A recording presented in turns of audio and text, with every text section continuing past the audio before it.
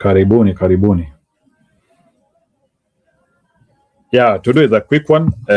I'm both live in my Facebook and in my YouTube as well. So for those who want to capture my YouTube channel, my YouTube channel is at Kenyan Democracy Talk Room. So you can catch up with me, and we can be able to talk about how politics is percolating in Kenya, and why we need to start thinking in a dynamic way, because it is important. And my discussion today is, and maybe those who will also want to join my show in the YouTube, nitaweka link hapo, and you can be able to join me. So the link is just there. So in YouTube, ukikanyanga hiyo link hapo, you find me. So today I want to discuss the reason why yellow fever ama hii ugonjwa ya Kenya, sababu for me I take UDA to be a Kenyan disease. Yellow fever aka UDA should actually be rejected in Kenya, and I want to give an example of, now they are pretending the way they want to solve Kenyan problems, and I'm actually talking with the different parents. Ama unasikia vile wazazi wanasema, na unasikia ya kwamba people are actually complaining of school fees, the way school fees they cannot afford. You can even see the groups like we are just from the Christmas festivity, and then Sunday ni sasa ni kama like in Kenya we usually get out of Christmas New Year festivity, tunatolewa kwa raha, tunaingizwa kwa swimming pool ya mashida, because no sooner than we open the new year than we see parents crying about school fees. And it's not like they are crying about school fees because it is not a genuine cry. No. They usually cry because the government has been unable to plan effectively for its kids, for its future generation. And no wonder, by the way, the government cannot expect anything from these kids. You didn't take care of your kids as they were coming up. How do you expect those kids to take care of the economy when they are able to produce? They can't. No wonder even mtu hata Mkenya tu hata akisikia tu kuna nafasi inapatikana Dubai, kuna nafasi inapatikana Saudi Arabia, kuna nafasi inapatikana Hungary, wanarukanga tu na wanaenda. They just disappear and go. Because, and that is how we lack patriotism, ama even ndivyo patriotism inatuendanga. So we lack patriotism because when the government was supposed to do things for us, they did not do it. When we needed the government to invest, because it's like you don't feed your cow, just as Gachagua said, you don't feed your cow, and at night you want to come and milk. At night you want to come and milk. You didn't feed, you didn't take care of that cow, but at night you really want to come and milk that cow. How is that one possible? So that is the tragedy of Africa. That is the tragedy of Kenya. Like, we want Kenyan graduates to be patriotic to Kenya, but these people, as they were growing up, no one took care of them. They schooled as they were suffering. No wonder brain drain is very... Let me tell you, people are not patriotic. I have spoken with Russians. I have spoken with Americans. I have spoken with the Irish people. I have spoken with the Swiss. I have spoken with everybody.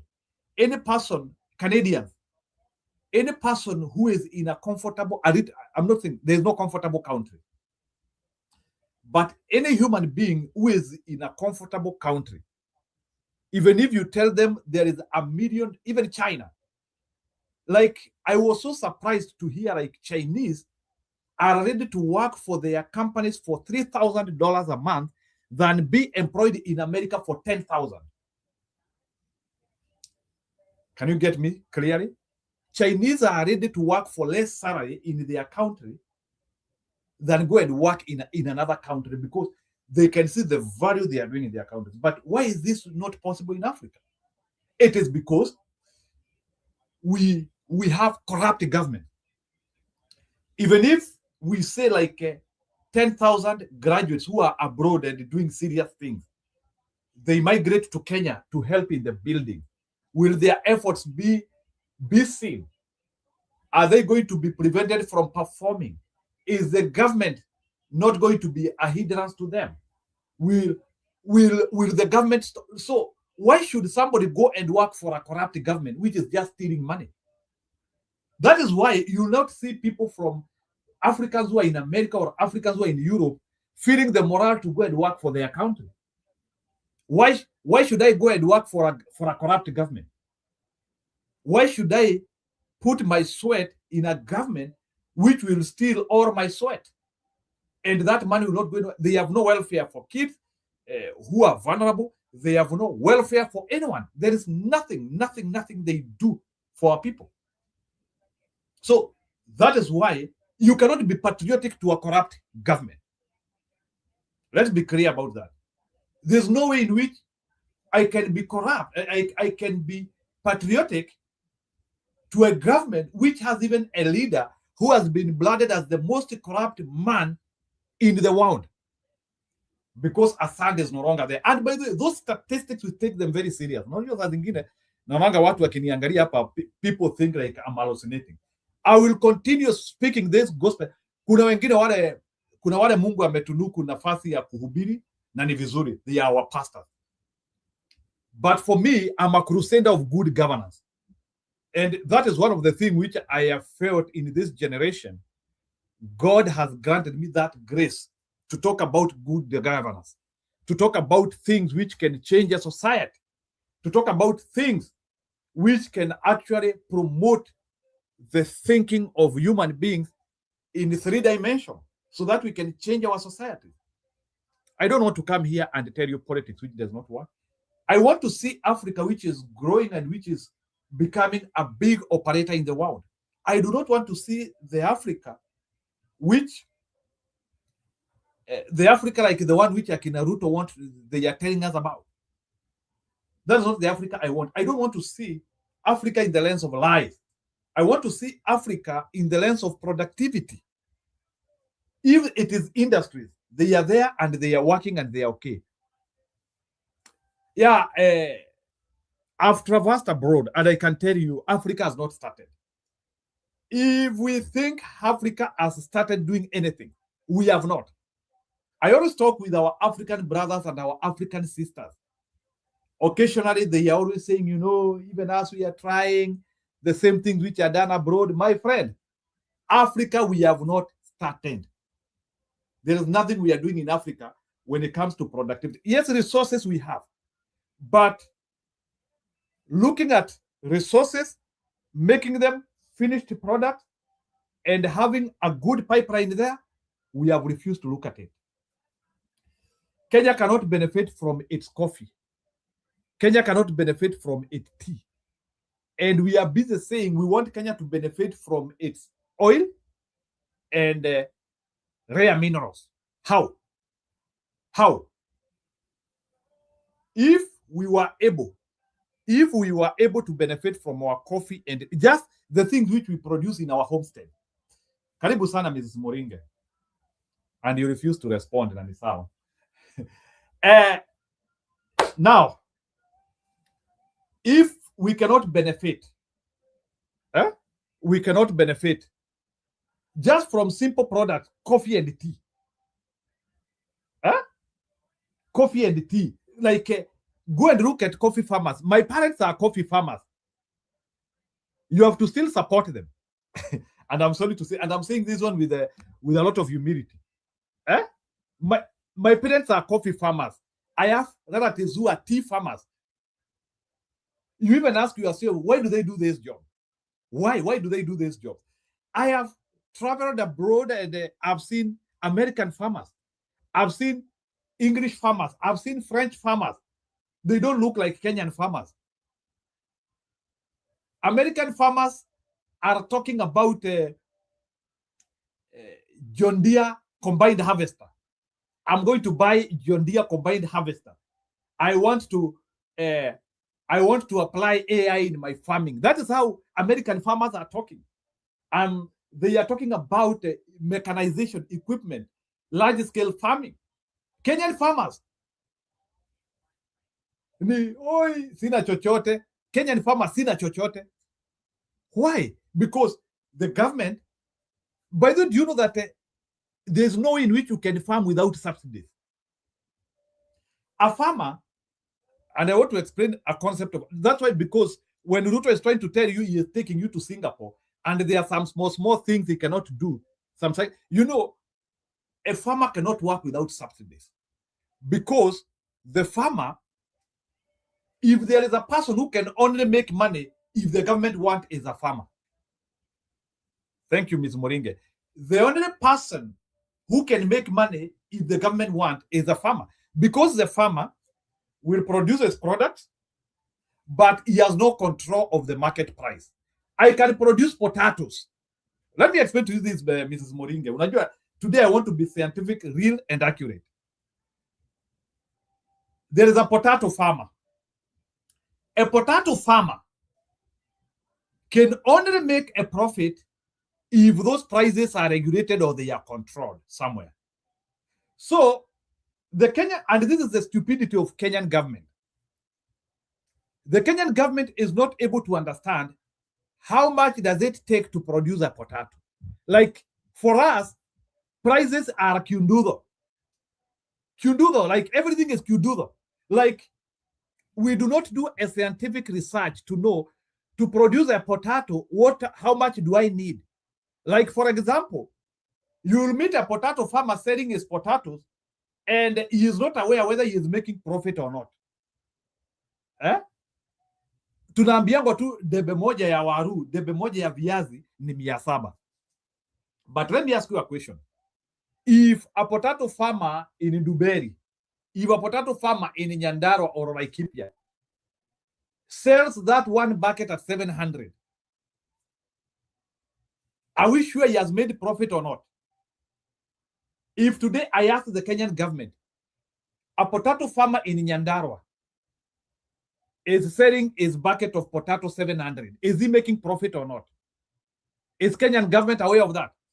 If today I ask a Kenyan government official, Ministry of Agriculture, Horticulture, all those ones, I think they have ministry. If I tell the Kenyan government today, there is a woman somewhere in the market selling his beans, 2 kilograms, gorogoro, at 200 or 300, whichever price they are selling, are they aware if that is the market price?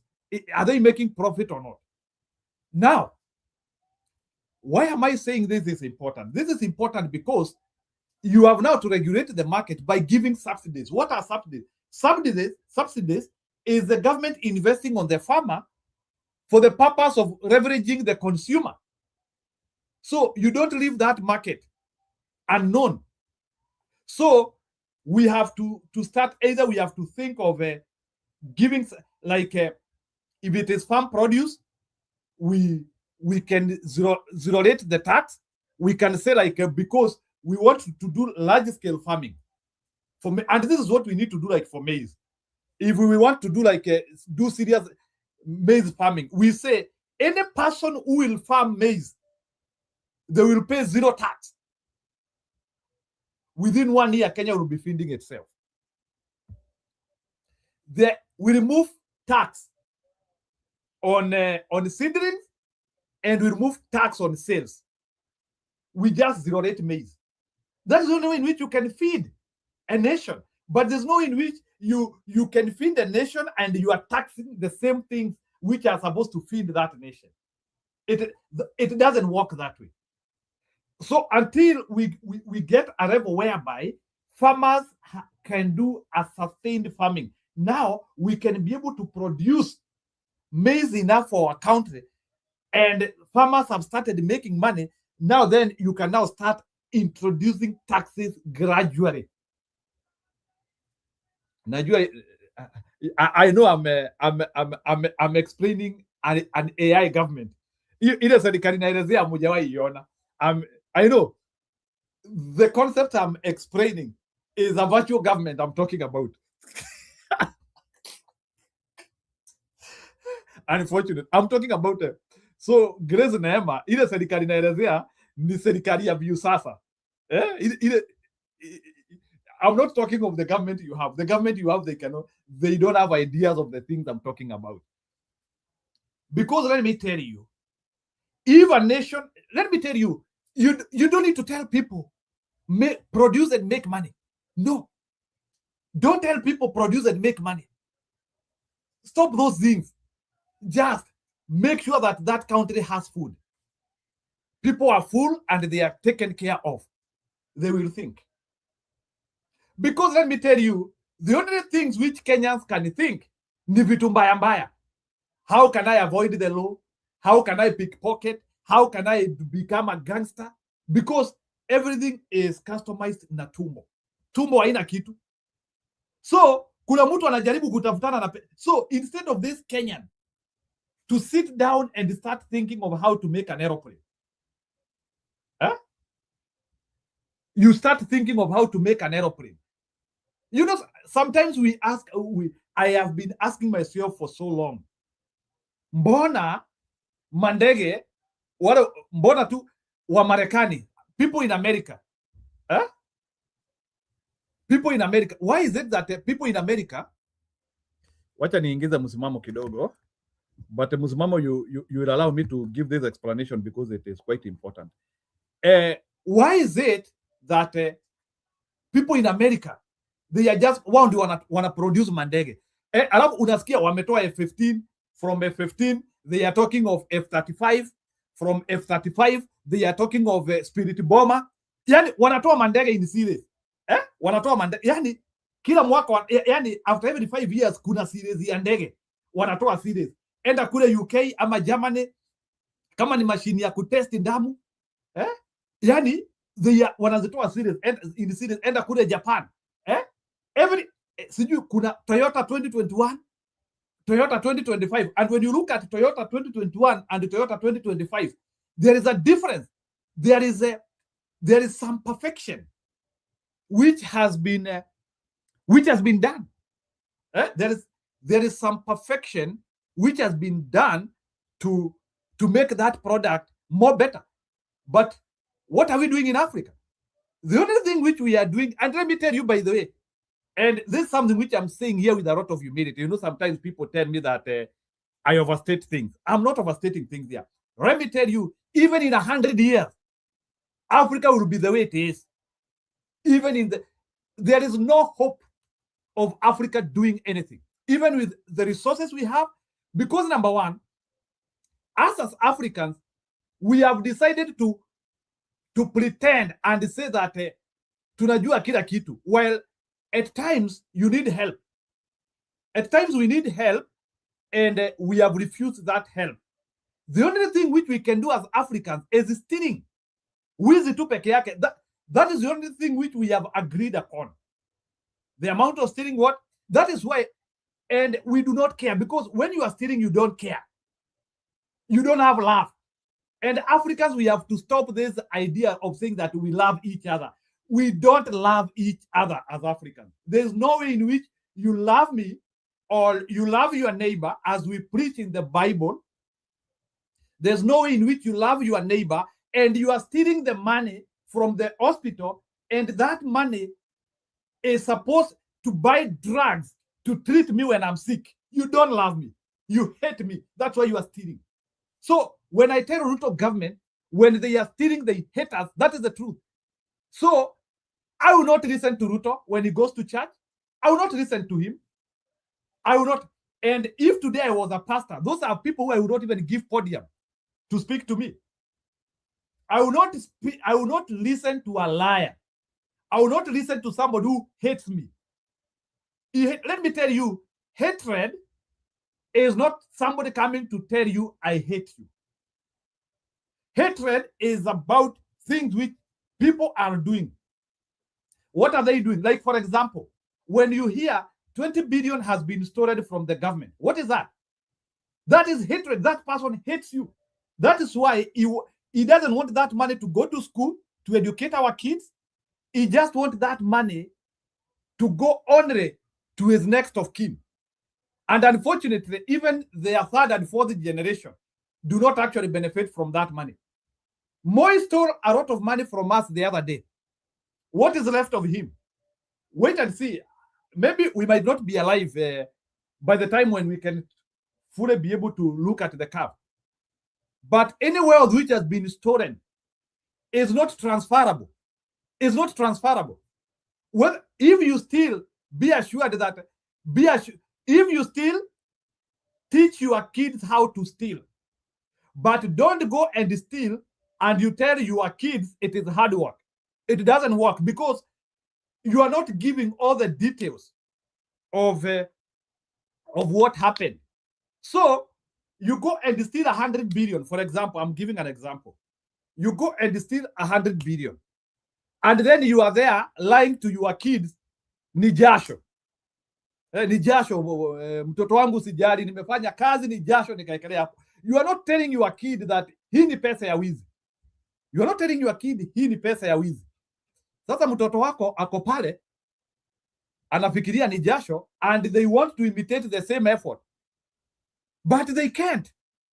There's no in which effort and stealing they can imitate each other. But and that is, I don't want to say that Indians are thieves or not. I don't know. That is why you can see kama Wahindi, they have been able to progress slowly. I remember my grandfather used to kwenda kwa nduka ya Ndaya long time ago in Embu town. I don't know if that, but you can see like those generational businesses which they have been passed from grandfather to the children and children of children and children of children. They have been passed because the concept is there. Sisi tunauzanga mabati. That is what we do. That is the formula. The formula is usually simple. Kazi yetu ni kuuza mabati. Huyo mtoto umemupea maisha. As long as ni mabati unauzanga, sio uongo. Lakini usiende kuambia mtoto. Don't go and tell your generations that we do engineering. Like me. We do engineering. And it is not engineering which you are doing. You are doing other stuff. They cannot replicate. Wewe tu utashtukia tu mtoto anajaribu kufanya ile vitu unamwambia, lakini sio wewe unafanyanga. The business collapses. That's the reason why we cannot have generational businesses as Africans. And we will not have. And it is so sad. Our parents and some of our people are working so hard to make money. They cannot even rest, only for that money not to help the next generation. So mimi nionye tu naambia hata wale wanaiba. Everybody who is stealing. Your money will not be effective if it is stolen money. It is something which has been proven over generation. Even the apartheid money in South Africa collapsed. So it's not like, money collapses if it doesn't have a formula. Yeah, money collapses. Even the Bible itself says, don't be worried when the sinful and scornful look as if they are prosperous. For very soon, whatever they have gathered will be scattered like, it's the Bible which says. So don't be worried. So ile kitu tunasema ni hii. Let's not lie to our people. Let's not lie to our people. Say that. And by the way, unajua nikisema hii statement, people will start saying I'm controversial.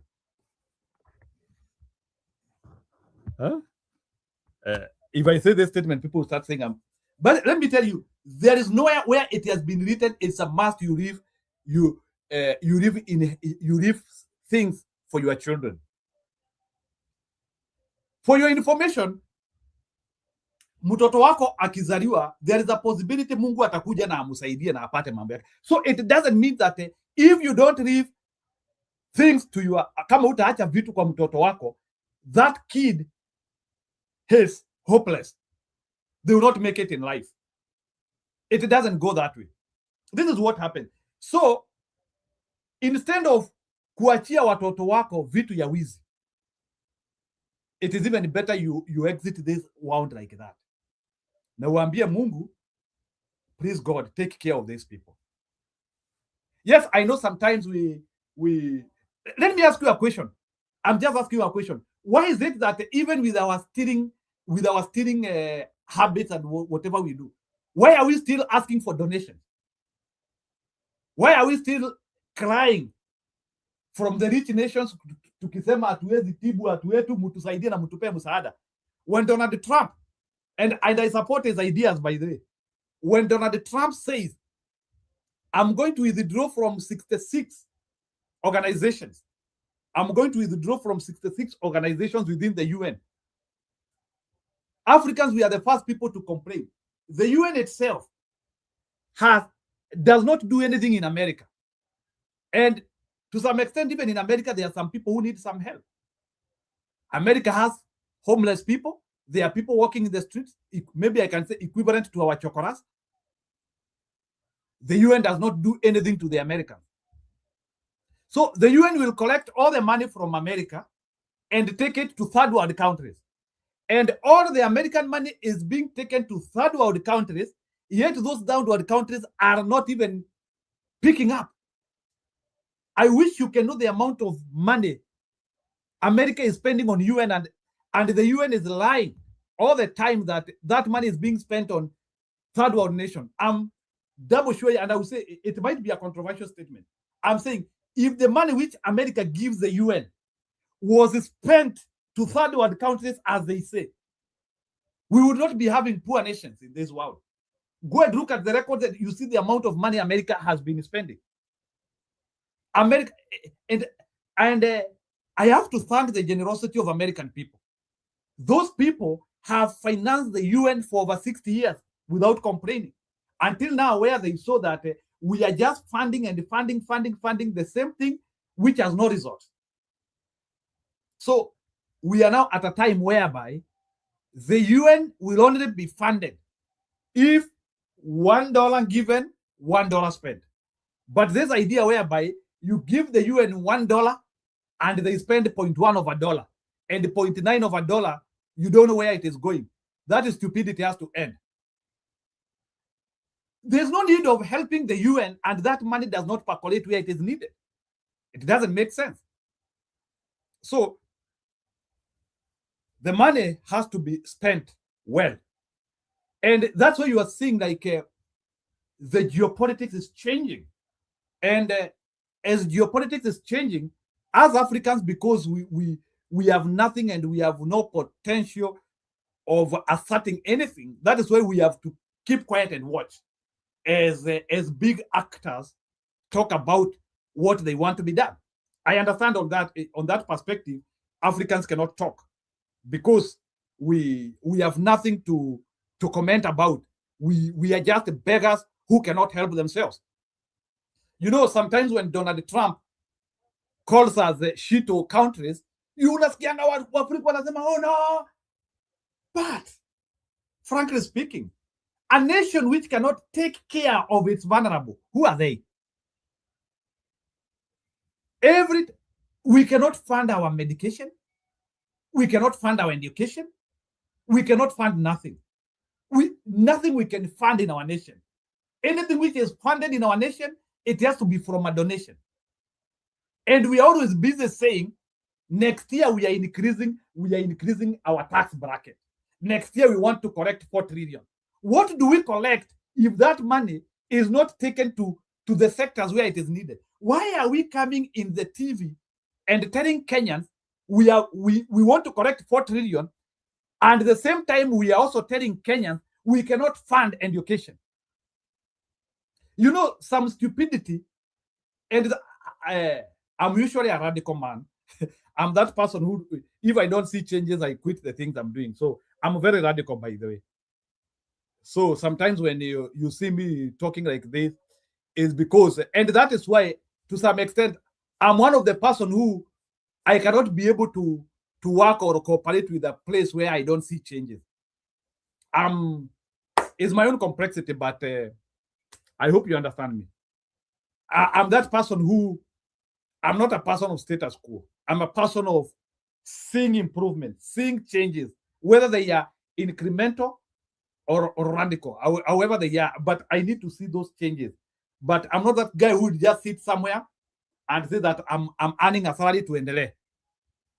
No. So that is why personally I don't think I can manage to be a government employee. Yeah, I don't think I can manage to be a government employee because there are some things I would want to be changed. Then I will be told bureaucracy, and I don't think I will manage to wait for bureaucracy. Somebody is suffering somewhere, and I'm being told bureaucracy. Ama tungojee mkubwa. Kwanza, that is stupidity ya tuulize mkubwa. And sometimes mkubwa ni idiot. He is an idiot. Ati tungojee mkubwa ati atasema. And you know, wakubwa in Africa wanatokanga wapi? Wakubwa in Africa is about nepotism, tribalism. That's why I'm telling you, the Mkubwa syndrome is destroying Africa because it is nepotism and tribalism. Mkubwa a certain organization is not qualified. Huh? Employees are more qualified than they are mkubwa. Sababu mkubwa ni kuletwa aliletwa. Wewe enda usimamie hii. African system is not a meritocracy system. We are just running a crazy system in the name of saying that. That's why I say Africans, we have not started. Africans, we have not started building a country. In fact, we are just, let's not pretend there's nothing like Kenya. There is nothing like Uganda. There is nothing like Rwanda. Those are pretense. Those are people pretending to have a country, but we don't have a country. In Kenya, we don't have a country. Yeah, I know that one is quite a radical statement. Let me just put power in my...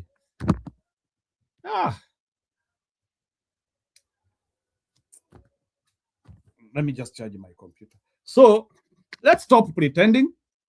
So, we have nothing called Kenya. I know that nikisema your statement, and I can prove it. We have nothing called Kenya. There is nothing called Kenya. There's no in which we can pretend we have something called Kenya. That Kenya cannot fund its medication. That Kenya cannot fund its education. That Kenya cannot employ its youth. That Kenya cannot rehabilitate its broken infrastructure or even plan for its future infrastructure. That Kenya cannot plan for its next generation. What Kenya are we talking about? There's nothing like Kenya. It's Kenya in the map, but Kenya in the reality, hakuna. Yeah, Kenya in the map is okay, and I'm hearing they are introducing ati another map. Sijui kama mumeona hiyo map. Unajua hii Kenya iko na ujinga mingi sana. Now ati they are drawing a map with sijui inakaa maex hivi. Sijui nani amekutana na hiyo map at the new. Wacha nisome comment. Unajua itabidi tu musikilize hiyo story yangu hata. There's nothing like Kenya, Miss Muringe. Kenya, there's nothing like Kenya. How do you have Kenya and everybody who is running Kenya ni mtu wa kuletwa? How will you say that you have Kenya? Today, tell me any person who ends anything. Today, I want you to tell me a single institution in Kenya, and you tell me that the head of this institution was brought here through a laborious meritocracy process. One institution in Kenya, you tell me yenyewe mkubwa wa hii kitu aliletwa hapa sababu ya masomo yake. One institution in Kenya muniambie hata moja. Ama not even masomo, because at times masomo does not define everything. I'm talking about meritocracy. Somebody who can do things. Somebody with experience somewhere. Yeah, I want you to tell me one institution in Kenya where we can say yenyewe huyu jamaa bwana. Hata na chuki zangu huyu jamaa ako sawa. Nataka muniambie institution moja. Oh.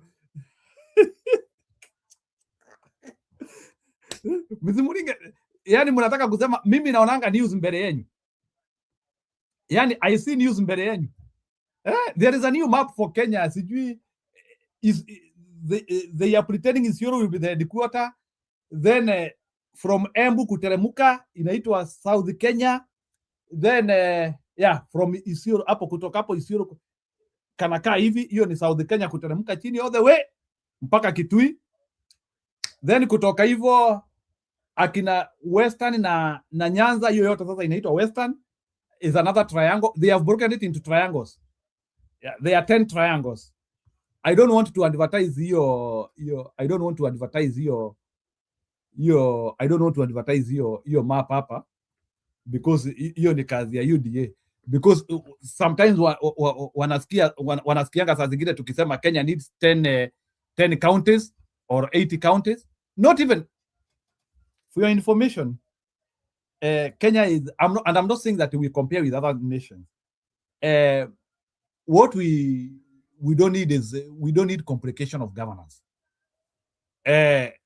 We can, for your information, we can even have Kenya the way it is, even with those 47 counties. I don't care.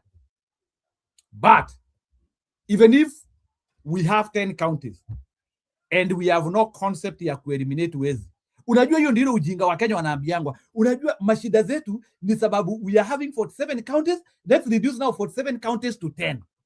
Now sasa tunafikiria if we reduce 47 to 10, we have solved the issue. We have not solved anything. The issue is character. Character. And you know, personally, I'm a believer of beheading thieves.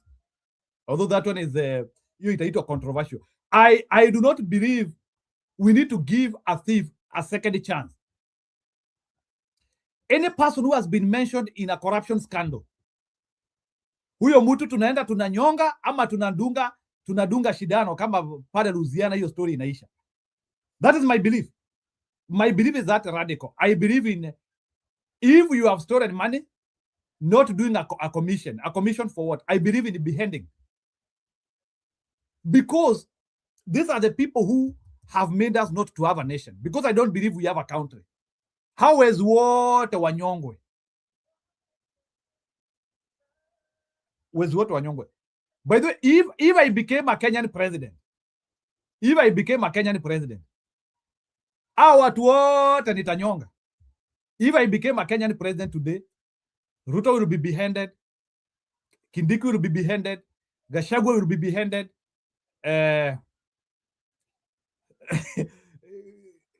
all my politicians, Kalonzo will be beheaded, all of them, I will behead them. All of the 47 governors, they will be beheaded. I will behead all of them. All senators beheading. It will be the greatest beheading in human life. Hadi mutaanzia kuuliza huyu mtu ni nini? All, and there will be no opportunity even of defending yourself. You will not even look for a lawyer. So please, kama kuna mtu alikuwa anafikiria I can become a Kenyan president, please don't dare. Please don't dare, because if I became a Kenyan president, all those people will be beheaded. We will have to start afresh. Watu hao watalia na hakuna. All of them will be beheaded. All of them will be beheaded. Itabidi mulete watu wengine wapya, but anyway, I thank God. Najua mwezi nipea kura.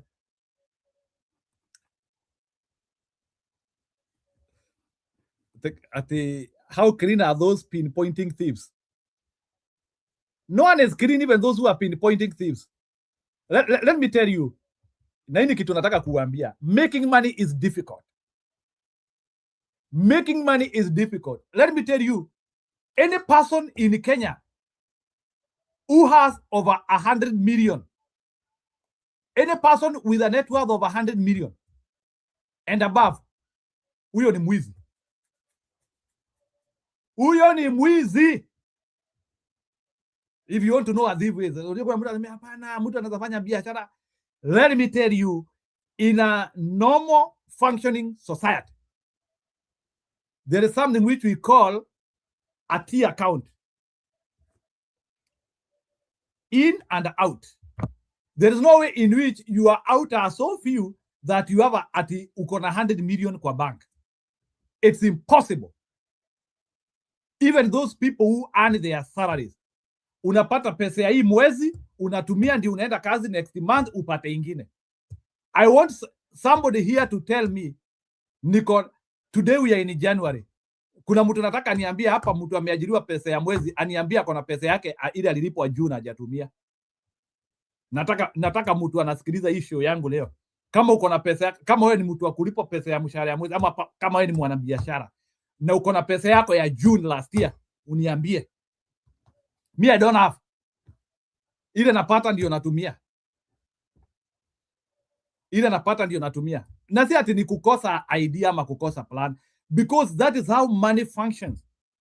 And that is how money can be able to secure. So, and that is what happens. So, but we now have people who have a lot of money in the banks, na wengine hawana. So we do not have liquidity because of some people who are stealing from us. So we don't have liquidity. Do you know, like you will hear of somebody in Kenya and he is within our economy. He is within our economy. Ati mtu amemaliza miezi 3 bila kushika ngiri. And we take it as a laughing matter. Mtu amemaliza miezi 3 bila kushika ngiri. How? Na sio kutaka kwake. Don't discredit huyo mtu hajashika ngiri kwa mwezi. It is because the economy is not working. Ati umemaliza mwezi moja bila kushika ngiri. So those are the things. So, and I have said that one because so let me read nione. No, in fact, I don't listen to Kasongo, to Ruto. It's only, and I will say this one with a lot of humility. Ukijikuta unasikiliza Ruto, wewe ni mjinga. You need help. Mimi unajua, I say that one without fear.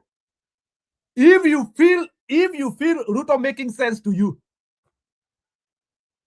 wewe ni either ni mwenda wazimu, wewe ni mwizi, or you are not normal.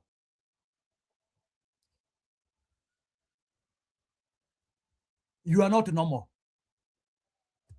If you feel Ruto is making sense to you, wewe ni mwenda wazimu, you are a thief, or yeah, you are not normal. By the way, that's why me, every time when I meet with a Ruto supporter, I have stopped judging them. Nikisikia mtu akiniambia tu tutam, huyo ni mwenda wazimu ama ni mwizi. That's how it is. Ati tutam. Because who would wish to have the country which we have now if he is normal? Hata mnafanya niruke. Who would wish to have? And let me tell you, unajua kuna watu wanasema sijui hakuna serikali itakufanyia kazi. Unajua, that's always the people who are protecting Ruto, they are saying, unajua leo Ruto tutaonana na wewe. We have to say the truth. We have to rescue this nation. We have to rescue this nation. We will not allow your lies to continue percolating in our nation. And you want the story to be as business. We are the people who are participating in that economy, and we know. We are the people, we know the dependence ratio in that economy. So we have to speak what we know.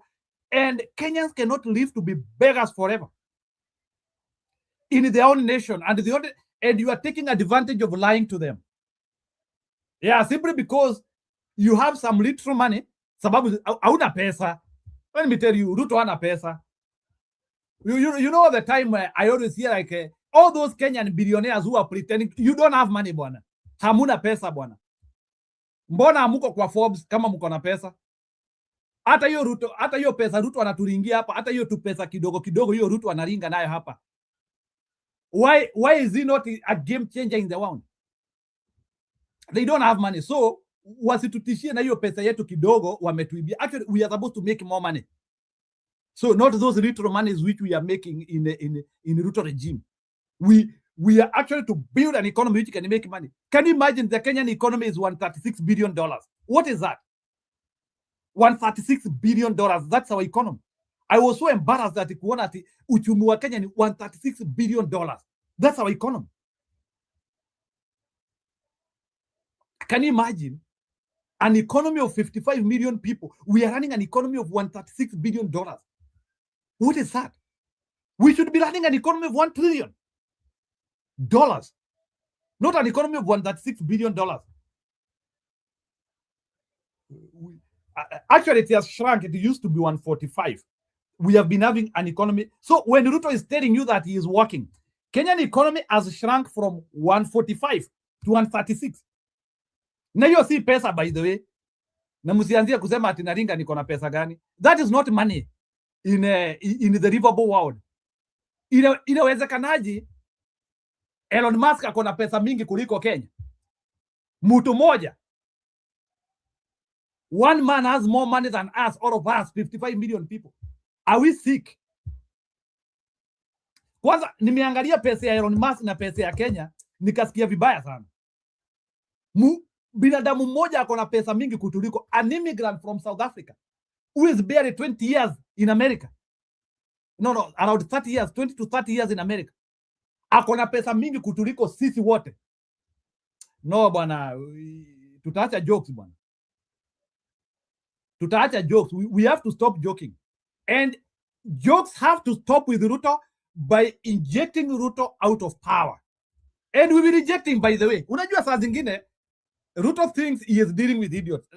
And bwana Ruto, let me tell you, part of the opposition, we are not idiots.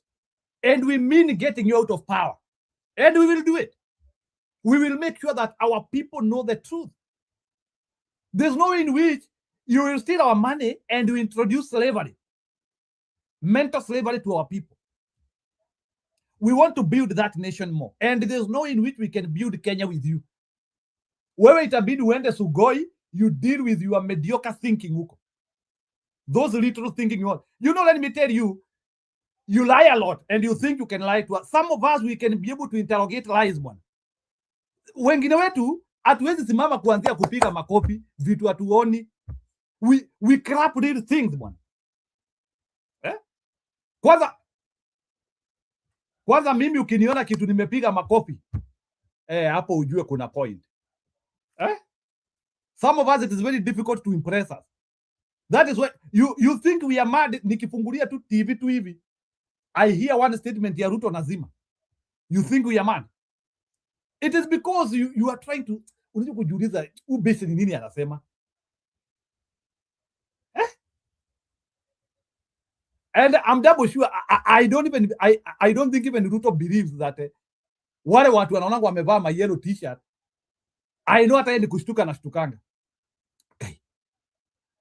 You mean kuna watu wananisikiliza? And he knows Ruto knows any person who thinks to him is an idiot. He knows. Si ati ajui. Because let me tell you, to listen to Ruto you need grace.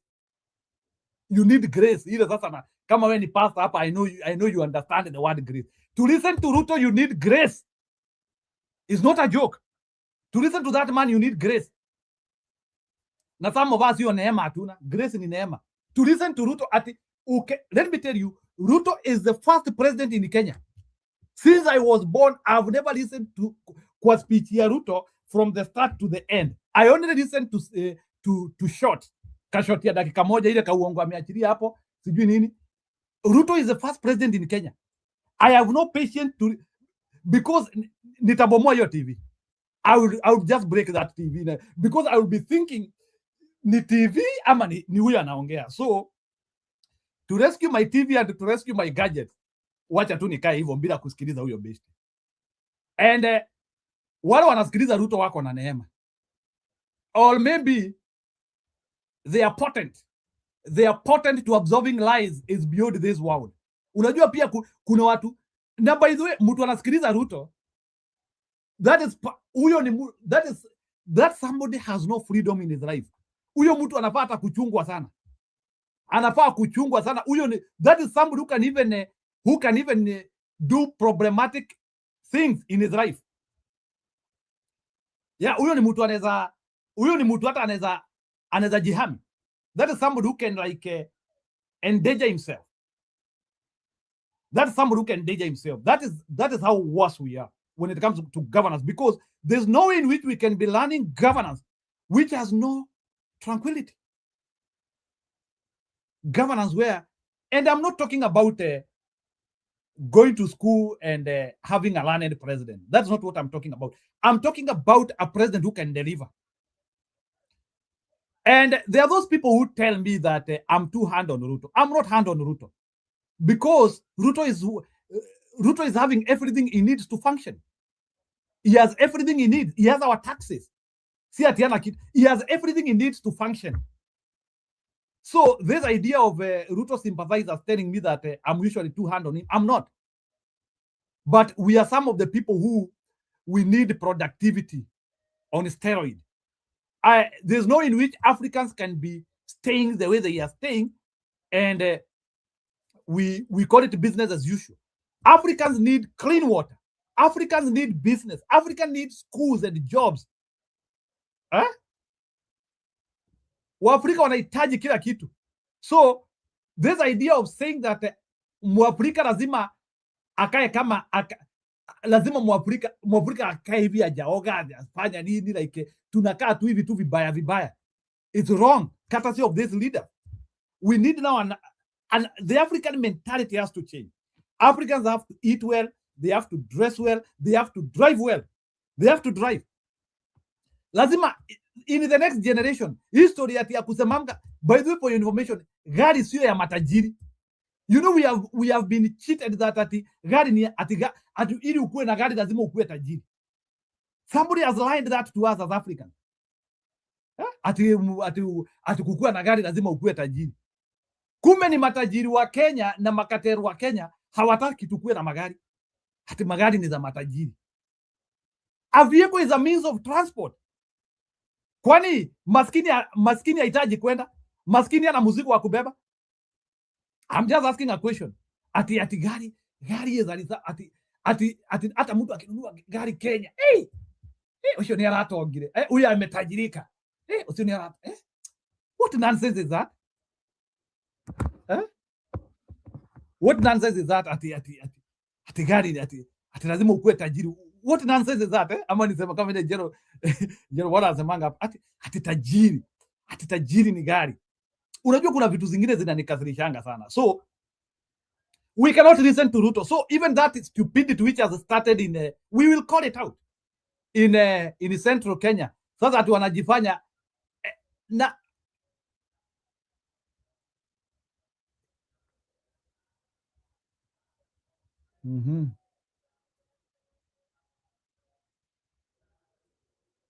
Okay.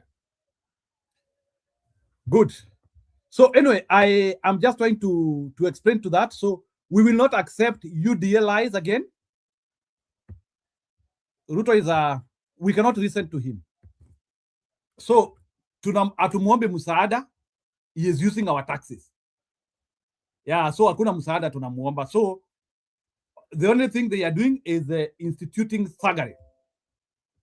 Yeah. So wale watu wananifuata kwa Facebook, because I now want to fully focus on the YouTube. Kama unataka kusikiliza to the show, just type kwa YouTube yako at Kenyan Democracy Talk Room na utatupata huko. So I want to stop so that one was just a snippet in the, let me see, let me just type for you the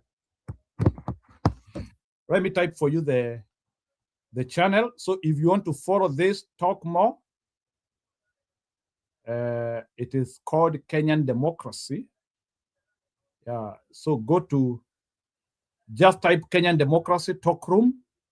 Ndio at Kenyan Democracy Talk Room, niandika hapo kwa comments at Kenyan Democracy Talk Room, and you will find this show more, because I need to give now wale watu wanaingia kwa kipindi more time also to talk. So if you want to follow the discussion and you want to follow the rhetoric more, please ingia kwa hiyo YouTube channel at Kenyan Democracy Talk Room. You will find us there. We talk about Kenyan democracy. That is our specialization here. And there is a reason why we call it Kenyan democracy. We call it Kenyan democracy because we believe every country has its own democracy. Kenyan democracy cannot be American democracy. It cannot be European democracy. So let's build up on that. And let's not ask for less. And let's not allow politicians to come and lie to us. Sababu our politicians wametudanganya excess. Yeah. If you are not using, let me tell you, if somebody is an aspirant to some extent, you can allow them to lie to you because they are not using their resources. But you cannot allow Ruto to lie to you, and he is using your resources. He is using your taxes. So hakuna msaada mnaomba. So Ruto akisema nitajenga barabara, he has to do it because he has taxes. He is collecting your taxes on a day-to-day basis. So he is not like saying things which are outside his reach. That is why when you become a president, we put you to task because we have already empowered you through having taxes, and we have empowered you through giving you authority. So for Ruto, he has to action. If in any case, if he has actioned anything. For other people, you can give them benefit of doubt because they don't have any resources they are doing, and maybe some of them are using their own resources, and they have to lazima tungoje. So anyway, thank you kwa wale wamekuwa kitufuatilia kwa Facebook, but you can cross over to YouTube at Kenyan Democracy Talk Room. Thank you very much, Jerome Chukuria. And you tell us kama Australia. Australia nini? Habari zenu? Utuambia kama Australia gari ni utajiri ama, because in Kenya we take gari kama utajiri. Ukinunua gari tunasema huyo amekuwa sonko. Sasa gari ni nini hapa? Hizi zote zimejaa hapa, inaendezwa na nani? Hii ni kitu ya kubabaisha mtungu. Hata wanaenda na Republic wanaacha gari kwa nyumba. Sasa habari yako Jiro, niko na kitu ya kusema. Unaona wa Munyoro bomu ameweka bomu dunia mzima, kila mtu kweli amemwangalia hivi sasa. Alisema kitu hata nikashangaa, ni Mungu anamtumia ama ni nini? Lakini anatumia kabila moja tu ya huko North, lakini ni Kenya mzima. Member of Parliament wanapewa pesa ngapi kwa kila budget? Hata kabla serikali jalipo, au ndio wanapewa hiyo pesa kwanza. Unaona hiyo sura ya Janet wa UDA ODM, unaona huko North hakuna shule, hakuna nini. Watu wanakuja hapa Mount Kenya, sasa watoto wetu hakuna pali ya kusomea. Wewe wakaulizwa hii pesa mnapewa kila mwaka tangu 2013, where is? That is a very big point. Jiro, hebu niambie, wewe ni baba, mtoto wa primary school na high school wakaa karibu na wewe, ingia ni college ama university, wanaweza kwenda, ni watu wazima sasa. Lakini hata hapa niko mtoto wa primary school na high school waedi bali na mama kabla pengine aende boarding, lakini ni lazima kuwe karibu na mama, na wanaangaliwa na post code. Hata wewe unajua hiyo post code. Adaganye kidogo, mama anaitishwa driving license, anaonyeshana wako kwa hiyo area.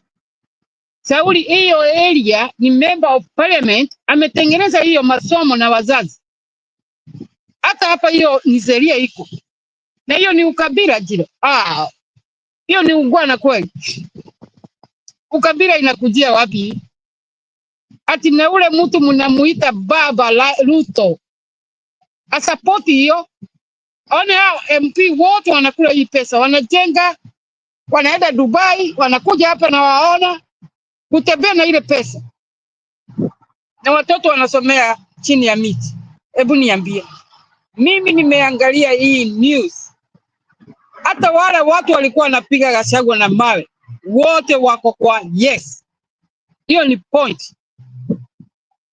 Na hiyo Gachagua tukicheza Gachagua, watu wako na akili wa Kenya wasikie vile Gachagua anasema. Jiro, mimi nimeamini kitu. na mtu akiwa akubali na mimi ni sawa. Gachagua alikuwa leader ya Wakenya. Gachagua ako na pesa, watoto wake wamekuwa ni wawili tu. Alikuwa na haja ya kusaidia maskini ya Kenya. Wakisikana na huyu mtu wa kanisa, yes, waamuze tu maskini kidogo, lakini akakuwa na mwizi na muongo. Ebu imagine Ruto not reasoning point Gachagua anaweka, na hiyo ni pesa ya tax.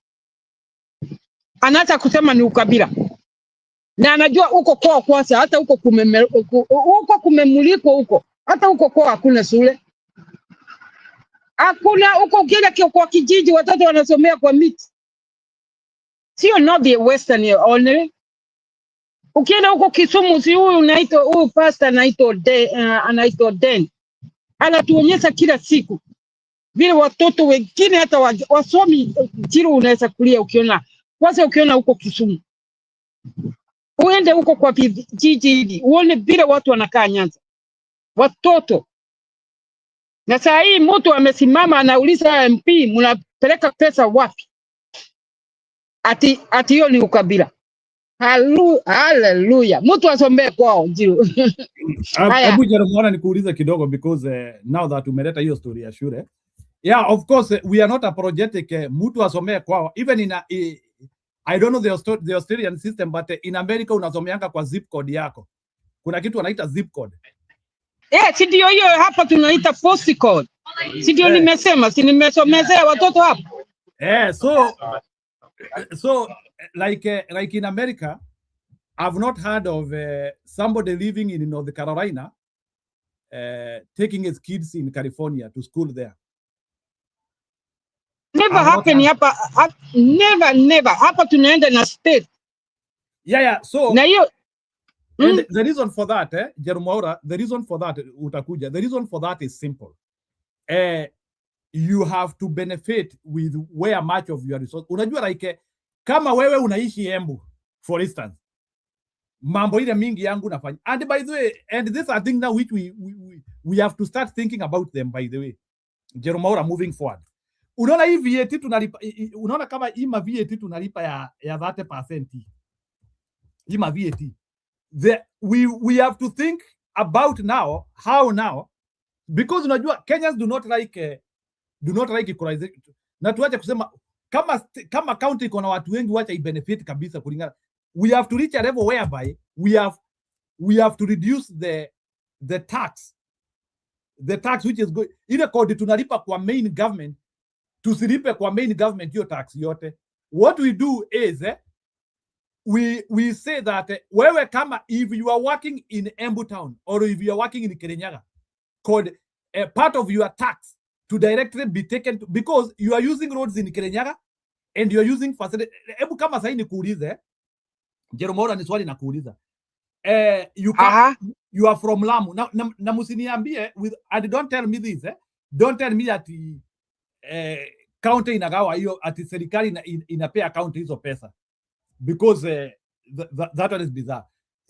Wewe kwenyu ni Lamu, you come from Lamu, but you work in Kirinyaga. Sijui kama unanishika hadi hapo. Nakusika. What is Kirinyaga benefiting from you? Kirinyaga government is, what is Kirinyaga government getting from you? Na kwenyu ni Lamu. Nothing. So that is the stupidity which we are talking about. So what we need to do as Kenyans is we should not pay all the taxes to the Kenyan government, because the Kenyan government want us to pay all the taxes to them ili wakaibe. Kodi ingine inafaa kukolektiwa na hiyo state. No, so not state. Na hiyo county. So if you are hiyo 16%, sijui kodi ya pay is much more with your salary. I hear pay ni kama 30. Hiyo pay ya 30. It is a high time we need to say, can this 30, can we say like E10 yokoto na ile by the institution, by the county of the, by the county which is housing your institution. It's a discussion we need to have. But hii ujinga ya kusema ati national government iokote pesa yote, alafu hiyo pesa yote wanaenda wanaiba. I'm not sure if the county will as well. Unajua sababu we know the government is stealing and the county is also stealing. We know that, but wacha pesa ingine ibaki hapa kwa county, pia county ijisaidie. The county will not be all the time be begging from the national government, tunataka sijui tuachiliwe pesa. And these governors will be more independent. Na wataacha kuogopa rais. Do you know the reason why governor anaogopa rais sahi? Sababu atafungua mifereji. That's why he has to be a substitute. In America, I see governors becoming more irrational with the president because they know ya kwamba the president has nothing to do with money. Pesa yake lazima ifike. But sasa ndio unaona wa Matangi Kiambu inafanya. Unafikiria ameweka hiyo mataa na nini? Unasikia hapa Kenya, unasikia ati kama kwetu Kenya ati lazima nifanye kazi na rais ati ili maendeleo ikuje. Ati lazima mimi ati nisipofanya ati you have to pretend to be working with the president. It is that rubbish. We have entangled resources na rais sababu kila kitu inaenda kwa rais. Kila kitu inaenda kwa national government. So if we have to review the constitution but not during Ruto regime because Ruto has no goodwill to do anything serious in Kenya. If we have to review the Kenyan constitution, Madam Jero Mwaura, we have to do one thing. Number one, after we get Ruto out of power, we have to think about counties getting resources by their own through the people who are working there. We have to have. Unaona vile kumeenda Kiambu leo? Si walikuwa na usaguzi ya UDA. Hata watu wale wanasimama. Kulitoka watu 30. Watu 30. Iko kwa news. Watu walikataa kutokea. Yeah, congratulations. Watu wanaenda kufanya nini? Walikataa. Watu wanatokea ati wasukume hiyo chama. Hakuna watu walienda pale. Walikataa. Huyu Kimani Ichung'wah na Alex. Nani anaenda kusukuma mzoga? Nani anaenda kusukuma kitu imekufa? UDA alikuwa rubbish. Alikuwa Kimani na Alex. Wamesikia aibu ile kubwa sana. Kiambu wa kutoka walienda kazi zao. Akana ikuwe Kiambu. Kenya mzima. Amesikia aibu sana. Sijui wataambia huyu mwizi wao Ruto namna gani. Amefanywa madharau ile kubwa sana. Nataka Nyeri kulikuwa na shida tu, ati mashini sifanyi kazi. Wacha aende watawacha, hakuna mtu atawasagua. Wacha wakule pesa. Ni pesa tu anakula. Ruto ni mjinga. Ruto sio leader. Na watu wa Kenya wakimrudisha, wallahi nitasereda Kenya forever. Saizi wakimsukua sasa, ni miaka ingine 5 sasa auwe kabisa na aibe pesa yote. Sauli anajua ataki kula zingine. Sasa wacha asike adabu. Akilala nyumba hivi analalamika. Ashike adabu, amekosea wa Kenya kabisa. Na hiyo uongo yake. Na watu waamini Rigiji. Rigiji alifukuzwa Sauli ya kumuuliza maswali. Tumeambia watu habari ya Hansora. Wachana hiyo ilikuwa campaign. 100% I believe Rigiji. Huyu mtu ni mkora kabisa huyu. Ni mwizi kabisa, aende zake. Wajinga wanamfuata miaka ingine 5, wataona.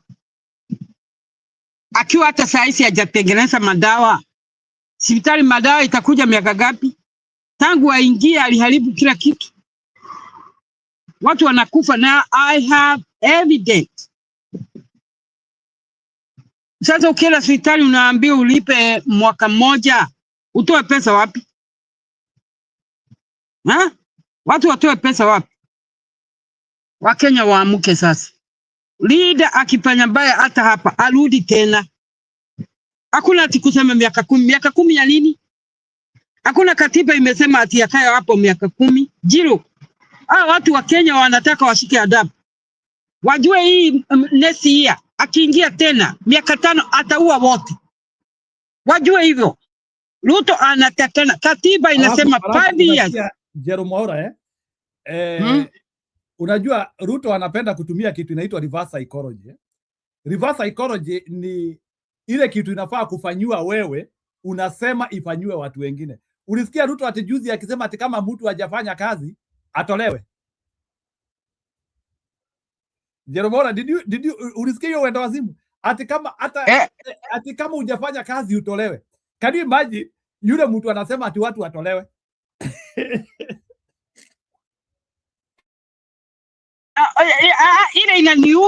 Ile inaniuma Ruto afikiri. Unajua ule lawyer ule Musamali ule alikuwa lawyer ya Uhuru. Anaitwaje ule alikatazwa kuendaga high court anapigania. Unamjua ule mkubwa ule? Abdikadir ama? Huyo amesupport Gachagua. Sasa iko kwa news. Ameandika kwa page. Anaitwa Abdikadir somebody. Amesema amekubaliana na Gachagua 100%. Member of parliament wote watoke waseme wapi pesa. Jerome, hiyo comment ya Gachagua it is a very rational statement. Unaona hiyo statement ni vile ni ukiangalia on the level ya sababu unachukia Gachagua. Uwezi elewa Gachagua anamaanisha nini, lakini ukiangalia unajua wale watu unasikia wakicriticize hiyo statement ni sababu imetolewa na Gachagua. Unajua kuna watu wanachukia tu Gachagua tu bure. Gachagua hata aseme nini kuna watu hawezi sikiliza because they hate him. You understand? That is what why they hate him for? Alifanya nini? You know, already Gachagua has been, based on what is happening, na sio sisi the narrative of saying Gachagua is a tribal king na nini imesukumwa kabisa. Inasemekana sijui this is a tribal by God, this is a what. So Gachagua hata aseme nini, Gachagua hata atoe uzuru na mdomo. Kuna watu tu akiona tu akiongea tu hivi. See, I've seen people in Western, people in Nyanza commenting, wanasema what is this tribalist telling us? Like that is how people are commenting. Like people cannot look at the kama sasa kuna mtu amepeana example. There is a school called Bungoma Girls. Hata nimeshtuka sana. Imejengwa vinoma sana. A good school. It was being given si hata Bungoma Girls peke yake. There is Bungoma Girls. There are schools like akina Maranda High. Good schools. Yeah, like Maranda High and na ingine inakuanga hapo Rarienda, Maseno. Na akina Maseno school. Good schools. And ukiangalia Garissa ile ambayo inatajwa because it has now become a national language. Nimejaribu kutafuta hata I don't know, like I'm even looking for mapicha ya shule kama Wajir Boys nione vile inakaa. I don't know. Nataka mtu aniambie the national school of Wajir inaitwa aje? The national school of Garissa inaitwa aje? And the national school of Mandera inaitwa aje? Na because the national school ya Isiolo I think ni inaitwa Garibatura. Sijui Garibatura Boys or something like that. Na za huko Marsabit, I also want to see them because let me tell you, Madam Jerome, these people have been marginalizing themselves. I have been so shocked kusikia both the county government and their CDF kitty. How ndio wale watu wanapokeanga pesa mingi sana, including even their MPs wanapatanga mpaka mileage. I have been shocked kusikia ati kuna mbunge wa kutoka North Hall anagongwa mileage ya milioni 1 kwa mwezi. Sijui Jerome kama you are aware of that. Kuna Gachagua akisoma sio kitu inatoka kwa kichwa. Si alikuwa kwa serikali anajua wanalipo gapi. So, alikuwa nasoma anasema hii pesa na hii mnapewa hivi na hivi. Hata wanapewa wote wa North Eastern wanapewa pesa mingi kuliko hata Mount Kenya whatever Kenya mzima. Wanapewa mingi. Hiyo pesa yote na Gachagua jiro ndio naambia watu waangalie wakitukana mtu. Ametoa witness na anajua vile anasema. Amesema ni saa kuwa huko. Ni hakuna shukuru. Na ise 100%. Vijana wote wa Somalia walikuwa na mtukana, wamerudi pale yake sasa. Wamejaa hapa wote wanaongea sasa. Sauli ni watoto wanateseka na pesa zao sasa peano. Hebu niambie, mtoto wako anasomea kwa chini, kwa mchanga, hakuna hata desk, kwa miti na pesa mamilioni na milioni wasabebe, wanajenga huko Isiri, wananunua manyumba huko, hata wakai huko. They doesn't live there. Member of Parliament anatakana akuwe local, ofisi yake na nyumba zake. Wanakaa Isiri ama wanakaa Keren, wamehama na wananunua hizi manyumba na pesa ya tax. Mora, alafu pia hawa wabunge wa Somali wako na ujinga sana. Let me ask you a question. Did you hear hawa wabunge wa Somali and I don't know why they are daring. Ulisikia wabunge wa Somali ndio ati dikashindwa sasa ati wanaambia Donald Trump ati ajaribu. Ulisikia wabunge wa Somali ati wanaambia ati Trump ajaribu kuchukua Ruto waone. Ati aone. Si ni ule fala ule alisema ataua watoto 1,500. Huyu fala ni mjinga huyu. So according to them, unauliza kwani kuna criminality wanajua Ruto amefanya anaweza kujiwa.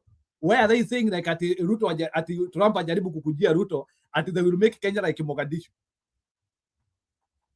Nini hicho wanajua sisi hatujui?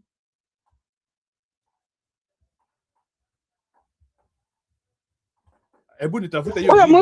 Huyo mtu ako na ujinga sana huyo. Ujinga ule.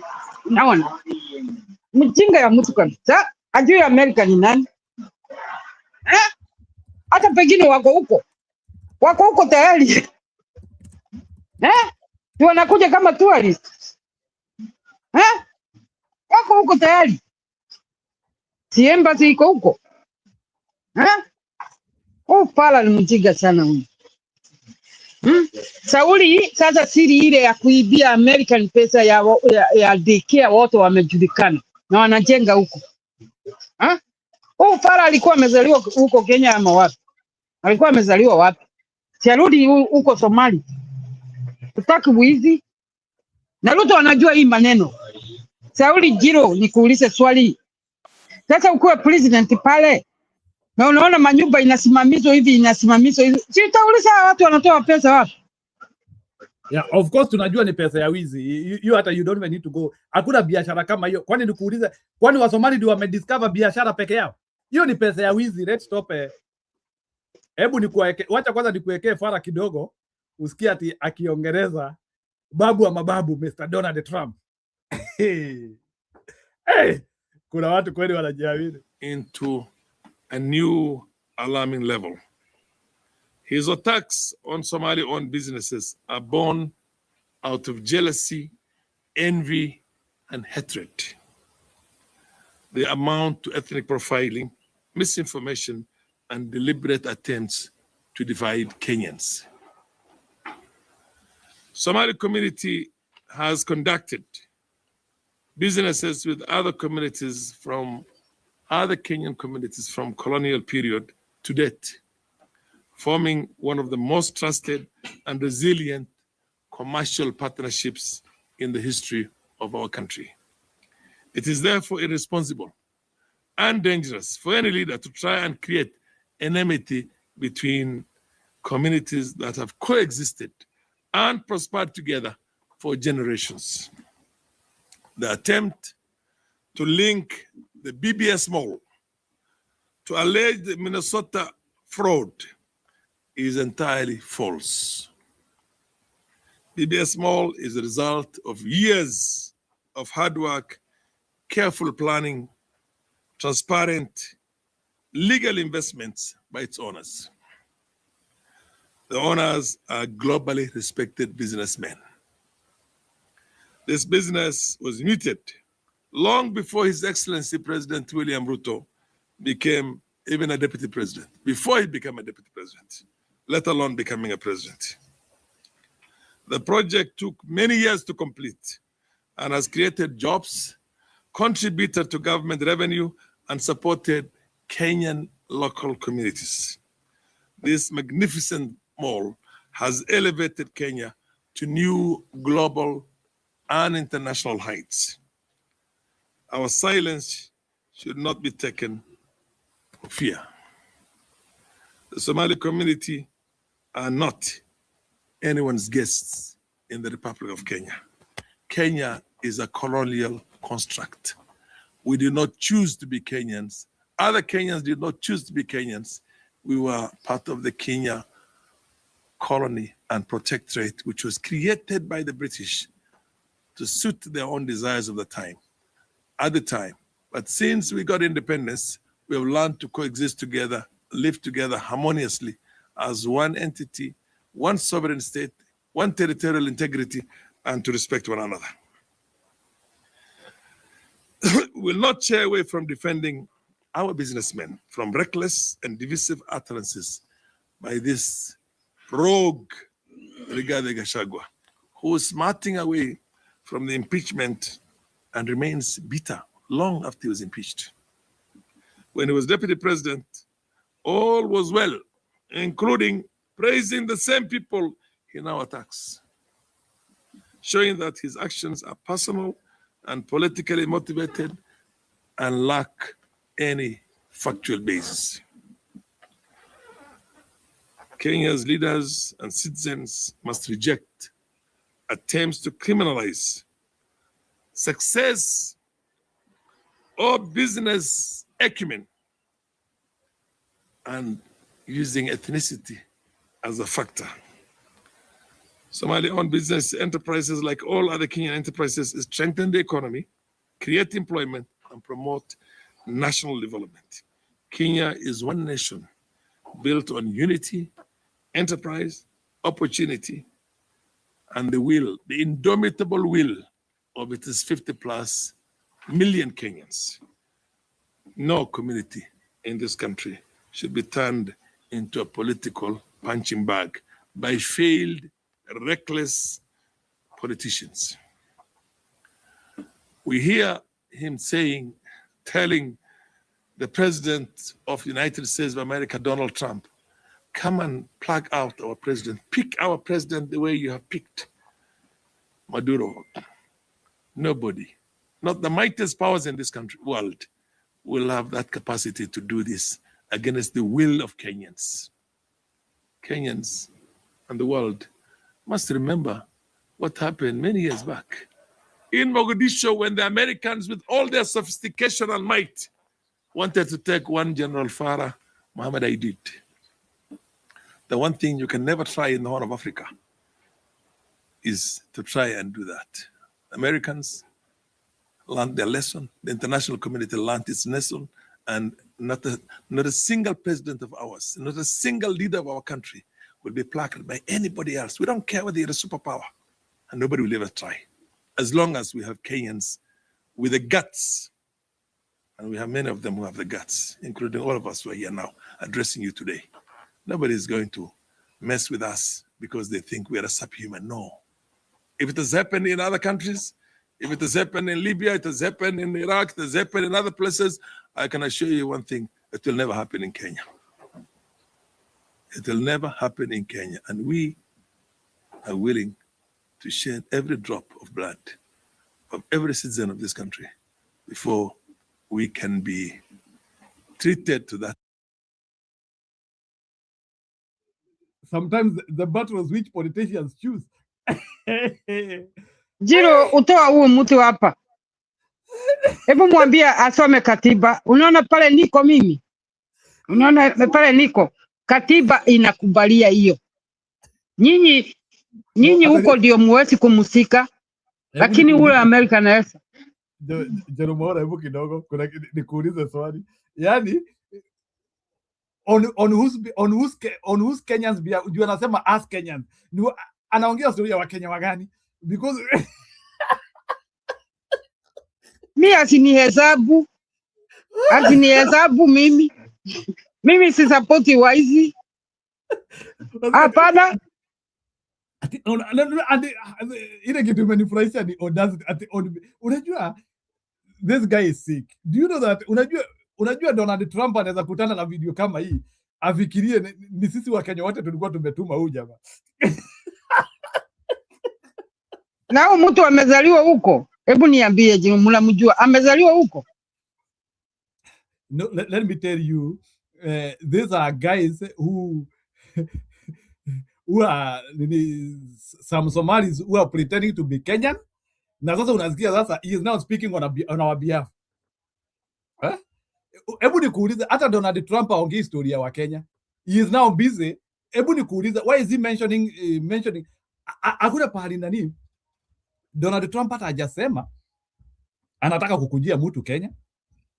He has not even launched the war even with Ruto. Why is he mentioning Ruto hapo akisema ati ajaribu kukujia Ruto? Kwani ni nini? Unajua, he needs to tell us ni criminality gani wamefanya na Ruto ndio wanaogopa. You know, that shows they are fearing Ruto anaweza kujua, sababu kuna kwani tu Donald Trump kama wanaogopa, kwani Donald Trump atatoka from the Bruce kuja kumchukua? From the Bruce tu atakuja. Usaenda Isiri juice, mimi nilikuwa 2023, uone Isiri vile iko, unashindwa watu wanatoa pesa wapi? Hao walikuwa plan huko, hiyo pesa yote ma street ni kubwa, barabara kubwa refu, yani like barabara za Isiri sasa sio zile barabara ndogo, like they have planned Isiri to be like their own market. Hivi jiro vile nasema ni tupate serikali, watu wote wako Isiri, watu warudishwe kwao, wapelekwe kwao pale walitoka. Walikuja wakati ya ile Gulf War na wajarudi huko kwao, wanakaa tu huko. Sikuwa sasa wameacha kupigana, si warudi, wanafanya huko wakaibe, wapeleke huko kwao. Tutaki hiyo pesa yao. Walikuja wakati ya Gulf War, unakumbuka Gulf War? Wote walikuwa Isiri, nakumbuka hivyo. Na Matiang'i karibu, unaona huyu Matiang'i wakati ya uhuru karibu apukuse hao watu. Kulikuwa kumepangwa, mimi niliona news, walikuwa wanataka kumpango wafanye nini inaitwaje, curfew. Wote wamekuja huko, waongee Kiswahili, waongee nini, warudishe huko kwao. Walikuja Gulf War, na remember hivyo, nilikuwa huko. And Jeromora, let me tell you, mnachekanga akina Trump, mkisikia Trump akisema watu warudishwa kwao. Sisemi kwa vibaya, unajua like na zingine watu wakiwa Marekani wanapigana na hiyo story sana. Let me tell you, inafikanga level whereby you lose sovereignty of your own nation, hadi mnaanzia kukumbushana huyu ni wa hapa ama huyu si wa hapa. Hayagi. Let me tell you, unaona hiyo story ya nini, borders and people having a sovereign nation is something which is very serious. Na muachange kuchukua ati Donald Trump kama mwendo wazimu. Donald Trump is not a sick man.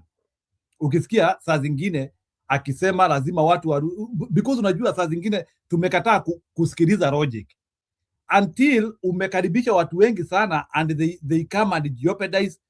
Because let me tell you, Jerome, this is what happens with immigration anywhere. Ukikuwa na watu wengi sana kutoka pahali, they become scavengers. And I will not mince my words about migration should be natural. Lakini but migration should not be induced. Ni kama unamwaga watu kutoka pahali ukiwamwaga. Au watu wanakujanga wanaleta destabilization of culture, thinking and mentality. Kila kitu wanakujanga wanaribu, because unajua immigration should be natural. Ni mtu anakuja mmoja, wawili hivyo, yani pole. Lakini huwezi kuja alafu umwage watu 10,000 pahali moja mahali moja. Wacha nikwambie, tangu waliua mmoja wao huko, Somalia waliua mtu hapa. Unajua walifungiwa, hawezi kuleta mtu hapa, na Sudanese immigration ilifunga hiyo. Sasa hao ndio wanaenda kuona watu wao huko. Hakuna kuleta mtu hapa, kabila ziwili, Sudanese na Somalia hawezi kuja hapa tena. Walikataswa. Walifunga hiyo boda.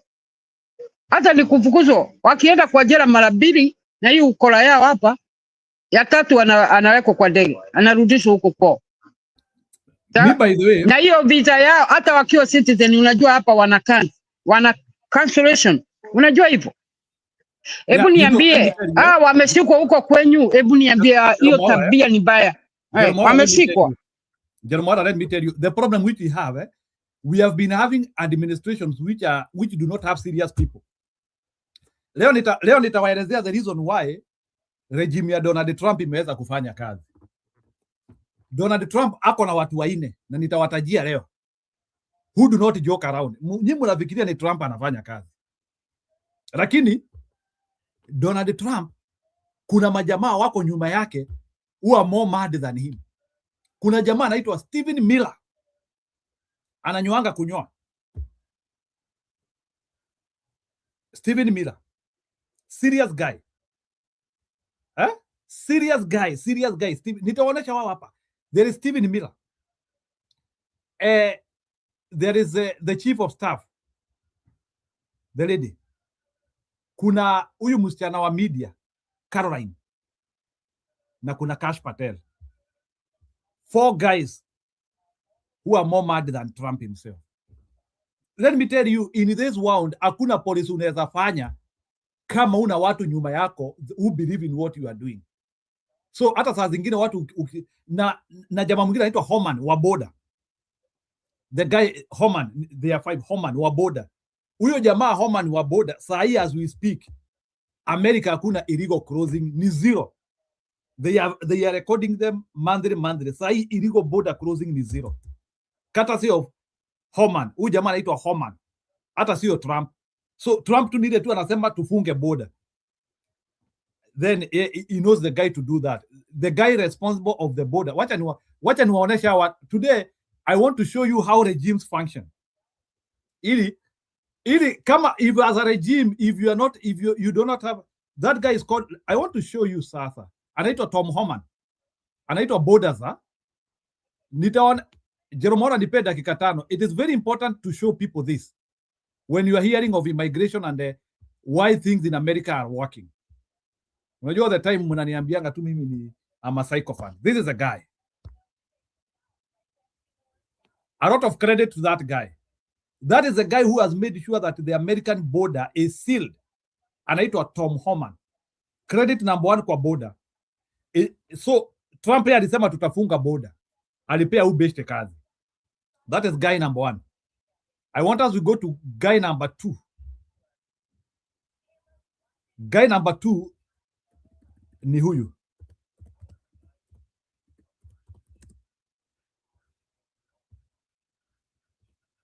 This guy number 2. Very serious guy. Nitaonesha wao. That is guy number 2, Stephen Miller. Very serious guy.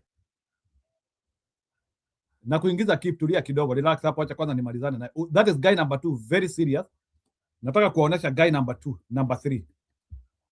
Lazima niwaonesha hao watu. Unajua the hatred which some of us we have with the Trump regime, na ni muhindi kwanza. We cannot even understand the guys who have made a regime to function. Mtu mwingine ndiye huyo, Kash Patel. Kash Patel ndiye huyo. Serious guys. Nataka kuwaonesha. Mwingine ni huyu, she used to be the governor of South Dakota, ndiye huyo. Huyo ni mama. Anaitwa Kristi Noem. Very serious lady.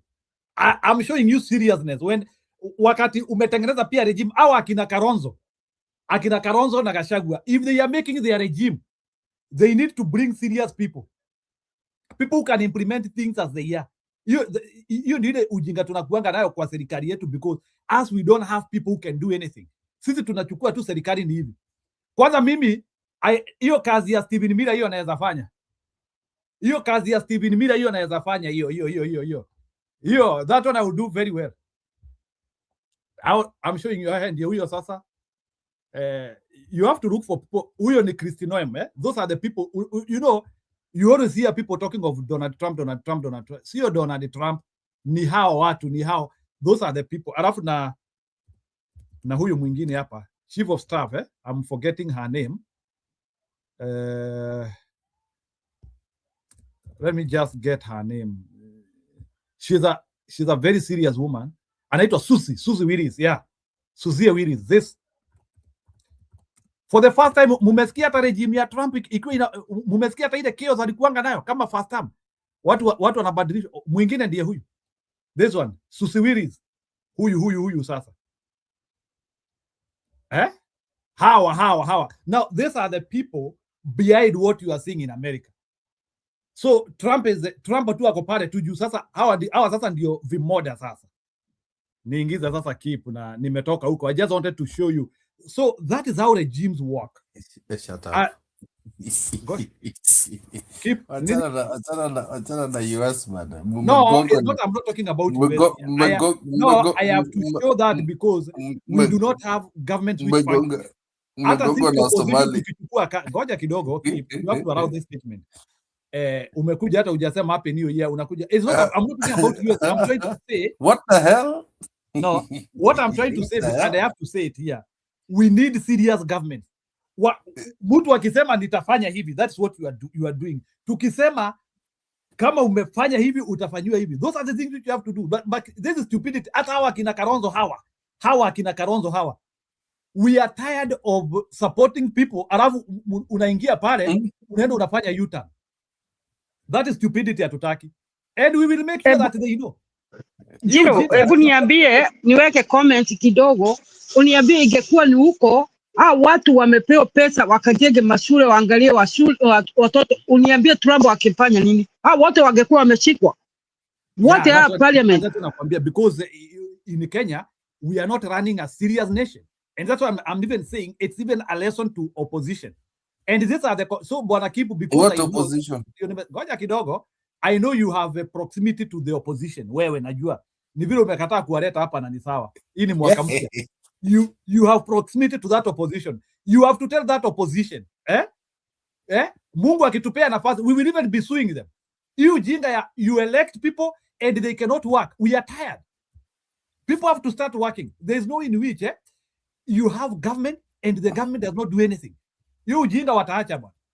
Hata wajui ni nani anaua watu huko, wajui watu wangapi wako huko, wajui watu wote wamejaa hiyo nchi. Na hakuna hata kazi, hakuna mtu anajua. Nani bwana Kip, tumeanza mwaka tumekasirika vibaya. You have to tell Martha Karua, you are kingpin.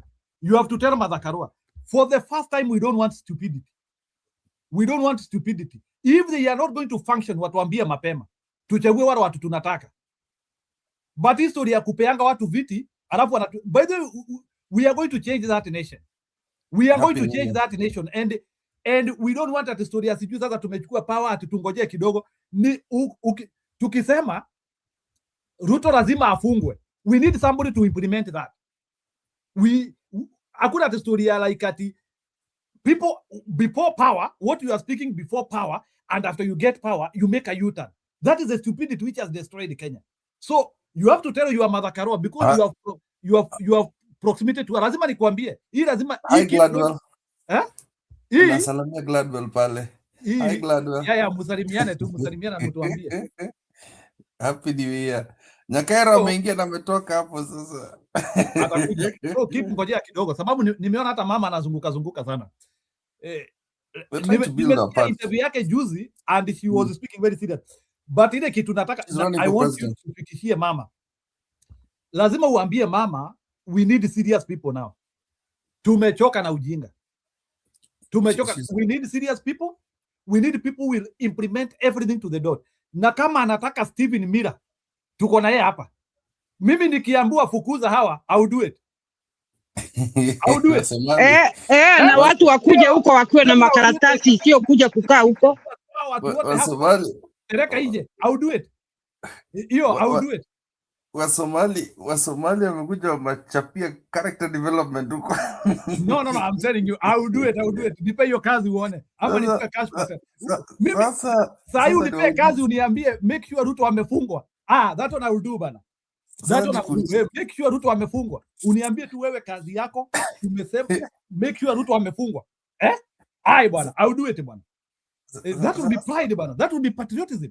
Uniambie wewe tumekupea kazi ya kufunga Ruto. I will do it bwana. Hebu niambieni, hebu kidogo niulize swali. Mwaka kesho ni siku gani, ni mwezi gani wana withdraw president arudishe power kwa majeshi akuwe raia? Ni mwezi gani? Hiyo ashiko hiyo kwa kuua Gen Z. Si ndio naambia Wakenya wanaanza kunitukana. Siku ile atarudisha ile panga kwa majeshi, ni raia anafanya campaign. Ashiko saa hiyo aseme watoto wako wapi. The unfortunate thing is, Mwaura, is the fact that Moi protected himself against that, and he put a law that he can never be arrested. Aliweka kitu yenye hata kwa hii constitution mpya Uhuru alikuja akatengeneza kitu ya above the law. I'll look for that act. Hakuna kitu kama hiyo Kipuril bana. You don't need law to do those things. Akiwa raia Jiro atakuwa raia afanye campaign. Wa Kenya sikieni, atakuwa raia. That we are not serious. You don't need any law to do anything. Once if you get power, you have power to do everything you want. The unfortunate that's thing Ruto anatutesa sahi. Ruto anatutesa na power. You also have, once you get power, you also have power to do good things. Arresting Ruto is a good thing. You don't need any law to arrest Ruto. Unaenda unakamata na atajulia mbele. The unfortunate thing is the fact that I discovered a lot of things when I was in Kenya. I'll tell you a story. The late Raila Amolo Odinga used to, unakumbuka ile siku ya handshakes. I had a very disturbing story. There are some youths, kulikuwa na youth, walikuwa na, they had some deals, walikuwa nakuja kufanya kazi, and they wanted the tenders. So behind the scenes, Raila was using his proximity to Uhuru at the handshake to actually do those backdoor deals. So one of these youths of Campio, I know the CS so and so. What you can do is to get access you have to drop 10 billion. Kukai Vivi, they're drinking with Muzaivi, with those boys. The bodyguards are there, the boys who brought the other boys in. Wanakunya na mzee. Mzee looks at those guys, imeingia kwa account. So the money enters the account, they split, wanangushia mzee kama 6 million yake, wengine wanaenda kugawa hizo zingine. Then what happens is, genuinely Raila gives them their number. But I did not know that, I think it's iPhone, I don't know which phone it is. You can actually block everybody's number except specific people. Like, it will go through for the first time. Simu yako inaenda through, unaongea na Raila anasema kijana mzuri, what this deal is going to be done for you, what Ray. Then once the money comes in, before you know it, you're one of the block list. Then when you meet the mates that introduced you to Raila, unaambia stories za ati labda ni simu yako mbaya si Raila. Yo bro. So the moral of this story, Njeru, is the fact that we might look at all these people, even Akina Sifuna. All these people have prices. These people have all been involved in some way and form of corruption in Kenya. And the fact that you think that Kalonzo is going to... Kidogo, Kipuril, ukimalizia Nyakairo achukulie, I will be back, please. I'm just here. So, ukifikiria ati Ruto will be arrested by akina Kalonzo, hiyo hakuna kitu kama hiyo. Matiang, just Martha Karua is the only one who can do that thing. That's why they're all a bit scared of her. Ni the fact that even huyu rafiki yako Njiru Mwaura, rafiki gani? Rafiki gani? Mi niko huko. Rigiji. Ni rafiki Sauli anajali wanyonge. Hiyo kitu wametoa imejaa Kenya mzima saa hizi. Hakuna mtu asaongea hiyo. Hiyo ni kuongea. Nikwambia ukweli. Nikiongea na ameambia nchi mzima kila mtu sasa kabila zote zimeamuka Sauli wanaona wana masule wana nini na pesa watu wanapewa. Hiyo not a joke. It's national. The same stories that Ruto was telling people in Central, mkakuja mkaswalo, hata wewe ndio mwenyewe ulimpigia kura, akaambia nchi yote, mkabelieve him. It's the same thing Gachagua is doing. That is past. That is past. We're talking today. Na amesema ikuwe national. We're talking today. Don't trust Gachagua. I'll tell you, it's at your own peril to trust Rigathi Gachagua. Rigathi Gachagua will never arrest Ruto. I can tell you as a fact. Because the number of skeletons Rigathi Gachagua has is the same as Ruto. The way remember, Gachagua sio lawyer. Na Gachagua sio lawyer namba moja. Na ukumbuke kuko na maloya pale wanasimamia watoto wamepotea na watoto wameuawa. Mimi sitaki mtu aongelee maneno ya Ruto atimzuri. Nikijua kuko na wamama saa hii wanalia wana watoto wao. Mimi sitaki kusikia Ruto. The same way you're saying that Ruto killed Gen Zs is the same way Rigathi Gachagua killed ODM people when we went to protest as Azimio. Is exactly the same way. How? Rigathi Gachagua, si alikuwa anatoka asubuhi ordering the police to come and hunt us. How? He used to wake up, alikuwa anaenda, it was on video. President, he doesn't have a power. Kenya wacheni kubeba ujinga. Ana power ya kuambia nini. We are not stupid, we know. This is the blind loyalty, Njeru Mwaura. This is the blind loyalty that you have of a person because he's going to give you sweet words that you forget. No, angekuwa na power. Tuongee ukweli, tuache ujinga. Sauli nchi imeharibika kabisa. Sasa singine tuache ujinga. Tuko na family huko. Hebu niambie, angekuwa na nguvu. Hebu nikuulize swali moja tu. Sauli, sisi ni watu wazima, tunajua tuko na family. Na hiyo ndio nchi tumezaliwa. Na tuache ukabila na nini na hii ujinga. Tufurahie nchi yetu. Unaona, tufurahie nchi yetu kama hapa. Sheria sifuatwe. Hebu niambie, alijua tu na anaambiwa na Kinyamedo huyo amepewa pesa hii, huyo amepewa pesa hii ya kutoe. Hiyo nguvu angekuwa naye, si angefanya kitu. Hana nguvu. Wewe ujue president wa Kenya, wakati watu watajua sheria za huko, ukiangalia, hebu tuangalie katiba. Sauli naisoma saa hii kwa hapa, imekaa hapa. Na mimi siko huko. Unaona, hakuna Mkenya saa hii, hiyo katiba ya 2010 inasema huko law za hapa majaji gani hawezi kugusa president, unaona? Lakini Amerika wanaweza kumtoa huko. Hiyo ni katiba inasema hivi, na usome. I don't know, it's 164, page 164 inasema hivi. Wanaweza, Amerika wanaweza kumkuja kumchukua kama vile aliua watoto wote. Wanaweza, lakini huko Kenya hiyo law hawezi. Unaona? Hiyo ndio nguvu ile katiba hiyo. Tuwezi kumshika.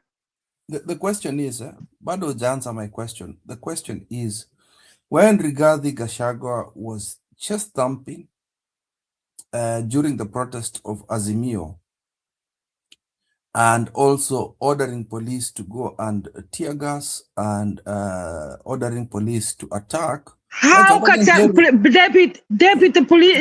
president ana nguvu? Hi, Kenyan. So? Yes, he has strength. He had strength then, and he still had he still had strength when he was deputy president. The problem is you're blaming Ruto for everything that the two of them did together. They are a team. He's the head of the state. He's the head, Mike. The unfortunate thing about you, Njeru Mwaura, is you're trying to purify Rigathi Gachagua for the things he had done. Njeru Mwaura, we have to speak the truth. Kama unasema sisi ni wazima, we have to speak the truth. As much as me truly with that evidence, my brother, evidence kuongea copy kwa watu with that evidence, Mungu amenikataza. Yoyote mimi nasemanga hapa, I had evidence. And that's honest. I had evidence, everything I say I can prove. Lakini kitu ya kuambiwa, I've just told you exactly what had happened. He was the one who used to walk to Annex stating that he will make sure that the regime is going to be protected. Alikuwa anatembea huko usiku mchana at 5 o'clock in the morning, Rigathi Gachagua akienda annex, cameras zilikuwa zinamfuata akisema huyo mzee hata tubutu kukuja hapa na tutakuwa na polisi watachunga biashara za wananchi. He talked about all these things Ruto is talking about right now. When Ruto was saying we are coming to protect properties, and then, the way Ruto was saying that we are going to protect property, buildings, and so you protected areas, and then Gen Zs were killed.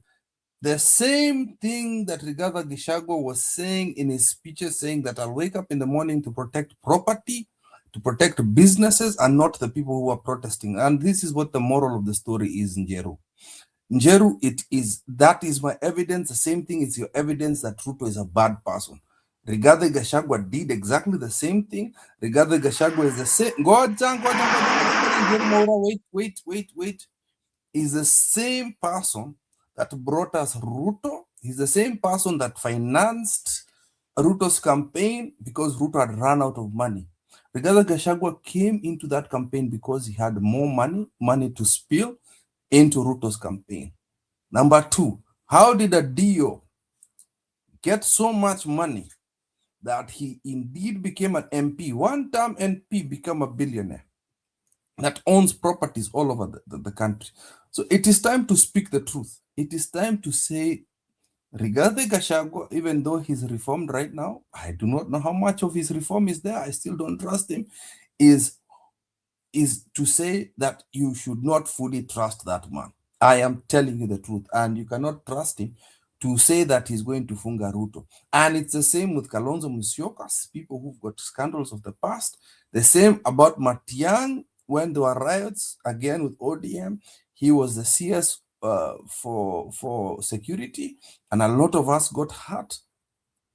So when you guys are looking at this utopian dream, can I say what I know? I can prove that. This utopian dream that one day we will arrest Ruto. Nyakairo, habari yako, acha tupambana hapa na Njeru kidogo alafu tutakuingiza. So tulia tu kidogo. So for me, I am just saying we have to be realistic and we have to voice our concerns to these people. We have to tell them that hii kitu ya kuwa na deals kando kando. I've just explained to you what Raila Amolo Odinga did. And I used to call that guy my hero. And even Nyakairo used to call that person, anaitwaje hiyo, alikuwa anamuita a cowboy. Mimi bado nalia. I'm still mourning that old man, but then when I'm starting to see what he had done in the past, hiyo story nilistua nikisikia huko December, I was so shocked to hear that he had done that behind the curtain. What makes you not see that Rigathi Gachagua cannot be bribed? Itafika to point in time, like watu wote mlima hivi, we have got votes, nini. Ruto then needs MPs. And then Rigathi Gachagua broke us a deal. And then he can skuma guys of DCP there. Or Jubilee does the same. Don't trust these politicians. You have to go there with you have to go. You have to go with the mind that when, and I've always said this, that is why I believe in PLP, and that is why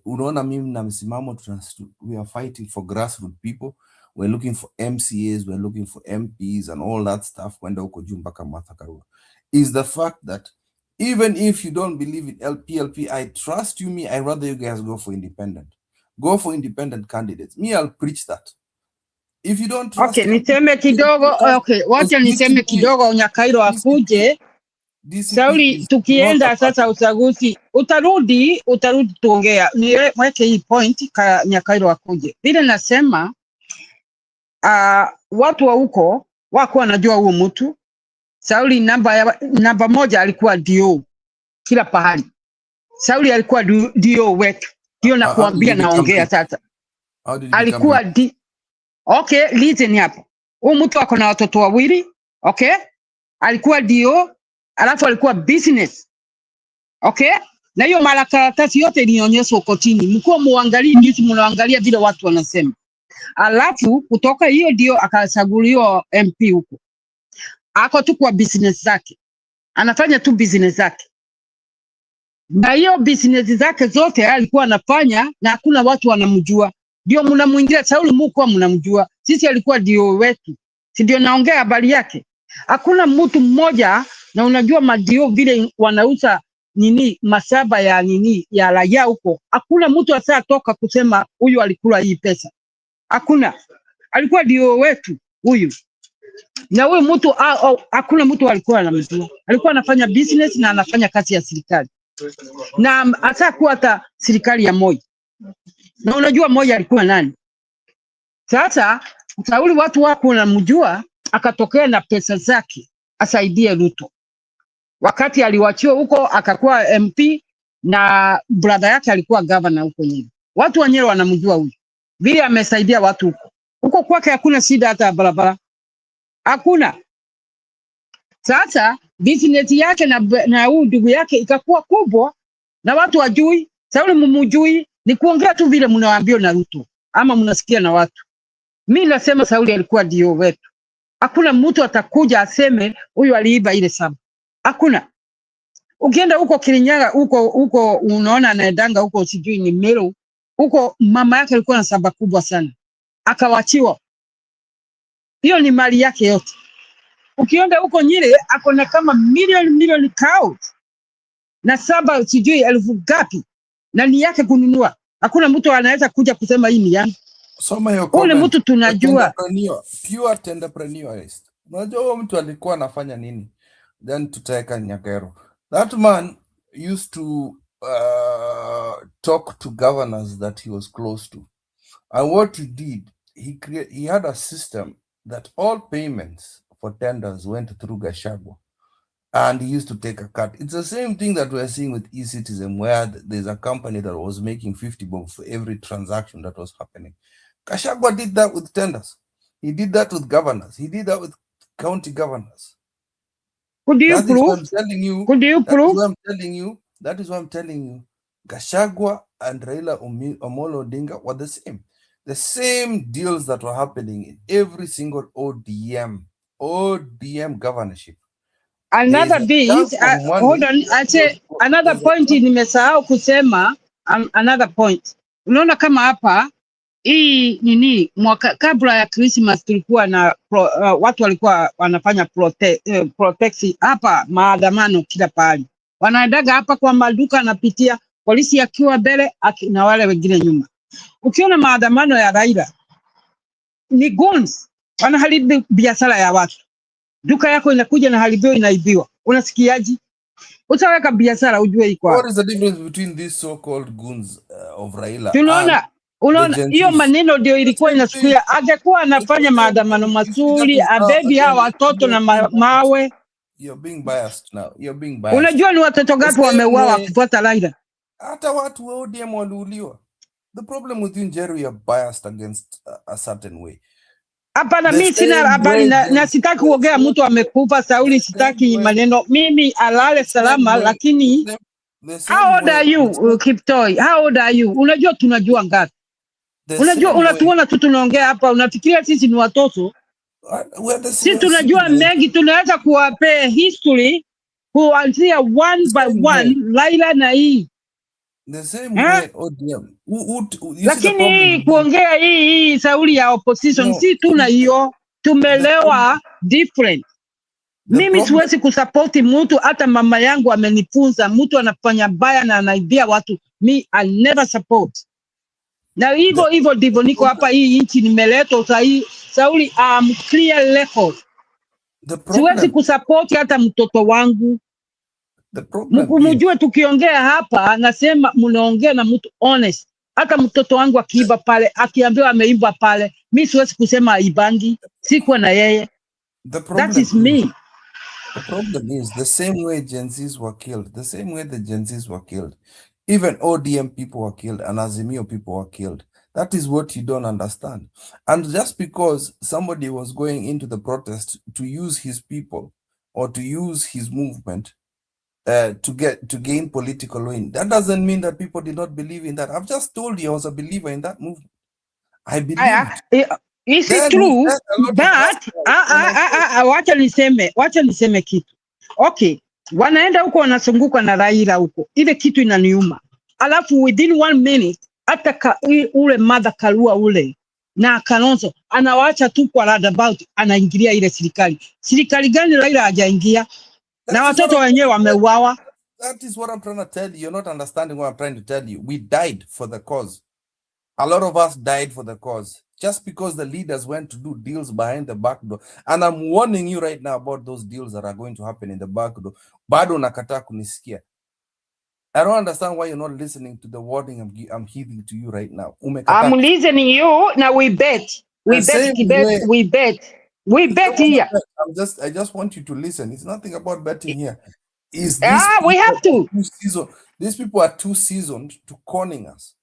They are too seasoned to conning us. Nyakairo ingia tafadhali, sorry.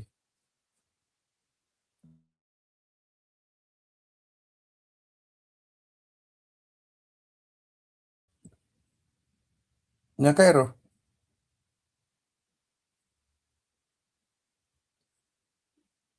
Nyakairo.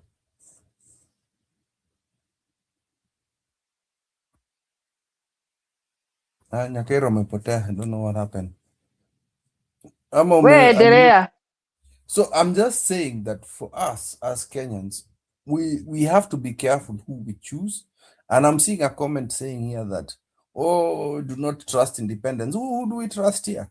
Because it seems that this party ideals that people are talking about doesn't make sense anymore. Because you don't get, you don't get to choose party values. It's all about tribal lines. Like ideals ya ODM imekufa sahi. It's all dead. It's all bananas. It's all a family apple. Already proposing Winnie Odinga to be deputy lead, party leader. What is that? What kind of nonsense is that? Oburu Odinga shaingizwa huko just because the brother was the one who was there. Let me tell you. Until now, I will not be surprised if this split of ODM is already a game they are playing with the people. It's already a game they are playing with the people, because every day I watch news, I look at somebody like Sifuna. I even think that there's rumors that Raila Amolo Odinga was grooming him to run for president. I don't believe in that BS. I just feel like sometimes they play with our emotions, they play with our heads, so that these people can just keep stealing from us, because none of these MPs have done anything to help us. Hata sasa ile mtu yenu muna praising hapo Deji Nyoro kabisa, you praise him.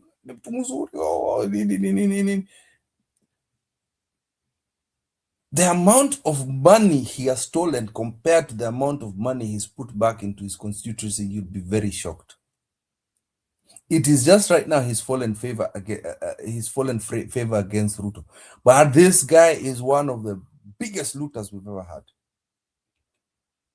I come here to speak the truth. I come here to speak the truth. There's no single politician in Kenya I trust. I can tell you the truth. When you're elected, especially with these past 10 years, hakuna hata mmoja hapa amefanya kazi yote. There are certain things that you should have done from a long time ago. There's a lot of bills, from the finance bill, from there are days you look like this, unasema sasa, look, man, this is our opportunity to go and to do an impeachment bill. What is wrong about trying to impeach Ruto? Nobody has the kahunas to go and impeach Ruto. What wanaogopa nini bana? What that goes to tell you, what that goes to summarize to you as Kenyans, is the fact that all these idiots have been bought. That is why when Gachagua comes and says, oh, sijui alipewa 10 million hapa wote mpaka ma senators. I'm believing that. I'm 100% believing that. Unless these people put money into their pockets, they will never work for us. That is why Ruto is getting stressed right now, because amewazoesha tabia mbaya. He has paid more than even Ruto, the Uhuru had ever paid, or Moi or Kibaki had ever paid to these people. Ruto has literally gripped us as Kenyans. Our economy has completely gone to tatters because this man, what he has done is all the money that is going to go to SHA, all the money that is going that needs to go to all the money that needs to go to schools at say what watoto waendi shule zote zinaenda kwa MP tu wote.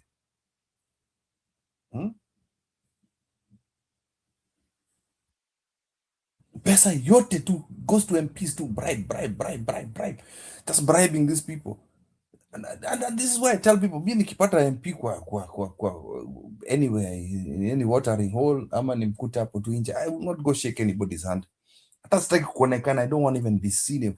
Because I know people. I have sat down with people who are wash. Nimekaa na hao miss that I just want to puke. Naambia toka kwa, just get out of my face.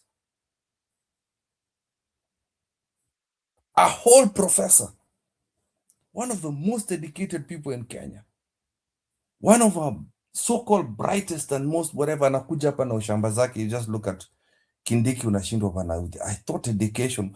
Saa zingine, we always assumed that education was the key. Education is something that itatoa ushamba kwa watu ama itatoa ujinga kwa watu. It goes to tell you. It's nothing to do with education. It goes to do with ethics. Toi, Nyakairo amerudi. Nyakairo uko hapo? Unajua vile na Nimerudi. umerudi. Okay. Poleni sana. Nilikuwa nawasikia kwa umbali lakini singeweza kutoka pale nilikuwa. Yeah. So habari zenu, Merry Christmas, Happy New Year, my dear people. Welcome to PLP, by the way. Thank you. Ulirudi wewe? Nirudi kwa mama nataka kuongea na wewe. We'll talk about that later. Okay. That is very good. Yes. Njiro, Jero, habari zenu. Wakenya wetu. Yeah, Happy New Year. Happy New Year. Habari ya masiku, kila mtu mko wazima na mimi mzima. I thank God. So nimeona hiyo mambo ambayo Njiro anasema habari ya kuexecute wrongdoers, which is it is doable. It is doable. Kwa sababu hii uchafu yote ambao tuko nao kwa nchi yetu is because of one person. Because if you are a leader, you either be a wrong leader or a right leader. Nikisema hivyo nasema huwezi kuwa leader ambaye ni muongo, leader ambaye ni mwizi, leader ambaye ni muuaji. We expect wale watu wanakufuata wawe wazuri. And for that leader, yeye atakuwa comfortable na wale watu wanafanya vitendo kama zile yeye anafanya ama wana entertain hiyo mambo huyo mtu anaintend kufanya. Either good or bad. And for that, our country has been invaded or infested by bad people. Now bad people, wengine si wabaya, wako na uoga kwa sababu huyu mtu ambaye anatuongoza ni mbaya. Nikikataa vile anasema atanimaliza. And that is what is happening in Kenya. It's not about ati hawawezi kufanya chochote. They can do, those followers. But they are fearful. What will be my fate? Kwa sababu wamejionea na macho yao. Wameona kile kimetendeka nchi hiyo. Wameona huyu mtu kunimaliza ni second. 1 second, I'm done. So wamekuwa hypnotized to follow what this leader is doing and saying. Na tumeona mara nyingi sana, these people are just commanded. Hivi ndivyo kutakuwa. And the other thing wamejichimbia shimo ni kukubali kukula hizo pesa za huyo mtu. Because whoever have eaten, it's like oath. utafanya vile nitakwambia, utafanya yale mambo ninafanya. That is what it is. And that is why our Kenya has become so infested with very bad things happening. Mwangalie muone viongozi wote ambao watu wamechagua. Kwani tuko na bahati mbaya aje ati tumechagua everybody is a bad person? How comes? Kuna mtu alikuwa anaongea anasema unachaguliwa uende ukafanye nini? Unachaguliwa na mwananchi ambaye umeacha huko mashinani with the great hope ati huyu mtu anaenda huko kunisimamia, anaenda huko kunipigania. Si kunipigania waniletee mbosho kwa mlango. That is not what we are looking for. Kenyans are hard workers. They can work for themselves. But there is a problem, very big problem, ambayo hiyo ndio inatakiwa kuwa sorted. I remember during Kibaki time, wananchi wangeshika hata mpolisi akienda kuitisha bribe, wanampeleka huko kwa polisi akiitisha bribe. That was the time that really was the real Kenya that we want. Ati mpolisi hakuwa na power ya kuitisha mtu bribe. Ebu enda sahi uone. Tumeambiwa hata polisi tutauziwa. Yule hana rank yoyote na hana bunduki 100. Hiyo ni nchi ya aina gani? Are we really in Kenya or we are in disarray? A country that is unmanageable. Because right now, hata wale wanafanya maovu, wanafanya kwa sababu mkubwa anafanya. Hata sisi, we can do it. We will not be arrested. Na tukiwa arrested, we have money to bribe. And we will be out. That's not a country. Na hata huyo kiongozi, I don't know what pride he has that he is leading a country of that nature. It's horrible. When you look at how things are being done in Kenya, hata unashindwa, hata saa ingine hata mwenda wazimu anajuaga pahali anaenda kulala, hata kama ni mwenda wazimu. Anakuaga na a certain place. Ameamua hapo ndio nitakuwa nikilala. Why? Sababu yeye anajua ni yeye anajitegemea. Hakuna mtu anamsaidia. We have a government that we put our minds, soul and everything, trusting that they are going to do the job that they promised, only to find that it is the opposite. Kwa hivyo wananchi hawaumii kwa sababu hakuna pesa, hawaumii kwa sababu hawakuchaguana, hawaumii kwa sababu walifanya makosa. Hakuna. In fact, the problem starts from the above. Na si kwa Mungu, ni kwa huyu kiongozi ambaye anasema I will hang those people of drug cartel. Nitafanya nini? Na maovu yote ni yake. How can he get rid of it? That is where we are. Hata si maneno mingi tutafutilie mbali ati tuseme this is what is happening, this is what will happen. We don't have to go far. The leader is the problem of the country, nobody else. Because kama unasema leo watoto hawataenda shule, hawataenda. Kama utasema leo mwizi ashikwe awekwe gerezani, atashikwa. Kama kuna mtu ambaye anafanya kazi ama mambo maovu kwa nchi, umulike wewe ukiwa kiongozi, useme ashikwe apelekwe korokoroni, atashikwa. You cannot just be talking, telling us what you intend to do so that to please our heart, tuwe comfortable, tukae comfort zone, ati kuna mtu ambaye anatufikiria, na hakuna kitu kama hiyo. We are lost and we are roasted. Kwa ile mafuta imechomeka kabisa, huko ndio tumewekwa. In fact, we don't have a right of anything. The only person who have a right is the leader, who is a bad person, evil. Ati yeye tu ndio ako na right. Sisi hatuna right. You are being enslaved in your own country. misled, misused. And the properties of our country does not even serve the Kenyan people. It serves the foreign people, foreigners. Hiyo ni nchi aina gani? And yet we are saying ati tuko independent. We are not. Hatujapata independence. Hakuna independence in our country. We have got a colonizer, a black colonizer ambaye hana haja na Wakenya hata kidogo. Haja yake ni atimize mambo yake. Na ninashindwa, how much do you want so that you settle and work for the Kenyans? How much do you want? Angalia uone wengine wako kwa hiyo serikali. They are talking about building, wamejenga shule. Mkionyeshwa hiyo shule usikie ile mamilioni amechukua, ameweka mfuko. My goodness. No wonder we are in that world. Nyakaero, I'll tell you one thing just before you continue. If I could just make sure MPs make 60,000 a month, na hiyo CDF itolewe, shida zote zinaenda. Shida yote inaenda.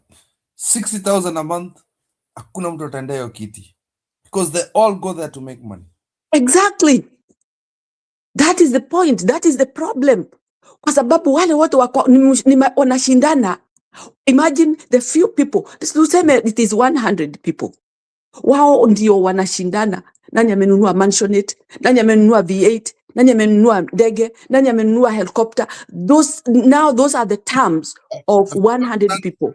Millions of people are suffering because of these few people. I went to Nandi, Nyakaero, sorry for the interruption. Nimeona manyumba kubwa zimejengwa huko, yani kushago, yani big houses that nobody lives in there. Rafiki zake wote wamepatia mapesa sasa. I'm telling you, I'm so angry when I went to Kenya. Manyumba zimejengwa tu za bure. Who cannot be angry?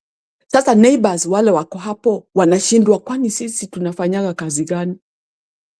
Hiyo nyumba imejengwa within a very short time. Pesa wanatoa wapi? You are asking pesa wanatoa wapi? Wewe ndio unainama hapo, unalimia hiyo mahindi, unauza bei rahisi, alafu hizo pesa zote zinaenda na mtu mwingine ambaye analipwa mshahara. Can you imagine how painful it is?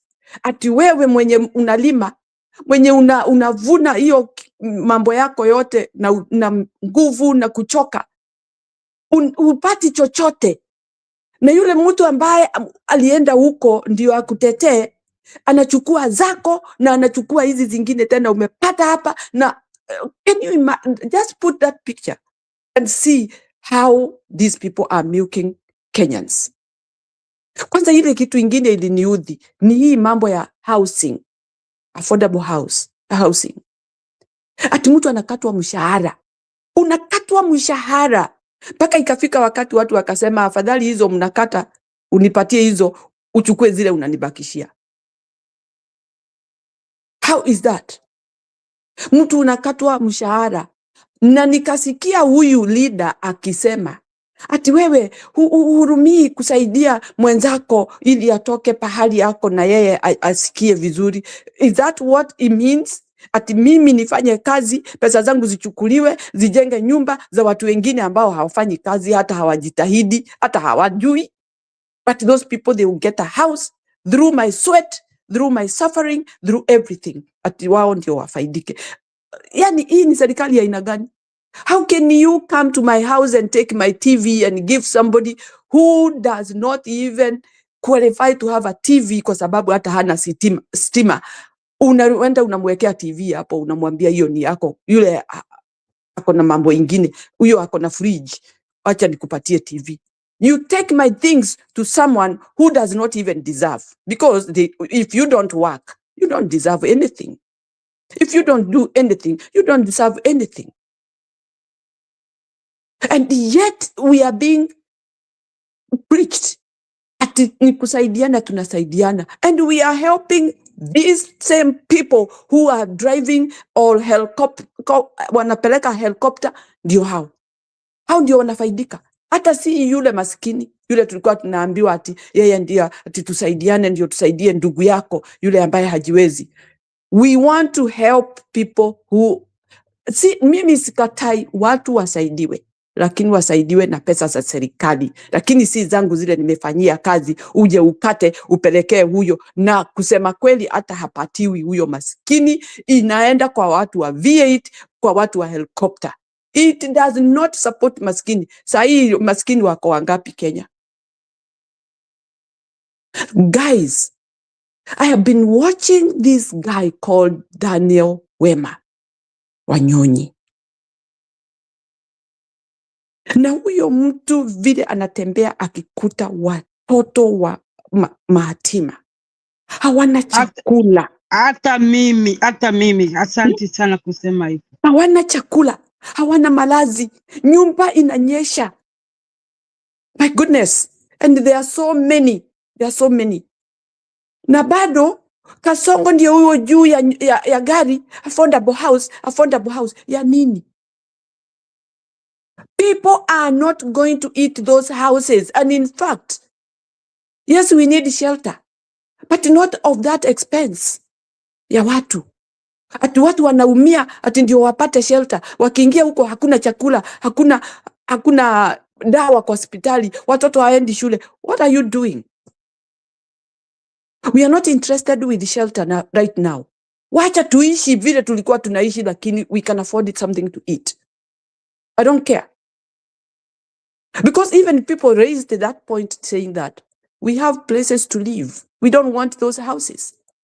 Sababu unaumiza watu ukijisaidia wewe, si hata maskini wanasaidika. It's very sad. My real pain is, when are these people going to get out of that government? That is my pain. Kwa sababu there is no change we are expecting. There is more turmoil that is going to come. That is what I see. Because mtu ambaye amechimbiwa shimo hatatoka kwa hiyo shimo. Utaishi huko. If we don't change this regime. If we don't vote out this regime. It's horrible. Ni kitu ya kuumiza watu kabisa. I've been crying kwa hao watoto nilikuwa naona. Every story that you see that guy does, inakutoa tu machozi. Unashindwa hawa watoto wanaishi wapi? Na hawa watu wanapita huko na mandege. Hawaoni maskini kama hao. Hawaoni. They just want to see umati wa watu umesimama hapo kama wanyama. In fact, we are being treated like animals. That we don't think. Sasa imekuwa watu waanze kupewa tu chakula hapo as if we are refugees in our own country. Unatupea chakula ya nini? Wewe ndio umechukua chakula yetu, unarudi kutupea.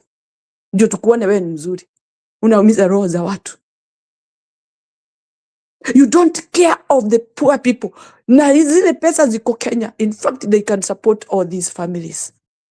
It doesn't matter how much they get. But they just feel their own way. Wao wajaze the other picture. Ati unaona hao mazembe. Watu wabaya. Evil people. Ati wanapima pesa na latiri. Can you imagine? Nikiona mambo kama hiyo, urudi uone hiyo story ya Daniel Wema. You think we are dead. We are dead while alive. Pesa zimejaa kwa mtu, zinalala hapo. Watoto wanakula takataka. Hawana chakula. Seriously. Mahatima wamejaa, wako wengi. Hawana mwenyewe. Nobody can raise that voice. Hawataki kuonekana. But still, you are eating the money that those people deserve to have. Na unasema hapo wewe ni kiongozi. Na unasema hapo Singapore. We don't want Singapore. We want Kenya. And we want you out. Because ile mambo umechafua nchi yetu, umeua na bado utazidi kuua. Because you have no limit ya kuua. You have no limit ya kutesa watu. Hospital does not work. Very dysfunctional. Everything is filthy, bad. And yet somebody is standing there telling people they don't have agenda. Ni agenda gani yeye ako nayo? Yes, you have agenda. Have you accomplished any? Nothing. All things are on his side. Kusema manifesto for what? We don't want that manifesto. Hata afadhali tuwe hatuna kiongozi. Tujue tunakula tabu kwa sababu hatuna kiongozi. Honestly. Tuwe tunakula tabu kwa sababu hatuna kiongozi. Maybe one day tutakaa chini tuseme, fulani chukua usukani. Rather than having a leader who don't care. Evil mind. Mtu ambaye hata hajali wale watu anaongoza. In fact, Ruto anaweza ongoza hewa akiwa ameua kila mtu. Because that is his nature. That is what it is. Kama ni mtu alikuwa anafikiria kuchange, hawezi change. Huyo si mtu wa kuchange. Ati awe mtu mzuri. Nothing. It doesn't work. So ndugu zangu, this is the time to make the right decision for our country if you want to live happy. And happiness does not come from anywhere. It comes from you and me and the rest. That is how we can make happiness. Our unity is the one that will bring this happiness. Na hakuna mtu anataka kuishi na majonzi. Kila siku ni kulia, kila siku ni huzuni. We don't like that. We want to have a peaceful country. Kwa sababu si ati mtu ametuumbia. Hiyo imeumbwa na Mungu na tukajikuta huko. Na kwa hivyo kwa nini tuwe tunalia? We shouldn't. It's very painful. Hiyo mambo yote ni hali tu ya pesa. Pesa. I wish hata pesa inaweza kuwa abolished. Tusiwe na pesa. Tuone hao watu wataenda wapi. Kuwe hakuna pesa kabisa. Tuishi, tukule mahindi yetu, tukule viazi huko nyumbani, tukule manyeni, all that. Hatuwezi kufa. Wanyama wanakufa. Sasa tukue watu wa nyumbani huko Gishagi. Tukose pesa kabisa. Zifungiliwe pahali, zitupwe. We eat what we can. Kama ninataka muhogo, ninaenda kwa wale watu wako na muhogo. Na mimi naenda na maharagwe yangu. Tuna exchange. Silent trade. Rather than having money that is really making people, all of them crazy, that they don't see life as vital. Wanaona tu wao ndio wanatakiwa kuishi na wawe na pesa nyingi. They have so much than they expect. And that is where the problem is. So much than they expect. Kwa sababu yote ni kuchota. You just look at them and, mzungu ndio anatuangaliaga hivi. Ndio wakatubandika hiyo jina, third world. Hata tunaweza itwa 10 world. Kwa sababu maisha kama ile watu wanatesa wale wengine, ati ndio wao wawe wako juu. Na si pesa zao. In fact, it is not that they had work. It's stealing. They are all thieves. Na wanafurahia sana saa ile wanaibiwa na huyu mkubwa. Anawaibia pesa, anawapea mamilioni ya pesa. Wanafurahia. But they don't question themselves. They don't have that consciousness ya kufikiria mwenzangu anakula nini. Why do I have to take this much money like this? Pesa ambayo siku ana expect. Niko na pesa nyingi. Ni za nini? Uangalie uone hiyo, that's a curse to you. Because if there is somebody within your location that is sleeping hungry, wanakufa kwa sababu ya magonjwa, hakuna dawa hospitali, you should know you are the one killing them. You are the one making them hungry. You are the one making them not to take their children to school. That is exactly what it is. Ujue you are a curse. Hizo pesa hakuna pahali mtapeleka, ni kuweka tu, mnaweka tu, mnaziona hivi. But when you get to your house and sit on that sofa, looking at that TV, zima hiyo TV, ujiulize kwa kichwa yako, hizi pesa zote niko nazo nimetoa wapi? If you are honestly getting this money in a very honest way, ujiulize hizo pesa zimetoka wapi. Kuna mtu ambaye anakufa kwa area yangu, kuna mtu ambaye hana chakula kwa area yangu, ni kwa sababu yangu. Mimi ndio nimefanya hii mambo yote ikawa hivyo. Mimi ndio nimefanya watu wakawa maskini. Of course, kuna watu, hatuwezi kuwa kiwango moja kila mtu. Kila mtu ako na kiwango yake, but imekuja ikawa too much. Too much. That you take the wealth of the country to your pocket and close that door, that it is not going to get out. Unafikiria hizo pesa wale ambao hawana wanaishi aje? Do you question yourself, you being a leader, very mean leader? Americans have developed their country because of the law, because of following the law. Si ati hakuna magaidi wako, but they are perpendicularly punished when they are caught, and they know that. Ukiona kama ni senator ama ni governor, they drive themselves. They don't have bodyguards. Why? Because it is a country of law. Na kama ni yeye adiandikie driver wake, that's okay. Lakini mshahara ni ile ile, ajue vile atajipanga. They get payroll. They don't just grab. They don't grab land. They don't kill people so that they stay in power. They don't. Na bado tunaambiwa hapo Singapore. We cannot even dream that. We are not interested of Singapore. We know there was one time Kenya was peaceful.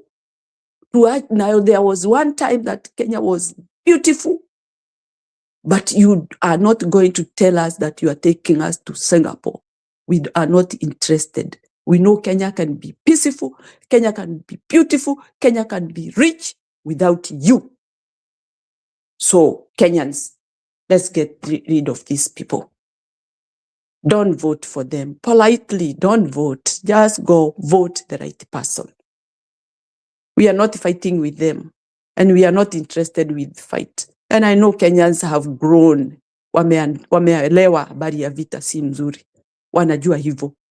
Kwa hivyo wa Kenya, the only weapon we have is to vote the right person so that we get out of this problem. Simple as that. Wacha aongee vile ataongea. Hiyo agenda hako nazo. Mjiulize agenda hizi anataka kujua kutoka kwa mwenzangu ni za nini? Na yeye hajatimiza agenda zake. Yeye ako usukani. Ni nini anatuambia? He has failed 1,000,000%. That is how it is. So Kenyans, nawasihi, this is the right time for us to have the right people in the government. Na hii maisha yenu yote itachange. It's not a miracle. It has to work hard. It's something that we need to work together. Tuangalie, tujue ni aje. Hakuna mtu anafurahia maisha right now. Hata hizo goons unaona wanalipwa. They are also careful. Yeah? Na si tunakusimamisha, kuna video nataka kuwekea hapa kama wamama. Nataka mureact alafu we get back to the, kuna mama mwenzenu anajidai vibaya sana. So I want you to react to this. Sasa wajua leo nilipotoka nyumbani nimevaa, unaona kidogo hapa juu, na ni yangu, si ya mtu mwingine. Naweza kuzionyesha. Si ya mtu mwingine, hii ni yangu. These are my goods. Unajua hiyo nyimbo? Weka hiyo nyimbo, these are my goods. These are my everything. Hii ni yangu, si ya mwingine. OCPD, tunataka tuambie wa Kenya, wavulana, hata mwanamke akivaa nguo ambayo anaonyesha mguu kidogo. Hii anaonyesha hii kidogo. Anaonyesha matiti kidogo. Anaonyesha matiti kidogo. Anaonyesha hii investment yake kidogo. Hiyo si haikupatii ruhusa ya kumtusi, haikupatii ruhusa ya kumfuata na kumrape na kumuua. These are my goods. They are not yours. Nikionyesha ni yangu. Wewe ona endelea. Ukitaka kunitongoza kama sisikii na kuhitaji, endelea. Hii mambo ya kuvamia watoto wetu au kuvamia wanawake kwa sababu unaona wamevaa inviting clothes. Hakuna mtu amekuinvite. These are my goods. Kama mimi sikupendi, huwezi kunilazimisha. Na ukirape mwanamke, it's a crime. So leo nilipotoka nyumbani, niliona kwa mtandao, nilikuwa nimevaa ile nguo ya Kiafrika ile ambayo mnapenda kuona. Kimama kishosho, ama shosho and I'm proud. Nikaona mtu akisema alikuwa raped kwa sababu ya vile alivaa. Aki nikatoa hiyo nguo nikavaa hino. Nikasema hata kuna kamisi chini. These are my goods.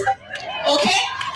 You are not supposed to rape a woman or kill a woman because she's not doing what you want. And I want to say to the DCI, unatukosea. Kuna wanawake wengi Kenya hii wameuliwa and you're not giving us updates. Nenda kwa mtandao, give us an update on all the cases. Abigail Wamwiki alikufa kwa apartment yake. Mama yake anauliza, what is the status of the investigation?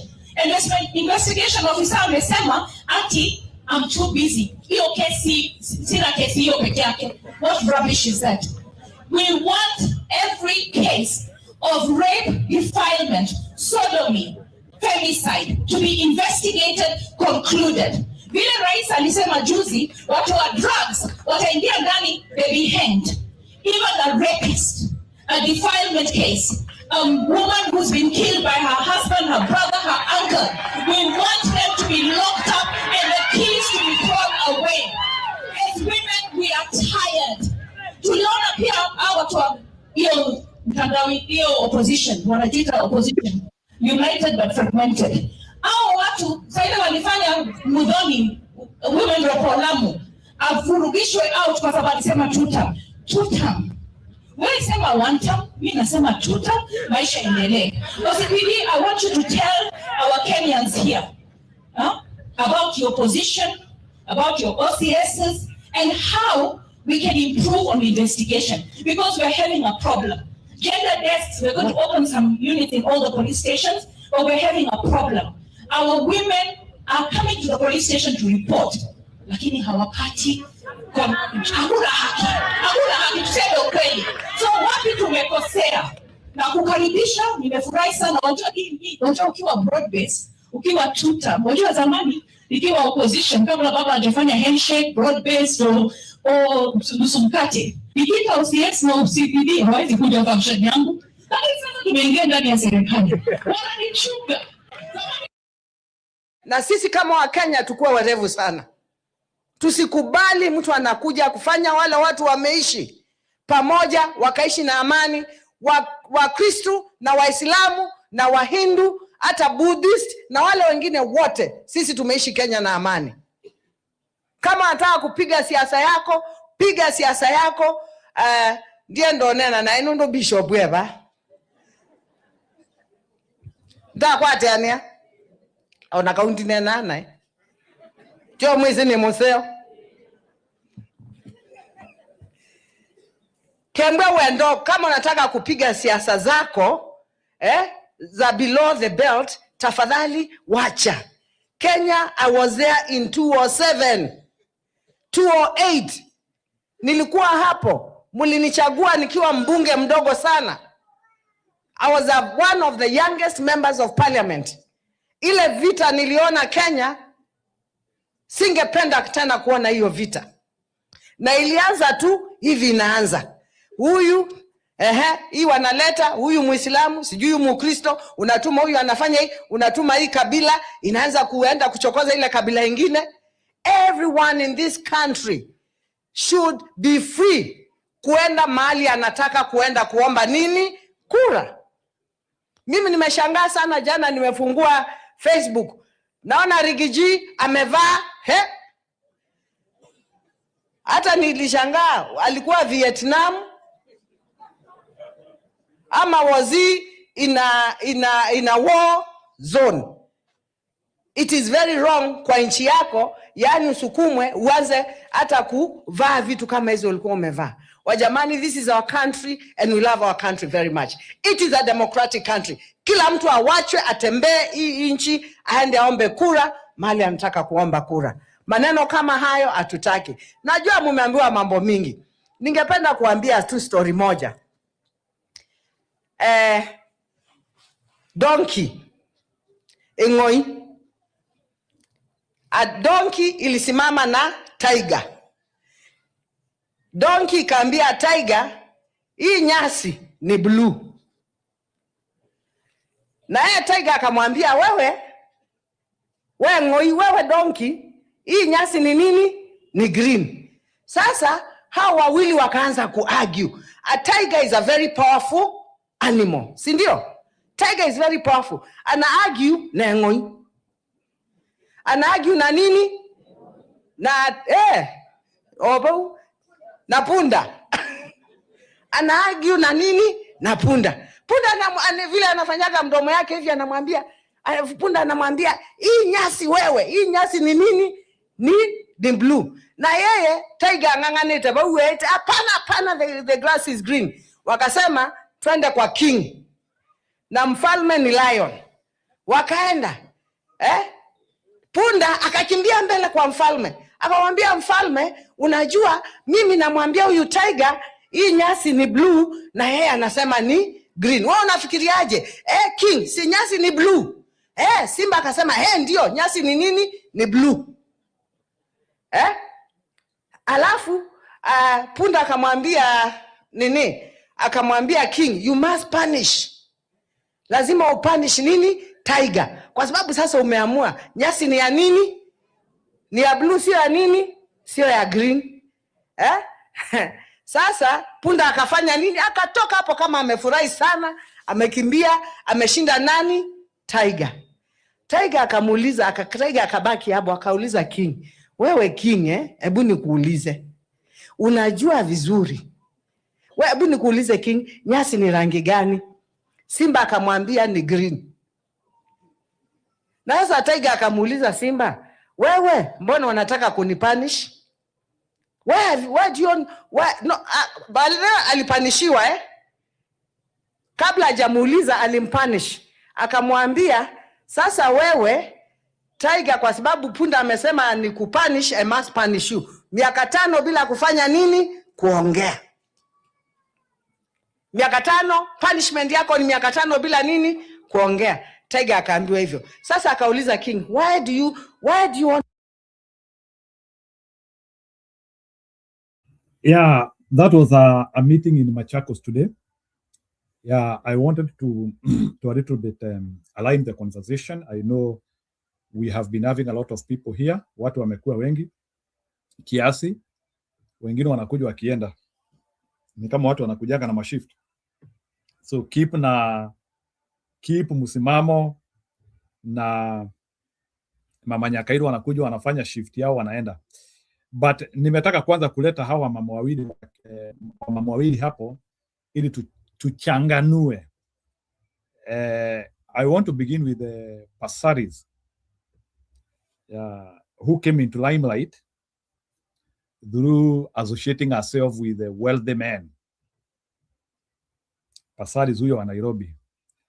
Leo nimeona alikuwa ana address OCPD kwa viashirio. Kwa viashirio. Anafanya hivi, anaoneshana mpaka mapaja. Yes, the information is right. The information is okay. But was the packaging correct? That is the question which yes, ni vizuri kuongelea watoto wasinajisiwe, wamama wasinajisiwe. People should not be raped. But the way Mama Passaris has packaged that information kwa hali ya kutaka kuleta musisimuko, muhemuko kwa watu. I don't think in a civilized society you need to do that. So right information, wrong packaging. So because it's like I don't know why he should be doing to the OSPD that way. For me, I feel it is you are like trying to give other indicators which are not good. So that is not how you pass information, especially in the public. The public eye is a eye of dignity. Is a eye of dignity. I always watch without even saying. Some people always say, "Anasema unajua wewe umefuata mambo ya wazungu sana hadi ukapagawa." But I rarely see an American legislature, either Democrat or Republican. They are very reserved. They will not do that. They will not do some of the things which are done by our mothers. I always see like in the civilized world, the women are very reserved. Kuna vile like you will not see like the only woman who I have been seeing the most crazy woman in the US Parliament has been MTG. And she is always nicely dressed, and in terms of mother, she addresses herself very well. But in Africa, we have a problem where our mothers in parliament, they are not able to carry themselves with the demeanor. There is a demeanor of a mother. And I have not seen it in African politics. Yeah, the demeanor. No, in American politics, ile kitu naonanga sana ni it's about the Me Too movement. I always see women legislatures pursuing that, but I don't think I have seen like women trying to sexualize a talk. Yeah. I've not seen women in without copying. I've not seen women in members of parliament in the US, for example, where I have some experience with. I've not seen them sexualizing at all. So what Mama Pasaris is doing, she is sexualizing a talk in the name of thinking that she is passing the information to the senior police officer. And I don't know why that police officer, unajua pia saa zingine hao mapolisi wetu ni wengine wajinga sana. They need to know that they need to start arresting some of these people. That's why saa zingine napendanga Marekani, sababu Marekani wana arrest mpaka hao watu. Hao ma-registratures akianzia kuleta ujinga hapo anajikuta amewekwa pingu. So in terms of that, I think their police force, one thing which makes me appreciate like the American police force is that the police force has not been made for the raia. The police force, wakiambua go and do this, they will go and do it without intimidation. And they don't do it like in Kenya, where like unatumiangwa polisi ukitoka kwa kiti. Former governor sijui no, they don't do that. You will meet like whereby like police will go to a member of parliament, police will go to a public person who is causing disorder, police will go where like you will see that police moving everywhere. It is not like in Kenya polisi wamewekewa maskini. Yani chances of you coming into access or interacting with the police depends with your status. Yani unakuta sasa hata like polisi yafuati sheria, polisi boss ni aje? Simply because that polisi anajua status yako anakupiga mpaka saluti. Sahi polisi akikutana na Sonko, hata kama Sonko is committing a crime, mkubwa vipi?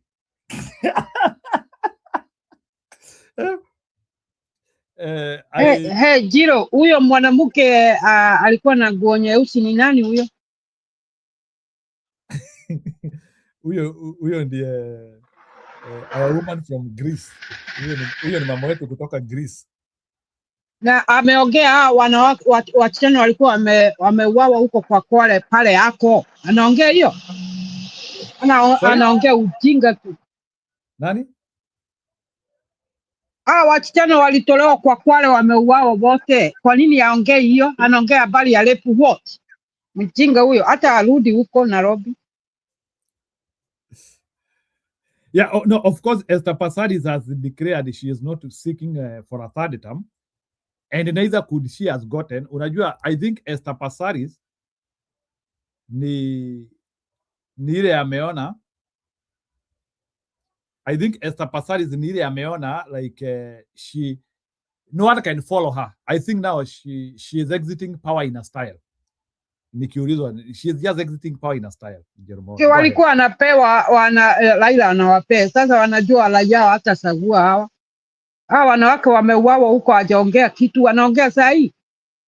Wasichana wangapi walitolewa hiyo Kwale wameuawa na sijaye kusikia amesema kitu. Jensi wangapi wameuawa huko hajasema kitu. Waache ujinga hao.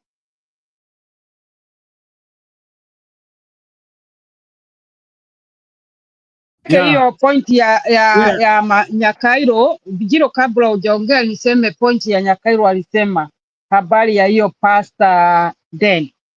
Huyo mtu nimemfuata mwaka mzima, mwaka jana. Anaitwa Pastor nani? Anaitwa, si nikwambia juzi tu uangalie huu Pastor Daniel, Pastor Dean. DA utampata. Daniel Wanyonyi. Pastor Dan, huyu ambaye wa kufanya mambo mazuri.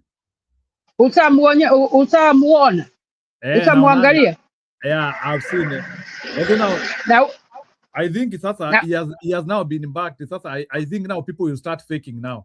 Tunajua Wakenya ni wale nao, Wakenya wataanzia kufake kukua watu wazuri ili sasa wasaidie. Hapana, yeye tunamjua kabisa na namba zake. You know what he is called Dan Wema. What Dan Wema does is anakuvumania,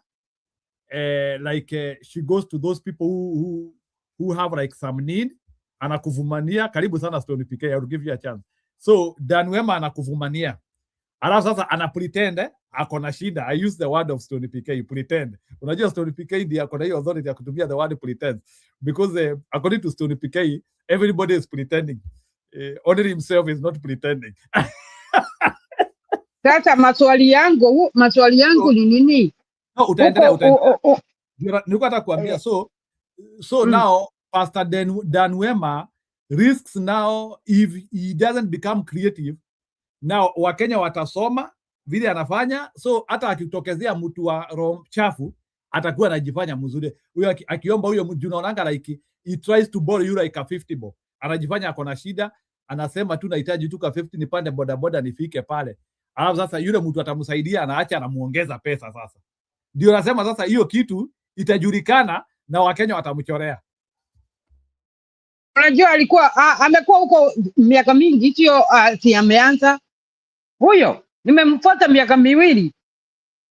Sasa ndio nauliza, hiyo ni swali moja tu, ndio huyu TK aingie. Nauliza, hiyo area yote kuko na MP, kuko na MCA, tuko na woman whatever this lavish, na governor na center. Hao watoto wote mama zao wamekufa. Hao watoto wana nini? Wana mbele ama nyuma? Na hiyo area iko na MPs, sio only North Western, tunaongea Kenya mzima. Uniambie habari ya watoto, usaangalia habari ya hao watoto wanakaa. Mimi hata niliwacha mwaka jana nikaanza kuumwa na kifua, nikulia. Ati hiyo ni Kenya kweli? Kwa hivyo hii maneno sio ati North Western only, it's a whole Kenya. Anyway, wacha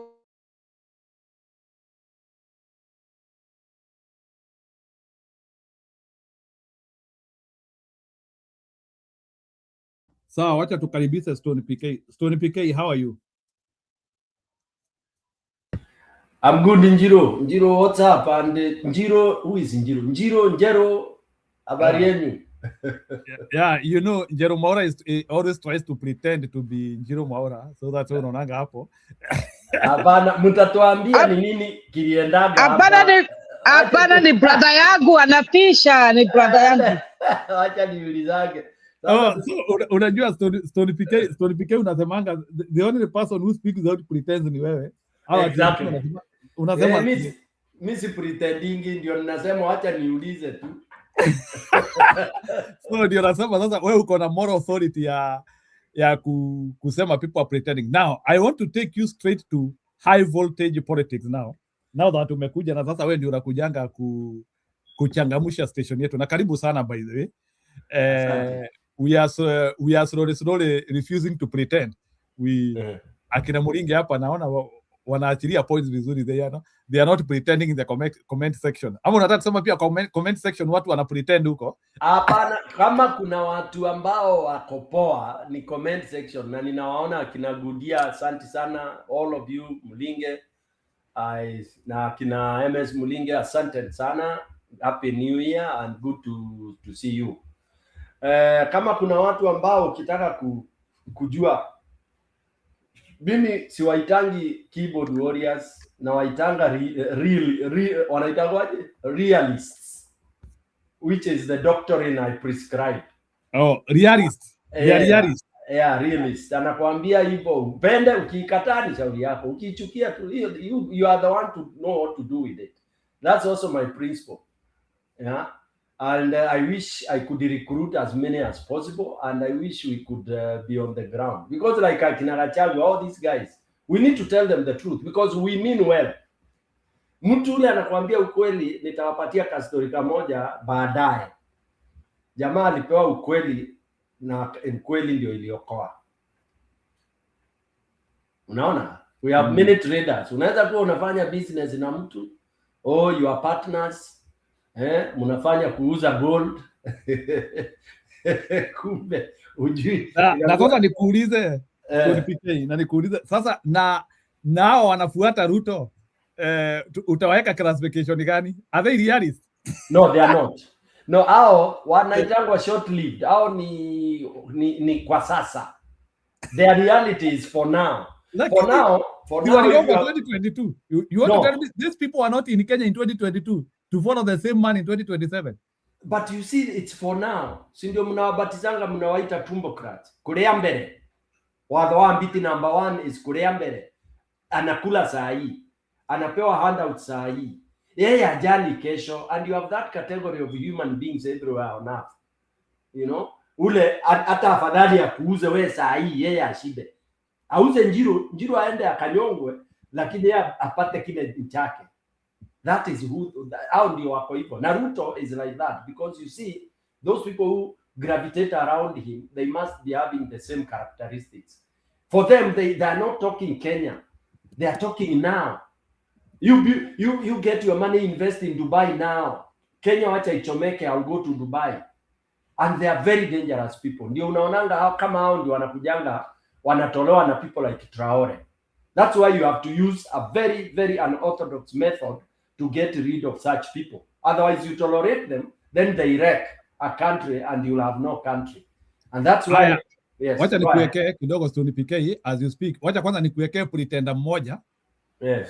Alafu you condemn pretenders as a whole. We're close to the mountain region, and Kirinyaga Governor Anne Waiguru now says that politics and the formation of governments, get this, is not a love affair, stressing that administrations are built to advance social and economic interests. Speaking to grassroots leaders ahead of the United Democratic Alliance grassroots elections taking place today, Waiguru urged Mount Kenya region to remain within the ruling party, arguing that its interest in government continue to be safeguarded. The governor noted that residents of the region should not expect affection from the president or the government beyond tangible gains such as representation in government and the delivery of development projects. Waiguru took a swipe at DCP party leader Rigathi Gachagua, accusing him of promoting divisive politics rather than focusing on issues that would address the challenges facing the community.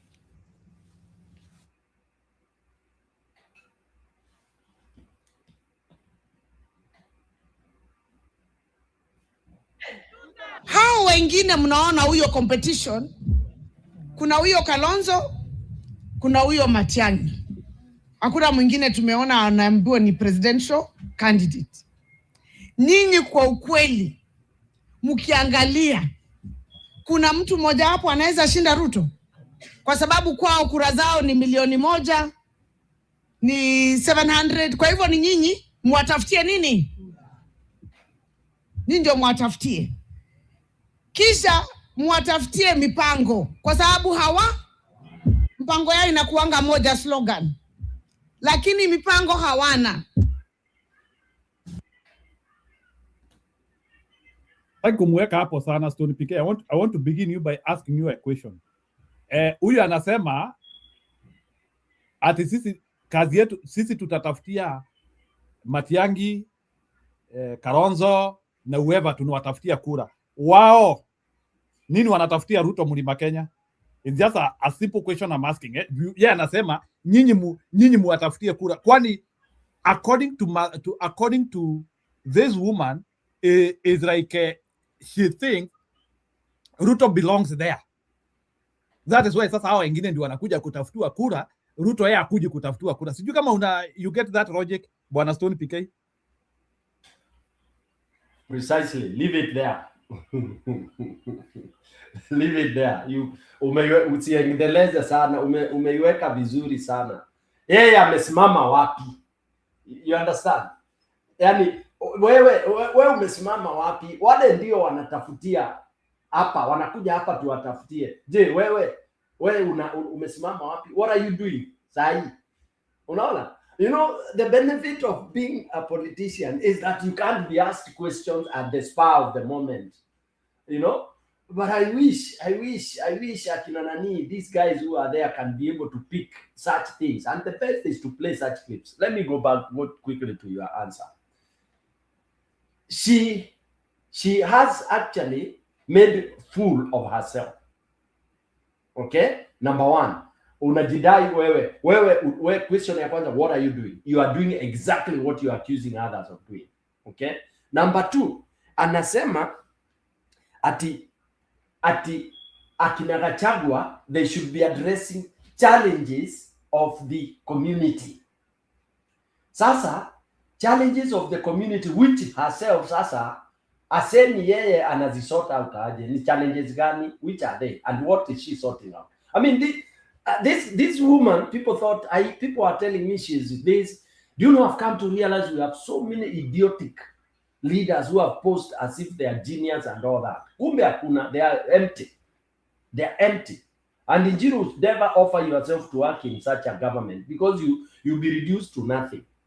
If Waiguru was being told that you are the performance, can such a brain offer a solution really to a country? No. Challenges ausemi ni gani? And you are saying that now Gachagua is the one who should be addressing the challenges. Gachagua and the team are already addressing the challenges of whatever, even if you say the Mulima, because Mulima made the worst mistake of their time.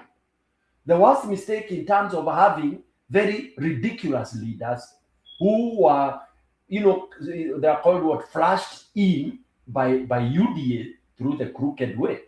Today, Mulima has some of the most idiotic leaders in that country.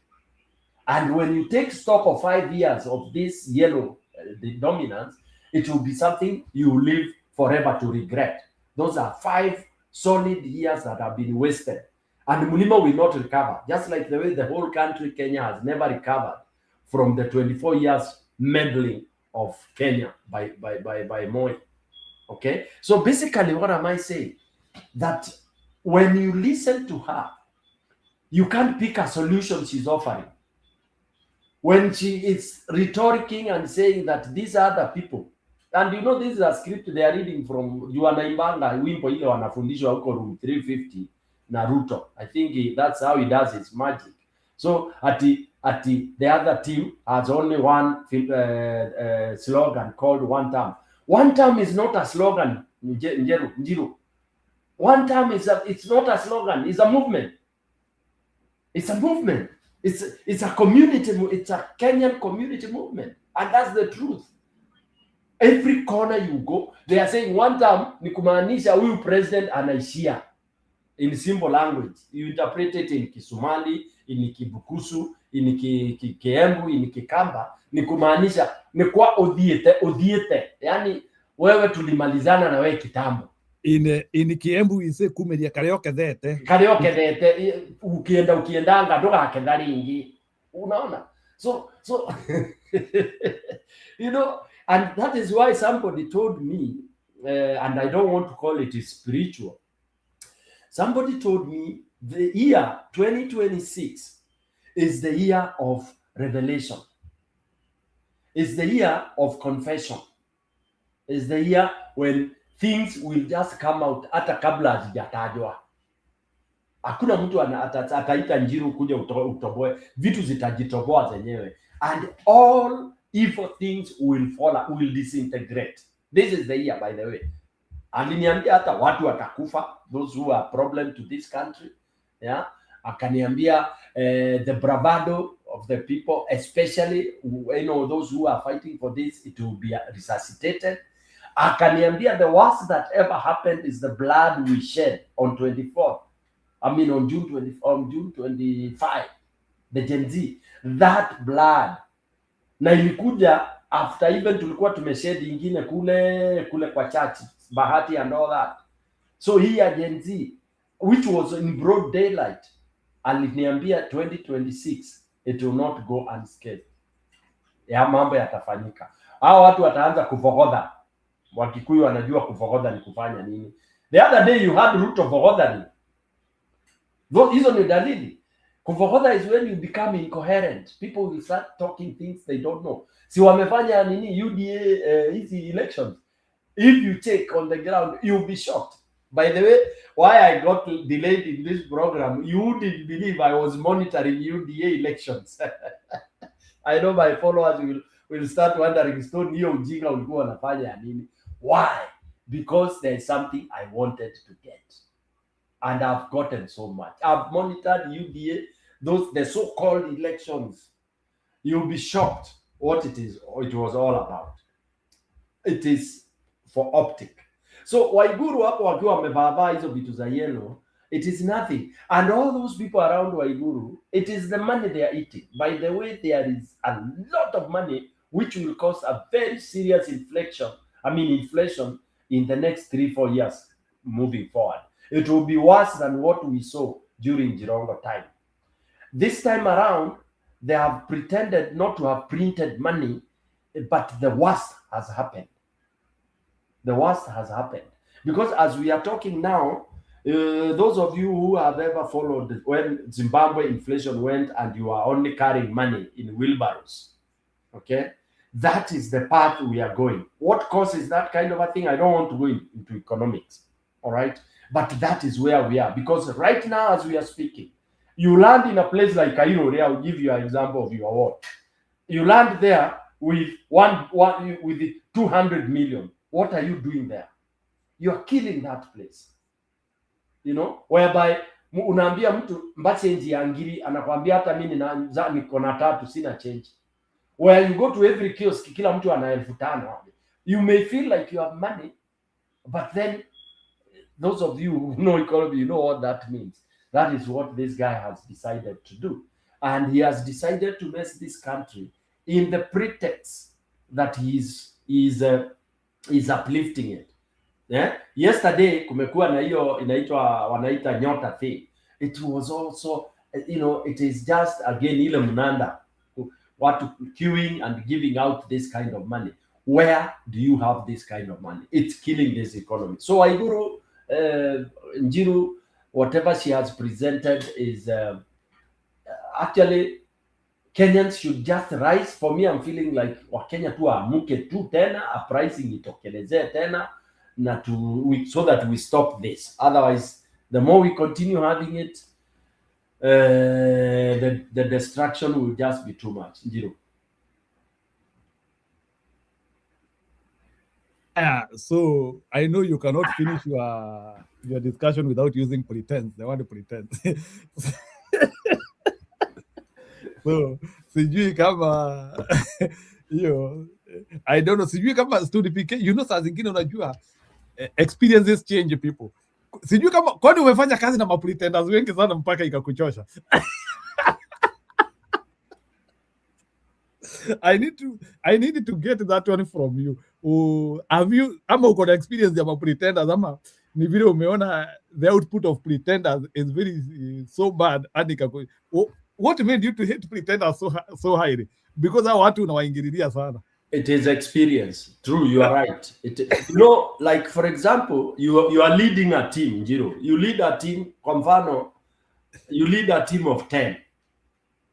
Okay?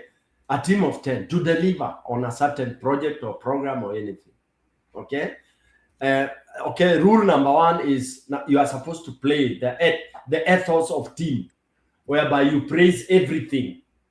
You are even you struggle to say that one of the members is not performing. You are not allowed to say Njiro is not performing. You are supposed to look for another alternative language to describe the poor performance. You are even nimekuelewa what you mean. It's like in work amutaki kuambia mtu ukweli, mnaanza kumwambia you know bro, we use that word bro. You know that word bro, I'm a sister.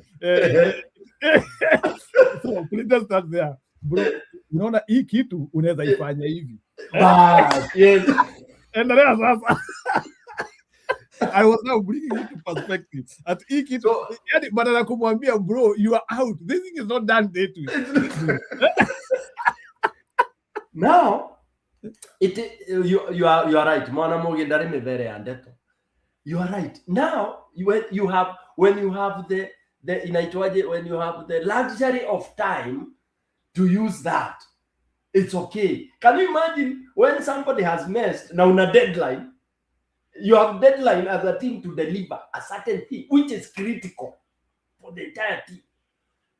You have a deadline na mtu amekuja alisema ako fiti, tuko sawa, atadeliver nini, alafu anakuja anapatia 0 na you have like another hour to go and the things will close. I mean, I'm talking of people who deal with, for example, proposals where you delivery of you know, you need funds and all that kind of a thing.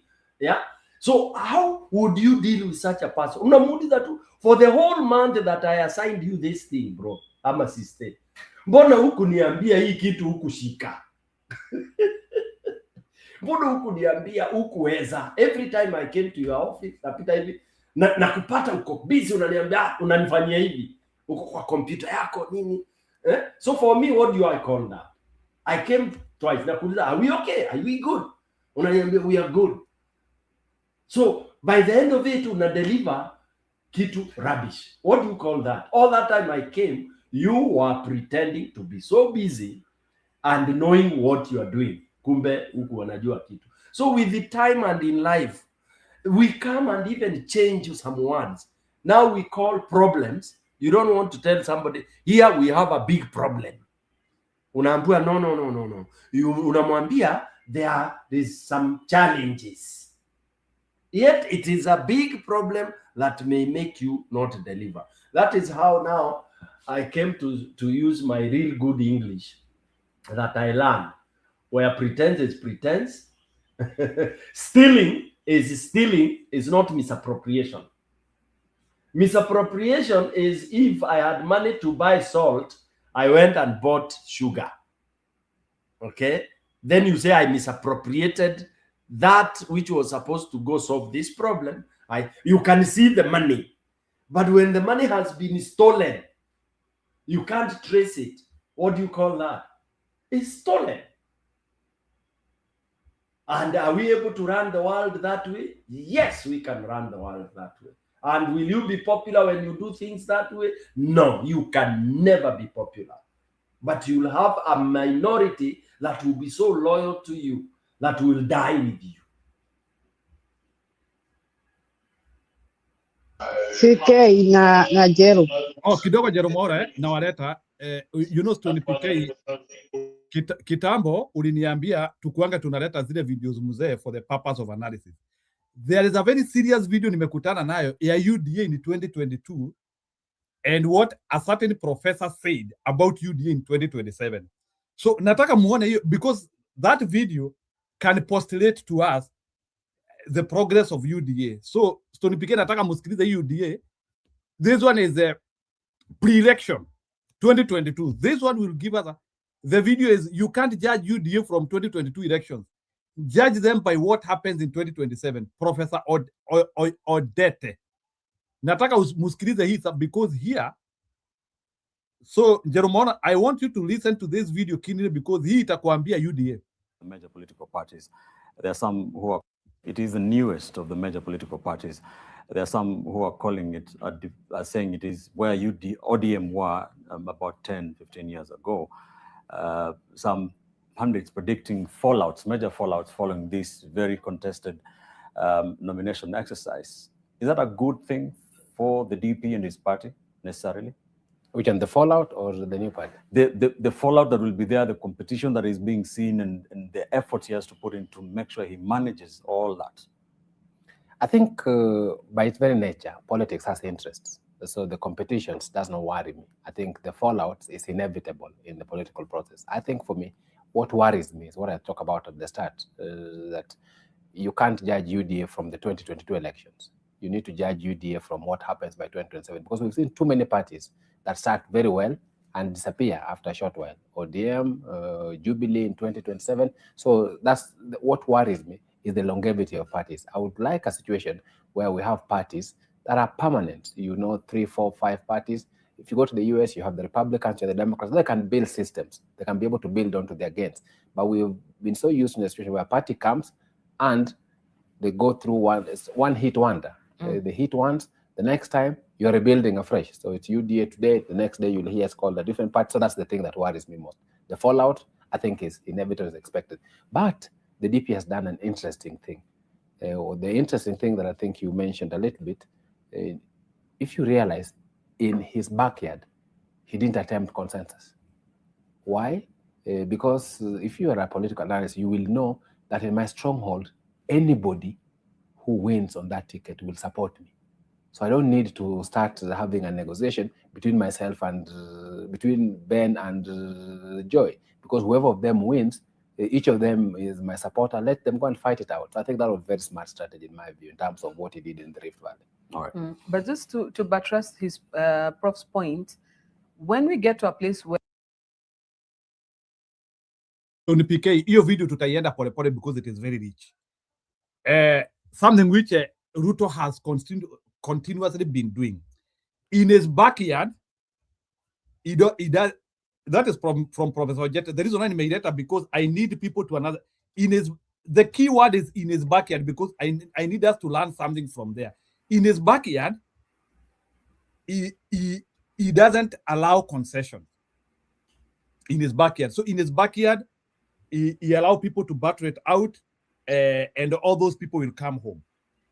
But in other places, he does the reverse. Can you try to get that on for us? Because that is one thing which has ensured that Ruto is killing other political parties in other regions. That is the key. Happen. Yeah. Let's pick it now, and that's where he beats everybody. He beats Raila. Okay. Kibaki was smart. Kibaki applied the same philosophy or the same principle. Okay, because truth be said, if in my area, whoever struggles, and they are struggling for what? In my party, why do I need to arbitrate? Nina arbitrate nini? Why do I need to say Njiru wamesimama na Stone PK and they are all in my party, and it's the only party at Njiru akipita ama Njiru Stone PK, that is silly. So there he goes, there he scores. So automatically, whoever wins in his area, apende asipende, ataenda msururu ya his party. The challenge is out there. You need to now engineer out there to get the most popular or the most preferred candidate so that you win out there. It's a simple theory that Raila failed absolutely and miserably in his home ground. Because if there is a party that's had issues and very serious problems, including Jubilee, was trying to manipulate the grassroots elections, giving unpopular candidates straight tickets, instead of letting Mwananchi to give you the person they think is right. By the way, Njiru, the best strategy on earth is to make the people decide. If you can just tell people, tafadhali, today if you are told to be, let's say, kuna project unasimamia ya community mahali, tuseme area X, and you want to have a team of project management committee of 7, the best you can do is to go there with an empty fool's cup. Okay? Haijaandikwa chochote, then you call a community meeting, then you tell them, by the way, out of this meeting, nataka nitoke na 7 members of your community who will be charged with the responsibility to manage this program or this project. Na wewe ukae kando useme mimi nitakuwa returning officer. Okay, nyinyi mchague the way you want to get them, how you want to conduct the election. You leave it to them. Na ukuwe na the whole day to arbitrate that, my brother, you'll get the best. Because what you have done, you have delegated duty almost 90%. How? That if anything goes wrong, kwanza agenda namba 1 itakuwa inasema mlinipatia hawa viongozi, ndio nyinyi wenyewe ndio tena mlisema chairman, ndio mambo yote hii imeenda, mimi mnanitaja wapi? And that is the best module. So back to you, Njiru. That is where now Ruto really got it right, and it was clever of him. So the reason why nimekuchezea hiyo video, I wanted you to prostrate. Jerome, I'm coming to you because I know you had a comment you wanted to say, but there is, you cannot, even in football, in football, coaches lazima uanalyze game ya yule mtu mwingine ili ujue vile utascore. Pep Guardiola and Maresca of Chelsea, kuna vile wanapanganga game yao. So the reason why nimekuwekea hiyo video ni, do you think that strategy of Ruto in his backyard is he replicating the same? That is number 1. Then number 2, do you think as the opposition we will allow compensation and including even not having background? When you allow competition, you don't even have background deals, because background deals ndizo zinakuja zinaharibu kila kitu. And I know Stone PK, you understand when I say like background deals. Ni sawa unatuambia sisi raia ni nyinyi mtaamua, lakini behind the curtain uko na vifaranga wako. You have kuna wale ni kama kuna wale watu unapendelea. Do you think united opposition will allow united opposition will allow competition without, especially in our backyard? And in our backyard they allow everybody. That is one. Then number 2, will they be able to make sure that Ruto does not infiltrate our election? Because this is what in elections happen. Ruto will want we get the worst. So how will we make sure that our election is impervious? Sababu don't think that uchaguzi wetu Ruto atakuja. Ruto atakuja kuengineer. He will come to engineer and have his people, like for example places where, and I'm sorry to say this, Bwana Stone PK, do you know that in places where DCP is popular, I'm just giving an example, and he knows DCP can win there, do you know that Ruto can sponsor his candidate in the DCP? I don't know what Stone PK, if you can get that. I get you. Yeah, so I want you to comment on that. Can you make me understand, like, is united opposition aware of those gymnastics which actually prevent people from winning an election? Those are the gymnastics which are done. Yeah, it's home. You've landed. And Njiru akuje. Njiru, listen to this carefully. There is nobody that can con Mwananchi. That is point number 1. Mwananchi today, and thank God UDA has done, it will have completed its primaries, and it will now have those who it will call the UDA holders everywhere. Okay, that is done. Okay, once they are through with that. Now the Mwananchi know that if, for example, in DCP, they know those whose heart or hearts are in DCP. Mwananchi wanajua. The leaders, I'm telling you this from grassroots because I deal with grassroots a lot. There is no way you can call grassroots. For example, you go to a place called Momenje, for example. You cannot manipulate those who are, for example, let me use the latest, followers of Karis. They are known. So wherever Karis will go with his party, I mean, if he decides whatever party, like now he was in DP, those people did not go to Karis as DP, they went to Karis as person, character. Okay? So until maybe you want to really kind of buy the people, I mean, the person that the people really strongly feel. And if the people feel they love somebody who anayumba, because somebody who can be manipulated anytime, then that becomes a leader that has no belief, has no principle. Because for today, for example, somebody who would flip-flop to go and support the massacre of Gen Z and all that. That's why I say Ruto committed an unforgivable sin. So I do not see anybody who will pretend to join Ruto and assume that things that have happened previously, we can bury them. Then that is not a worth leader.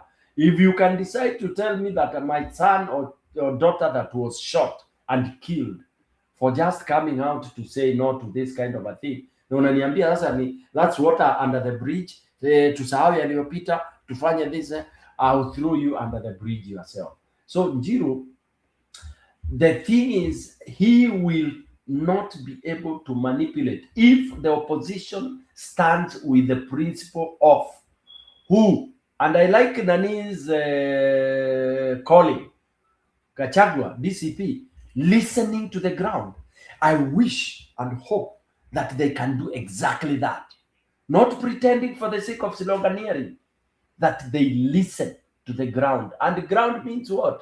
The lowest unit is ward. What do people at the village level talk about who they think should be their leader? By the way, you listen to that, you get it. Listen to that, you get it. At the village level, people can decide to takula ya huyu, but we will vote here. But when you start to circumvent them, then that becomes a problem. So for me, I would tell the opposition to adopt that through grassroots consultation. The problem that comes is you might find people in grassroots, alafu unaanza kuuliza, lakini Stone PK ako na pesa. You see, the moment you invoke money business, ako na pesa ya kusaidia chama, then you lose it. You lose it. But the truth is, be fair to the chama and you'll get it.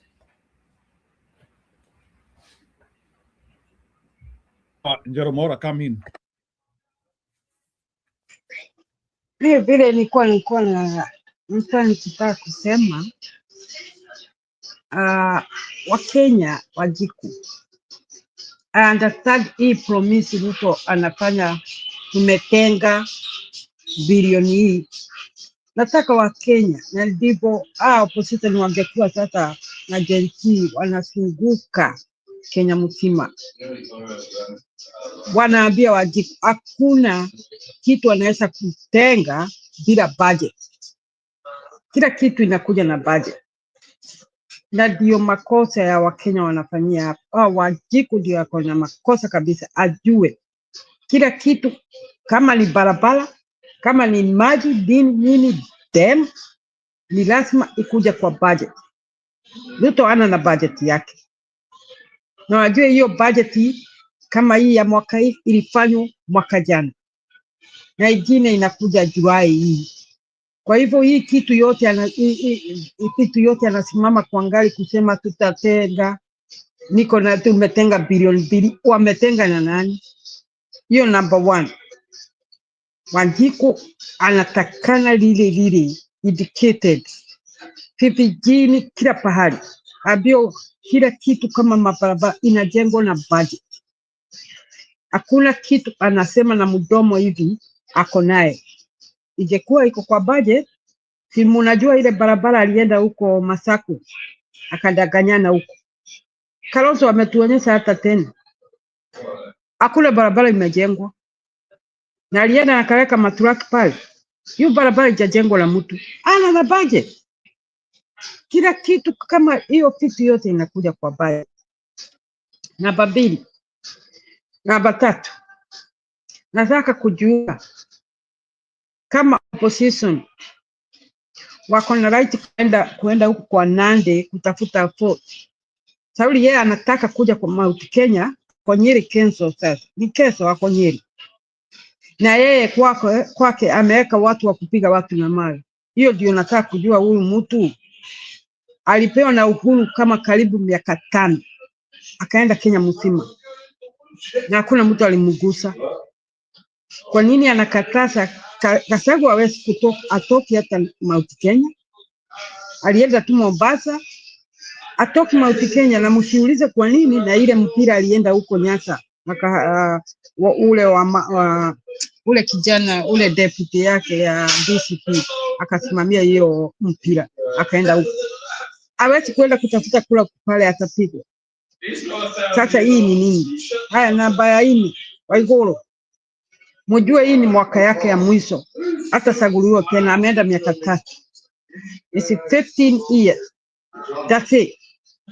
Kwa hivyo kusimama hapo na yellow kudanganya wananchi wakati watoto wao wameuawa, wamedaptiwa, hajai kusema kitu. Sijai kusikia member of parliament talking about these children. Sasa wameanza kuja kwa wajiga hawa. Sababu watu sijui wajiko ni nini, atumie akili. Hata tujamaliza hiyo, hata mimi nalia tu, roho yangu inalia na hawa watoto, nalia na mama zao, lakini wajapatikana. Na wameanza kupewa 200 na boso, wanakubali maneno ya huyu mtu. Inatakana sasa opposition, it's time. Sababu wako na Gen Z wengi kama Kiambu. Gen Z wameenda kila pahali, wanakubusa watu damu ya hawa watoto. Na ajue kuko mzazi saa hii amekuwa mgonjwa Sauli ya mtoto yake, na hii is very serious. Na akipewa tena miaka 5, nyinyi Muhammad ataua kila mtu. Sauli hakuna miti ingine, hakuna futi ingine anatafuta. Sasa ataua everybody na atafanya vile atafanya. Kwa hivyo tujihadhari sana na hiyo tamaa ya watu ya 200 na akuli miaka 5. Really they need educated. Ati kila kitu inakuja na budget, sio Ruto anatengeneza. Unaona? Ako na uongo sana, na hii inaniuma. Haki inasikia baya vile huyu mtu anatumia watu. Unaona watu, nataka mfuatilie nyinyi wa hili kesho, mniambie mkirudi huko alikuwa Baringo kama hao watu wamewekewa hiyo pesa idanganya wa kijana. Jeromora, nataka utaendelea na swali yako tena, but nataka kukureinforce kidogo hapo ili Stone PK aingilie. I want to put your question more serious. So Bwana Stone PK, it is something which I'm trying to ask, and it's something serious, it is true. Hi Sarah, karibu. Hypothetically, why is the united opposition, or not even united opposition alone, why are we not seeing some of our actors? When I say our actors, ni wale watu wanafanya kazi mrengo wetu, wale ambao wanataka vitu za urais, wale wameitisha. Why I believe that maybe they might be having why are we not having them having events? And I know they have friends, wanaweza kuwa wako na marafiki Baringo, wako na marafiki Elgeyo Marakwet. So why can't they attempt? I know there is a barrio which happened somewhere in Elgeyo Marakwet. Hakuwezi kosa mazishi like in a weekend. Because the reason why I'm saying that is because we always use these events as ways of communicating to Kenyans. Why are we not seeing united opposition trying to attempt attending an event in Baringo and Elgeyo Marakwet? Hata kama wataenda wafukuzwe tuone. Like Stone PK, I think that is what Mama Jerome Mwaura is trying to ask, because anasema Gachagua tu ako mlimani na alienda coast. So as Gachagua attempted to go to the Rift Valley, or this is the time now where he needs to attempt to do it through the political actors he have there, because you can't tell me that hakuna Mkale anaweza support Gachagua. Ni swali tu, ama Kalonzo for that matter.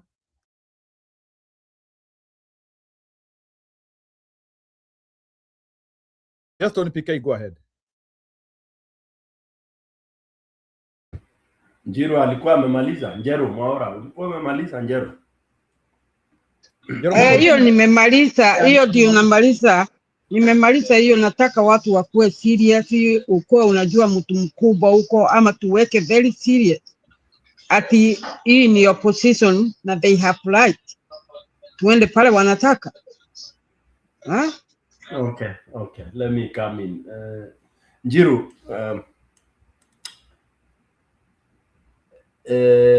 there are various strategies of when you want to run a competition. And one of the strategies is not necessarily to chase your shadow. Shadow chasing, some people don't do that because it doesn't really help. As you know, our kind of politics is that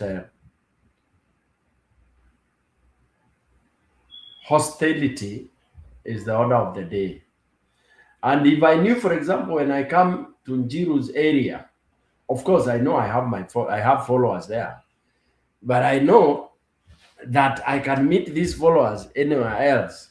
Sometimes in politics, we call them the the kingpins, you know, people that you have, the focal points rather, let me use a softer term, that I know I have focal points in your area.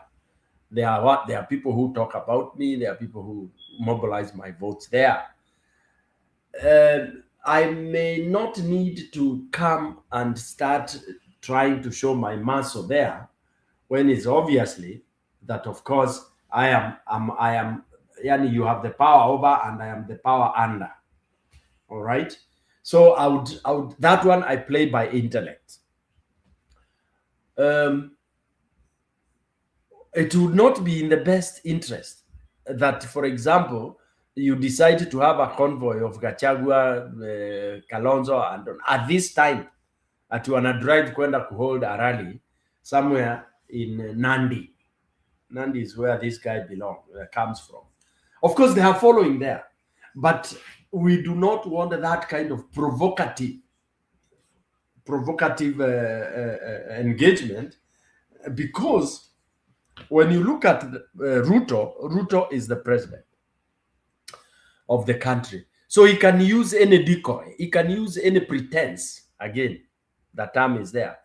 You can pretend you are launching Nyota program. Okay? Like what he did yesterday. You do a very big mobilization of people there. You are coming to dish out pesa. Unakuja kupangisha watu laini kuwapatia pesa kidogo kidogo. But you blend it with a program that you had said was in your manifesto, Nyota Empowerment Program. Okay? So you have a forum. You have why? You pretend that this is not this is not a campaign rally. It is a government program. And then you have all the, I don't know whether you watched that in Njiru. I don't know whether you watched the Nakuru event. That's why you are behind. You mobilize all the government agencies and CEOs, and they come there. And when you look at the function, it's like, yes, it's a government program that is going on. It's like when you go undercover of a graduation ceremony of a university, and then you have 1 hour of graduation and all that, reading the graduates, and then you have 3 hours of rhetorics about how education imenyoroshwa, CBC imenyoroshwa na serikali and all that. So will you call it a graduation ceremony or a campaign rally? You cannot call it a campaign rally, yet it is 3 hours campaign, 1 hour graduation ceremony. Okay? So basically, let us not even begin and trying to push and judge our opposition guys that, they are not going into our jaingia huko kwao, and it's not yet time. And even when it will be time, there are areas they will not go to hold rallies. Take that to any bank, because this is a country called Kenya. Now, Njeru, you are talking of things like budget, that this is not in the budget, that is not in the budget. Ruto has never followed budget anywhere. Okay, and that's why he He has money. He has money that is not in the budget. He has trillion. That's why he's borrowing. He has borrowed a lot of money, which is hanging.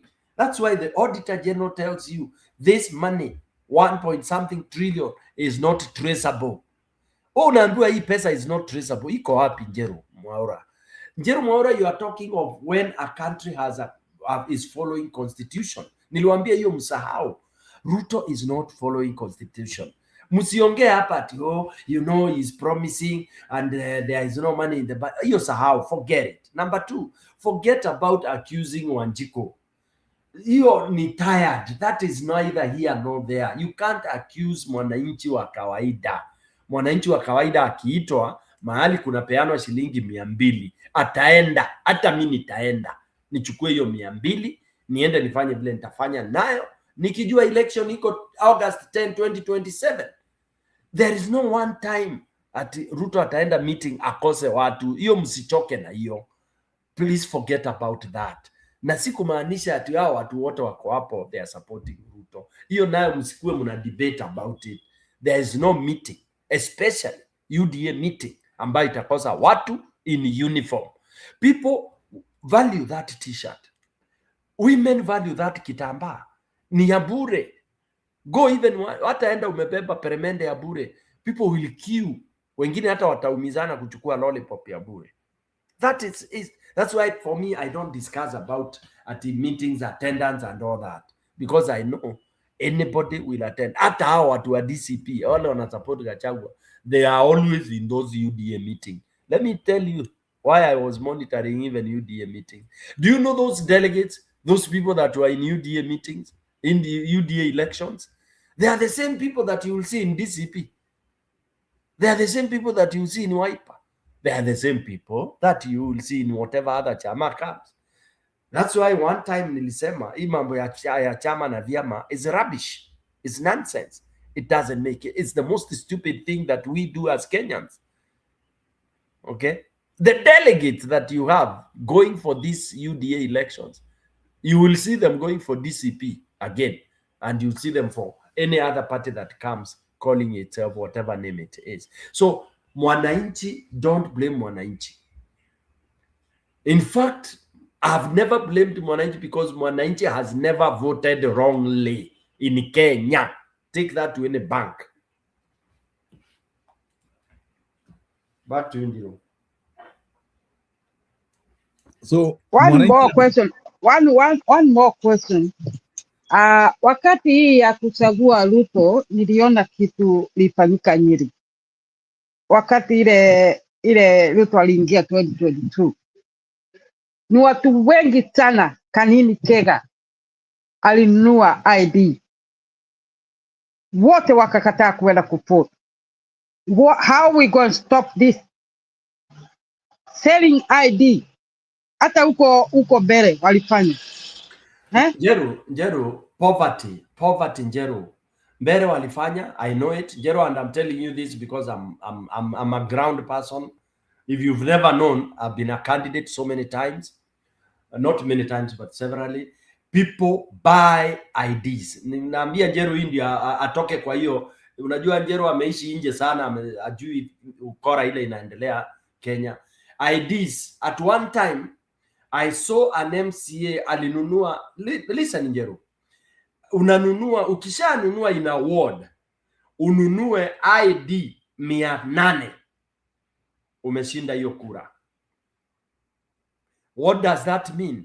Una make sure those 800 people who are going to vote for your opponent, Njeru, who would have definitely beat you, because in ward level, watu wanashindana na kura 100, 200, wewe una target kununua kadi 500 za stronghold ya Stony PK. Kwanza area yake hiyo, wale uko guaranteed walikuwa watapigia Stony PK. Unachukua 500, unawapatia 1000. Hizo kadi, they take the IDs. Wewe utaenda kupiga kura. Kwisha. And that will never stop.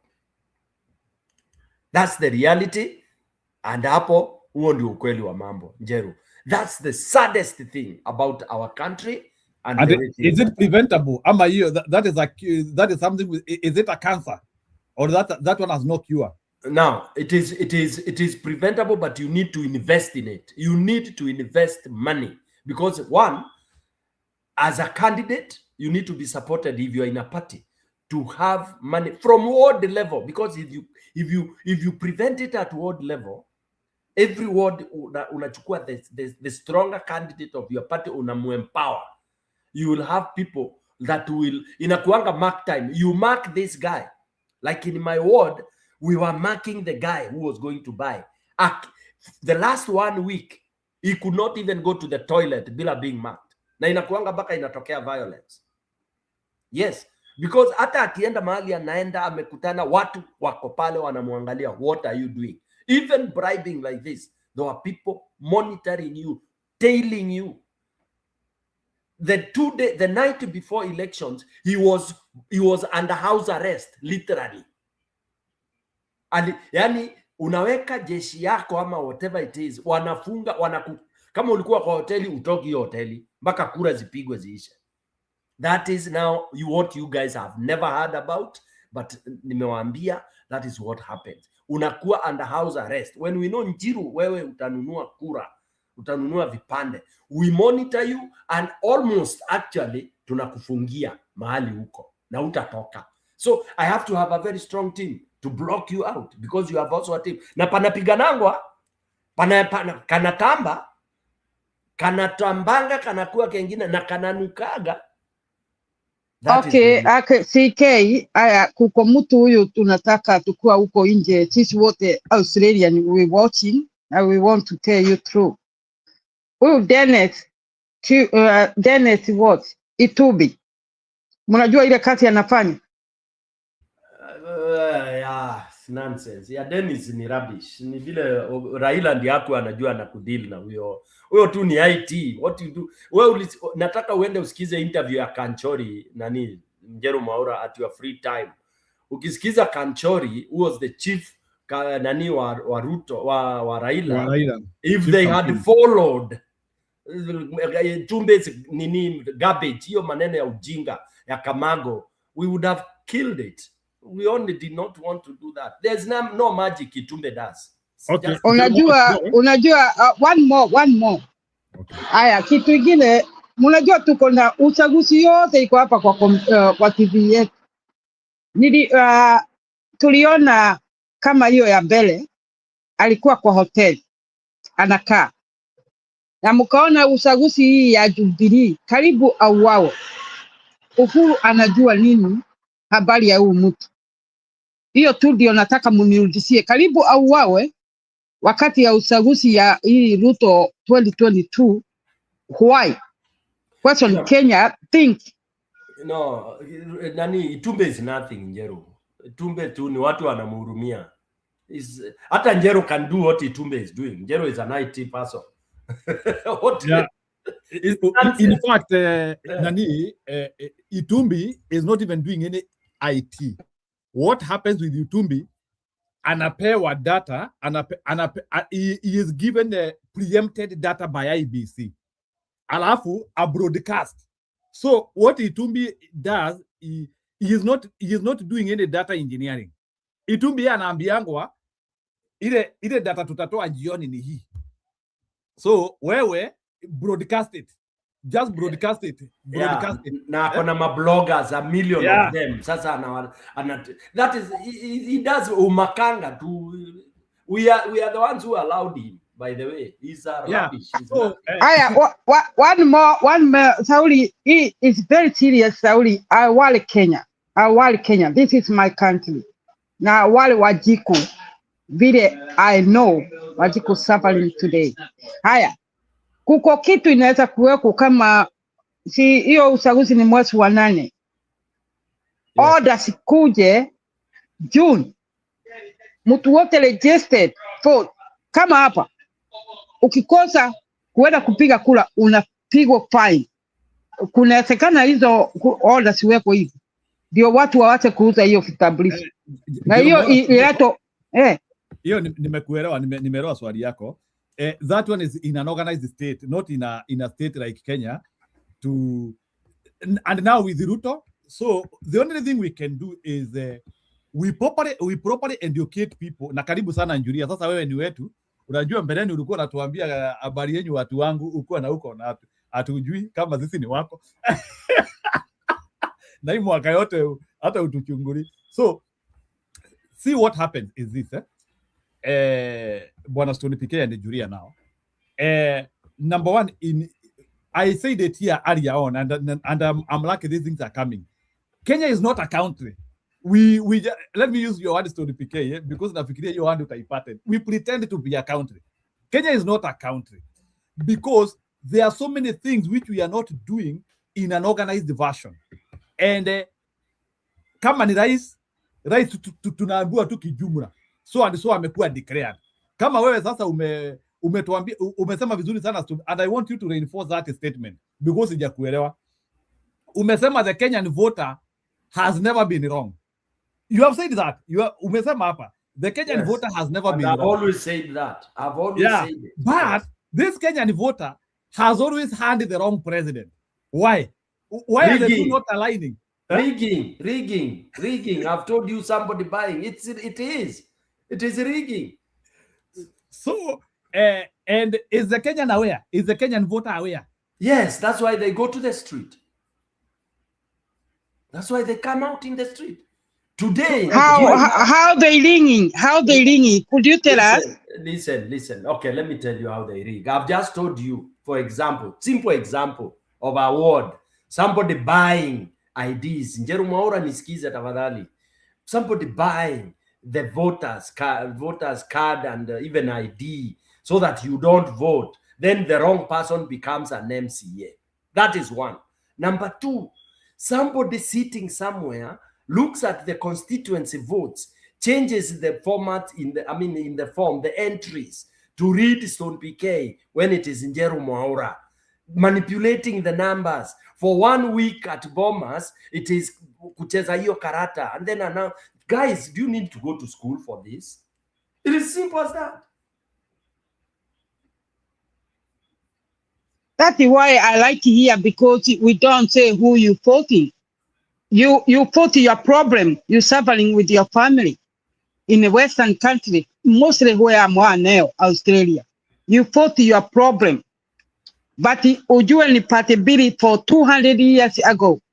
Lakini unaona hii opposition yatawi. Hao watu wote wa government wataenda wafote. Wafote ulu mtu aondoke sauli anatutesa. Sasa Kenya wataelewa nini? Jero, let me help you. You know you've been brainwashed by where you are. Hiyo ni shida ya huko Australia. In Africa, you have to vote for an individual. Now, we have no problem. People vote the individuals they want. Hata Ruto akona followers. Take this, Njiro, uelewe vizuri. Hata shetani akona followers. Watu wanapigia Ruto kura, watu wanapigia Raila kura, watu wanapigia ule. Ile kitu shida ile iko Njiru na Njeru na Julia is that tukishapiga kura hivi ziko supposed kuwa zinahesabiwa. Wangapi walipigia Ruto 100, wangapi walipigia Raila 120, na wajulia ni 10, wa Stone PK 5, wa Njiru 2. Inatangazwa hivyo. Hiyo ndio shida tuko nayo. Hatuwezi. There was one program nilisema, if I would be asked, I would say, let us never hold elections in Kenya until we will have a generation that will be able to be candid enough to announce votes as they are. It sounded very crazy. But since we are not able to do that, kwa sababu sisi ni Njeru, it's not that we have system. Hata hii system tuko nayo, it is okay. But why do you, saa hii ukiulizwa, why did IBC have to use Kamago? Na wana insist Kamago arudiwe. Na tunajua Kamago, saa hii hapa US wako kwa shida. Because their systems, actually their business is rigging election. Period. It is known globally saa hii.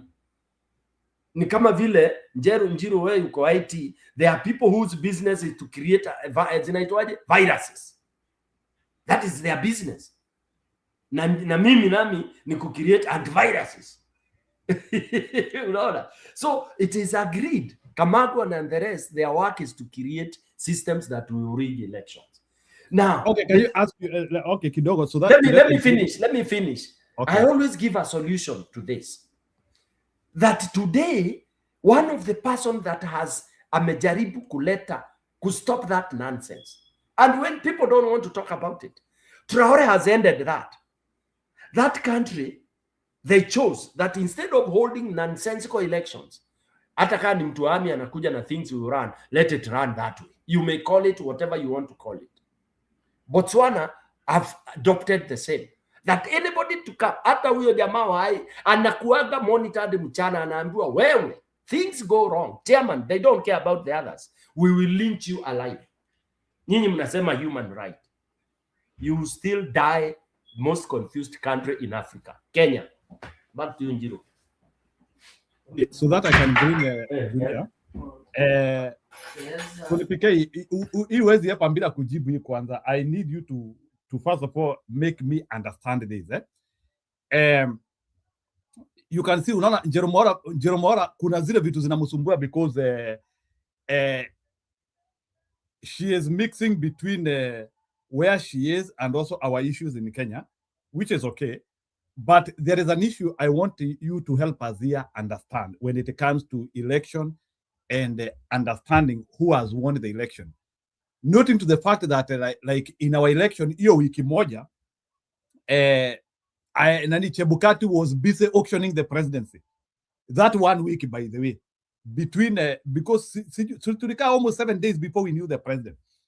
So the question which I wanted to ask, could it be, or maybe they will discover, could it be hii wiki moja tunakaanga, hii wiki moja tunakaanga, sijui kura zinahesabiwa, machine za kata, could it be this 1 week and the other 2 weeks of accepting and swearing in, could it be like these are the 3 days, no, these are the 3 weeks when we actually lose our president? So maybe Julia, you can enter from there. Julia, all the time unatuambia na sisi tutasoma kura zetu. You are very proud on that. Hebu kwanza kama sisi tutasoma kura zetu pale. Your statement was disqualified in Mbere. Can you tell us kura zetu tutasoma aje? Julia, because all the time you tell us kura zetu tutasoma. Maybe come in and then Stony PK will react to that later on. Happy New Year. Happy New Year. Saseni, nice to see you guys. Bado tumefikiria, ulifikiria tutaenda juu tuacha? Yes, kwani hamkuenda Christmas? Yani hata mtu akijaribu kukuandikia message, I'll be busy this week, I'll be busy this week. Yani ulifikiria Christmas itaisha, you are now here and kwani hamkuenda Christmas? Weekend, bado lazima tulinde Kenya. Kasongo halali.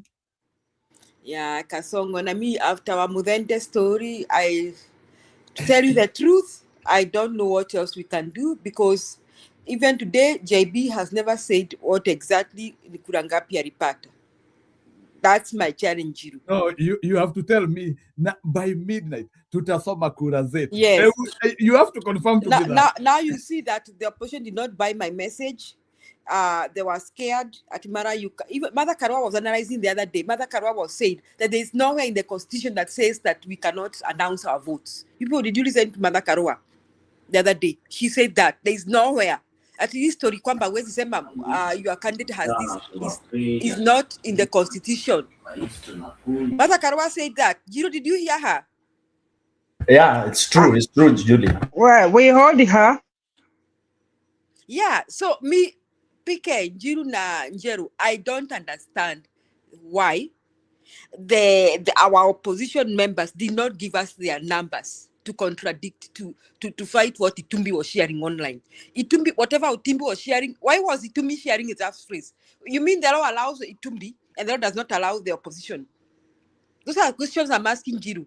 So for how long will the opposition wait to be given the numbers by the Electoral Commission, which is always having the numbers ready? Julia, they have already been duped. Uwezi tangaza. The IBC are the ones who are legally allowed to tangaza. Lakini Martha Karua deconstruct hiyo. But you now Itumbi react to was that? announcing. Wasn't Itumbi giving us numbers? You people, did you see the numbers by Itumbi? Simuliona za Mudende. You can actually. Yeah, I saw that. Yes. Hata alisema mbele ya huyo kusida alisema sawi. Yes. So hii kokuntu kokwayo na timidness hiyo ndio ilinikasirisha sana Njiru, na nikaona kwamba that Mbere gave us an example of how the opposition will behave in 2027. Because Now, as long as they have learned, do you think ni swali tu nauliza because Martha Karua seems to understand this and she has done a very good explanation. Now, do they have any excuse to allow Itumbi to do announcement na wao watangaze zao? They have not learned. Answer one question first, Julie. Answer one question first, and Nelly, I learned this during the holidays. Answer one question. Did Matiang lose anything? Okay, I was going there. They have not learned. Can I tell you why they have not learned? No. First answer that bit. No. I don't want to go there. I wanna just I'll explain. I'll give you. I wanna put it in a different. Let me put it in a different way. That they have not learned, and this is why I say they have not learned. Immediately after Mudende was announced the winner, Gachagua went on TV and said it is DP that lost. And he went on TV and said that 2027, Ruto will not succeed to steal because he'll be managing the whole country. That is a lie. The same way he did in Mbere North is what he's going to do in Mount Kenya region, because uchungu wa Ruto ni Mount Kenya region. As soon as he succeeds to show a picture that he's leading Mount Kenya region, then we are done. And as long as the opposition is not fighting to give us different numbers, we are done. So, Njiru, you ask me to tangaza numbers zetu, we won't, because the opposition did not even try to do that. So you have changed your narrative. By 9 p.m. we will be having our number. I always used to recall when we were being screwed by Wamudende with bad numbers. Nilikuwa tunakumbuka Julia. Kwani ya watu Julia has been speaking to Oxygen. Yes, they don't listen. We will lead our numbers. We will lead our candidate, and our candidate will have passed the flying colors. Nikashindwa tena, Julia. You have been giving me that confidence. Imagine, they are so ignorant. Imagine they are watching Ruku burn a whole polling station. I mean, they are ignorant, and they are playing like villagers in the world of technology. I mean, why does Itumbi control the bloggers when blogging doesn't cost anything? Just costs you going on your phone. Why can't the opposition up their game? Why is Gachagua still thinking that the votes can literally be counted and the numbers be the ones that were counted be announced? Bona kwa hiyo box. Sasa mimi since niligundua wako kwa hiyo box Njiru. That's why I decided not even to discuss Kenyan politics. I just decided that we are done. Unless we will give pressure to them. Let me say this. The only solution is the act of God for Ruto. I'm searching. That is what I think. No, before can I just say something? Can I say something? Go ahead. No. Can I just say something? There's something that we did not realize about the Matiang camp. I learned a lot when I was at home. That is why you've been seeing very, very, very weird things. Yani na historia when I was si ungetuambia tu nilienda nyumbani, lazima uturingia. I learned a lot when I was home. Tuambie nilikuwa home, I was in home for Christmas. I know you are saying that wengine wetu hatukuenda. Ni sawa, ulienda nyumbani. That was not the whole point. Anyway, I'm going into the Matiang thing. Matiang, why Ruto should be very afraid of the Jubilee wing, Jubilee wing and these other places. What's kelele Gachagua and all these people and people like Kalonzo, who's just taking care of 3 or 4 counties. Jubilee is trying to strengthen itself, also PLP. And why the votes of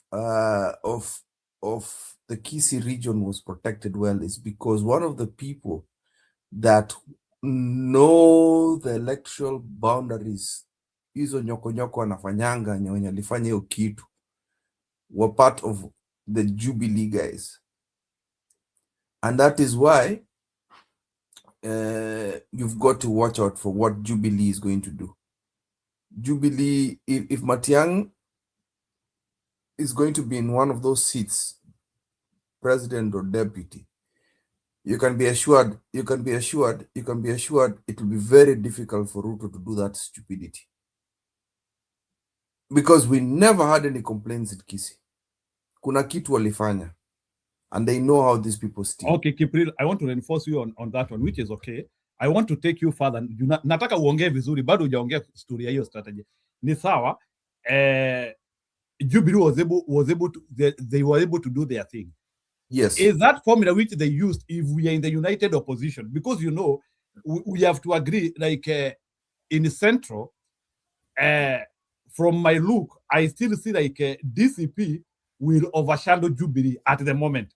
So that is the problem. That is the problem. No, singoje kidogo. Goja kidogo. You have to allow my point. You react. That is the problem with DCP. DCP is trying to bulldoze everything. They're trying to show that they're the main part. No, this part is have to coexist. Goja kidogo. Anakuja na fanya kifo yake anasema wacha nikuwekee point. Let's not wacha tusipige hizi chama. Goja kidogo, there's something I want to tell you. So what I'm trying to ask, you know, like this is the reality. Like, you know, here I want us to understand the real politics. This is the reality in the ground. And maybe Julia, you can help me if I'm wrong. And what to a comment section. In the ground iko hivi, I would say in larger Mount Kenya region, DCP looks a bit strong when it comes to acceptance. No, it's not. Goja kidogo. No, it's not. No, allow the point to go. I'm not saying it is that. No, unajua pia kudanganya it is part of you're lying to yourself. Watching TV. Goja kidogo. Allow this. So now, if DCP is not strong like in Central, which party is strong? Is it UDA? No, I was talking to people in Nairobi. No, allow me. There's a point I wanted to put for you because it can help us. Okay, it will help us so that it will kuongea sasa Kipril vizuri sasa. I want to squeeze some juice out of you. Bado hujaongea. So, and congratulations, ulienda nyumbani ukapatana that was not the point. Ngoja kidogo, na ukapatana na Vilembo na kuingilia kidogo nikuwekee point. Sasa in the Central, DCP looks a little bit stronger compared to Jubilee. And, you know, so that we don't suffer hemorrhage, political hemorrhage, you know, one party will, this one happens globally. If you're in the same coalition, especially when it comes into the same coalition, if you're in the same coalition and in your stronghold, one party has to suppress the other. It happens that way. If Jubilee will not manage to suppress DCP, DCP has to suppress Jubilee. But there's no way in which it will be practically impossible to stop hemorrhage to UDA with the two strong political parties in Mlima Kenya. It will be the first thing. I don't know, because sasa utakuwa unakuta hapa kuna Jubilee na kuna DCP. Where's the question? It is impossible. It is impossible because the thing is, why this, you've been seeing pull up. No, what they need to do, ngoja kidogo for me ile kitu nafikiria, why can't these people form a neutral political party? Wote watengeneze chama moja. Waseme sasa chama yetu ni hii, because these splinter parties will destroy. For me, why can't Martha Karua, if the goal is the same, we want presidency, why can't Martha Karua, Gachagua and Matiang'i fold their parties na watengeneze chama moja? Hapana. No. Hiyo ni good point, Jiro. That is what I thought they're going to do. That is the only way. What will happen? We will win the presidency, but MPs are tutapata. With that formula, we will not get MPs because of hemorrhage. That is where you're getting it wrong. I'm not getting it wrong. That thing happened in 2007. Kibaki hakupata MPs wa kutosha. But that happened after the fact. National Rainbow Alliance happened after the fact. No, This is I'm when not talking of 202. 202 was okay. I'm talking of 207. Part of the reason was because of fragmentation of political parties. So unakuta hata chama ya president nini chama ya president PNU was not able to get enough momentum. And the president need to get enough. There's no in which president can get momentum with so many political parties. It is impossible. And that's, let me tell you, Kipril, why is Ruto consolidating all political parties in his backyard? And where he doesn't have support, he is fragmenting people.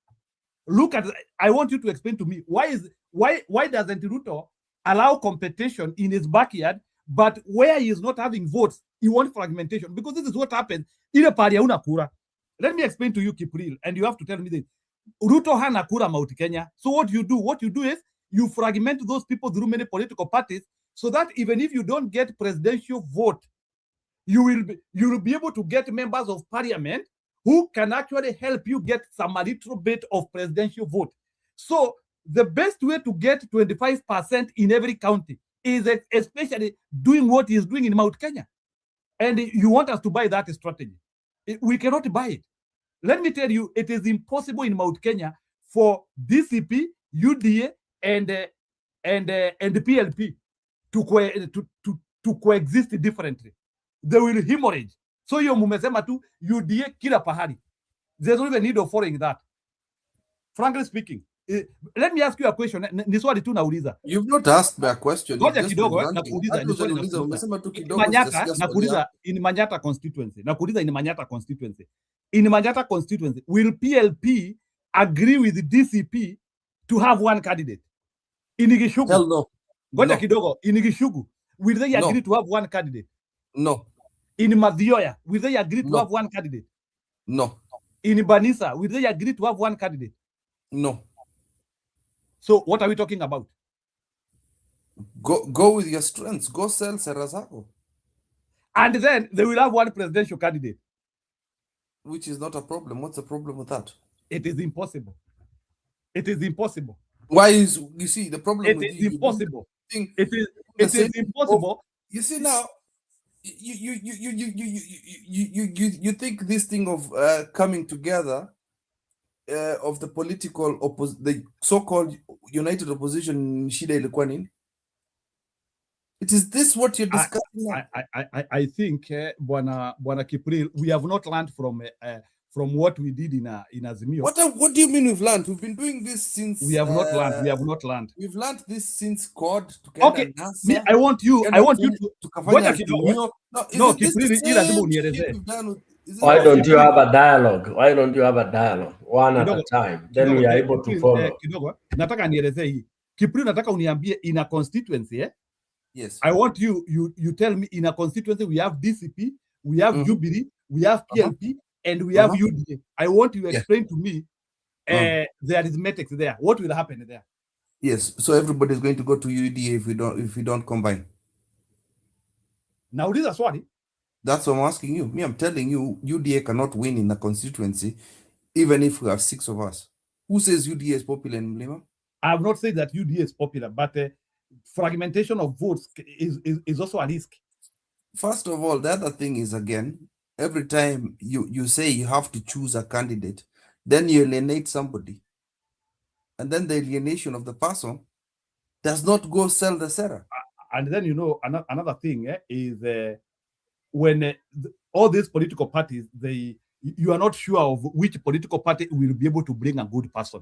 Let me help you guys here. Okay. Independent, we have to have independent people. Hold on. We should have independent people. We should have all those. That is the reason why we have multipartyism in Kenya. Let me help you guys. When you have 5 people in Manyata for member of parliament, 5 people from different 5 parties, the determining factor is the voter. Let me tell you, the voters don't care about PLP, DCP, UDA, garbage hizo zote. It is the character, the person. Who looks for the votes? The people, the candidates. It's Stone PK who talks to the people. I told you I was monitoring UDA today. What I saw is unbelievable. So don't worry, Njiru. You know, the most popular candidate, whichever party atakuwa, and the most clever party, itaenda for the person that is the leading Thank you, at Stan. people level. Period. Thank you. Hiyo Thank ingine you. Njiru, achana nayo. Nikisimama Wacha mimi mama. kwangu, let me finish. Yeah. Nikisimama kwangu na PLP ndio itashinda. I'll win. Straight. Gachagua will see dust. You know, Sasa anaenda dasi na wako pamoja. Hiyo ni kuongea nini? Unasema anaona dasi? You see the problem of this Njeru, thing. skiza, Njeru, learn to listen. Tunaongea juu ya, for example, member of parliament. When you are competing, Gachagua ameweka wake, Martha ameweka wake. Mbona Njeru ufuatilii vile Njiru amesema? You have 5 different candidates in the same opposition side, but wajinga wamesema kila mtu aweke mtu wao. Alafu PLP ndio popular kwa hiyo constituency. Si hao wengine wameonyeshwa dust, including UDA. Njeru, why are you getting emotional? It's simple as that. You see, the problem is, Njeru, you're talking about presidential thing. Goja Njeru, you're looking at the presidential thing. Wacha watu waende, wapiganie, we stop suppressing what people have chosen. Come on, if you're not going there to sell your votes and you're waiting for, what do you call it, the so-called strength of the party. If PLP is absolutely useless in let's say a constituency in Murang, let us fail. Let Jubilee win. Let someone else win. But you cannot tell me that we have to be united, otherwise UDA is going to win. How is UDA going to win in Central? That is May I ask the question? Number 2, I asked the question. You'll ask the question. Just wait 1 second. Number 2, if a person is 100% popular and he's not been alienated and amechanga pesa yake, party saa zingine namsaidia na hiyo pesa, na wanaenda huko even the independent person amekuja na pesa yake, amekuja hapo, and the people of that particular constituency know this person has been campaigning for 4 years, mtu atapenya. By then, let me not lie to you. But this story of coming to tell us towards the end of a particular period, we're just about a few months to election, less than 2 years, that you're going to tell me, I have been looking at Stone PK for months, this is the guy I want to vote for. Then you tell me at the end that because Gachagua is the kingpin of this place, I don't want Stone PK to run for that particular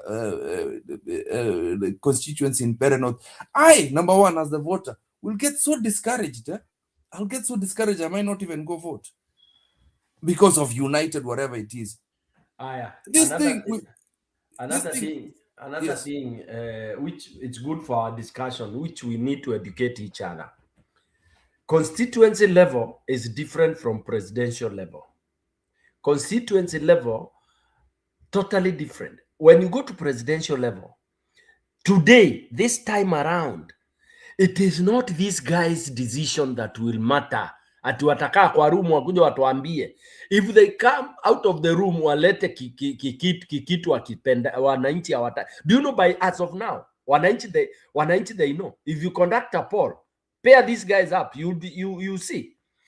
People already know who they feel can be a president and who they feel should be the deputy. It's now just the combination that people are waiting for. Watu wanajua.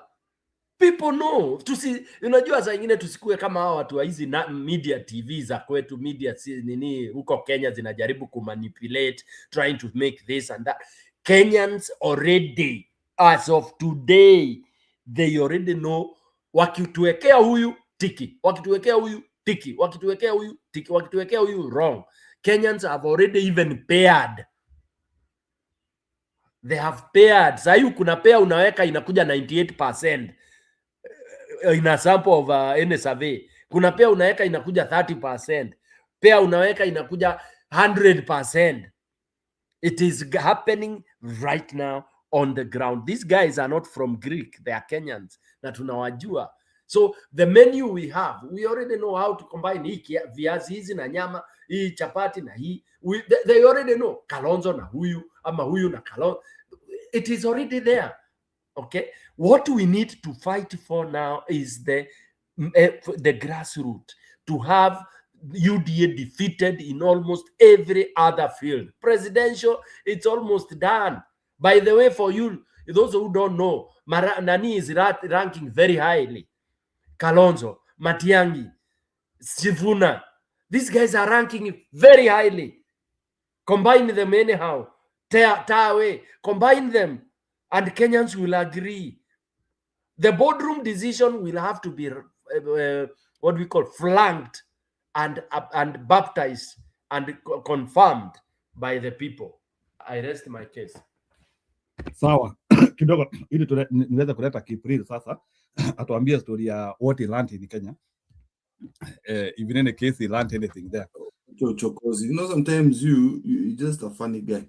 No, relax, bwana. Si ulikuwa Kenya na ni sawa. And we thank God you are safe and you returned well. I have some scary story. I've got some scary stories. I'll even talk. I'll call Stone Pig and I'll tell you. No, you need to explain to us. No, that is going to be behind the curtains, bwana. Huh? Sawa. So na umesalimua na enlightened. So away from that, there is something I wanted to confirm here when it comes to political parties. Gladwell, happy new year. Ni swali tu nauliza bwana Stone pekee tu, ni swali tu hypothetical. I'm giving a story. I'm talking of the constituency is Mwea constituency. Mwea constituency, there is a part like people are competing. Like we begin by this is how like I'm trying to talk about building of a candidate. Na Stone PK hapo ndio nataka karibu sana mkubwa wetu. I hope umetuombea. So I'm talking about building a candidate. The constituency is Mwea. The constituency is Rangata. So we are building a candidate, an MP candidate. So if you want to become an MP, and there are many political parties hapa, kuna chama kama 10 hapa. And they are good people and they are bad people. And you know, when you are building a candidate, kuna kuja mpaka akina Jandia wale nasikianga nimemtaja sababu naona best wetu ameingia. Kuna jamaa anaitwa Jandia Zada kama Jandia Zada, watu wa wash. So unajua sasa when you are building a candidate, kuna mtu wa wash, there is a good technocrat hapo, ameacha kazi amekuja, kuna mwalimu ame resign anataka kiti, there is a businessman you want. So you know vile inakuanga kila mtu anataka anakuja sasa. And the constituency is Mwea. The constituency is Kitutu Masaba. And we are building a candidate. So I'm asking, that good candidate, what is the natural process of how somebody chooses a political party, and to what degree, so na work in terms of percentage, and to what degree can we say political party X or political party Y or political YZ will be able to attract the best candidate in that foray? That is the question. Okay. Wacha nikwambie sasa. My friend, you watch Premier League, yeah? You watch Premier League, you watch hizi vitu zote unaonanga hivi. Yeah. Yeah, I watch. And then the even in Premier League or even basketball, there is what you call free agents, yeah? So if a person has been fighting very strong, amecheza football from high school, amekuja mpaka kutoka kuwa mchanga vizuri sana, alafu siku moja aonekane because of how he's been promoting himself, maybe he has an agent, yeah? Because that's what you call campaign managers, right?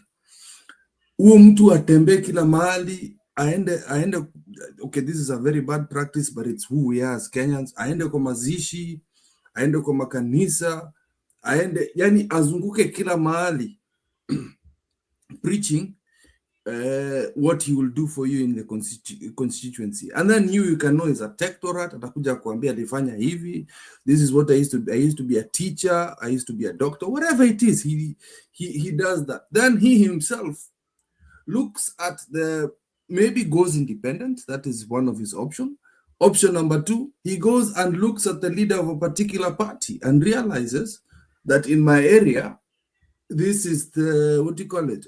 This is the party that is most popular. This is what people are most vying to. He goes and speaks to the party. Unafanya hiyo process, unaingia party, na unapanda. That is how they are picked. That is natural. That is what multipartyism is. But you cannot tell me that they are going to sit down in a boardroom. This is where I disagree with you. Sit down in a boardroom and then pick for me and say, this is so-and-so's, what do you call it, stronghold, or this is a stronghold of this party. Who the hell said that Jubilee was a stronghold for the Kisii people? Yet walipita tu hivyo. The Kisii people used to be with ODM. So for me, I'm just saying, yeah, that when you're looking at MCAs and MPs, wacha hawa watu wachaguliwa na wananchi wenyewe, na tuwache politics ya kufanya hiyo vitu zingine. Now, when we talk about the bigger seats in that constituency, then you can say, you can then let those presidential presidential candidates, when mtachagua kama opposition, the way you say opposition united, whatever it is, where utavotia PLP maybe as MCA, then maybe your MP is going to be Jubilee, then whoever is going to be presidential candidate, by the time Martha Karua is running for president, you vote for that one. Hii kitu tumezungushwa, rest his soul, God rest his soul. Hii kitu tumezungushwa na Raila ati kwamba every 5 years we have a new coalition, ati tunaambia tuende CORD, wanaenda wanagawana hapa, wanaanza kupigana, ama tunaambia kuna NASA, tunaanza kupigana. Where sijui wewe Musalia, wewe ni Mluya, utakaa kwa Luya peke yake, alafu wewe sijui what is the Isaac Ruto ni Mokale, you are going to stick with Kales only. Where Kalonzo ni Mokamba, you're going to stick with Kamba strongholds only. Why are you choosing for us? Why can't another party come into Cumberland? You're going to tell me that, oh, this is how Kenyan politics is. Why don't we change now? Because you're shouting for change. Mbona tusi change sai? Why don't we let the people choose? In your tabia tuko nayo na ODM sai. This is the kind of nonsense we have in ODM right now, where you're chosen for a candidate also in ODM. You go pay some party officials some kind of money, alafu wanasema unjo anapikiwa. And then again, you're confusing Kenyan politics with American politics. We are not the same, bro. We are not the same.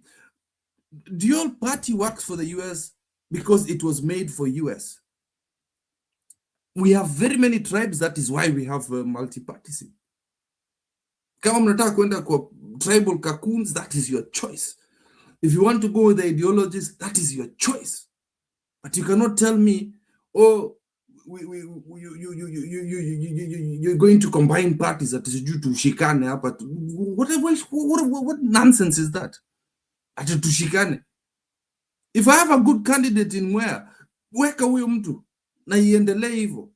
Because you cannot tell me that if we don't unite, UDA itaponyoka somehow. Are you going to tell me that already UDA has taken 50% of the votes? Yani imeshachukua 50% of the vote. And then the rest of the opposition wanachukua the other 50%. That does not make sense to me. There is no way UDA is popular anywhere in Kenya. And we are being lied to that we need to drop our parties. Actually, we need to drop our parties because if we don't unite, UDA itapenya. That is not logical. And we saw that with the Mbeere North. Tunajua tuliibiwa. Mr. Karisi is a popular man. How can UDA take 50% of Mbeere North? You ni uongo kabisa. I still don't believe we need to. Gachagua should have never, ever let go of Mbeere North. Tungeweka Karisi, tungeweka mtu wa Mbeere North na waende wapigane huko, mchunge kura zenu vizuri sasa. Because you'd have had two candidates there that are fighting. Just imagine 4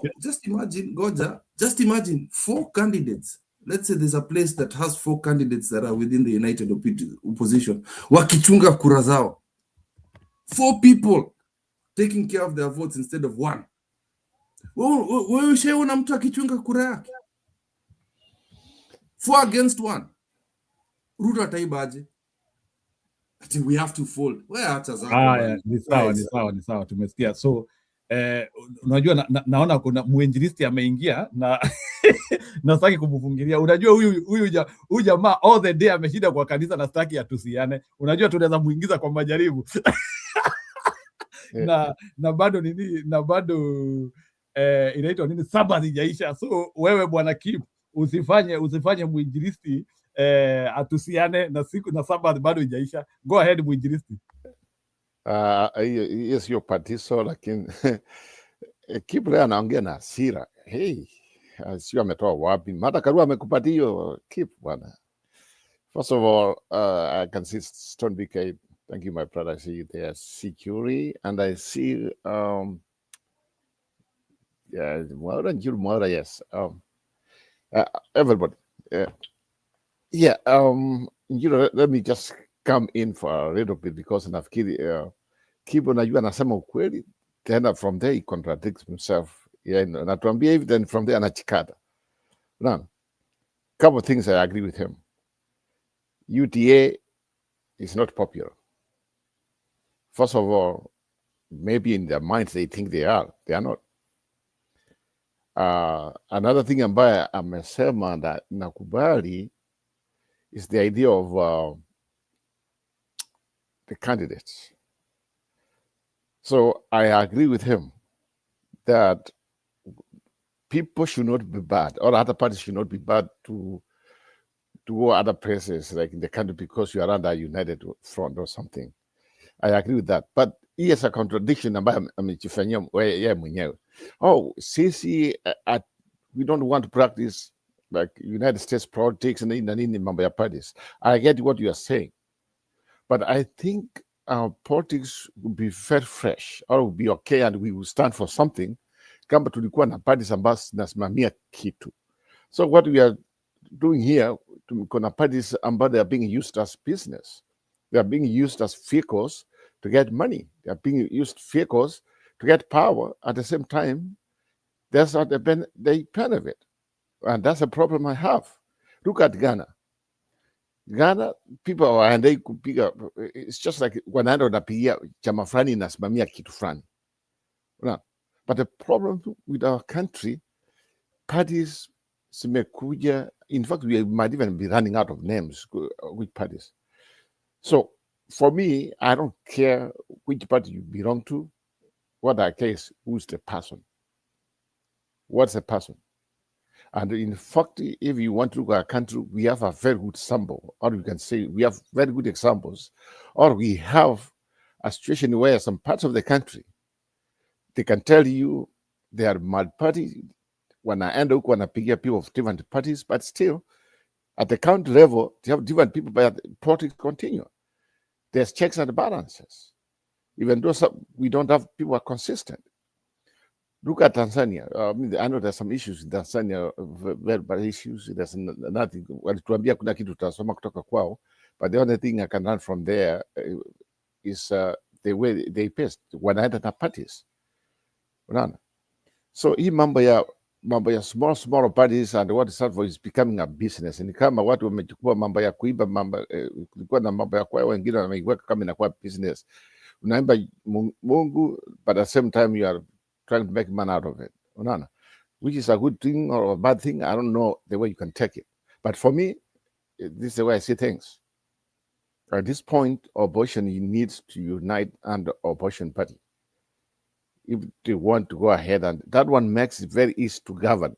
That's what, in fact, I've been insisting that the one thing for them, if they unite, is to make sure they get organized. They speak one language. They speak from one forum. They speak one. So huyu akikuja anaongea hiyo, akikuja si CPK, si what, Jubilee, nini. So wanaongea, no. They should unite at this point, even though they don't have where the candidate is. From there, they know, even during an election, that's how they can win. But mkienda mkisarambabika from everywhere, you are all over the country, but it's different kind of correction. Some of you sometimes mnapinga nyinyi wenyewe from the same part, inakuwa shida. But if they united with one umbrella, abortion, whatever united, as a party, then wanaenda na hiyo, I think third one might work for them. It will make everything easy. Even during an election, it will be very strong election because you have one cause, you have one candidate who's from your party, who is United Front, So what you do, the only thing I can just like advise, so maybe like a correct be done, is to come up a way of to say if the member is MP or the governor or somebody else, to find uchaguzi. Whoever wins, the popular wins on that constituency or that county or that ward is the candidate. But that one has to be done like as open democracy. He ended for primaries, to kwenda primaries under United Front, whatever part of the country, whoever wins. But when you go there, you go as one party. Lakini mambo ya kutuambia sisi mimi niko si white party, whatever, Wakamba, see, where I come from, we are partless. I can tell you that because kitu ambayo inategemea ni candidate. It has one since multi-party system ya Kenya imekuwapo. Go Kisirand, Jamirarand. You know what? It doesn't matter. It doesn't matter what party you come from. Very, very little that the influence of a party can win you.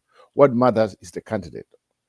And most sometimes also mambo ya kitu ambayo also we cannot run away from is mambo ya politics, local politics ambayo iko na ukabila, sometimes iko na chumba iko fitogo na wao wanachunga na nini unapata hii nonsense, then somebody anapenya anatoka. I know in our constitution we have independence candidates ambao wanataka kurun, maybe they can come and spoil. I get it, but at the same time it's good united under one party so that when you go there you save money, you save everything. You go there, you have power. That's why the people in Kiswahili wanasema umoja ni nguvu, utengano ni dhaifu. They never kukosea. They had something. So a united front is good for everybody. Lakini ukienda hapo kutuambia Martha Karua want to party, even nani ametuambia mwenyewe the reason why anatafuta party kwa sababu he wants to be at the table. Yeah. Why do you think the ODMs they are fighting right now? Why do you think nobody wants to give ground? Kila mtu wanapigana. It's because of the money ODM has right now. That's it. But if ODM right now had no money and they were just maybe under the water, maybe they had some debts, you could have wangekimbia kitambo. I can tell you that. But because there's like 4 billion from what I had, that's what they cannot tell you that, but that's what they are fighting for. At the end of the day, let us not. I'm tired of people using parties just like as a vehicle to gain themselves, as a vehicle to have power, as a vehicle to get money, as a vehicle just to terrorize other people. I want people to use parties to benefit people. And that's why I just feel like a united front, a party, a further big party, Nini, that's okay, but it's mamia kitu fulani. ODM walitupatia yes, something almost, but they never won the election. But at the same time, they united under as Mio, they didn't have power. So they never got power from true power. When you're presidential, that's what matters to everybody. The way we are built, presidency matters. And from there, let me just say, thank you guys. I'm on to listen, but keep welcome back. I can see you. Stone became, I can see you. But at this point, I just feel like, what, guys, what are we like? Gachawa bwana. Hii mambo alisema, I can see Kenyans sasa, I can tell my people, we are waking up. People have come to defend him, hii mambo ya shule. There are some people from the other parts of the country wanakuja, they are misusing their money, they are doing what, ndio wanakuja tena, ndio wanakuja wanatuambia wanataka national school nini na pesa ambayo walipatiwa, they are not that. I never even thought about that one. In fact, alikuja akasema sounding very bold, and I think it might be the turn point of the campaign for abortion. That's something you have to watch. That's very huge. Kwa sababu amesema Kasongo, the reason why I say hiyo mambo ya corruption because wanamunga mkono, and I believe 100% In fact, even the people, they will turn against all these guys. It's not a guarantee. With no paper, with what's going on, some of these guys, you just see them, they might not make it back. And I wish people would have the opportunity to choose their leaders. You know, they had, because I also understood, chama friend. That's the nonsense some of us we don't want to see. Like, there's a lot of people in ODM, the way they did was they came in because it was Raila and Mesama Chama. And that's where we go wrong. And that's sometimes we might contradict ourselves that Nataka Chama, but that was wrong. That was a wrong thing. Let me just leave it there. I hope you guys, we can have a open-minded discussion. It's not like all of us, we know what we are doing, but what's the way forward? It's good for democracy and it's good for everybody. Thank you, guys. Thank you, Ndugoroba. Yeah, let me hold fort a little bit for Njiru. I'm not sure whoever wants to go in or come in to maybe check or discuss further on what Roba has presented or any other thing, you can come in. I don't want to. Yeah, yes, Kip. Mine is very short. It's just I'm going to insist on people having a choice of who they want to run for MCAs, for MPs, governors, because we've had useless leaders over the years because they have been chosen for us through money, whereby Raila atakuja aseme, oh, ODM, this is your candidate for this area. Oh, UDA, as Kales, we have no choice right now. Kalenjins, there are very many people who do not want these people. But because for some strange reason, wamesema hiyo ni stronghold ya Ruto, yet not every Kalenjin wants that one. I've been on the ground, wataki huo mtu. But somehow, again, this word that Stone PK hates, inaitwanga hiyo kitu inaitwanga perception. We've accepted some kind of rubbish in Kenya. What is this thing of perception? Stronghold. Where news places, we are going to put it in the news. All these talking heads that they say they're educated, most of them being lawyers, but I'm a dedicated person. I know everything I'm saying right now. And this is the to take care of info tracks. This guy, that's garbage. Absolutely garbage. If you go speak to the, like in Nairobi, hakuna mtu anataka Gachagua. I know you want to sit there. I've spoken to so many people from Central. Hawataki huyo mtu. Because they feel like he's the man that brought them root. And it cannot go away. It cannot go away. A lot of them actually want to come back to apologize to Uhuru.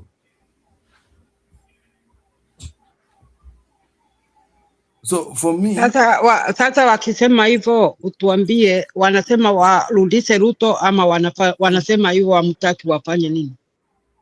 So for me, the final thing I'll say is, if it comes to presidential candidate, mimi nimesema wangu ni Martha Karua, but then again, let the people choose. Stone PK explained it very well. Wananchi wanajua yenye wanataka. Wapatie combination. There is a lot of selection of people they can get there. Nasikia kuna nani anataka kuingia hapo, Sifuna. Kuna Natembea huko ndani, kuna Matiang'i. There's a barrage of selection. That is when you can talk about that united thing. You can talk about hiyo kwenda kwa meza mu discuss nani ataingia hapo akwe head of siju whatever. Lakini hizi zingine wacha wananchi wachague, because we've had garbage. We've had absolute rubbish for MPs. Look at the track record from the time they released their pass to the so-called a president can do whatever they want, rather than parliament deciding that, oh, this is the budget of the country, this is where we're going to spend the money for this, and if you don't spend the money for this, they are brought to parliament, and then we discuss mbona we siasa kutumia hiyo pesa ufanye hivi. But then you'll have somebody like Ruto running around telling us, oh, sijui 30 million tumetenga kufanya hivi, sijui tutafanya Talenta Stadium, tutafanya hizi ujinga zote. Hatujaiona zikiwekwa hapo kwa parliament. Parliament, and they discuss that. All they discuss is their salaries and a finance bill because they've allowed the so-called executive to borrow money from everywhere and anywhere. And this started with Uhuru and Kibaki, Uhuru, na iliendelea mpaka Ruto. Ruto has just made it ×5 of the stupidity. So let us as the people choose our leaders, because coming from home, everybody's talking about MCAs right now. Actually, wachana na mambo ya MP. If we can corner the MCAs to do what we need to do, because they are very powerful, because during elections, MPs go to MCAs to ask for help. MCAs are very powerful nowadays. I think, can I answer you? I understand what you are saying. Okay, I agree with some of the things, and I disagree one thing. The one thing I agree with you: let the people choose. That's correct. Let the people choose. And I agree with you. Local government starting from the MCA, it matters, and that's where development might start, and that one needs probably checks and balances.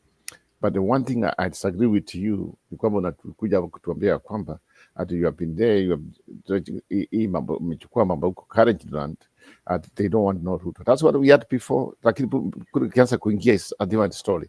I would never just I don't say, understand.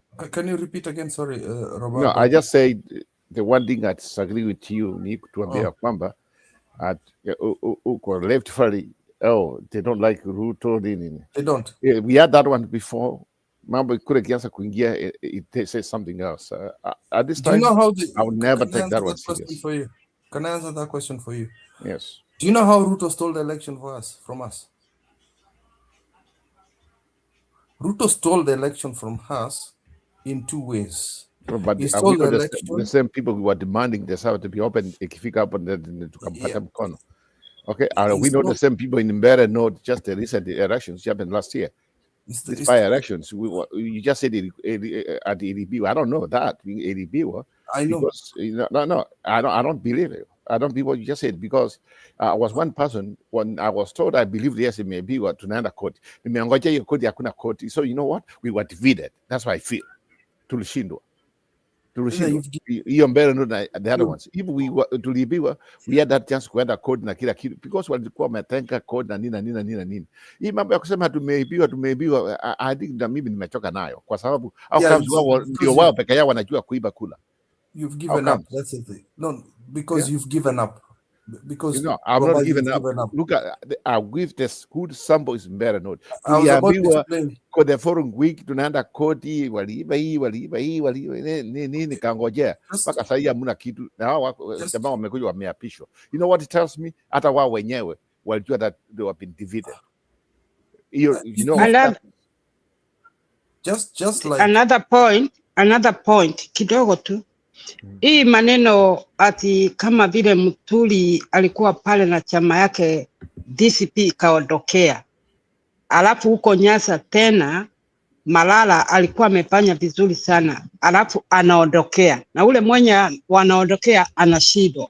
Iwachwe kila mtu aingie huko. Hiyo ni kitu ingine niliona baya sana. Malala aliwachia ule mwenye kushindwa tena, na huko Mbeere tena DCP akaondoa wake ati Muturi asimame. Tujui mafikiri ya wananchi. Hii ni wananchi, sio chama. Wananchi pengine anataka huo mtu na sisi tunamfungia, na yeye anaenda okay, acha niuse kura yangu. Hiyo ni kitu ingine opposition inatakana iangalie, iwache kuachania chama, kila mtu aingie pale then. Unaona? Let me answer that question of how Ruto has stolen Roba and Njiru. Ruto stole by using mathematical calculations. And you know, thieves always do the same thing over and over again. Why is it always, just like Tanzania, always Tanzania is 97%, 90 whatever percent? Can I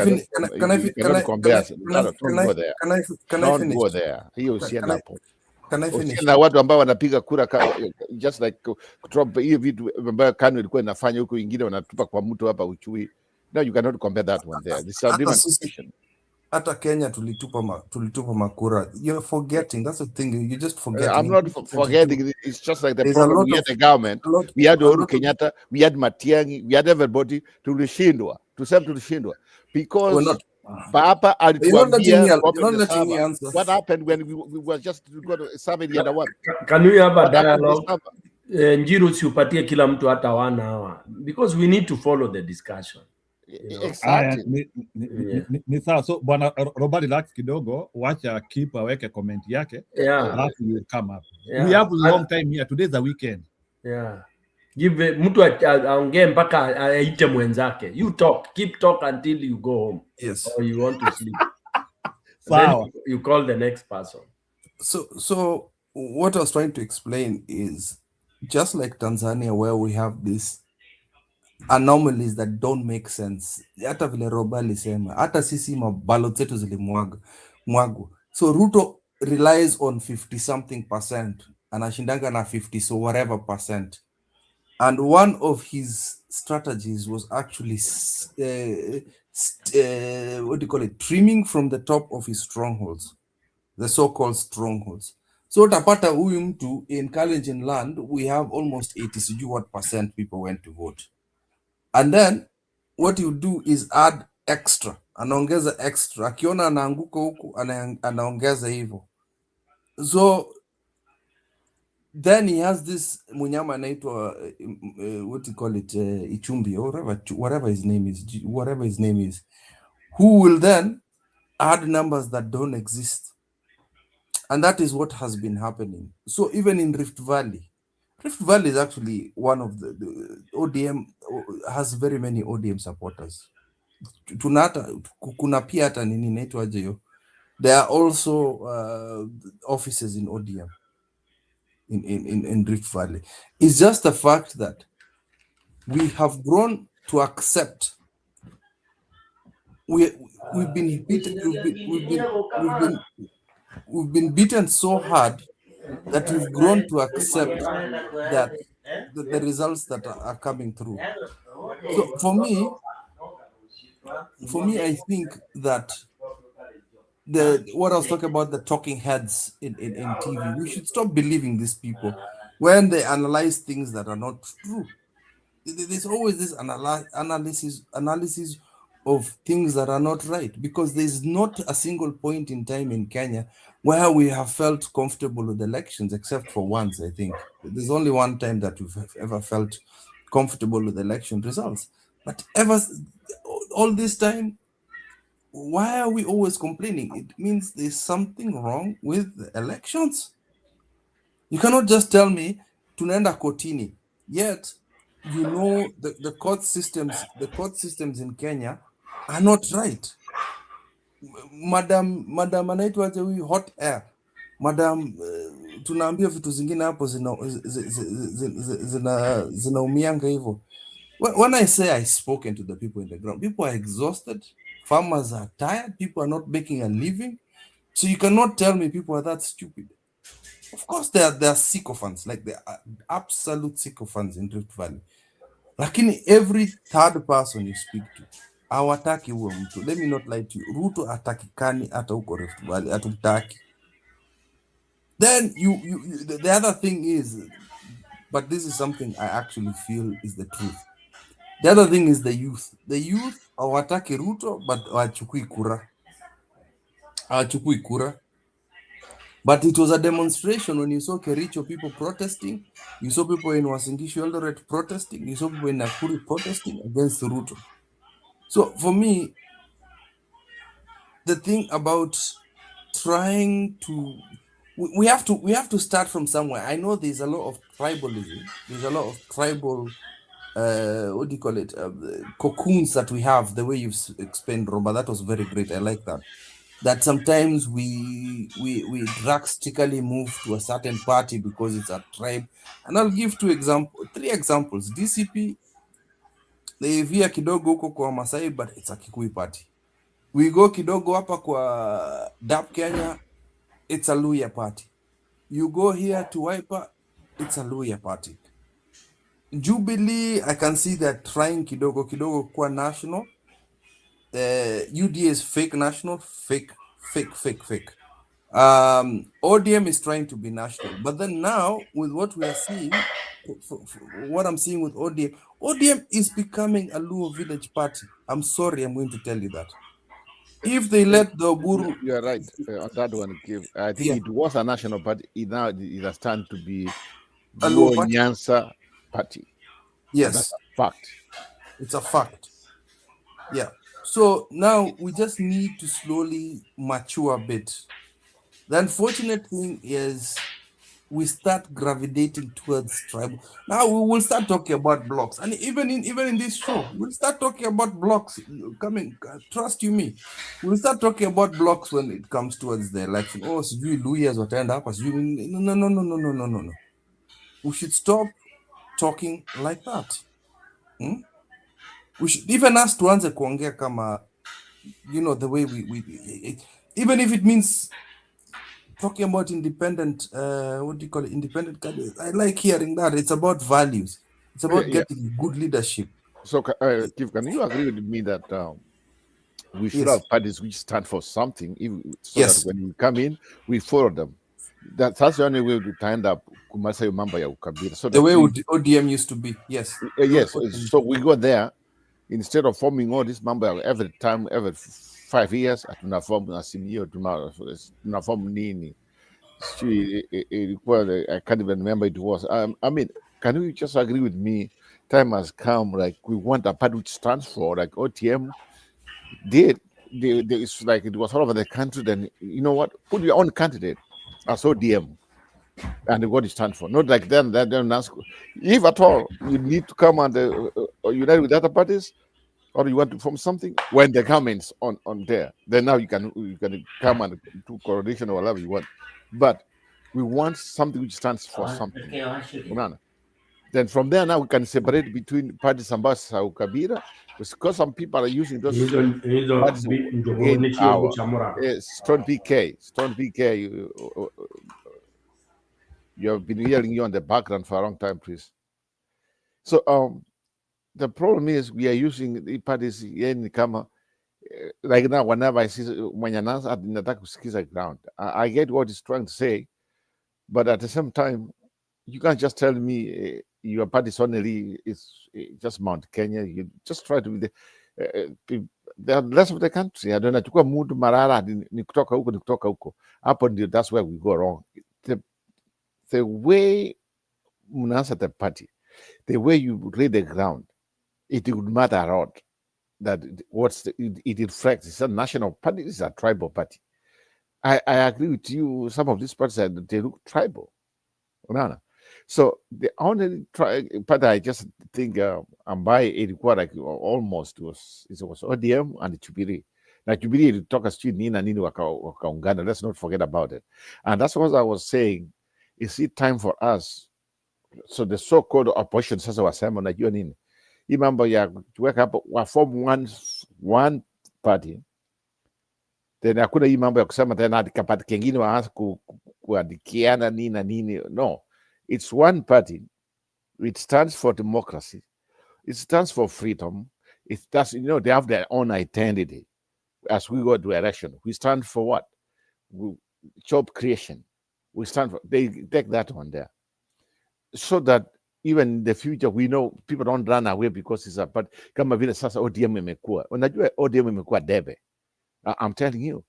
Unajua when somebody like this lady from Homa Bay anakuja natuambia we are the largest party in East Africa, Central, whatever.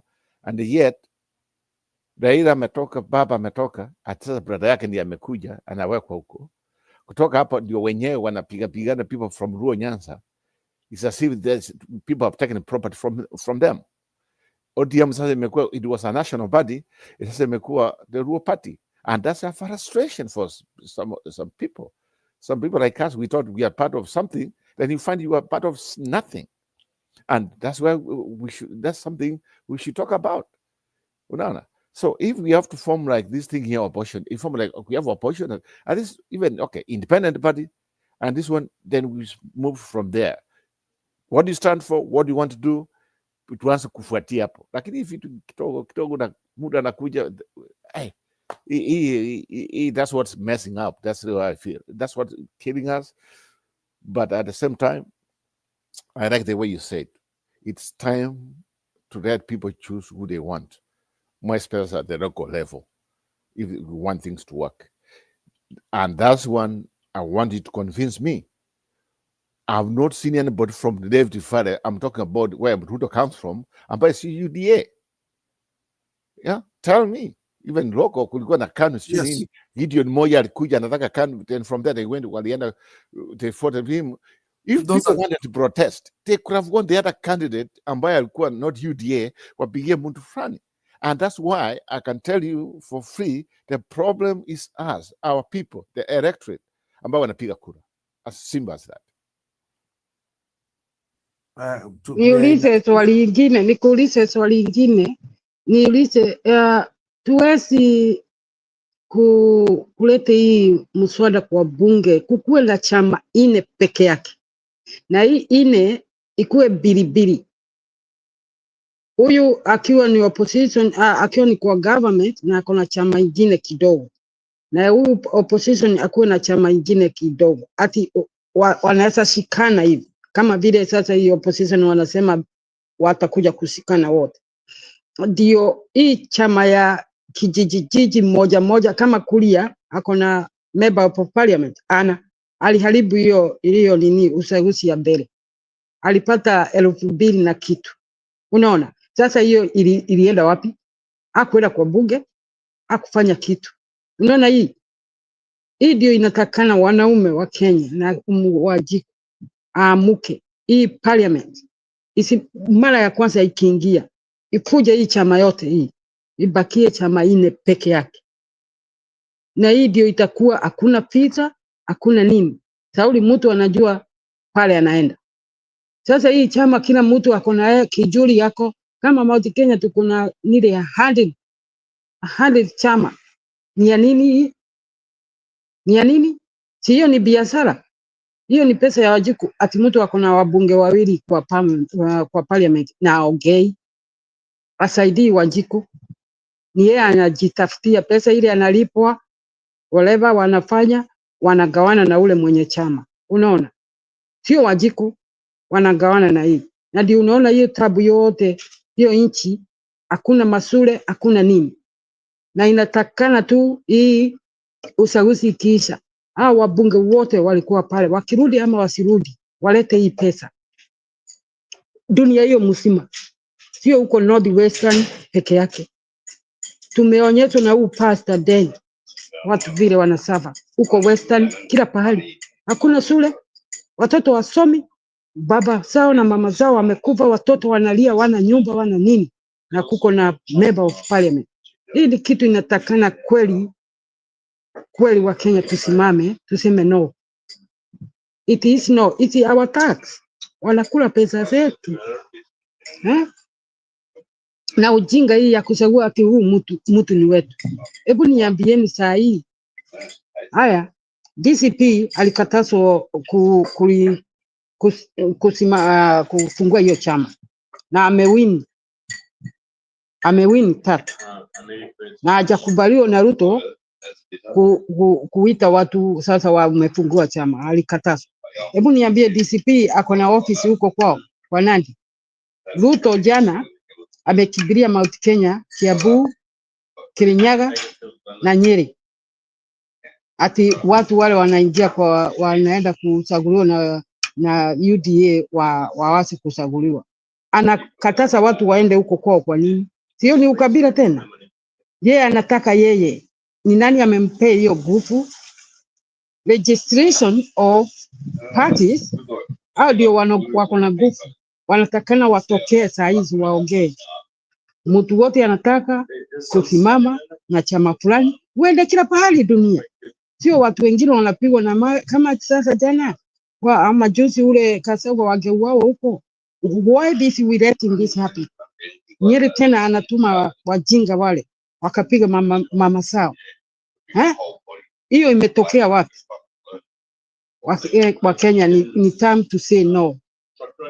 ama wajisague peke yao na bibi zao. Mkae kwa nyumba kabisa, wacha wakule nchi, mwache kwenda kuchaguana. Mkae kwa nyumba, wacha wasaguliwe na bibi zao na familia zao. This is it. Unatakana ukuwe na freedom,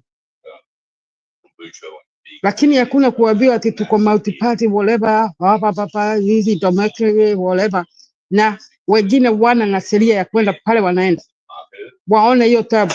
Hebu niambie hivyo, mumeona dunia yote sasa imekimya kabisa, na huyu mtu anaitwa ati ni Mkabila kusema hawa watoto kwa nini wasomi? Hakuna shukuru, na watu wanapewa pesa mingi sana, na watu wanafikiria ni kitu ya kucheza. Mtoto wasomi ana raha maisha yake, anaolewa akiwa na 13 years. This is very serious. I'm mother. Mtoto alikuwa ana tamani ya kuwa daktari. Hiyo yote imefugwa na wabunge hao. Ati wasee wa kijiji wamesema huyu. Na ni nchi mzima, sio huko Northwestern. It's everywhere Kenya. Wabunge wamepewa pesa na watoto wanalia, wana nini. Tunaonyesha na Pastor Den hapa. Kitu imefanya mwaka jana mimi niende hospitali nikifua kuuma. Nikilia nikiona watoto wana nyuma ama mbele. Wasomi na watu wako na wabunge 4 wanapewa pesa kila mwaka. Mjue wa Kenya every dry government here. Watu ndio wa kwanza kupewa pesa. Hakuna pesa ya hospitali, lakini hao wanapewa wabunge wote. Pesa iko kwa akaunti yao. Inaenda wapi? Na sisi vile tunapigania ni chama. Chama tutakula ama tufanye nini? Chama ni ya nini? Mtu wetu ni wa nini? Tunatakana na hii kupigana bure, kusema unachagua nini? Wacha. Weka kwa roho. Enda uchague ule unataka, enda nyumbani. Hii maneno yote tumesuguka hivi na Raila na mnaona ana point watu, ana point. Na ndio mnaona Wajaruo wasaguani. Hata Ruto saa hii hata akinunua huko, hata saguruo nao waendaki kuzagua mtu. Sauli vile wanataka, wana na chance. A whole country need freedom. Chance. Let mtu wasague ule anataka. Sasa Ruto wanafikiria ati akinunua hiyo ODM atawini. Wamekosa kuchagua Raila ni yeye. Think about. Na tena mjue hiyo chama ni ya hiyo family. Odinga family. Nimeangalia history yake jana, nilikuwa nasoma history. Baba ya Raila ndio walianza hiyo. Kitabu sana na akina Kenyatta wa Muigai. Sasa ndio wanafikiria, Wajaruo wanafikiria chama yote huko huyu ndiye ni ya huyo baba ya Raila. Sinaona sasa amerudisha ndugu yake. Hakuna mwanamume mwingine anaweza kuwa nini mkubwa kwa hiyo chama. Fikiria hiyo. Mama, let's not start talking about Raila. Sasa utagusa some of us. I agree with you, but inaonekana unagusa Raila lakini unataka kugusa Gachagua. Be fair both sides, kwa sababu ODM was a national party. CPK at this point is like Kim said, it looks like it's a Mount Kenya party or something like that until they spread their wings out.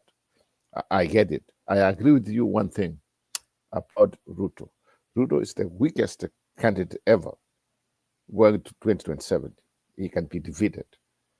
And for him, I don't know what he has done. I don't have the story about maybe they don't want the child to go left further. I don't know about that one.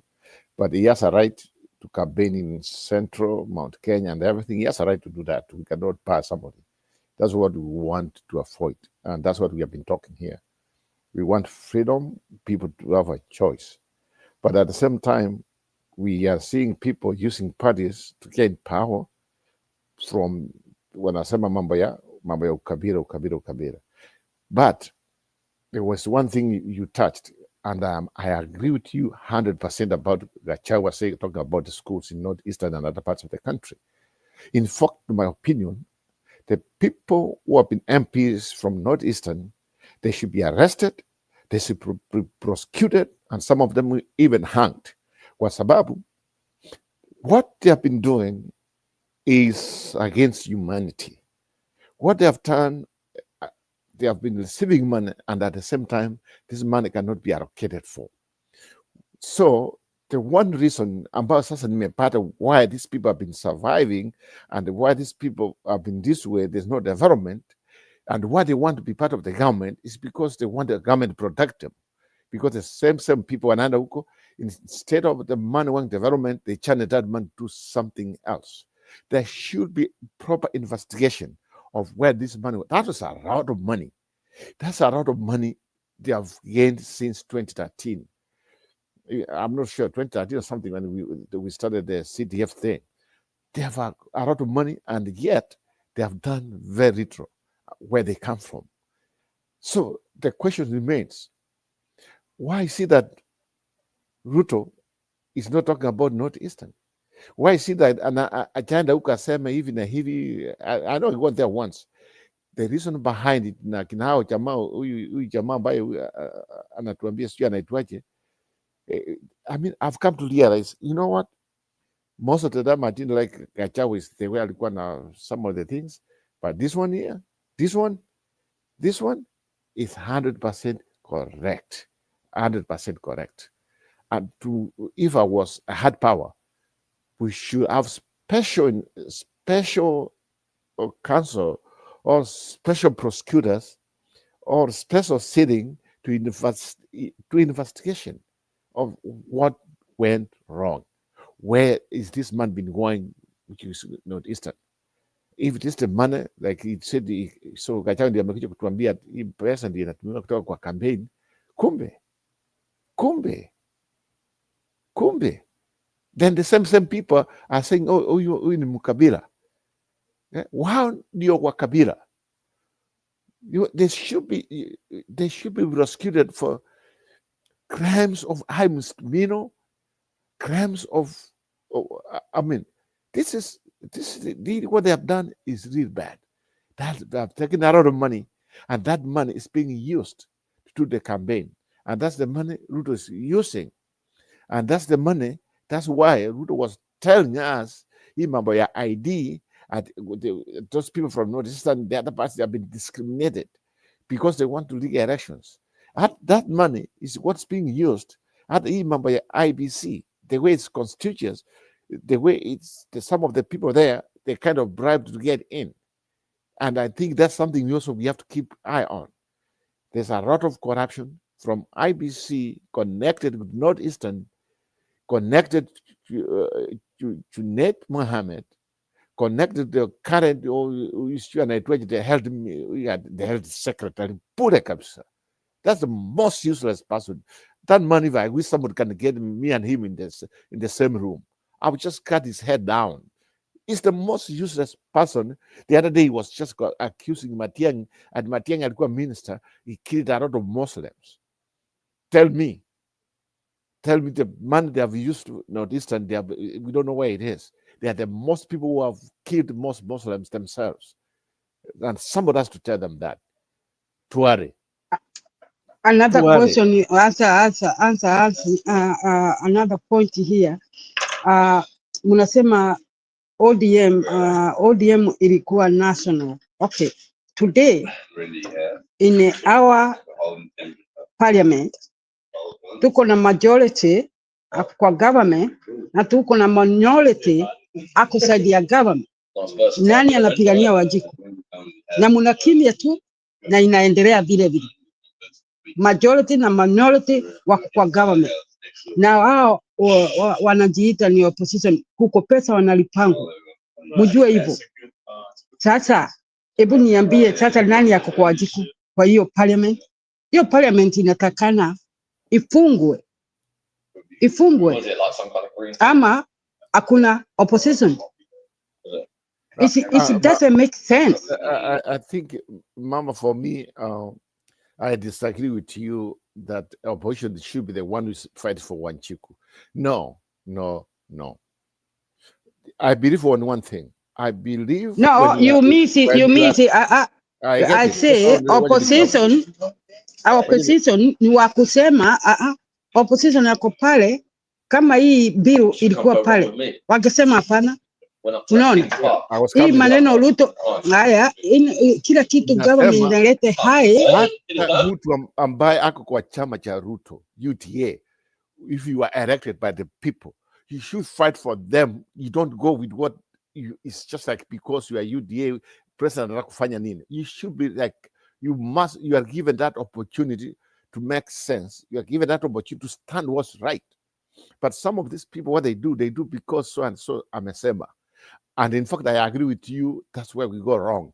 It should not be only the opposition. It should be when people who are in the government or the people who are formed the government, whatever UDA and others, there should be some members of parliament ambao wanakuja wanasema pana, this one we are on the same party, but this one I cannot agree, or this one I disagree, and I cannot be part of it.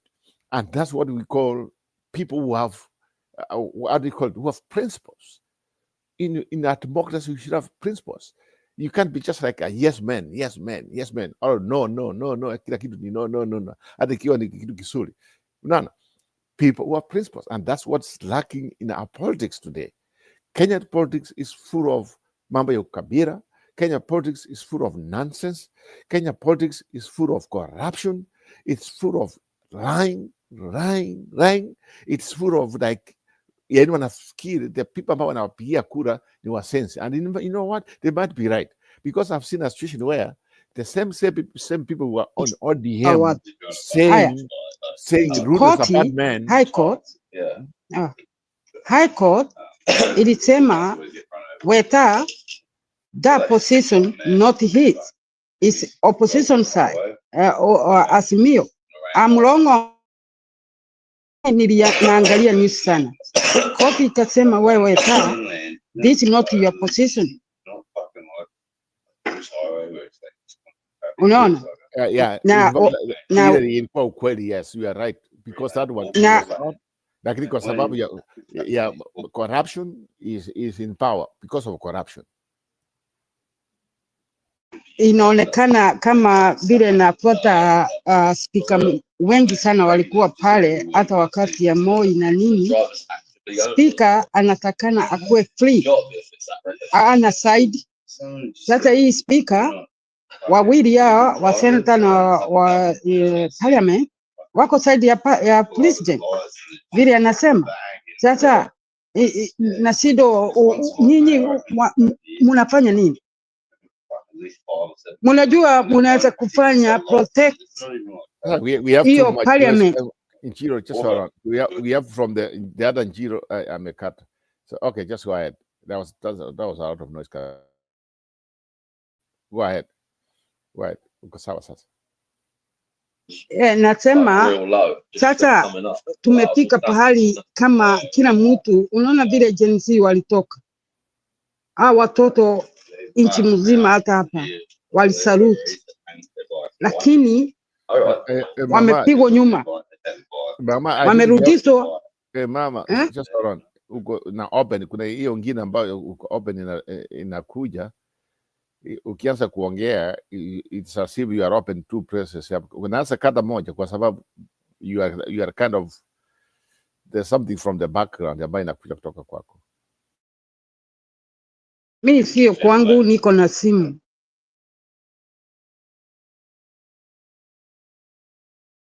Unaona, ukisima inasimika. Ukianza kuongea inaanza kuongea. That's fine. Just go ahead.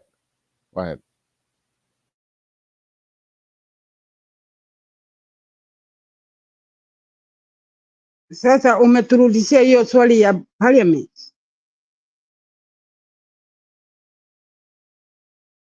Yeah, parliament, I agree with you. We have the worst parliament ever, constituents in our constitution. So maybe since independence, the worst, because you can't have a parliament where instead of them following the constitution, they are just following what they want to hear or what they are being bribed for. The most serious crimes in humanity is like the members about we have chosen them to represent the people. Instead of them representing the people, they go there to represent themselves with their matumba yao, like vile watu wanasema. The reason why we say this is this. Why is it that in our constitution it says very clear that a president or any kind of development in a country, the money is supposed to be allocated from parliament. But because these people are corrupt, and because these people are like drunken and sailors right now, they don't know what they're doing. Ruto has changed the way things are being done. Sasa nakuja natuambia yeye, ukitaka development lazima ipitie kwake. How? Let me tell me how. At last, Ruto ndiye approve. In fact, that's why I'm just saying, how comes this man keep on talking about these millions of shillings, these millions of things, which is not being budgeted, and he said, I don't know where he gets this money. How comes we have not even gone to court to stop some of these things ambayo anatanganya watu? Because I believe everything supposed to, parliament has to approve. Lakini kwa sababu tuko wachinga, tuko na nini, ati kila kitu inatokea kwa president. Kila kitu inatokea hapa. And now we feel it's normal. Tumemwacha, and that's what he has been doing. Let me support what he said. We have the most useless, and underline the word useless parliament. They are useless. They should not even be there. If I had my way, they should not even be there. And that's why I agree with Kip. Maybe the way to find a kura, or the way we elect these people, the system has to change. Maybe if I had my way, like members of parliament, we should order them every 2 years to appear kura every 2 years. Maybe Senate, one either for the 5 years, but every maybe 2 or 2.5 years wapigwe kura. Kama sahi, kama tungewapigia kura, we could have changed. To change, maybe now the fresh ones who comes in, kutakuwa watasema the country will be okay. Hata wao wenyewe wakikuwa wanatetembeka, wanajua after 2.5 years or 2 years, hey, tutaona chamtema kuni, so I have to do my job. Maybe that's why we are going wrong. Hii mama tunangojea 35 years kila mtu ndiye anapigwa kura. I disagree. We should have like in between, katikati hapo. President can go for 4 or 5 years. Senate maybe the same thing, maybe tuwawekee mwaka moja. Lakini watu wanaitwa MCAs, now members of parliament, we should have every 2.5 years or 2 years, katikati ya to their term, we should have elections. Kama wako wabaya tunawachukua wote nyumbani, we get some fresh people.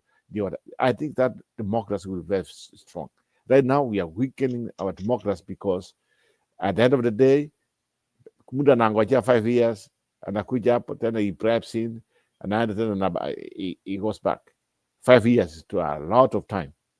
And I think kama katiba ingekuwa watu members of parliament ikifika katikati wapigie kura, maybe this year tungekuwa na kura sasa before 2027 ama last year.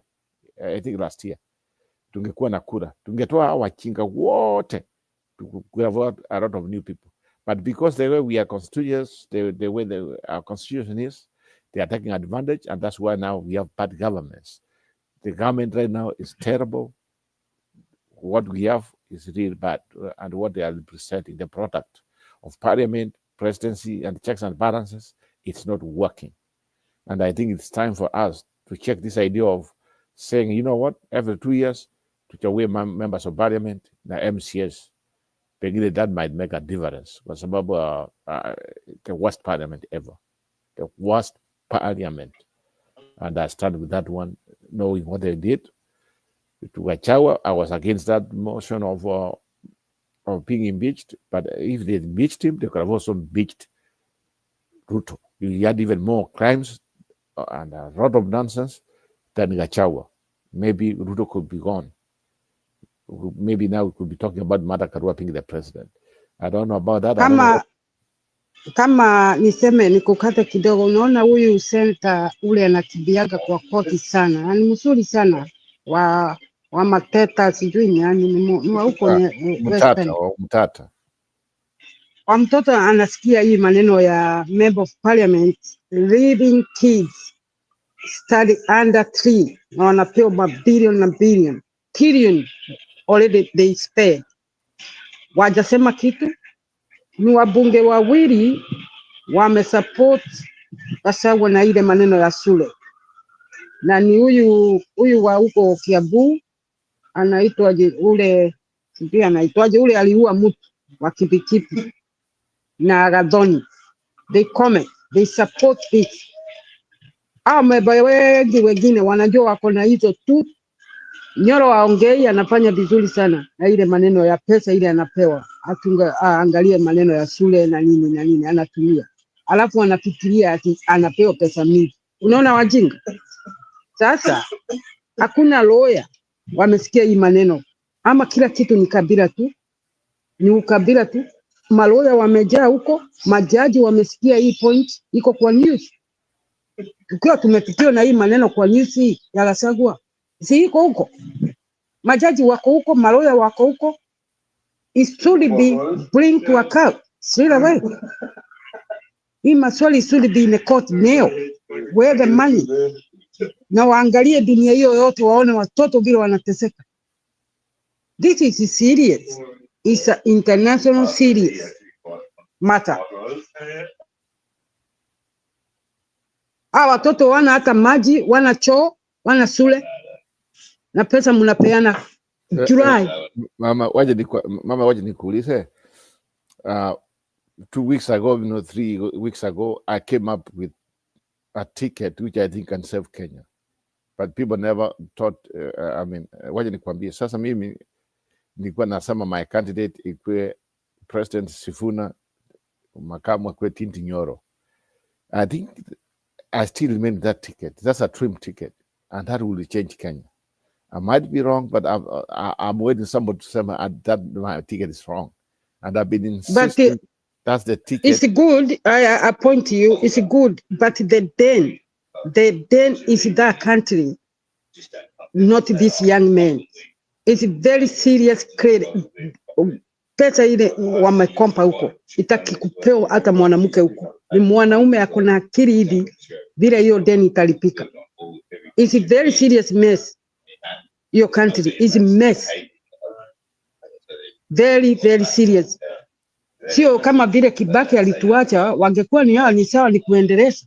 Lakini saa hii is very serious. Inatakana watu wako na experience with government system to fix the problem. Ruto wameweka hiyo country. Hata imekuwa baya, hata wakati ya Moi ilikuwa mzuri. Sauli dola ya hapa tuge change huko ilikuwa nothing, ilikuwa plastic paper. Na mnaambia Moi alikuwa anafanya nini? Ati afanye kitu. Hii dola ya hapa ungepadilisha huko. Si tulijaribu. Silikuwa hapa. Wakakataa. Hii kuwa kwa bank. Na hii nchi imepita sasa hiyo bali sana. Ati dola iko tu. Si unaona vile iko. Sasa ndio tunasema kuko watu wako huko, wanaume wako na experience. Hata sio politician. Wako na PhD. Sio Ruto peke yake. Wanaweza kuingilia wanaume. Sio hao vijana unaona wamelewa na Raila. Unaona. Na huyu Nyoro hii ni mara yake ya 3 ama ya 2. Hao wakupatia hiyo serikali na imeanguka kabisa. Hiyo nchi imeenda kabisa. Iko na deni kubwa sana. Inatakana watu wasaa kaa kwa serikali wanajua vile wataenda kuongea na pale pesa imekopwa na vile wanaweza kulipa ama wanaweza kubadilishana vitu, hiyo deni lipike kidogo.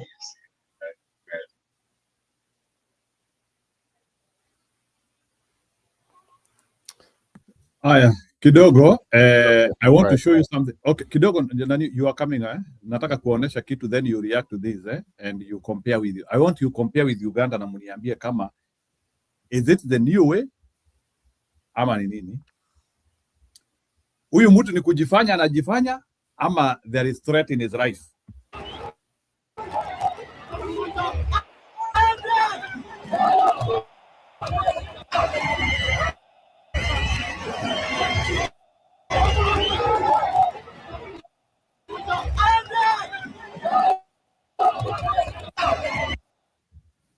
Yeah, that is so.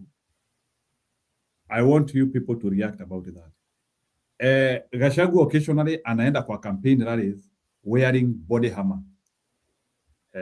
Body armor ni hii kitu iko na chuma hapa. Kuna wale watu wanajua like hiyo kitu hata kama ni ya black, I think it has a metal plate. It has a metal plate hapa kwa kifua na I think iko na metal plate kwa mgongo. If I don't miss it. Sijaivalia so I don't know. Then na hiyo helmet inavaanga, but helmet inavaanga like for site activities. But hii helmet najua anavaa is like naona is like a special. So the question which I'm asking,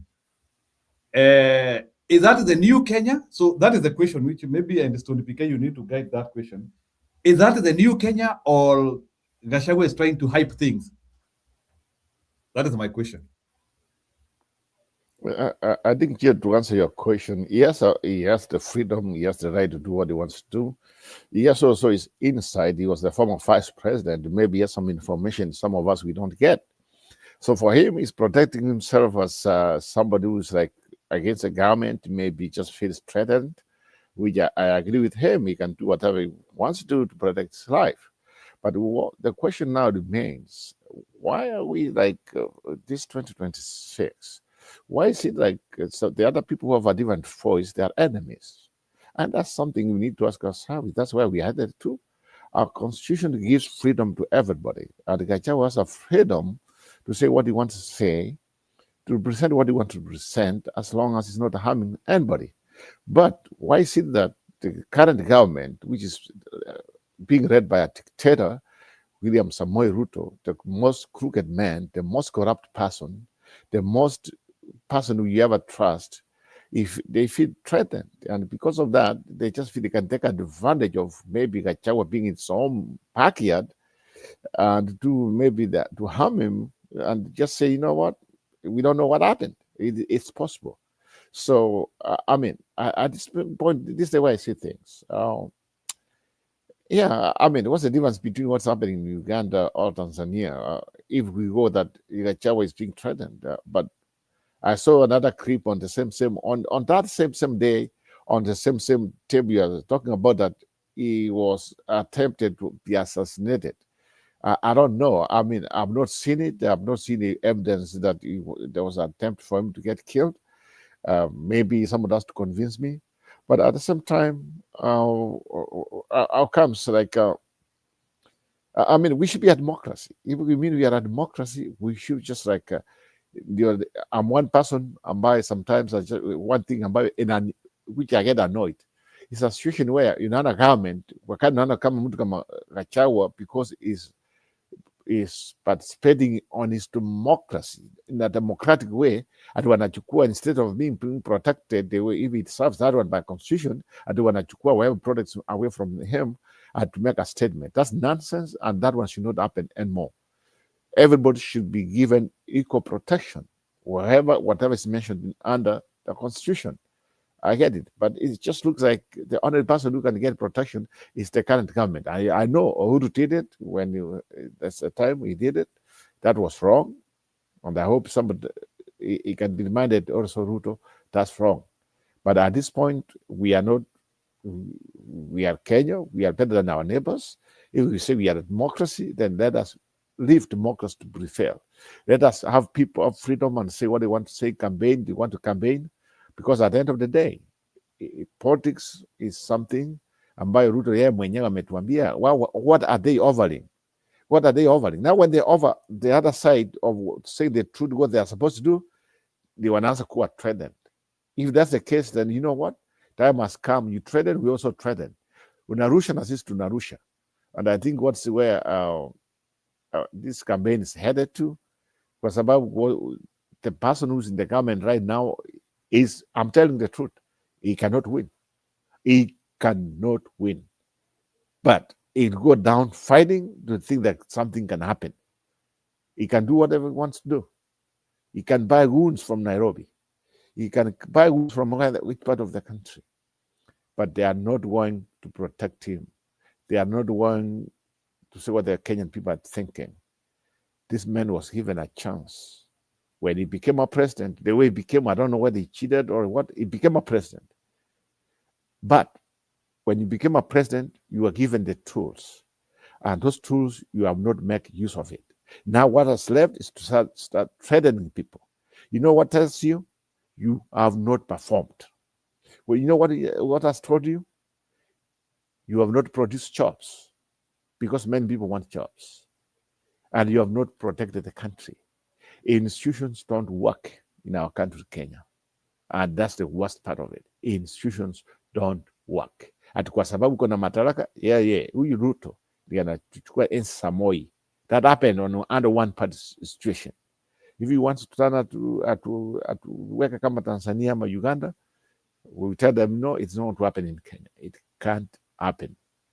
But at the end of the day, dictator Ruto akifanya hivyo, sasa hata tuweke wenyewe kwa wenyewe, na yeye akuwe prosecuted akitoka huko, kwa sababu he still has some cases to answer ICC.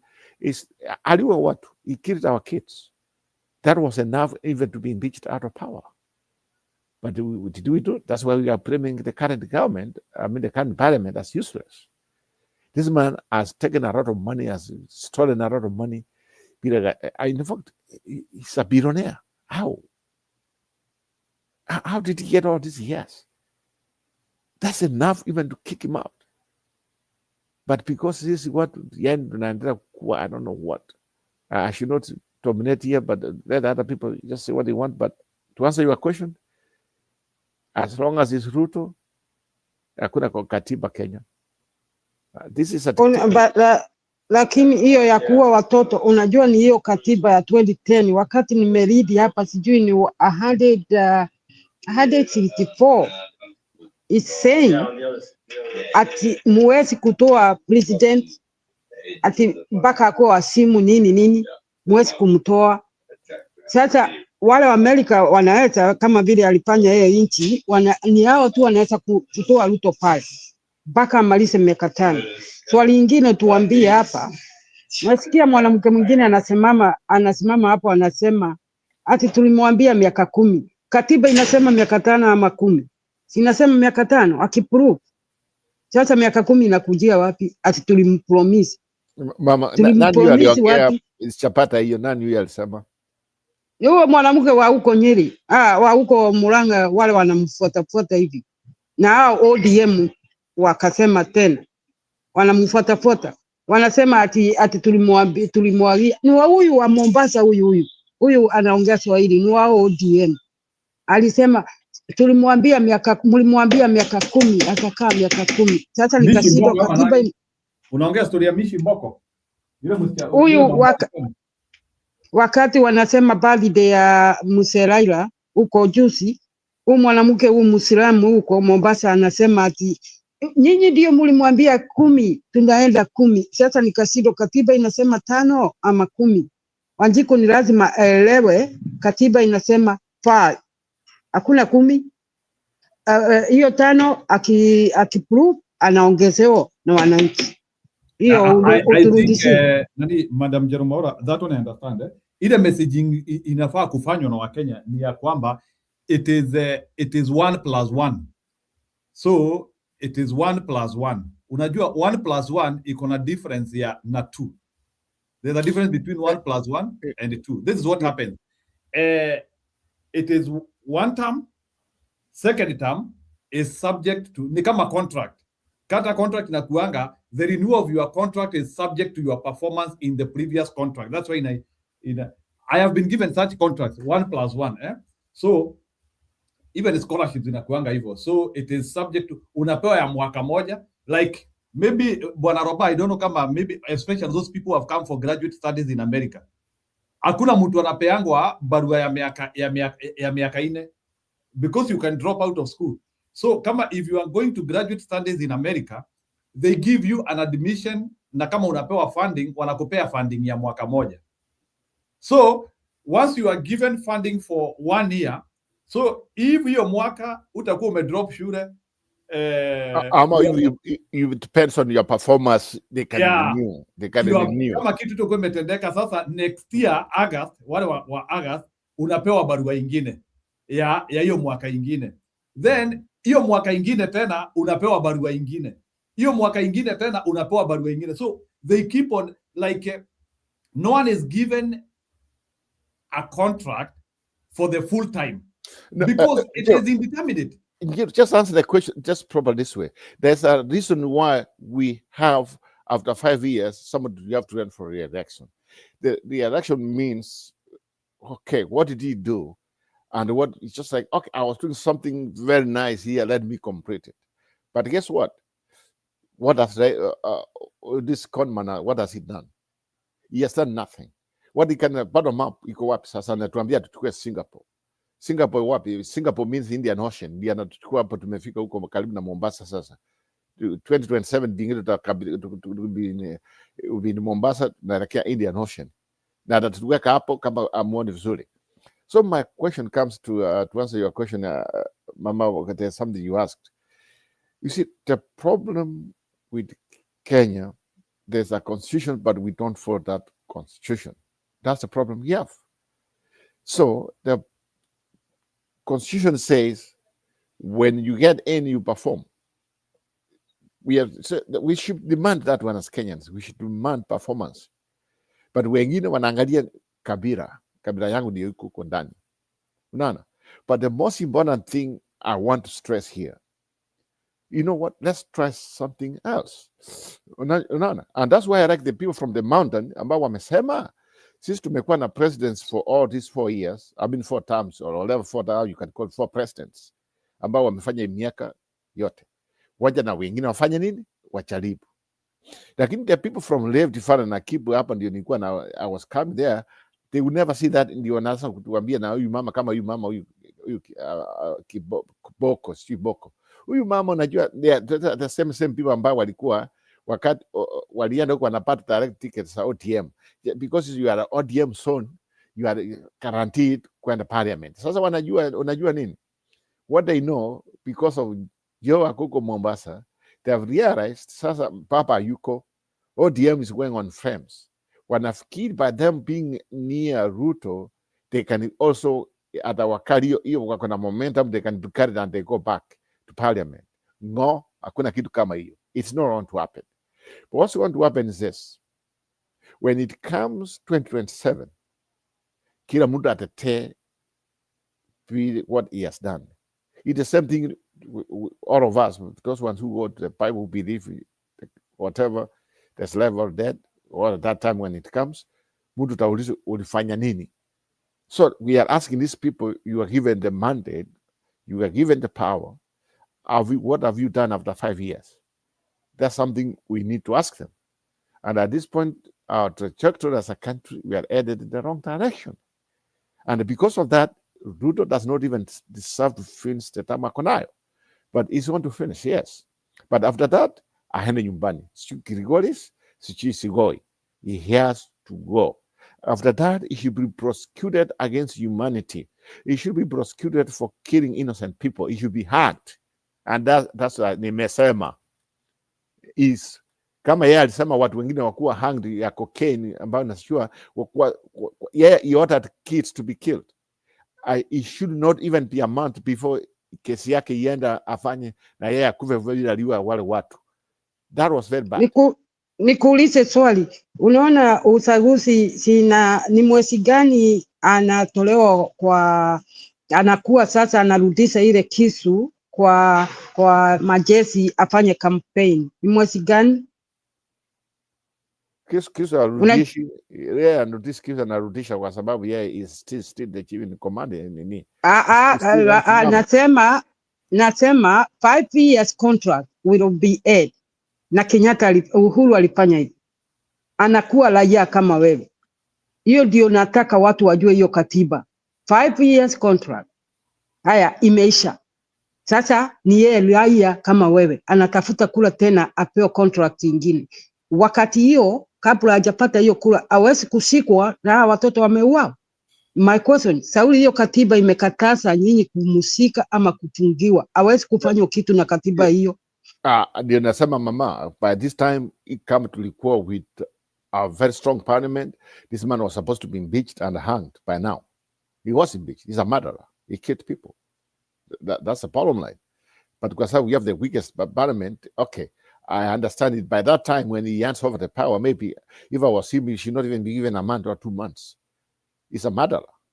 He's a murderer. He killed some young people. You should know how painful it is to lose if you are a parent who lost kids there, or you lose your cousin, you lose your brother, you lose a sister. It's painful. The problem is Na Kenya, tena we forget. najua akona watu wake hapa wanasikiza, pengine unajua Wakenya Wada wasikize, kwani yeye atakufa? wacha Yeye aliua wacha watu. niseme hii, alisema huko kwao, alisema wao Wakikuyu kwa nini mapresident wanaenda miaka 10?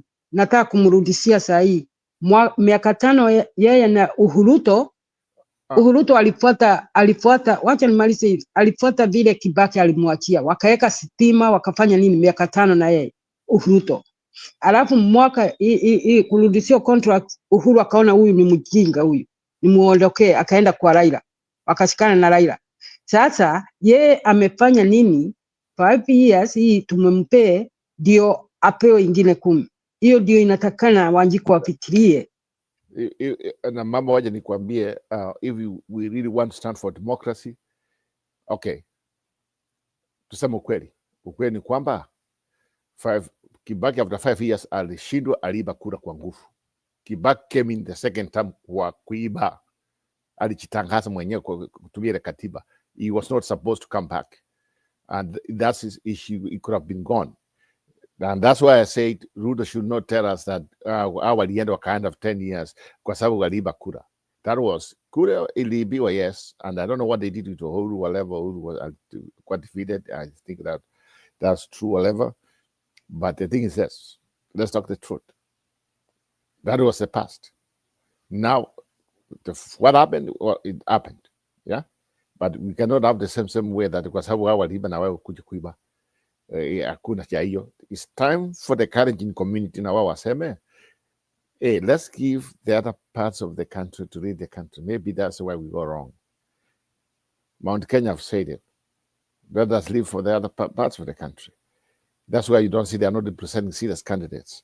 Wametoka wamesema wacha wengine wafanye nini, wa read.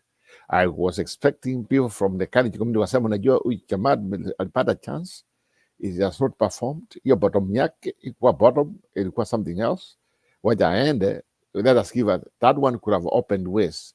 Maybe other community to see. You never know. We don't know, because we have tried experiments of since independence.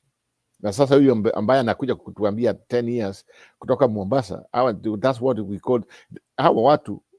Let us see what they said 5 years ago, 3 years ago, or 2022. Before that, huyu mama alikuwa anasema nini? Kwa sababu internet ifichi, tuko na clips zake. She was saying something else. Na sasa nakuja hapa natuambia. That's why I said those are liars. They like lying so that they can keep power. And that's such a people, they should not even be given any chance.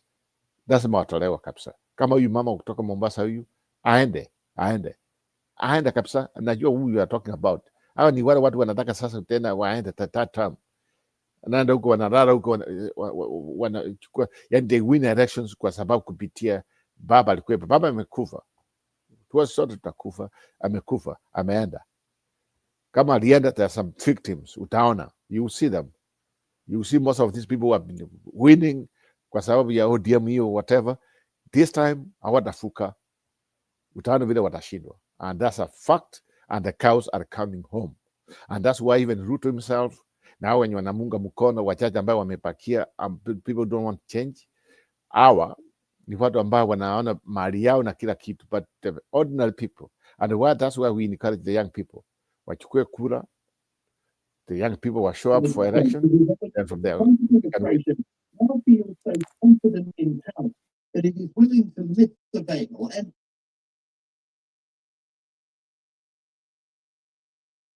nani amedisrupt hilo wakati squad ya jioni imeingia? Anyway, Bwana Roba, thank you for that. I want now to welcome the naona siku hizi ni competition, muko na competition ya kung'ara. Is it niliwalete wote. Wow. So naona hata Bwana Mbudi hapo.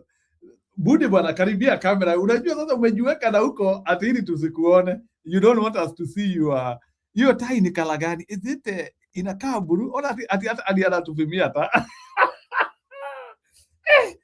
Hey, those are called are they group ya wanaume wa SDM unawaitangaje? Group ya wanaume wa SDM unawaitaji in quotes. Unajua like najua kuna Wakatholiki wanaitwa Sima. Kuna wengine wanavaanga koti ya red, wa PCA wanavaanga koti ya red. Ni gani ingine iconic? Sasa na hao wazee wengine wa SD hapa wanapenda kung'ara vibaya sana in the Sabbath day. Hata sufuria hawezi guza. So I'm actually surprised that wanaingia show. Bwana Mbudi, unajua pia kuingia show ni kufanya kazi.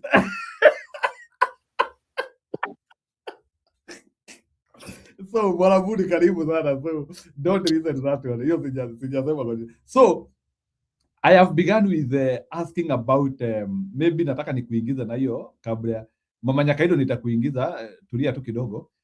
I'm asking about that image.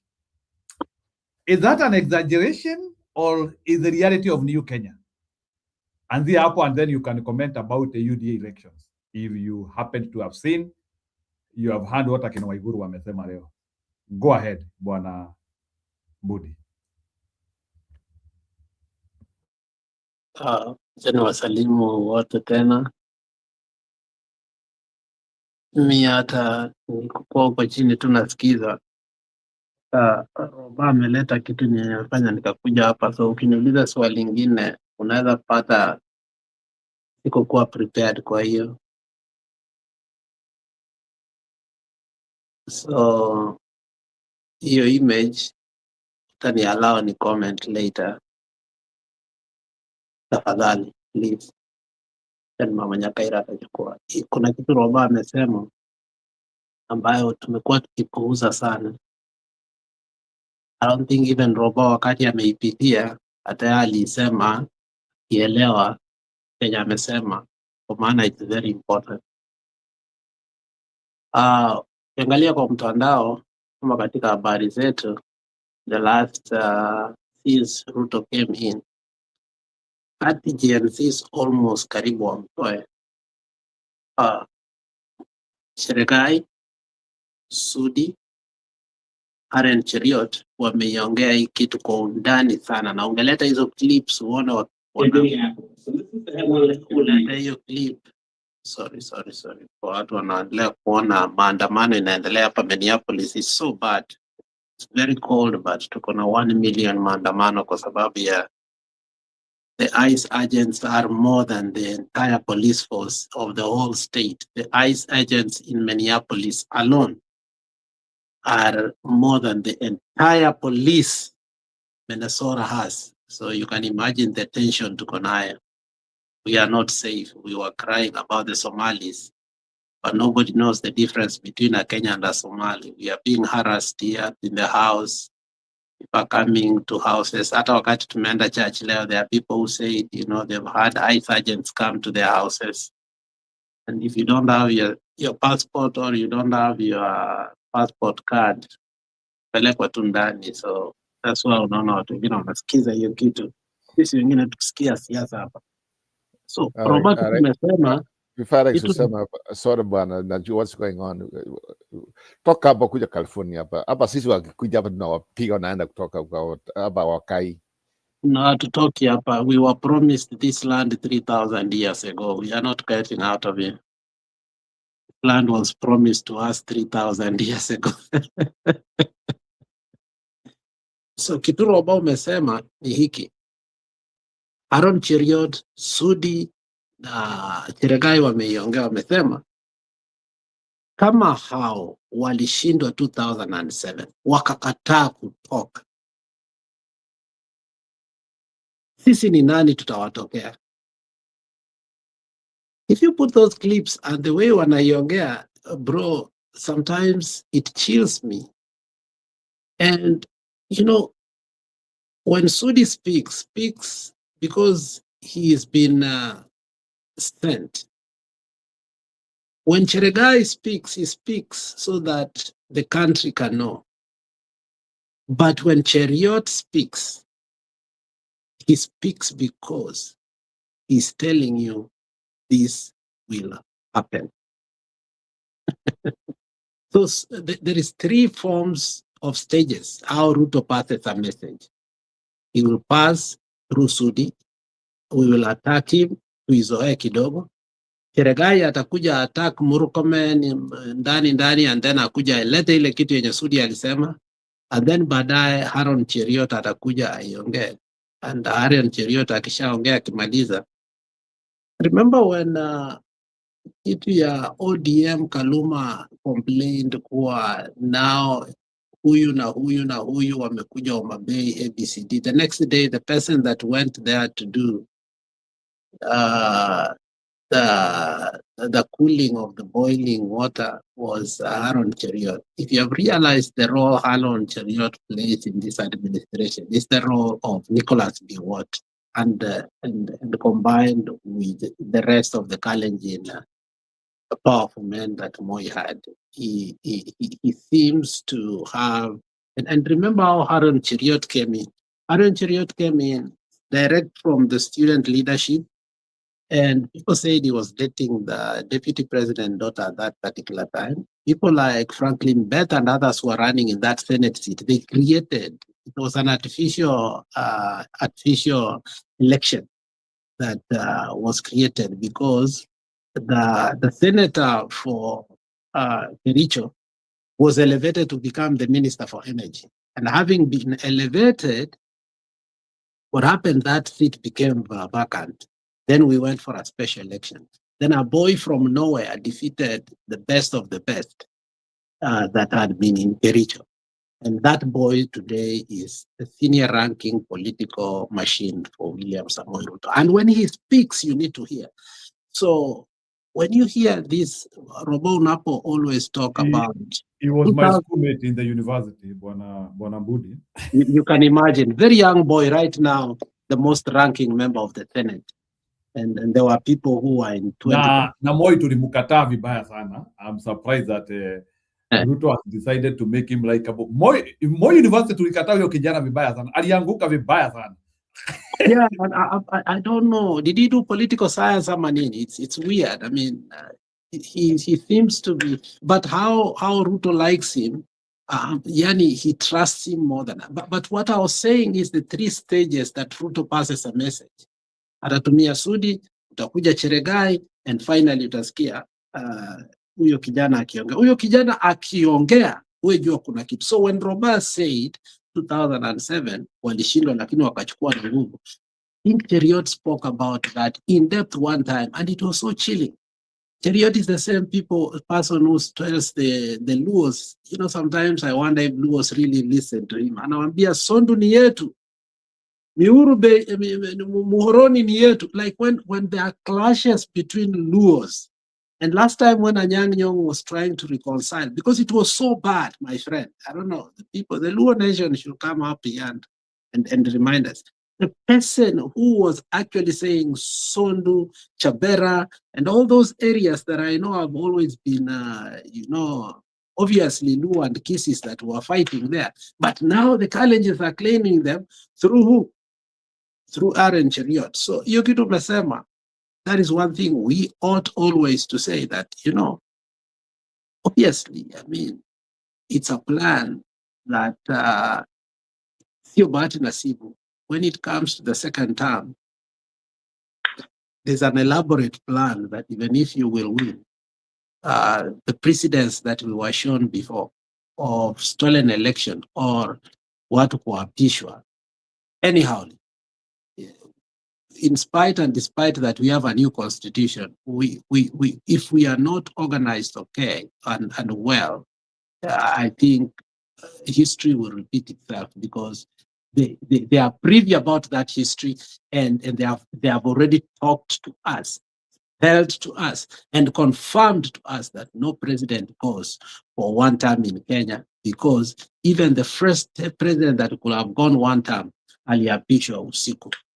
And that's the words they use. Aliapishwa. Oh, the 3 I've told you. Anytime they speak about the issue, asema hata mwenye angeenda one term, aliapishwa usiku. Asante.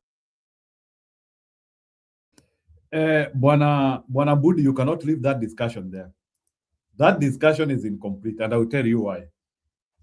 Now you have gouged out that situation. So, in other words, you have talked about them, and I needed to understand that one from opposition point of view of reaction, the way they are assembling. So, do you think the opposition understands those statements, or those are some of the statements zinasemwa na watu, and you allow them to pass under the bus? Unasema hiyo ni kuropokwa.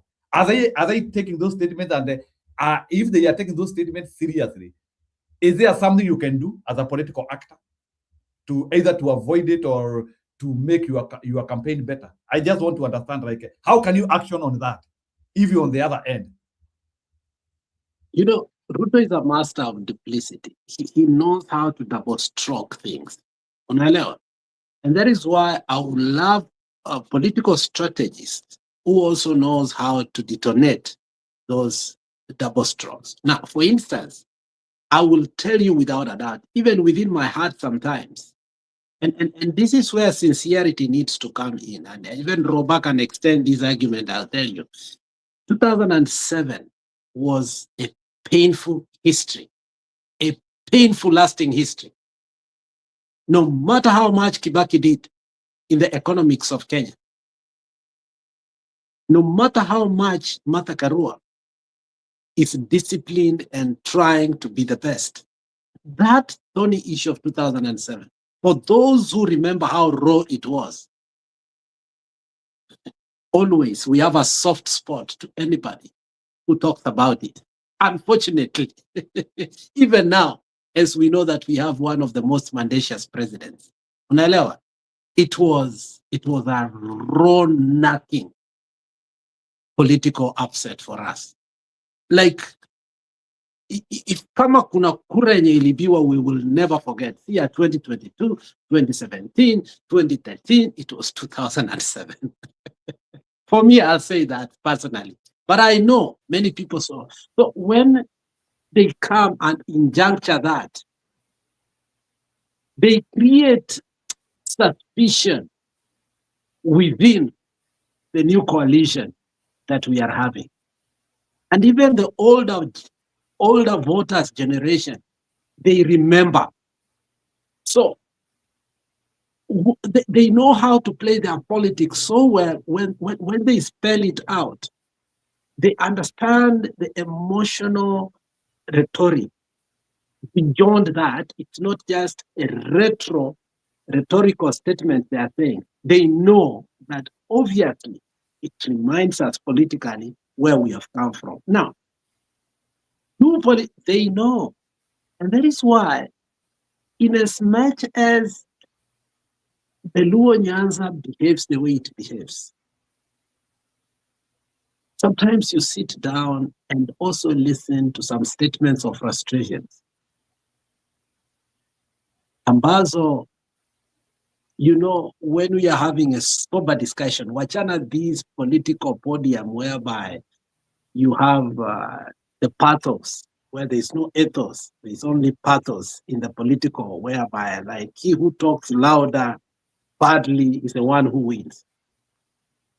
When we have a sober discussion, you will find Luos tell you that if the case, the people who are with us right now, obviously have told us in the past that they even stole elections for us.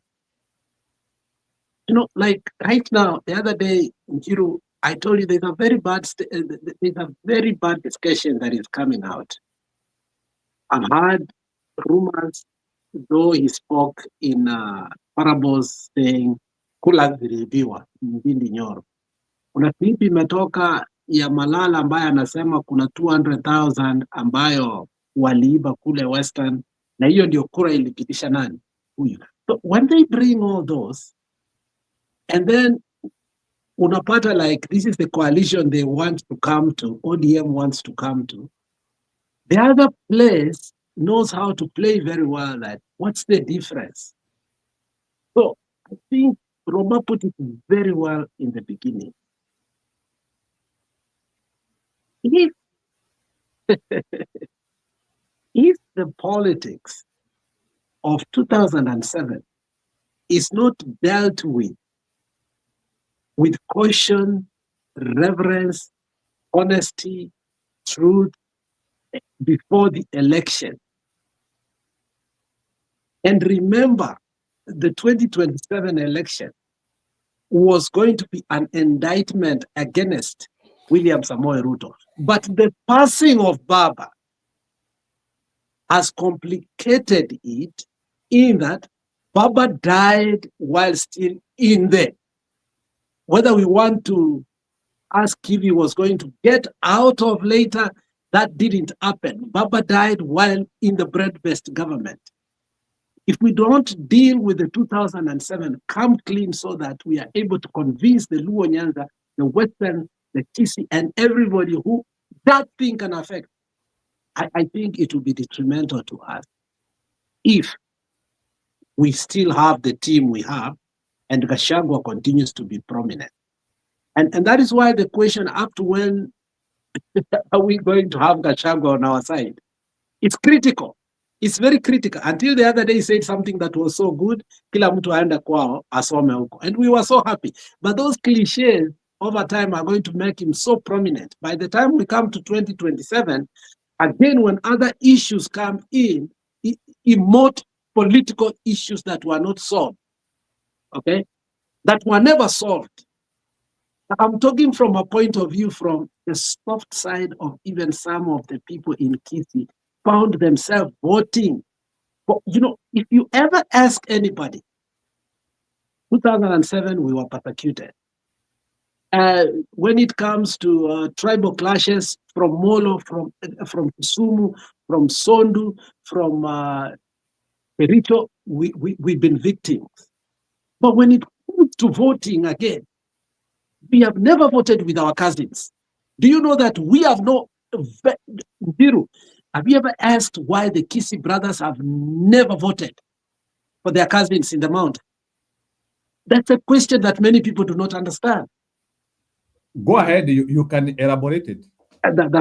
We need to have a special show for us. So what I'm saying is, if those historical injustices, with the group now we have that we think we can forget it, not bring it up, it is easier for them to prop up that issues and wrap up emotions and confuse voters so that it's no longer an indictment against William Samoei Ruto. It is William Samoei Ruto who has honored a man who Uhuru stole election twice, and Kibaki. And Ruto is going to be a subject of saying that I had to do this because Baba did not have the courage, but I honored Baba. Had these people been in office, should not have honored Baba. And that's one thing that they have done to completely melt the uneducated from the Luo Nyanza, more especially from South Nyanza. So that issue that Roba brought in of 2007, nasema kuwa, you know, it was stolen. Don't see it very well. It can be on the ballot box, but many people in the mountain do not see it that way. I'm speaking from how the Western region, we should have never voted for Raila, but ended up voting for, we should have voted for Uhuru and the cousins in the mountain, but ended up voting for Raila. How do they feel? And now when that issue is brought in 2007, Martha Karua and the rest need to sit down and say, look, this is what happened. And the more elaborate discussion, if apologies needs to be made, and we have a sort of within our group of truth and reconciliation, because now the way Cheriot and others are going to use it, I think they are master duplicitors because they double stroke it in a way. They double stroke. And that is why I say the same people who talk like this, like 2007, remember, they are the one propelling Anasema, Sondu ni yao, Chabera ni yao, Muhoroni ni yao. These are not people who love Luos. They want to use Luos. Okay. Budi, kaa hapo kidogo. I want now to circle the discussion to other people. Naona Julia amerudi tena. I know Julia nilikuwa nime... Okay, Bwana Robani, I will utahold tu kidogo because I want to bring Julia to also react to the same thing. And I also wanted to advance your story, Roba anasema, nani Budi anasema. Na mimi ni swali tu nauliza. Now that mtu kama Gachagua has played on both sides. He has been in the government and he has also been, he is now, let me use the word pretending. I don't know, let me say he is in opposition. Let me not use the word pretending.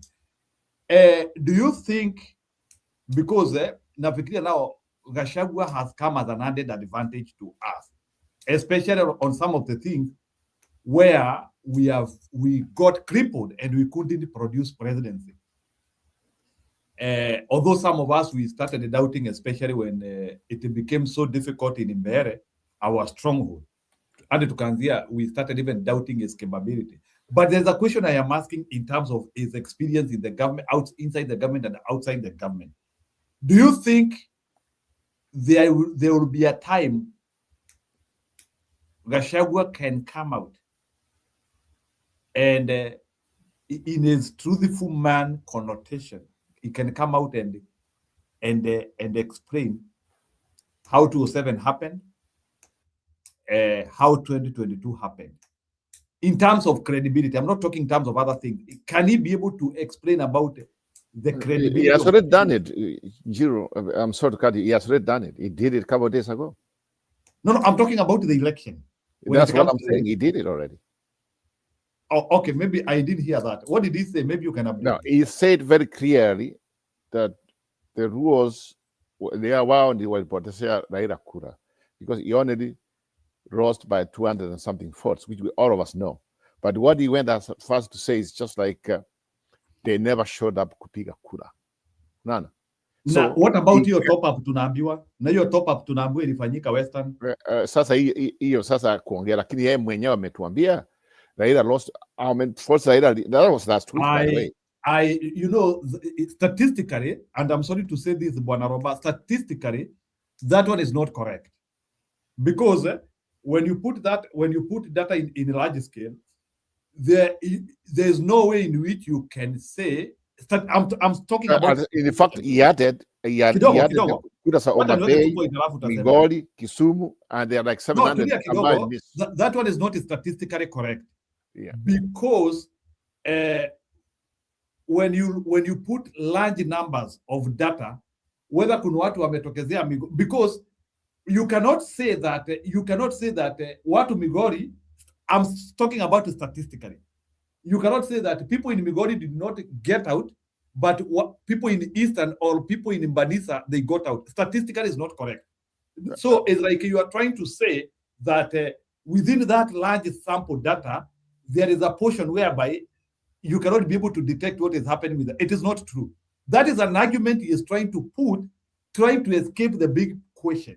Roba, it is not practical.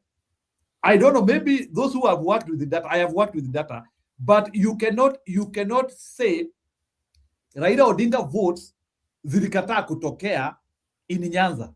Nyanza, it was not the only stronghold. That one is only true if Nyanza is your only stronghold. Another condition. It is impractical. That statement. I'm arguing about that your statement, Gachagua, statistically. Statistically, it is not correct. There's no way in which votes from Migori, votes from Siaya, and votes from Kisumu, they can prevent Raila from becoming the president. Because it's like you are trying to tell us data in Migori is behaving differently it's like, that's like artificial. It's like we are trying to analyze an artificial system. It is not natural.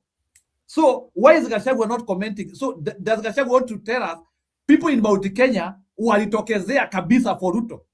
Is that statement also true? Because that is he said it. He got 4 million from the mountain. No, forget about number. I'm not talking about numbers. Numbers cannot. I'm asking about a statistical true statement. In Nyanza, I'm just asking. In Nyanza, people did not get out. In Central, people got out. Are those two statements correct? You know, let me help Nani Apple. You see, I think it's vis-a-vis of how the electoral process is managed differently in both areas. Okay? For instance, structures and maybe proximity may help the central people of the mountain on how quickly the structures are put and the electoral process starts on the voting day so quickly. In the last 3 elections, if you realize in the rural Luo Nyanza areas, and I want you to go look at it by all means, the average time where election start rolling is about noon. It's about noon. But look at what Gachagua said the other time when he was trying to court Raila into his side. And I want you to remember this, that sisi wa Kikuyu tukuje tumpigie kura na yeye na ako na ile yake ya kawaida yake ya 7 million votes ama ni ngapi, ni 3 or 4 million alisema, by 10 a.m. he will have won election. But we know statistically baba anaendanga kupiga kura saa ngapi? That time Gachagua says Baba goes to vote is not the time Baba goes to vote. That is when the machines allows people to vote, to start voting. So our electoral process in Kenya has been having what we call voter suppression. That voter suppression allows the Luo people to wait in queue up to 12 midday when they have not totally voted. So by the time most of them, maybe they have engagements and errands and so on and so forth. So when later on we're talking about how many people showed up, we are not talking about how many showed up and they were not able to vote. We want to say some people showed up and some people never showed up at all. The truth is, a lot of people in Luo Nyanza show up. Their machines are very slow. Last elections, in my own ward, when we were trying to figure out what was happening, because it was ODM predominant, do you know that election started at 11:45 a.m.? And the line was so huge. So Gachagua is not saying the truth here. The issue is not people showing up and voting. The issue is artificial voter suppression that makes voters to go home. And many areas will tell you that happened. So when Gachagua is talking about that, he ought to be honest. Why? If we don't solve that, the machine in the central are going now to be slower. What will we say? The people in the mountain did not vote?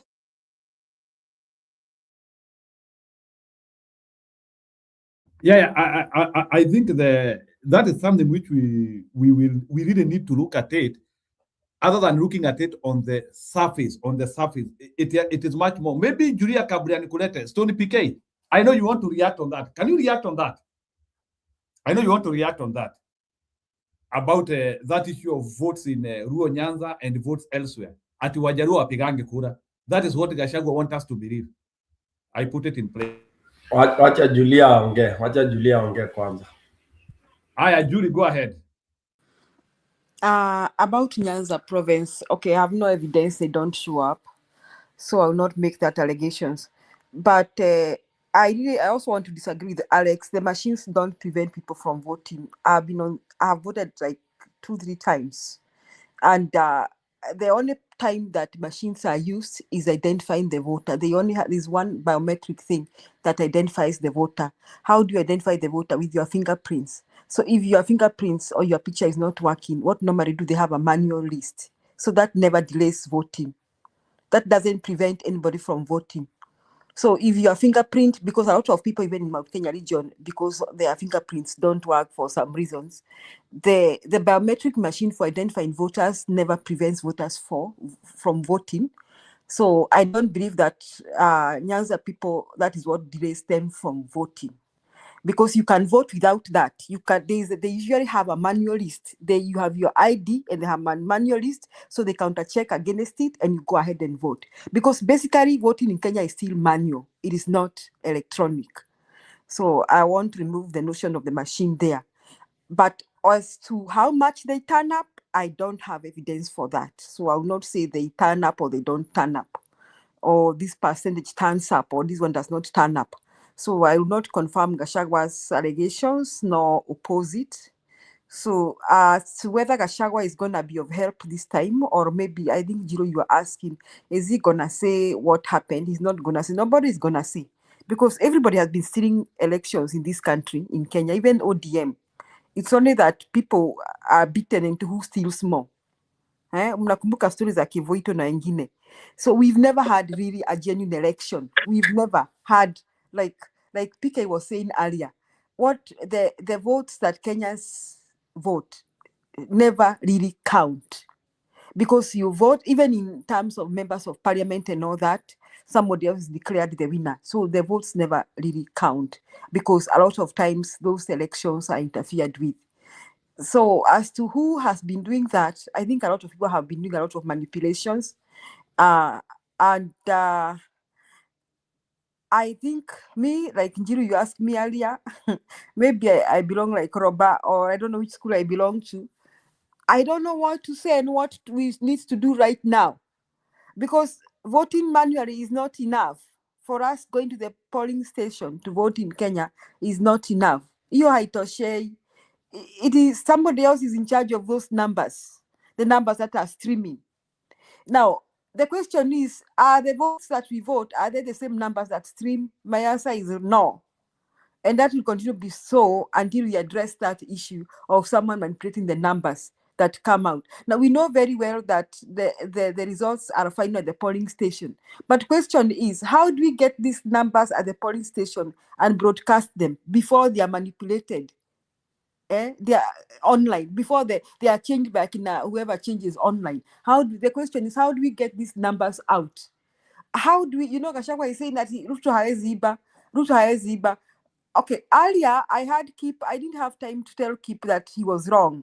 He was trying to say that Matiang'i really defended his votes in this time at huko Kisii. Kwani ni watu wangapi walichagua na Ford na Jubilee? Now, how many people from Matiang'i won in? I mean, what seats were those? MCAs? Was there any parliamentary seat there? No. Ruto was not interested in MCAs. That is why even I found Gachagua bragging that he wants Sijui Narok, Sijui Western. Nikaona he doesn't know what he's saying. Ruto was not interested in those MCA seats, so he did not manipulate them. He was only interested in the Beren North, na ile ya Western Province, na Malava. That is why he worked very hard on that. So this time he'll be interested with the presidential election. So what do you think he's gonna do there? So the question that I would like the members of the panel to answer me, what shall we do? Because like PK say earlier, it's not that Kenyans don't know what they want. They know who they want and what they want. They even know the kind of presidential candidates they want right now. And we even know the people who are likely to lead in a genuine election. But question is, are the votes that we give, or the votes that we cast at the polling stations, how do we get those numbers out so that Ruto and team and Edokon has no room to manipulate the system?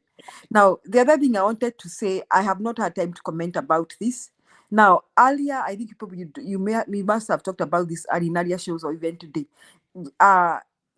Some months ago, even last year, even when after Baba lost, people like Babu Owino have been throwing stones at Uhuru, saying that Uhuru let us down, Uhuru let us down, Uhuru dialifanya tushindwe, only to realize Junet and team, they are the people behind Baba's fall. Why? I had heard before that some people in Azimio ate all the money to pay the agents, and I didn't know exactly who did that. And I'm very surprised that Junet alikuwa mmoja wao and disappointed.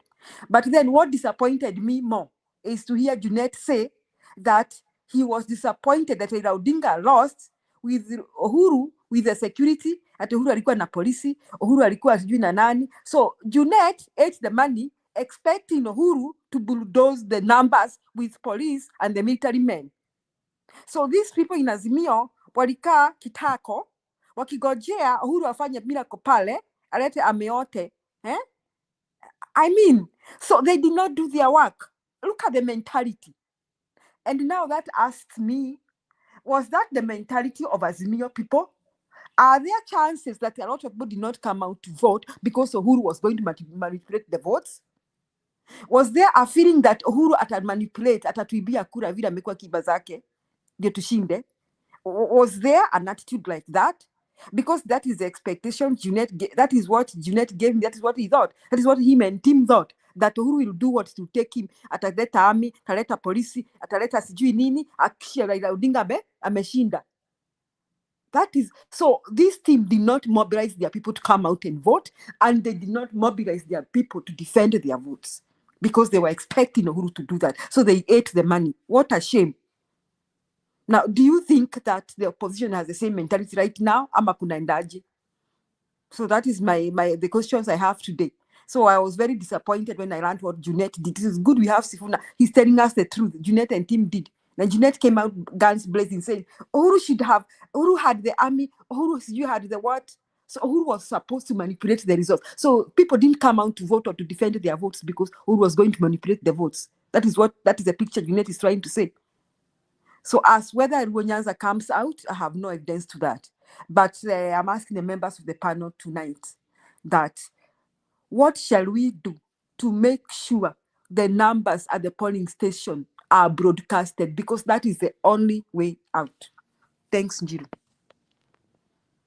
Okay, ni sawa sawa. So, Stony PK, you can now pick up from there, and maybe you can see Kabria. That thing is very emotive because na nitaongezea na swali ingine pia hiyo is the let me call them united, is the united opposition having what it takes to be announced the winners of 2027. Yani kura yao ikipigwa itahesabiwa vizuri na watangazwe, all itakunywa maji, because from what I'm seeing here, watu kama Njuria wamefanya wamefika kwa roundabout na wakarudi. Njuria was very confident before the Mbere, but Mbere has deflated her. Njuria always alikuwa anakuja hapa anasema tutahesabu kura yetu by 9 p.m. we will have announced all our MPs. After Mbere, Njuria no longer speaks that way again. So Julia fungilia hiyo kwanza, usiseme nimekuingililia, but it is true. You are very confident, but hii Mbere ni kama and Bwana Mbudi, this issue of Mbere, we have to handle it. The way we just lost Mbere and we just took it as water under the bridge. It is not water under the bridge. Hii ni kidonda kubwa, hii ni kidonda ndugu. It might come to hit us again. Tuanzie na usipojenga ufa utajenga ukuta. Why is it up to now no one talks about Mbere? We just lost. People lost in their stronghold and they moved on. Stony PK, go ahead.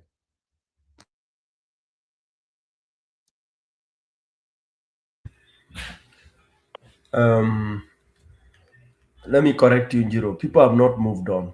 Alex Abarigani, when you ulikuja kuja na Roba. Njiro, no one has moved on in Kenya. Ukisikiza media, you'll be lost. And I told you, Mwananchi has no voice. I come from Mbere, and I can tell you, no one has moved on. And it has caused more damage than harm. People are trying to talk, and the opposition trying to sell the narrative, oh, unajua, it was clanism and all that. That's another nonsense and garbage that should never be sold to us.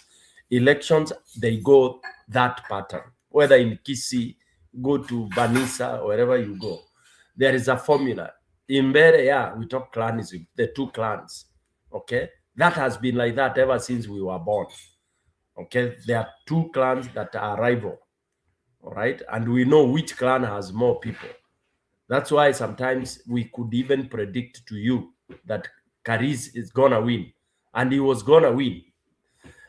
The biggest blunder that happened in Mbere, I want to clarify this so that you remove that from your head about people moving on. In Mbere, one of the biggest blunder we did, despite the government rigging, we would have beaten the government, including even if they rigged. What we did very badly, and I tend to think maybe, I don't want to blame Gachagua, but I want to think that the opposition made this mistake, was by dismissing Mbui, dismissing this other candidate who got 2,000 votes. That candidate should not have been thrown under the bus. That candidate should not have been rejected as if yeye alikuwa garbage. Remember, he was a sitting MCA. Okay? He complained and even said the money he had paid to DCP. Ile kuambiwa we enda kule utaenda ni shauri yako. An attitude that we have across Kenya. Kenya, unaambiwa nitachukua utafanya nini? That rudeness, that disregard of Mbui hurt at certain, because remember, everyone has close people, has close relatives, close friends that see you being unfairly hit. Mbui should have been embraced because he was on the side of the opposition. He should not have been thrown into the bush. Tungemwembrace aje na Moses Kuria ndio huyo amemrukia. Kwani who is, listen Giru, who is Moses Kuria?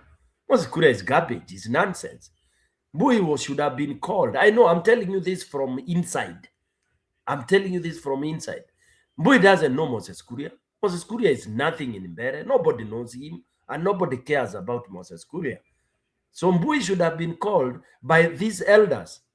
But our confidence was too much that there's no in which we could. Let me finish. So that stupid confidence, which we still have, is what will make Ruto second term. You see, that is stupid confidence. JB Muturi knows Mbui very well. Okay? And then Lenny Kivuti knows Mbui very well. He knows the relatives of Mbui. So Mbui, whatever money he was asking for, he should have been given. He should have been refunded the money he had been whatever spending on campaign. That is how politics is played in Kenya. But throwing him into garbage, yet he had spent money, even the one he had paid to DCP was not even refunded. My friend, that was, in the first place, wale watu hata wangeunga Karis 100%, they felt like they also wanted to revenge. Okay, so that is one. Number two, the rigging of UDA would have been very, very difficult. Because remember, Mbui and Karis are from the same clan. Okay, they are from the same clan. But Mbui went ahead and got 2,000 plus votes. Hata kama kulikuwa na rigging. And then Karis is defeated by 200 votes. What are we talking about? So I don't want people to talk about Mbere, that Mbere they have not moved on. The bitterness in Mbere is unbelievable. Ni noma tu sana. And this bitterness, again, might even make Karis to go to UDA. Because again, human nature is that ikiwa mumenitesa, nimefanya kila kitu na nini, nimekwenda zero, Karis is broke and all that, Ruto will come with 10 million to console Karis. And Karis will say, to hell with this, he will go personal. I will do the same. He will say, to hell with being in opposition, it's garbage. I take my 5, 10, 20 million that I'm being offered by Ruto and take care of my family. I'm just trying to show you the truth, the inner things that are happening. Because hapa tutapiga midomo, pere. You are refusing to pretend. You are refusing to pretend. Yes. Listen, tutapiga midomo hapa kwa desk, pere tukianalyze politics. My friend, none of you here has ever spent even 200,000 shillings in campaign and you lose, umepeana ikaenda, blown off. Even 100,000. Even, maybe even, none of us here, none, nyinyi hapa. So you don't know the pain. How do you know? Wait, I know, obviously. Roba, where have you participated? Yeah, physically. participated. No, seriously. Where has any one of us here spent up to $10,000? Unapeana inakuwa blown off. Your candidate is stolen. Then you'll feel the pain. So I'm telling you, it pains. Some of these people as wanatumia savings, not stolen. Unajua kama ni Ruto umeibia wananchi. Maybe it's not pain because maybe you spend but you win. Well, when you win, it's not painful, Robert. Yes, It's true. yes. But imagine you spend, you win, and it is rigged. Unanyang'anywa. Unaona? It's your money. It's your family money. Some of us even take loan. It's a loan. You win, you know you've won, but it is stolen. So Mbere, it's a very painful case, especially for Karis, who I understand very well. Hata Nigile atu aliambiwa atulie. They are thinking of what to do with him. But my pain here is that he will be easily lured to support UDA 2027, which for me is unbelievable. And I don't know what I'll do. It will be very painful, you know. But I'll understand why. Because UDA is taking advantage of somebody who has been broken at the back. Mtu ameumia, they come to pretend to collect you. Because they have stolen all the money to go doing that. And that's what they want to do.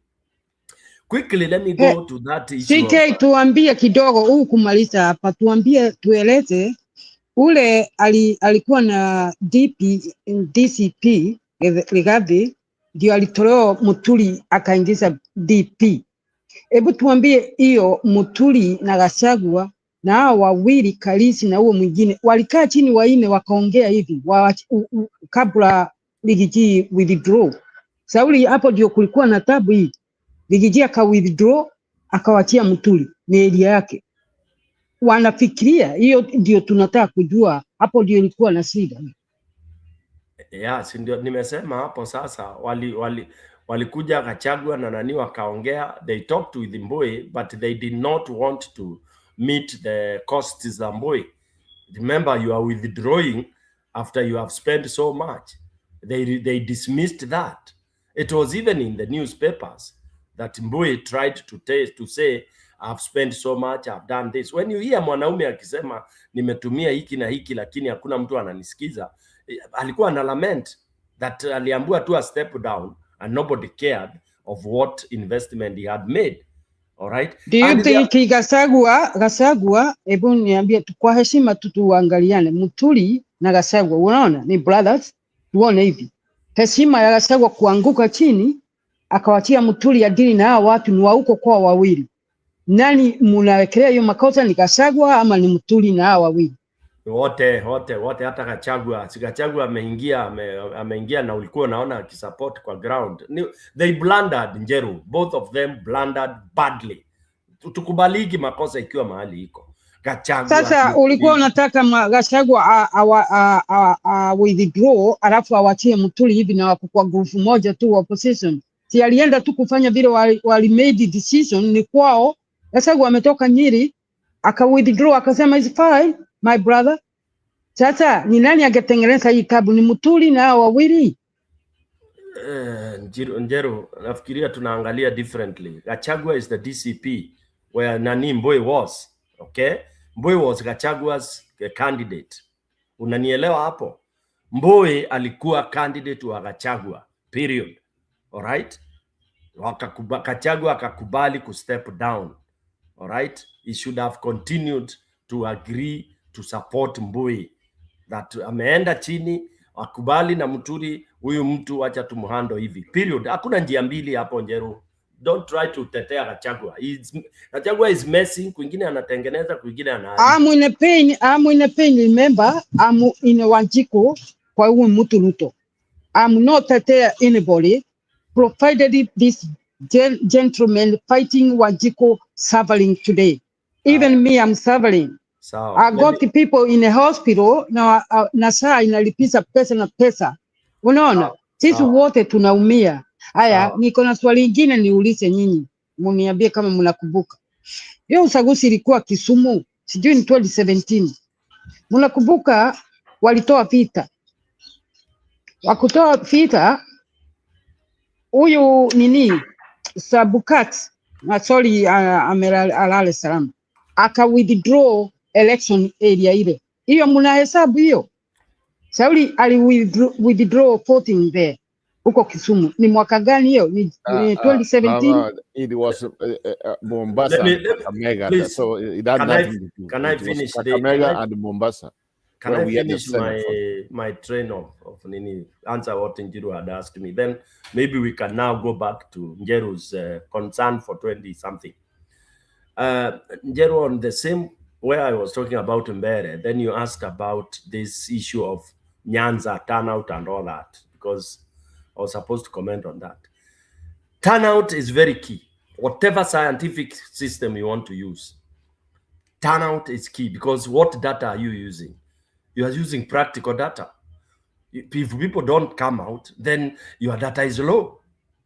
Hakuna kitu ingine. If you have a place where you have 60% turnout vis-a-vis 90, 80% turnout, my friend, the 60% turnout will definitely affect whoever the candidate you are talking about. These are, you don't even need to go to school or to go to class for that. So Nyanza, and this is repeated blunder. On top of the government suppression through the other funny ways of doing it, but Nyanza is not known. Why is Central known in terms of turnout? And remember, when you have that formula of turnout, is what is also used by the clever person to rig. If you have 70% turnout, I can easily beef it to 84, 85 and claim that watu walikumera. Guys, why are we losing this? You can easily rig in Central in terms of turnout than any other place, because Central, initially, they do the optic, kumera. They have those kind of formulas. And you see people early morning, kwa station, saa 12, you find people queuing for 1 kilometer.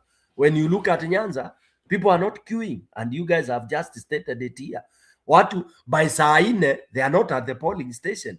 So you can easily come and rig around that. So Nyanza was a big letdown to Raila, not once, not twice, not thrice. Okay, whether we want to go scientific, whether we want to go this, because you give room for suppression. You give room for suppression. When polling station is opened at 6, let's see all of you there. Let's people going to hospital to carry the people wale wako kwa hospitali wakiwa na madrips. Then people can tell you, but you are there seated huko kule unakula samaki kwa kibanda, huko kwa ocean, kwa lake kuna fish, na ni saa 4, watu wako kwa kura wanapiga. Mkikuyu aliamka saa 9 ako kwa queue, and then you want to be compared. So Njiru, don't say that it is true. Kama kwangu, for example, I told you that the last time I tried it, okay? Then you tell me my polling station, which has 600 voters, by saa 4 wanahesabu wanaona ni watu 55 ndio wamevote. What are you talking about? By saa 4 mchana, na you are strong. Saa 4 mchana, na nini ilifunguliwa saa 12. While other people, by saa 4 mchana watu walimaliza kuvote. You know, it is key. When you hear people say, muamuke asubuhi, tokera tene. Why do people say that? Let me stop there. I don't think I need to. Tukatoe Ruto, tokera tene, tukatoe Ruto. Umeamusha Mama Jerome. Okay, ni sawa. So who is next? Let me comment before a couple of things here. Okay. You see, we know what's happening in Nyanza right now. So, when Raila was the candidate, mambo ya vipande ilikuwa shida. Yeah? Now, from the report we are seeing, vipande inapatiwa mpaka usiku. Hiyo narrative ambayo Stone Bike amesema, ilionekana watu waliweka vipande. That's the same. Sasa wamechukua mpaka North Eastern, wanatuambia mambo ya hiyo waweke nini. They are preparing themselves kuiba. Tuseme ukweli, that one has been happening. They are preparing themselves there. But let me go back some things here. One thing I believe as myself, unajua Ruto yeye ni kama nyama ya punda, na the other candidates ambaye atakuwa, I don't know, itakuwa kama nyama ya kondoo ama ya ng'ombe ikifika 2027, kwa sababu kusema ukweli, the most hated president right now, I mean, for a long time, hiyo tunaona, you can tell the mood in the country, you can tell he has no power. It's the weakest candidate, but he is the problem. The problem is who is that candidate ambaye ataenda kumtoa huko. So we talked about the unity of the united front or united opposition, how you can call them. At this point, one thing I've realized, wenyewe kwa wenyewe, they are divided, which is good or which is a bad thing. But at the end of the day, where will this Mambo United itakuwa wapi? Because at this point, even now two, Ruto is going to lose if to go a genuine election. But it's only now that we are saying that. But come 2027, there are some things here ambayo it is going to matter a lot for many people. The one thing is, the last election, the same people ambayo walikuwa wanasema alichoma watoto wao kwa kanisa, walimpigia kura. Hiyo ni ukweli, walimpigia kura. Sasa they want you to come and kuambia watu, oh, huyu ndiye alichoma nini na nini 207. Unaona? So sometimes kuna kitu ambayo tunapiga ile we go just like round. But there are some genuine people ambao walikuwa ODM, they want something different. But wanataka mtu awaambie ukweli ni kwamba kulikuwa na makosa 207, kulikuwa na makosa. Yeah? The one thing I've never heard from anybody from hata akiwa Uhuru Kenyatta ambayo we love, hata akiwa nani yoyote, even Martha Karua, sijui nani ameenda wapi, Kibra ameenda wapi hapo, they never say that the 207 election was stolen. None. Hata Ruto mwenyewe sahihi hajawahi kusema 207 nani alishinda. Pengine atatuambia sasa kwa sababu anataka kuimpress the rules. Now, even our own people, they don't trust us anymore. Unaona? So there's that gap which has been created in most people. Some people ambao wanafikiri like we don't know what we are doing. Yani kama sasa, kama hatu kienda hivi already hii kura imekuwa, it's already decided. Lakini wacha niende back to my one thing I want to bring up on this discussion, but I just feel that we are leaving also behind here. Hii narrative, yeah, since independence, we had our two communities leading us. Sasa, we had our people from the mountain for the last election, 2022, na sahi election nasema, why they are not going to participate because they want other people to read. Why don't we use that narrative then because we want to change our country to a different way? Let's try something else. No, let's try something else. Lakini sasa unapata even the OTM people ambayo some of us tulikuwa tunaamini, now they are saying a different song, and that one some of us get discouraged. Unaona? The same people ambao tulifikiri we are on the same board, tulikuwa pamoja tunaenda kutoa huyu fish, huyu Ruto. Sasa ndio tena wanatuweza kutuambia Ruto ndio candidate. But Alex, let me ask you a question. I've been saying it last week and the week before, and me have my two candidates. Nafikiri if they come in momentum in West Talk, hata Ruto akitaka kuiba mfanye nini, yani it's just like a election would just go that way. Let me go back to the ticket of Sifuna and I think this young man from Kiaru already just focus, you can just see that. I mean, if we give the country and the country kuja sema we want to start a new direction, hiyo ndio itaenda, hata hakuna kitu ambayo Ruto atasuia. Itaenda tu, itakuwa kama ile baba alikuwa anatuambia River Nile. Hakuna mtu atasuia River Nile, sasa imetoka. Itakuwa tu hivi. That's the way I see the two candidates. that's the way we are going. Lakini sasa Ruto is trying kufanya hivi na hivi, and I think there's one thing, a point also you made about Jeriot and the boys from the so-called the boys for Ruto kutoka from Kalenjin. I think they are preparing people's mind. I mean, it can be something ambayo pengine wanafikiri waseme, I mean, also pengine hawana kitu uko ndani hatujui. But at this point, I don't see kura za Ruto ziko wapi. I don't see it. Kusema kweli, I don't see it. Other than where it comes from. Yeah, I mean, I don't see it. I don't see how he wins this.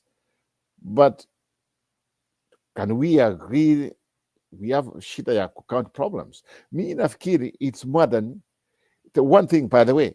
The one thing I think somebody has to tell me in details. Oh, this corruption tumesikia inatoka Minnesota imeingia mpaka Kenya, maybe it never started during Ruto's time. Ambayo connection, ninaona hiyo connection inaenda mpaka Northeastern. What's happening hapa? Hiyo connection naiona mpaka IBC, vile some of the people they got in IBC.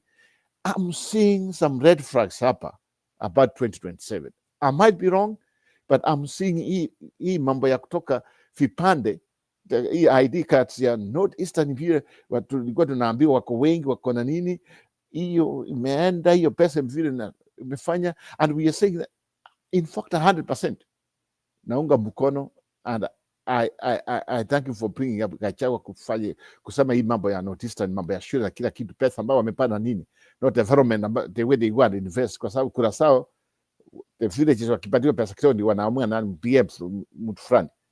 Lakini I'm seeing a trend where corruption, and I'm seeing a trend where tumekuwa tunaambiwa Northeastern, sisi unajua sisi tukiamua kura tunaamua every time government iko, kumbe hii ilikuwa government protected, went kwa government protected from the corruption they are doing, from international corruption, imeenda mpaka local corruption, and that's why so that they get protected. Wanachukua pesa, ile pesa ambayo inaenda huko Northeastern ndio inakuja na inanunuliwa watu, ndio inakuja na kuwa campaigns, ndio inakuja na kuwa all these things, few individuals. I think that's something ambayo it should be part of the campaign 2027. Kuna kitu ambayo smelling the fish, corruption ambayo iko, a big corruption, and we go this way. Wamepanga kuiba kura through IBC kwa sababu the people who got in, have question marks. Corruption is just a ring of corruption. So the former governor of Turkana, ambaye sasa ako huko, ndiako sio office is the chief court, whatever the name they call him. Are you not sure he's the one who brought this guy who's now the chairman of IBC? How comes the guy comes from Turkana? How comes Junaid Mohammed, a conman ambaye alikula pesa, kumbe yeye alienda kwa Ruto before even 2022, wakati papa akiwa huko candidate, alienda huko kwa Ruto kitambo, kwa sababu alikula hiyo pesa, yeye alianza kitambo. Ndiye amekuja yeye, one of his brother-in-law amepata nafasi from nowhere, amekuwa IBC huko ndani. Then from there, I'm not against dini yoyote. I'm somebody, I don't care where you pray, I don't care whatever it is. Okay, I respect people. But kuna fish armed people from ambao dini fulani, it's like we mentioned, they are under IBC. Nimeona hii pesa ambayo ilikuwa, that's why watu wanataka kuwa government. Ile pesa ambayo inatakuwa kwenda development, ndio inaleta, that's the money that's been used, they are powerful. Hiyo pesa ndio inakuja tunaambiwa inanunua hiyo government. The same people, wakati hiyo election imekwisha tu hivi tu, some of the MPs kutoka bande ile wakakuja wanasema sisi tunaingia kwa serikali. Something is not right. Something is not right. Hii IBC investigation ifanywe, au watu wengine vile waliingia ndani wakapata hii viti. Yeah, from Turkana and from other 3 people, I'm suspicious that they are one-sided, even if before to piga kura ya 2027. I might be wrong, but that's the way I feel. I can see myself just before 2007, nimetoka mahali nilikuwa, nikaingia Kisumu, we were celebrating The next day najipata huko kwa Ndera police station for 2 days bila kitu chochote, nothing. Yeah, because kulifanya nini? Ilibiwa. 2013, Kibaki, one of the worst president ever to rule Kenya, the worst president, a conman, ambaye aliharibu democracy ya Kenyan democracy. Akaweka Uhuru, in fact, baba alishinda hiyo kura. Guess what? Ilienda hivi kambi. That was a bad moment for us. Sasa kuja 2022, tumenunua suit, tulikuwa the other network, most of you. But hii suit ndio nimevalia leo, by the way. Kama ukiona, ndio nimevalia suit ya ile that time. Ndio hii nimevalia leo. Yeah, nimevalia ile suit, niliamua kuvalia. Hiyo ilikuwa ya 2022. Sasa hii ya 2022, I cannot wait. Tuliongojea, then from there Itumbi akaanza kwa yani kama ati wameshinda na ile kule ikakuwa tena. Nikasema wacha hii mambo ya by election hapa nifuate hapa, nikasikia nikafuata kina Stone PK, hii tunaenda kushinda nini tena. Nikasikia Itumbi tena kutoka hapo, kitu ambacho niliona ameanza kama mchezo, ikakuwa hivi. So na mimi nitoe roho yangu tena 2027, then it will be the same thing. Itumbi akuja then niwaambiwe another 5 years Ruto. Inakuwa shida. But there's something which is not adding up, and I hope somebody can help me on this one here. It is IBC the way iliwekwa. Now some of the things which have come up, corruption na kitu kingine, I'm smelling some circle. Hawa watu kutoka Northeastern ndio wamekuja, wamekaa mahali, wamekaa kina Tware, they proposed the names. Hiyo names ndio sasa iko kwa IBC. Those names ndio wanaenda kuiba kura. Those are the people who don't progress, kwa sababu they are being protected. Wengine wanaambia watu wao kura kidogo, kwa nangamia, hamna shule, pesa zote tutachukua. That's a lot of money, and I think that's the chango. If we can just have those people prosecuted. Wengine wakuja wakadwa hata fichwa, I don't care, from those Northeastern. Wengine wakae kwa chera, pengine Kenya itapona. And I think we should investigate our what. There are some 4 people in IBC. I correct them to be investigated. I have some doubts, man. What's happening? Some wamechukua pesa kutoka Minnesota, imeenda mpaka Kenya. Ruto's protecting some of these people. All this time he has been government. Same way they protected, probably they protected Uhuru Kenyatta at that time. Sasa ndio wanatuambia sasa government ndio, hapana. Hii pesa sao, hii pesa ambayo inaenda huko tena inarudi Nairobi, inakuwa kama ndio inaharibu kila campaign, kila kitu. Pengine ndio ilitumiwa mpaka watu wakaingia IBC. Watu ambao am suspicious wameingia kwa sababu ya their religion, and kwa sababu wamesema wanaenda kuiba kura. That's the way I feel. The way the same people have been just like manipulating people in the Northeastern. They are of those Garissa, Wajir, Tana River, and other places. That's what they have been doing all this time. Ile pesa yote wamechukua. That's why Ruto ameingia huko, anawapatia vipande ya uongo, corruption. That's where we go wrong. Ndio nimekuja kuambia sasa wao wanasaa usiku kucha nini, ndio the population has gone up. Hakuna. This is a fake made problem. This fake. At wao ndio wamesaa watoto wangapi?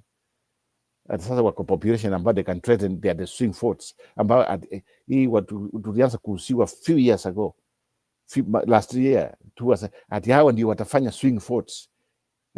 Hapana. Hii mambo ya Northeastern na mambo ya corruption kutoka all the way from Minnesota, imeenda pesa ambayo umechukua huko, na hii pesa ya CTF, pesa ambayo imekuwa ikienda huko, all the money from all the county governments in receive. That's where we are going wrong. Watu ndio wameharibu Kenya. And somebody has to answer me if it does not want to happen again. I have a problem. I have a big problem. They should be prosecuted. They should be investigated. They should be arrested. And we should have an outcome before the next election. EIBC. There are 4 people there. We want to know how they came in. Thank you, guys. Sawa, it's good. I know you wanted to react. Go ahead. Woody. Yeah, Yes, go ahead. I want to say something. I know obviously we've disagreed this thing with Julia and Stone PK for as long as we've been through this political journey. And I think these are not just my strongest sentiments in regard to this particular topic, but this is the truth when it comes to it. It's so easy for us to injuncture that the Luo Nyanza voting is very low. Njiru, remind me the place ambayo 2007 tulitoa kura zenye zilikuwa 101% yenye ilikuwa ya mwisho. What was that name? Nithi. Eh? Nithi. Yeah, Tharaka Nithi. It was Nithi. There used to be Tharaka County and the Nithi. So they used to be separate. Yeah. But at that particular time, it was Tharaka Nithi. So let's not go to Nithi. Let's just say what it was that time. It's like the duplicity and the lies that we want to look at. Some people don't vote historically, but some people vote up to 101%. Constantly, the Kalenjin in the past 3 elections, wamekuwa wakivote over 90% in their polling station. You want to tell me there are no sick people? You want to tell me there are no people who died? You want to tell me there are people who have emergencies, the PCD? You want to tell me there are machines or whatever they want to say today? Because what we are told when we don't start voting early in machines, you want to tell they don't have all these problems, but the Luo Nyanza, the only problem they have, they don't go and vote. They don't turn out. Now, another thing that I would like also for you to look at this. All of a sudden, other people, watu wao wanakufa sana, wengine, hao wako so fertile, yani wanazaa kila siku. To a point from 2013 census to sasa, the population of the Northeastern has not only doubled. I mean, no, when you do economics, there is a big topic because the 3 economic factors, one of them is labor, and labor deals with the population. And in population, in economics, there's a topic called a population explosion, whereby like there are more births than there are amenities, including land, which is an economic factor. So you want to tell me that the Somalis are so peculiar that they are able to supersede the module in the line of the population that from 2013 up to date, sijui walizaana aje from 2013 mpaka saa hii, hata kama ni kuzaa from 2013 up to 2022.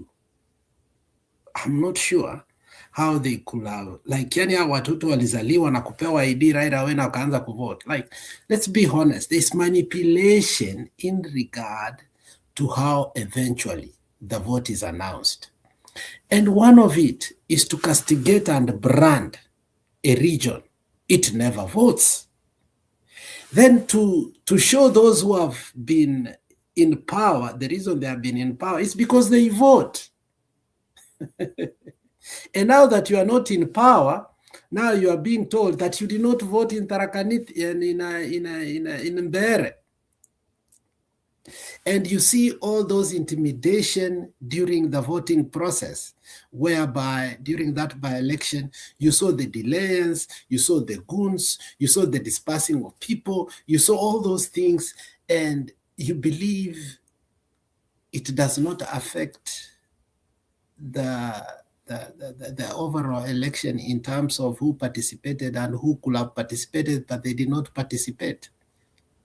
Before just the last election, you understand, even the United States, who manipulated our elections, called and say one of the regions that is dangerous to travel in Africa right now is in Kisumu, issuing a travel order to Kisumu.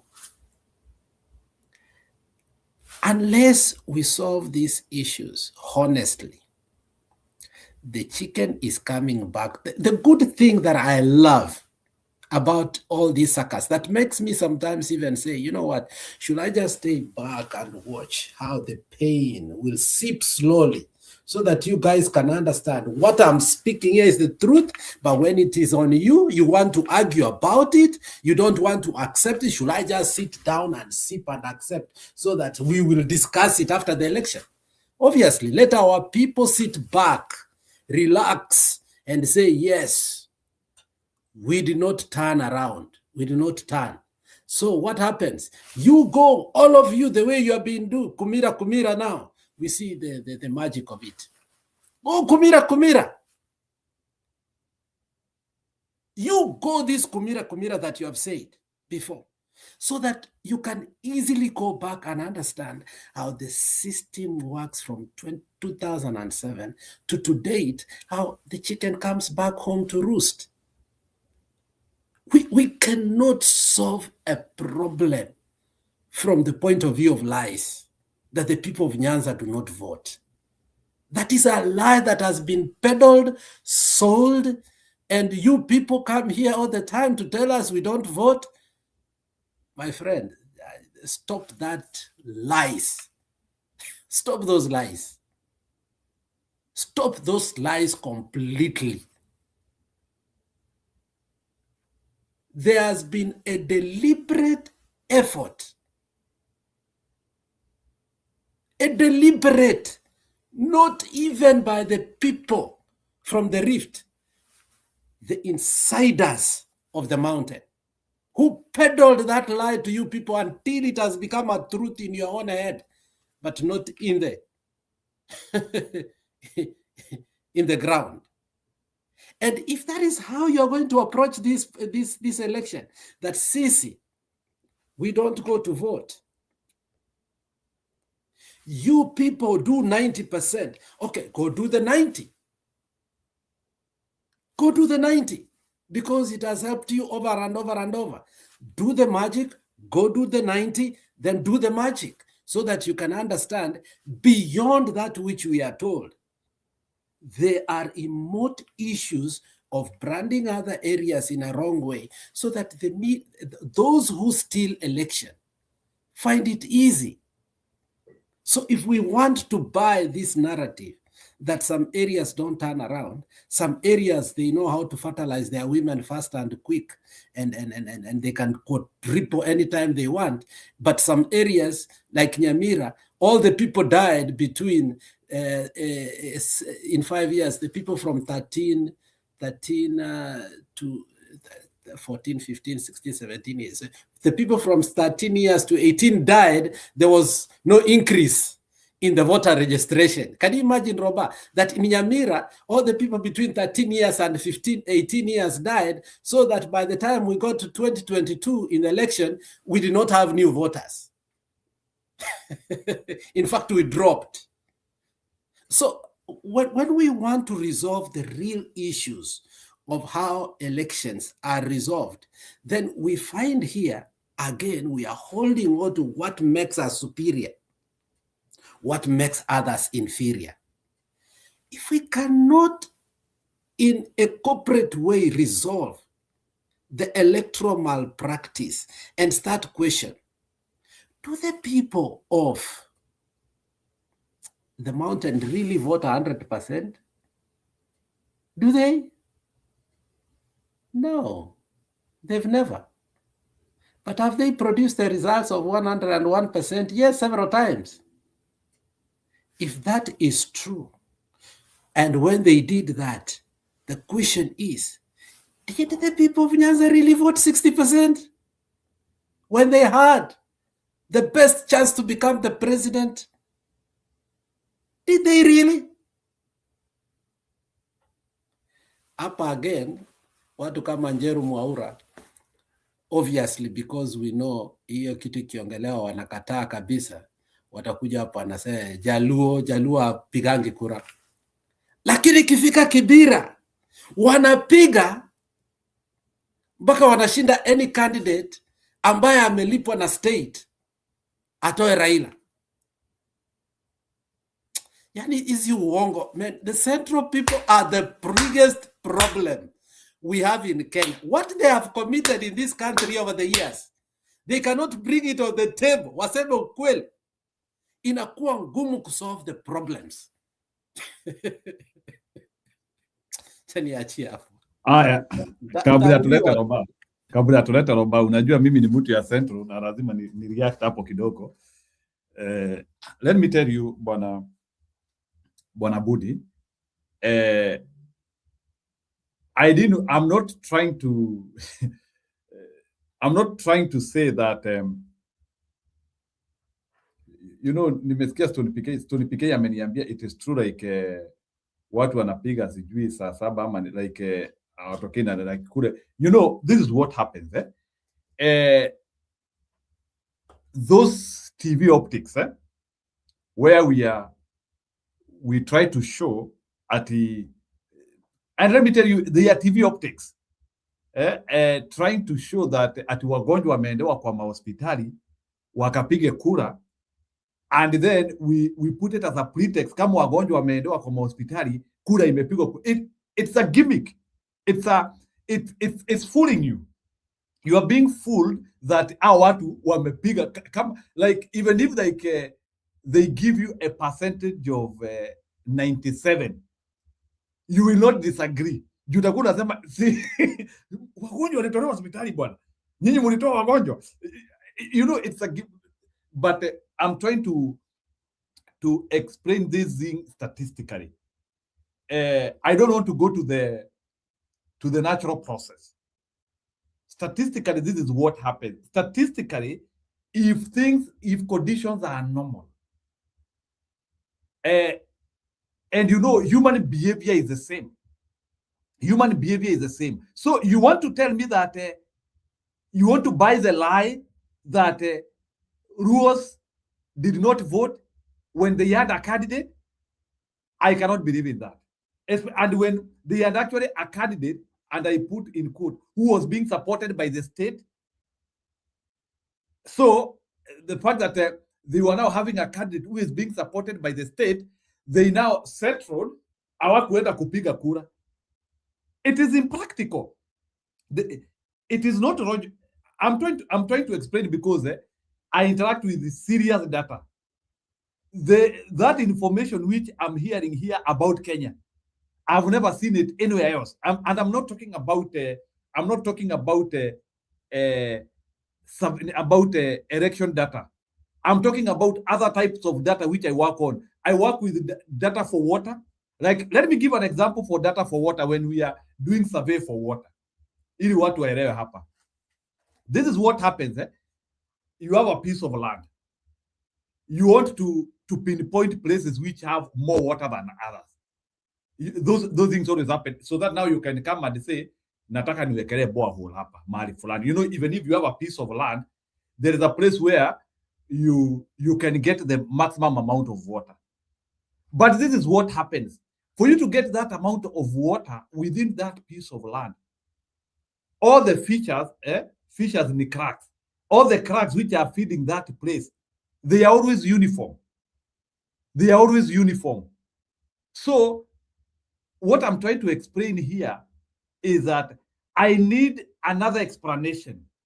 But you cannot tell me, unless you tell me, like the other time when the Luo people are being beaten to go either waende wakapige kura and they refused to get out. You remember? You want to tell me that Raila Odinga, who was almost an immortal guy to the Luo people have never gotten out to vote for him, or they did not come out to vote for him?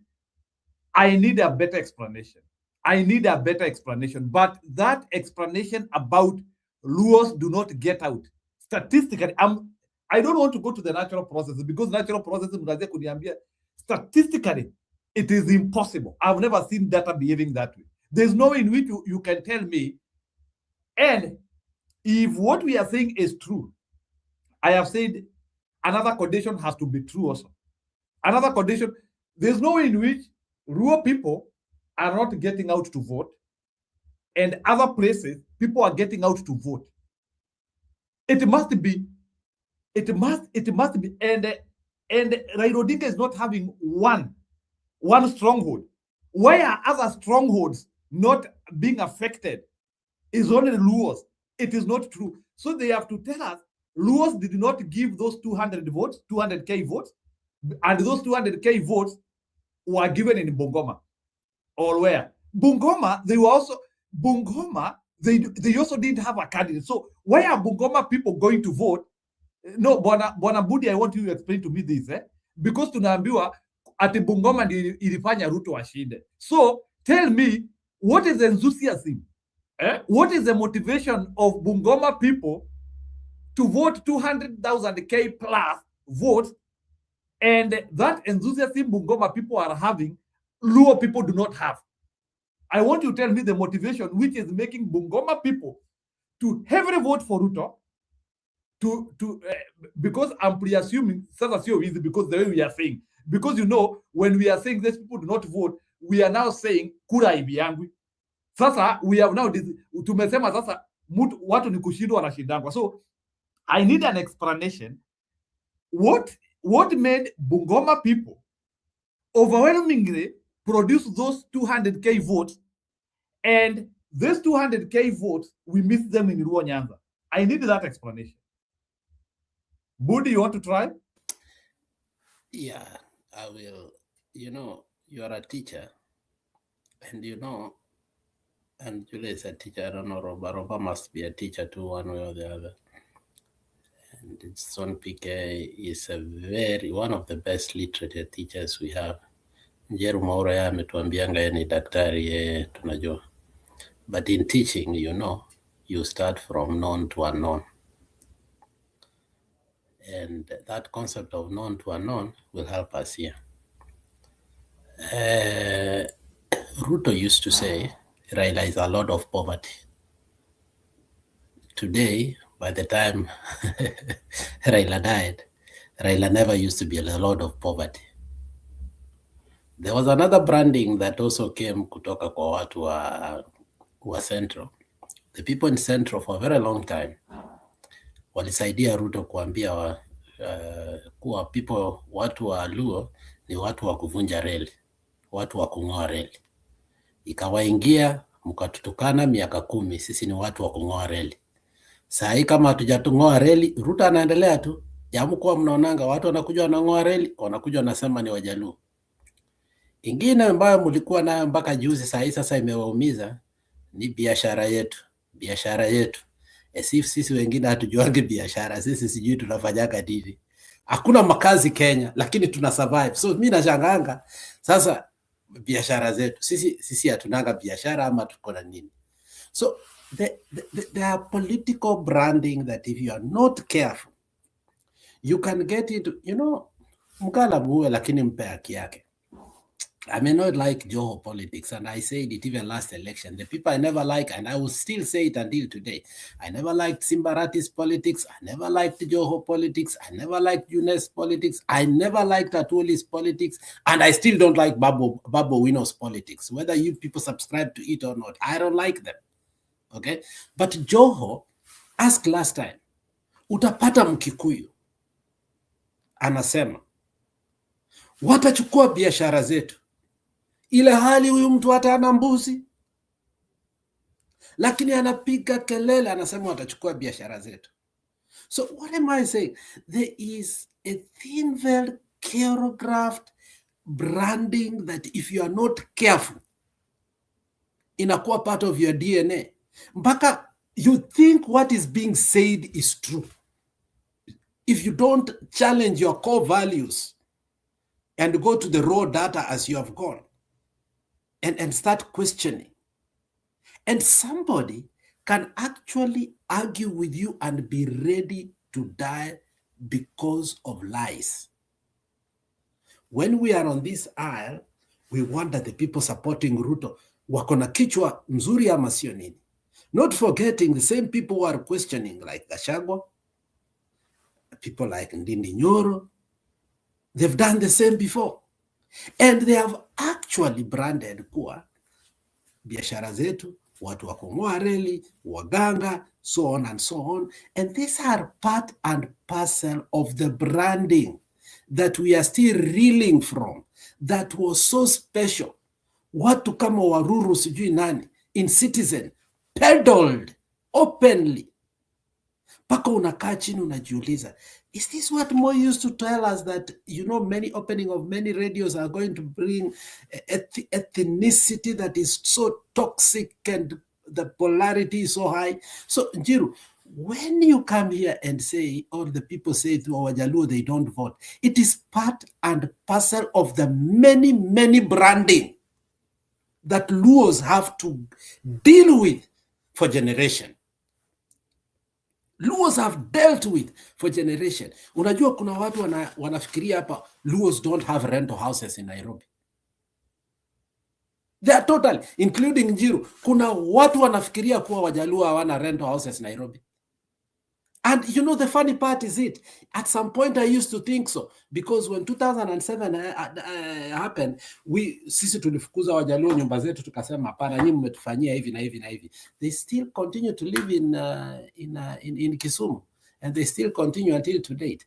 Ojijo and real estate in Westlands, the biggest real estate firm is owned actually by a Luo, not even a Kikuyu, not even a Kisii, not even an Arab, not even a Muindi. Ojijo was bigger than even Jirongo. Nobody talks about him. But ikifika rentals, do you know the third best matatu owner in Nairobi is a Luo who has done it for years? Matatu ya Wakikuyu, matatu ya Wakisii. But the guy invests kwa sako.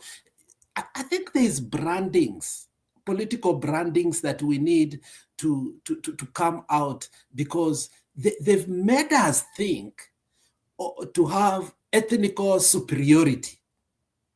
Like, you just feel good.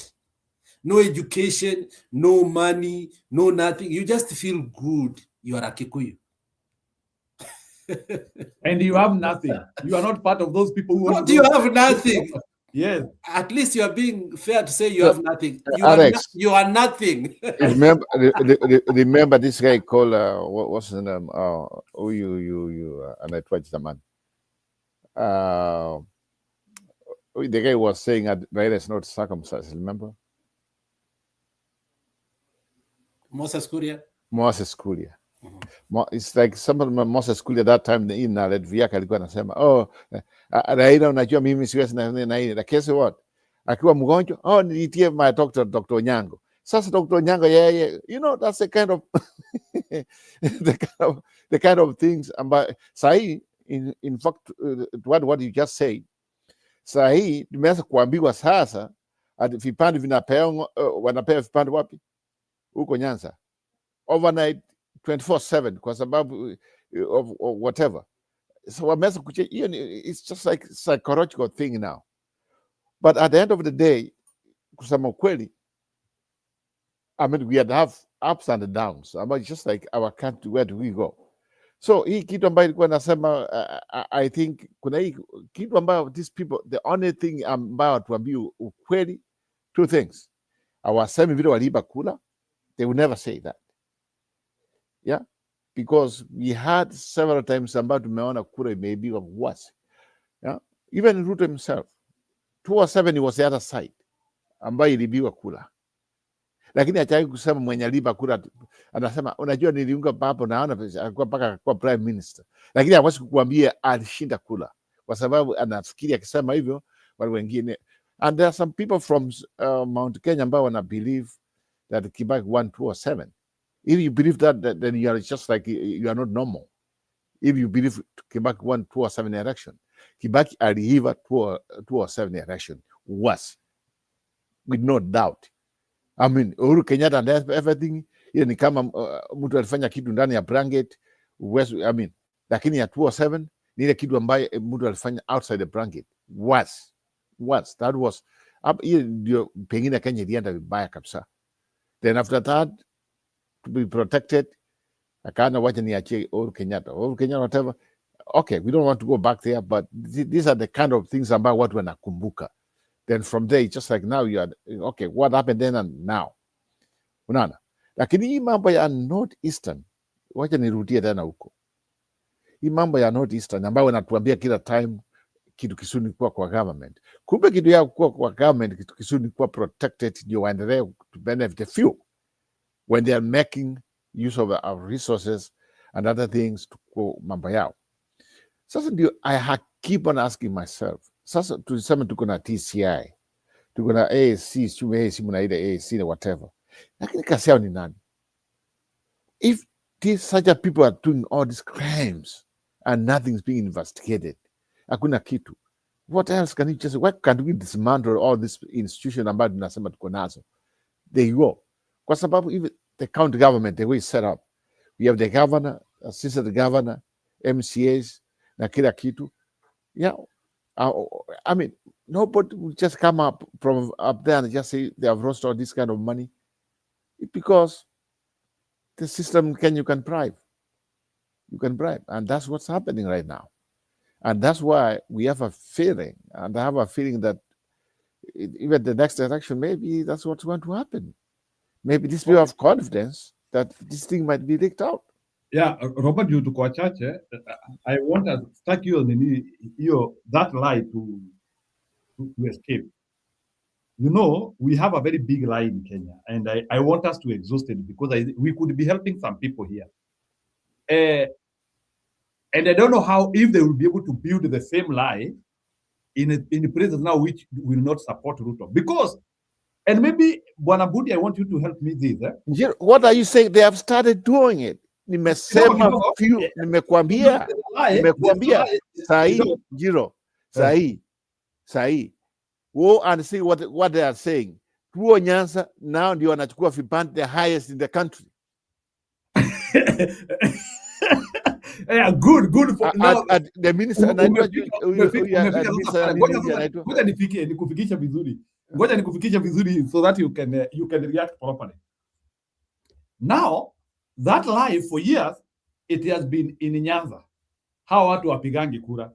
Then suddenly, Luo Nyanza will start now even producing 100%. I'm double sure. Even when they don't have a candidate, they will suddenly come and have Ruto. And I'm just saying to some extent, and they will produce 100, maybe, I don't know. I'm saying hypothetically. And now suddenly, the central people, their numbers will start now being reported as true values. True. Mark the one when I talk of true value. You know, there is a true value and an accelerated value. So there is a possibility, I'm just saying, and to the likelihood, I think that is how it is. There is a possibility that Central Kenyan electoral numbers, they were being exploded to some extent. To some extent. I will not tell you to what exact number, but there is a possibility those numbers were being exploded. And now the thing is now being inverted. I don't know if that thing will even be implemented even in the KIMS kit, that is in the electoral system. So the question which I'm asking, is the inversion of political suppression going to appear in the electoral system? Or is that what now they are designing? That is my question. Are they designing that system? My friend, it's already there. From IBC. Remember how this conversation started, the current conversation we are having. The current conversation started when Roba accidentally said something. Okay? That remember 2007, Kibaki did this. Then I've been thinking about it. It's not accident. I said it, I believe in it. It's told direction. No, you didn't. No, what you said is true. What I'm saying is that you were giving a submission on something else, but you brought that in. Okay? Yeah. So when you brought that in, then I say, you know, this is the subject that is so subtle and ignored to the core. Okay? And because Njiru earlier was asking kind of the same question, because Njiru actually asked the question we had a discussion about a couple of few days ago. What do we do when the electoral system does not work? Then he used the words that I used this week. I said, you know, there is a difference between announcing the real winner or being announced as a winner. So Njiru asked, what can the opposition do? We are beyond now talking about winning the election. We will win the election. Take it to the core, take it to the bank. Can it be announced? So the problem is that we have always had, and Njiru brought it also in an accidental way. Now, the question is, and we must now be glued to this question, how the presidency has eluded us is not by losing election. It is simply being not announced. How can we make sure we get announced? And the reason we were not being announced are these reasons whereby we brand other regions that they don't turn around. So these people already know how they are going to be announced. So they've prepared us psychologically. Like right now, they are preparing us. Whether Nyanza will vote 60 or 100%, it is not their problem. What is being shown to us is everybody in Nyanza has taken ID. Wakisi wamekataa kuchukua ID. Wakikuyu ni biashara wanaenda na wanakunywa pombe hawachukui ID. So if you look at how they are being branded lately, the way they are drinking, my friend, it's a problem. In fact, hakuna wakati sahi ukienda kwa social media. They are doing everything. The Itumbi boys are doing everything to make sure they show that Waluos are industrious. They are Singapore mindset. Singapore now, how come mindset. Gachagua cannot see that in his family? Kidogo, how come Gachagua is not able to see that trick, and he also funnels the same information of Luos refused to come out? I was surprised. I don't think that is the case. Why is he funneling? Why is he not able to conjoin and understand now? It is an inversion of the tactic. Go ahead. You see, if you listened to, one of this Simiyu guy, Bungela Mwananchi, he said, the hustler narrative and message were for the minions and the drunkards of the Murima. I don't call them that way. He said it. Then he said the Singaporean narrative is for the intellectuals who don't have a job from Luo Nyanza. It's not for these people. These people died politically long time ago. So Ruto doesn't care about them. He will continue to give them pombe and all these things. So on the other hand, they are fueling and erupting that notion that the Luo people are ready to go to Singapore and therefore they are taking what? IDs. And that narrative is dangerous because whether they take the votes or not, whether they take the IDs or not, they will be given IDs by force. That does not translate into votes. But in the stealing of an election, it's a process. They have already won. Right now, already we are talking that Luos are taking votes. Nobody's talking about Kikuyu taking votes. What are we talking about Kikuyus right now? Alex, on top of that, Kikuyu is a different thing. So remember, Tuare, he came up and nobody said it, and nobody even just came and say, Tuare has come and say Matiang, he killed a lot of Muslims. And even none of these guys coming to say, no, Matiang never did that. He killed, in fact, he killed most of the Muslims.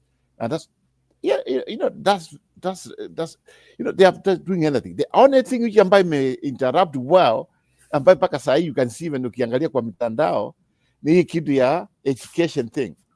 Yeah, the education thing now. That's what's killing them because they have been told that's the money you have been stealing. Oh yeah, just go ahead.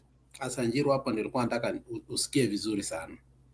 There are things you people inaenda kuwaletea shida. Na wacha nikuambie moja yao.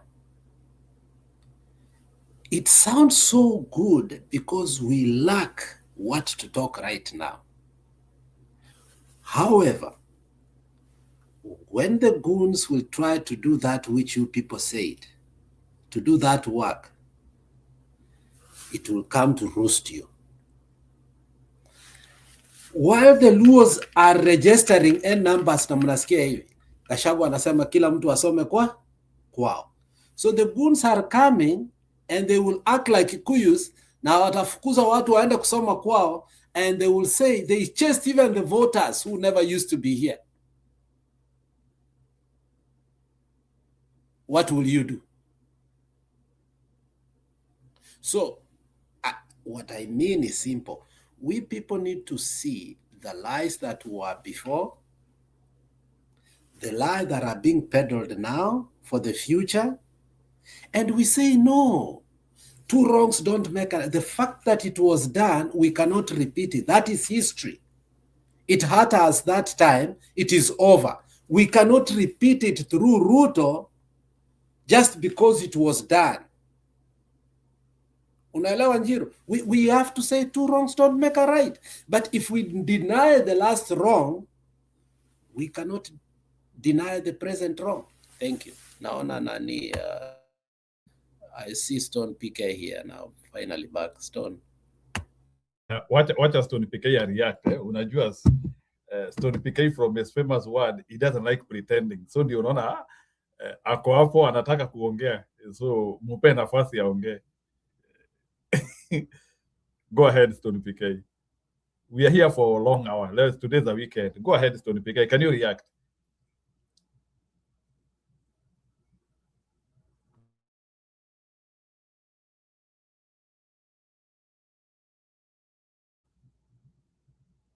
Stone, uko na sisi ama uko na wao?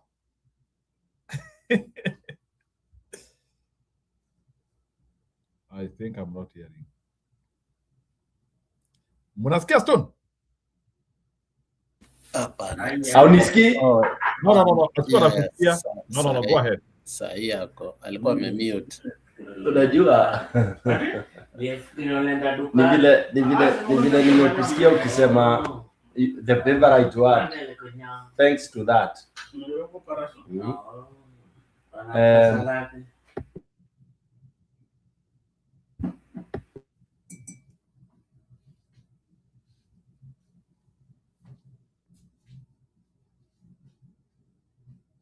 Umemute tena. Yeah. Stone, do you want to say something ama umeamuaje? Ama you are trying to jumpstart your statement? Aya ni sawa. As we wait for Stone PK, I want us to react to something. Because now things are becoming serious. And both Budi and Roba, I want you to react to this. We're always talking of honesty, and we need to handle these things without of trouble. I know politics has a thin line between honesty and crooked. No one can be good as we want. But why is the opposition playing as if it's a clean thing which is happening? Like, why are we playing like bad things have never happened in Kenya? Like, we pre-assume that there is a level ground, and that level ground is not there. For instance, elections are stolen, by-elections get stolen, so many election pre-planning, leading processes start. We get an electoral commission which does not work for the people.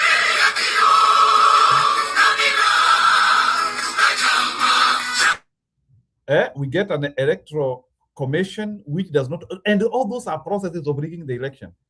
Is the opposition aware of that? Ama wanatupeleka tu kwa uchaguzi tu, alafu sasa tuanzie kusema na tulikuwa tunajua tu. Are we preparing in a path of regret? Budi and Roba, are we on a path of regret? So Bwana Roba, you can go first. Are we on a path of regret? Tutasema na hivi vitu tulikuwa tunasema. Huyu jamaa tu akifanya hivi, like, are we preparing to come here in 2028 na tuseme tuanze kusema we wish we knew? No, 2028 will be far, but I remember election in August 2027. I'm talking of 2028 as after election imetokezea. Now we are now looking towards 2032. I'm looking for post 2027. Will we come here and say that we wish we knew all the things we can do now? I think this one here, to my opinion, I think this is too much for Ruto. Vile amefanya mambo, if you lose the mountain, you lose Western, you lose Kisii, you lose Kamba, you lose some other, you can't win. But if you try to impose himself, asema atachukua hiyo kura kwa nguvu, I think atatolewa kwa nguvu pia. It will be a bloodshed. That one is going to be a very, very big bloodshed. Is opposition seeing this? We don't know. Because right now, we don't know who's opposition. We don't know some of these people.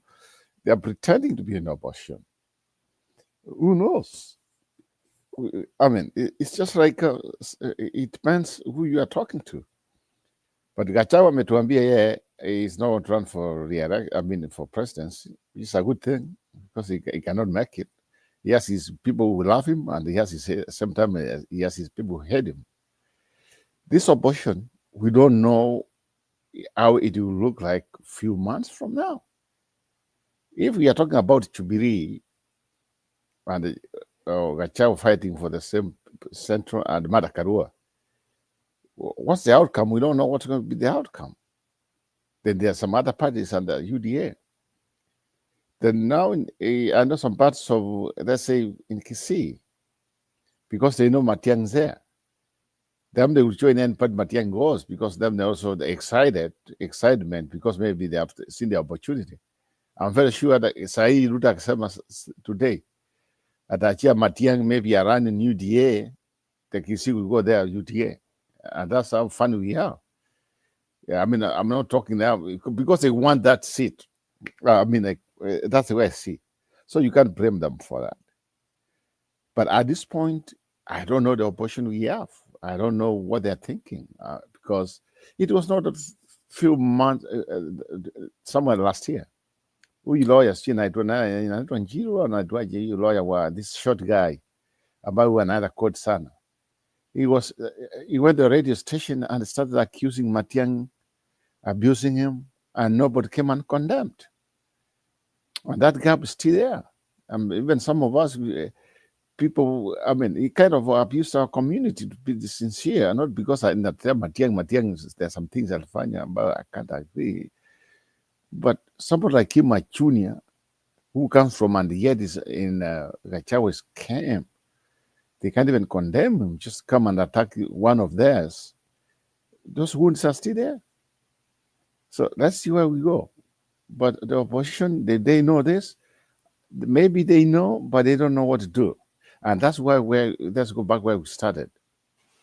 I said from the beginning, for everything to work, you have unification. You run as a party. After you run in a party, you have resources for everybody. We know nobody's want to win this election without no resources. Run from what happened in Better Note. Whether they won, they stall, but remember what they did. Walikuja wanapenda paka blanket, paka unga huko. Now opposition, they were paying, the other party, they were giving them nothing. Nothing. If they give something, we don't see it on pictures or videos. But hao watu wa Ruto, UTA came in, wanakuja na unga, mboga, nini, they came with all these things. So that's why I said, when you are united, you form a unification, you save resources, and you get organized. The reason why UTA is surviving is because they have a unification behind it, Tumbi and other people. Yeah, so they know what's coming. So at this opposition, they are not there. We don't know. Kuna mtu anakuambia kuna timu yake. So are they going to form the same team at the end of the day? I don't know. Because this is the right moment now, if they wanted to come in. That's why I said, I wish we were like 3 parties. Tunaenda yendi kwa party ndio sahi, people we don't like the government, tungeingia party ingine, from there we know we want to defeat them. But as we are talking about Kabira, With us, we are talking about unknowns here. Someone like Karonzo. It's either you give me or I run away with my people. So electorate people. Kwa sababu Karonzo amesema naenda pande mwingine na nyinyi mnamfuata. Same thing. Matiang'i hapa anakuja anasema, oh, wamenikataa. Mimi na bidii yangu tutaenda mahali tuko. Wakisiwa mfuata huko. So hiyo abortion imefanya nini? Imesarambisika, is done. It cannot win. Yeah, even if somebody was saying here, I remember somebody was saying here when it started, people will be given opportunities. That one's killed them. I'm telling you, a united abortion means saving resources, being organized, producing candidates, strong candidates in every constituency, in every county, in every sub-county. That will help. But mkienda hapa tena, you are deciding nani atashinda hapa, huyu ni wa chama fulani. Okay, there are advantages of that. Pengine some of them will go independent. Pengine italeta watu wengi, wengine watotoke nje loko wakuja kupiga kura. But at the end of the day, it's just like in most cases, inaumiza. Unity.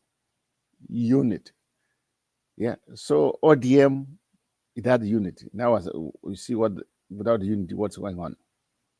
UDA is holding because they are part of the government, but wengine wako kwa sababu wako na kasi. Jubilee, you see their unity was ilisambasika kidogo. Right now, Jubilee, you can see them. I mean, we were promised watakuwa from every constituency, every local level, sijawaona from the province. So, I mean, it's just like now we are all over the place. We are not a unit. See, if this guy goes a unit, the winning strategy will be very easy. Haya, nimerudi Njiru. Stone BK, okay, wacha nimalize nitakupatia. Sawa. So what I was saying is, right now, that unit, we don't know where it's headed to. Kwa sababu, we have different teams, but these teams here, they have not come together and say, this is the way we want to play the game. So everybody has a way of playing the game. Ingine pengine itakuwa nzuri ya kushinda, ingine pengine. Unajua kuna ego ambayo inaendelea hapa. Gachagua feels that he can dominate and decide who's going to be the candidates, kwa sababu anafikiri kutoka Mount Kenya atakuwa na vote nyingi, yeye ndiye analeta hiyo votes na kila kitu. Then wataanza kukaa, waanze kuandikiana vitu vingine ambayo pengine baadaye italeta, waanze kuumana tena. There's a lot of things here, things unknowns. There's a lot of unknowns here. Hawa watakubalianaje Jubilee and the chama cha Gachagua? Because they are fighting for the same resources, same people from the same region. Yeah, there's a lot of things. Peter Munya, the guy from he's running the governor of Meru, I guess. He's also akona hiyo chama chake ya chama ilikuwa ya Kibaki. Yeah, Martha Karua ako huko. So that's why I said opposition, yes, by name they are there. But right now, the reasons why pengine walishindwa ama walibiwa Mbeere North is because the lack of unity. It is the lack of spread kind of resources. And one thing ambayo somebody can ask, okay, kama hiyo abortion ilikuwa to cover few constituencies, you could not manage. How you want to manage the elections of the whole country? That one becomes a problem. That one becomes a big problem. So at the end of the day, at this point, until we see who they are, they don't have what we call an identity. They don't have an identity. Their identity is just like it is united opposition. But do they have something in common at this point? No. The only thing everybody's thinking about is like they have to get the root, or maybe that's the only thing they have in common. Lakini kumtoaje, itakuwa kama hiyo story ya paka na panya. Nani ataenda kumwekea kingere? Nani? Kuna wengi wanataka kumwekea, sasa wengine watafanyaje? Pengine afadhali watakimbia, wanafanyaje? We don't know. It is unknown. At this point, it's unknown. Stone PK, you can take it from there. Thank you, Robert. I don't want to go down where Njiru wanted me to in terms of Njiru and Alex, in terms of areas turn up and all that. Because again, I think as Kenyans, we always do what we call merry-go-round. We circulate over some narratives, and that's why, you know, every society has some queer or weird characteristics. Like for us, we've never matured in terms of elections, and we hate to admit that. You know, mtu anakwambia wewe bado ni mchanga, you feel like it's an insult.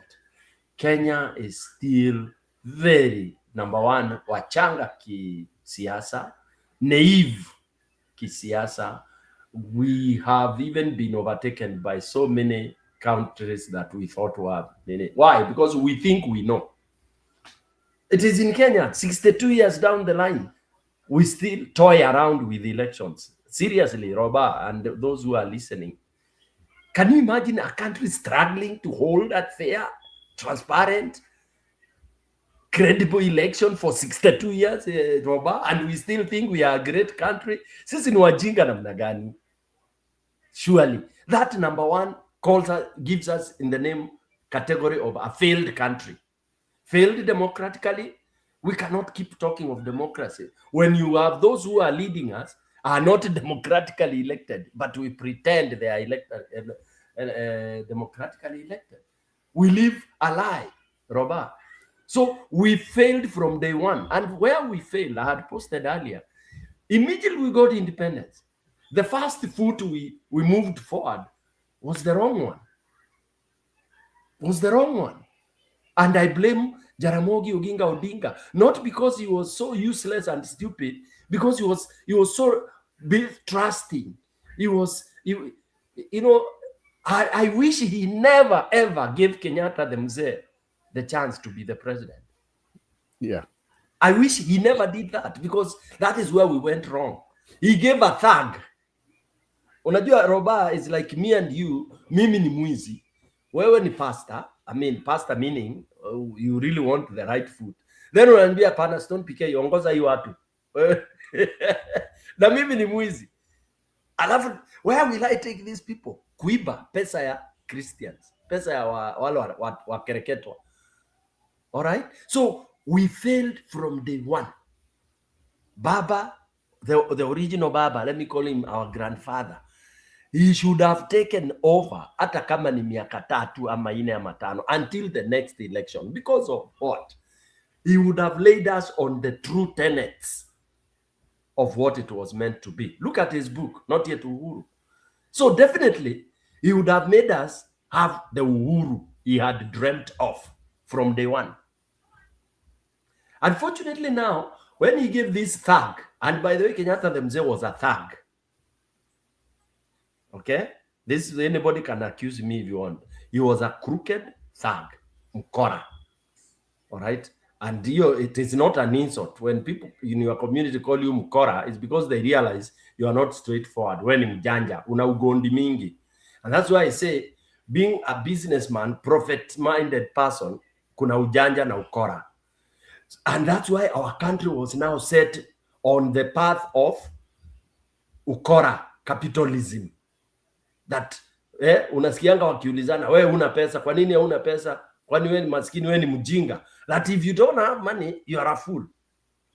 And that's where we have grown through the extreme capitalist. That's why there is land grabbing. That's why any open land that there was, this guy had to take. That's why he owned everything in Coast. That's why he owned everything in the Rift Valley. That's why they grabbed and grabbed and grabbed, got these big groups that were organized. They were called land buying companies and all that, coming to the people who, you don't have money, but you have a lot of land. You come, you are oppressed, and you give land, kupeana, land grabbing. So from that very first beginning, we now brought in a system whereby being a leader, it is cutthroat competition. Lazima tupigane. And that's why we adopted that sisi siasa ni kupigana. Na siasa ni kabila yangu ipate. So whenever Stone PK takes over, it is his time to grab and all that. So progressively, That is what has brought us to where we are. Now, how do you deal with such a historical misstep? You only deal with that through a very severe revolution. Some countries have realized that. I don't even discredit countries that I hear have gone through army coups, one after the other, one after the other. I clap for them.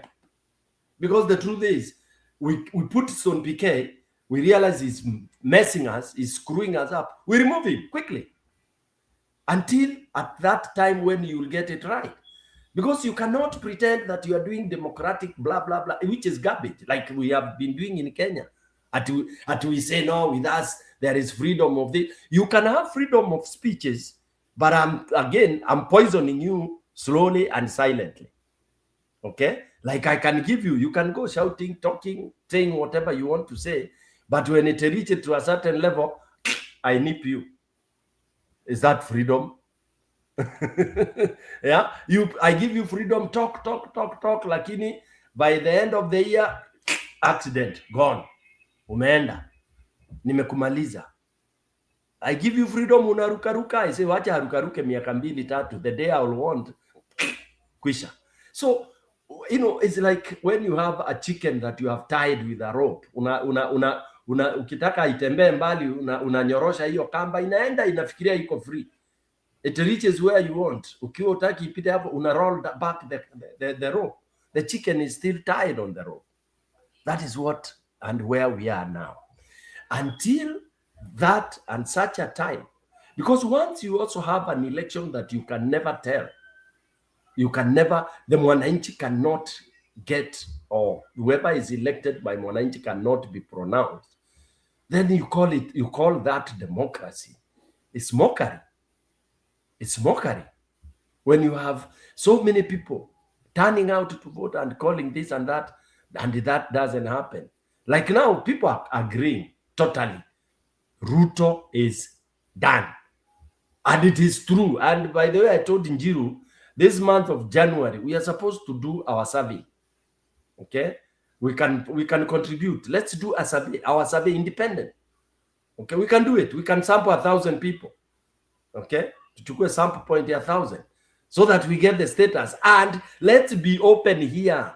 Tusianze kufikiria so and so can be the president. Let's float them. Let's ask Kenyans, who do you think, who would you vote today if you are asked to vote for a president today? Tuweke hivyo. Tuache kusema Matiang'i can't, oh, Kalonzo can't. Why are we saying can't? And they are the ones who have presented themselves. This is where we go wrong. We should begin from the positive point of view. Hata kama ni wezi hao sasa ndio wametupresent and they are the ones we have. So who is less of a thief? Because you must get a president. So unajua kuna point zake piti hapo. You have talked about a survey. And that is something which can be done. Nafikiria tu nile ya questionnaire maybe zifanywe watu waende na huko kwa field. So like when you're talking about that, can you go and think about that, and maybe you can come and advise us on how we can do, which counties can we target, because it's something we can do, and we can do so that sasa, and we do it scientific data tuifanye hapa. So can we task you that in 1 week you come and advise us on how we can do a survey, then we see how many people can come and support it. Yeah, I can, because I've been doing that in my area. I do that quite a lot. Like when I say I want to do X, Y, Z, I don't just deep dive. But for me, I remain very simple and straightforward. I don't involve a lot of this, hula balu nyingi. I just, like the last one I did in my constituency, I just took at random. Remember, I did random. I picked people I don't know, but students, I picked 20, I picked there were 85 university students, okay? University graduates, actually, those who are our vijanas that are doing a few hustles at home here and there. And I picked them from different places in the entire constituency, yeah? And I gave them the 2 questions. And I trusted that they will not manipulate.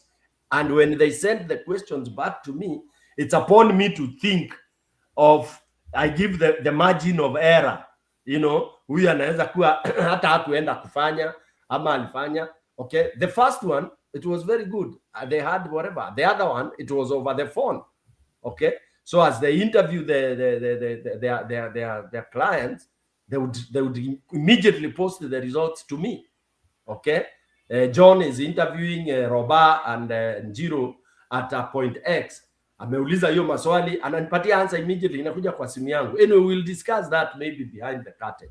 But you know, that randomness, and you are not using the scientific easy ambazo zinakuwa manipulated, sijui mpaka sijui, you know, simple as that. Like me and you now would drive to, let me use Kiretile market. You know, let's say we are in Nairobi, tumeingia Kiretile market on a Monday, which is a market day. Okay, Njiru wewe unachukua tunaambiana wewe enda towards west na mimi niende towards east. Talk to 10 people. I talk to 10 people at random. 10 people, make sure you mix the age and all that. Then we meet after 2 hours. Simple as that. And you get the feel of what it is, you know. But because when you start now these heavy scientific things, ndio unakuja kunakuwa sijui manipulation, and you start putting in your own scholarship inside.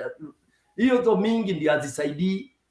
All right, simple. We'll talk about it. And for me, the results I get are very nice, very, very nice. Nice, not in favor, whichever side they go, but you find ala, ukipigia mtu hata watu wawili watano at random simu, unasikia oh, they look like they are tallying.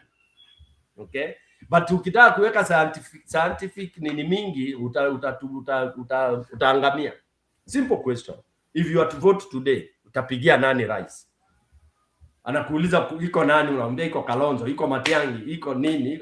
Usianze kuexplainiwa ati wewe unajua Matiang'i is from Kisii, sijui nani is from this na akikwambia ajui Matiang'i, that's okay. Don't start explaining, because if he doesn't know Matiang'i, then he would never vote for Matiang'i. It is simple as that. Unaona, mtu ukimuuliza Kalonzo, Kalonzo ni nani, unaacha hiyo, huyo ajui Kalonzo. Unaona, because it is true. That is how it will go at the ballot. They will not vote for somebody they don't know unless that person presents him or herself. Yeah. Anyway, so we'll talk about that. But I was trying to think, and I would want us to look at other than what has gone, some of the narratives that have been coined, because thank God we know that some of these things have been coined. Oh, for example, we are using this turnout. We give turnout some doubts that as much as they are saying Nyanza doesn't turn out vizuri, tunapeana an allowance there. You are saying Nyanza turns out 68%. Tunajua they could have suppressed it. Probably they turn out at 70, 78. Lakini wana reduce chini for up to give a particular narrative. So we should give that. Central tunaambua they turned out 90%. Tunajua it could have been a margin of exaggeration. But the truth is, when you look at those variants, we should be able to follow a pattern. And why is it that way? Why would somebody be propagating that narrative at a particular time? Then we put that into consideration. Again, Kenya. Which elections has Kenyans ever felt like they held election and their voice was really, truly reflected? We should factor in that. And they generally accepted is only one election since independence that people say somehow it had some resemblance of genuineness, some transparency and all that. Not 100%, but it had some semblance of an election. Moja tu, since 1963. So this is a serious issue. We have failed election after election after election. This is the biggest elephant in this house. It's the biggest elephant. Whether we want to blame Sijui wa Kikuyu, we blame Wajaluo, blame Kisii, blame Lawa, blame, that doesn't help. But the fact remains that why have we never been able to hold a free, fair, transparent election? It was proven by Maraga. So for me, the biggest biggest science and biggest fight that we should be having, it is about the referees and the capacity to hold an election. And today, by the way, Kalonzo and the team, they were in a certain, they were attending, I think, a funeral or a church, something. They addressed this issue very seriously. And I think coming Monday, from next week, you will see, because there is a resolve now that this IBC, whether people want to downplay that, cannot facilitate an election in 2027. They resolved that. So when I heard you guys saying opposition is not coming, is not saying this, they are on it. And even, for example, now things have changed. Even the Nani Gachagua, who people were blaming that he's sidelining others and all that, he has toned down. Why? Because the reality has dawned on him that, number one, truly speaking, he's not the one Kenyans want to be president. Wale wanampenda sana wajue that is the fact. Why? Not because they hate him, but because the way it is on the ground, Kenyans have some doubts. Put some doubts.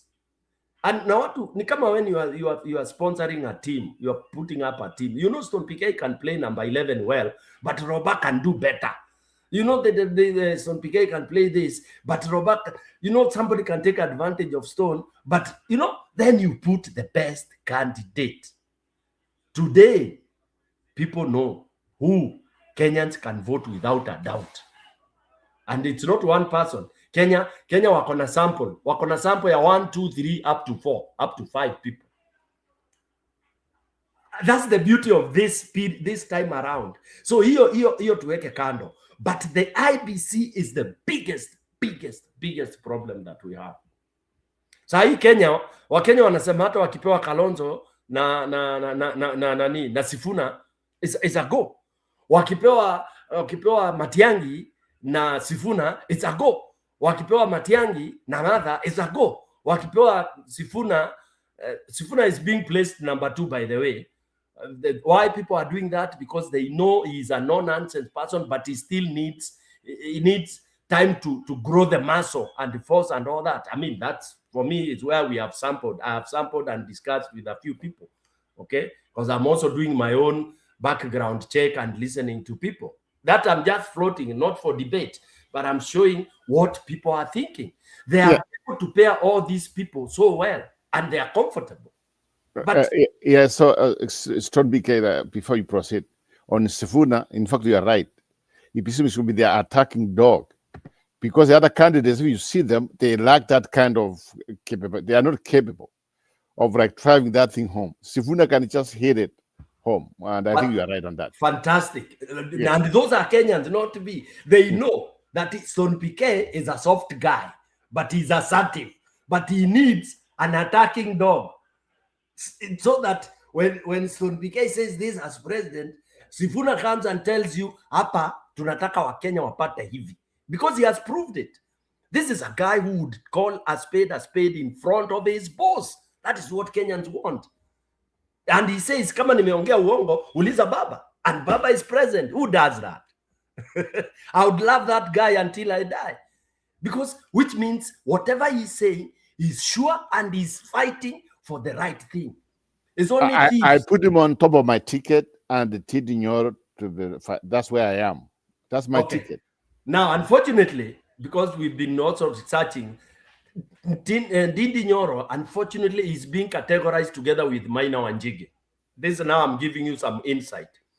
These guys are being categorized together with Maina Wanjigi as people who are very diligent in dealing with the rot.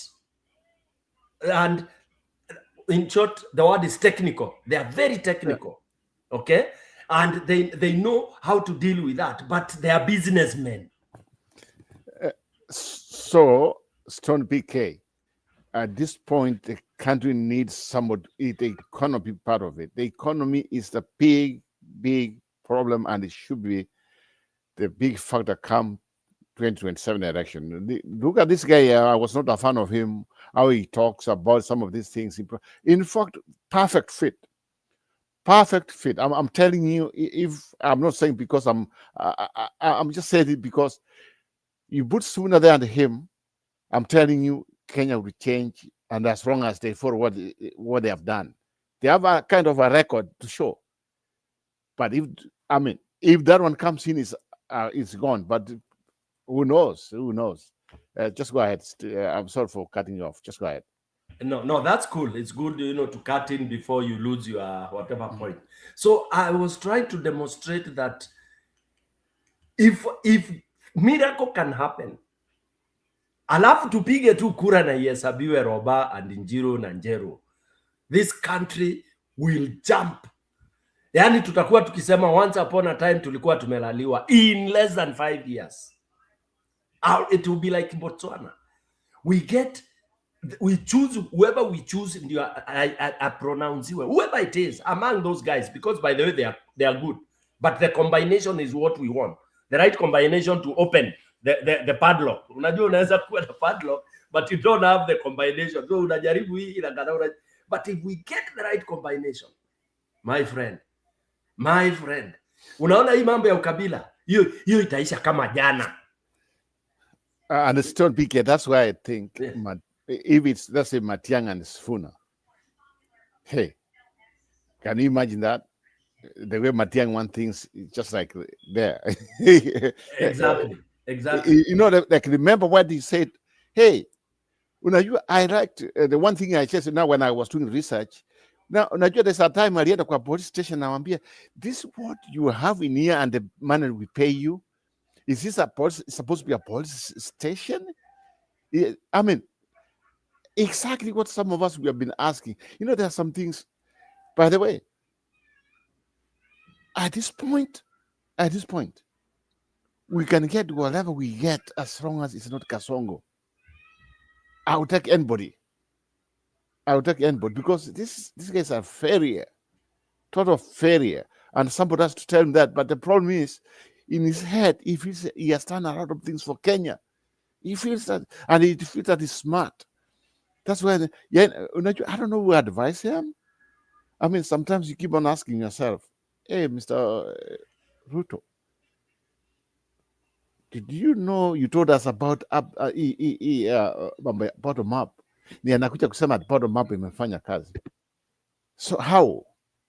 Kwa sababu shilling has been strong. There are some things ambapo mtu anaangalia and we just say, you know what, this is out of control. We don't want to go there. Hii mambo ya kutanganya nini imekwisha Stone PK. At this point, we want people to produce their thoughts. We want people who want to come in and teach something. Okay, we have been harsh about Kibaki when some of us come here because of the 207. But it is something. People keep on talking. He changed something. You can say he did something. Yeah. But huyu Ruto, tangu amekuja, what they are just talking about? Singapore. So the Singapore ambayo anataka kutuchukua ni Indian Ocean. And the people don't see that. Huyu jamaa, I don't know. Why it's to get. Yeah, so Roba, Njiru and Njeru, I think even from our studios now, from our platform, we need to join the opposition in fighting, and I'm using the word fighting, for IBC to be dismantled. Yes. Okay. The Somali guy there, and I'm avoiding to go that route, because this route since 2010, for example. And let me tell you, anyway, I'll go. Let me take the route. There's nothing wrong. By the way, before you proceed, I know what you want to say.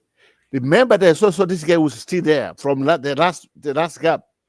This guy called the one who was part of the people who started the election. He's still there. People keep on forgetting. Marichuana,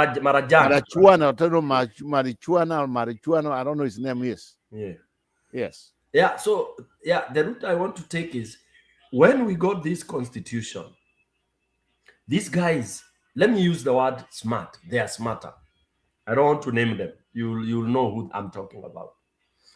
They went and took the strategic positions in a government. Strategic positions. Strategic position number one in any country is migration. passport, and what we call that ministry, which deals with identity card, passport, and all that. That which determines citizenship. Sijui Kenya wanaita aje. Immigration. It's the Ministry of Immigration. Yes, but it's bigger Home than Affairs immigration. or something like that. They took control of that.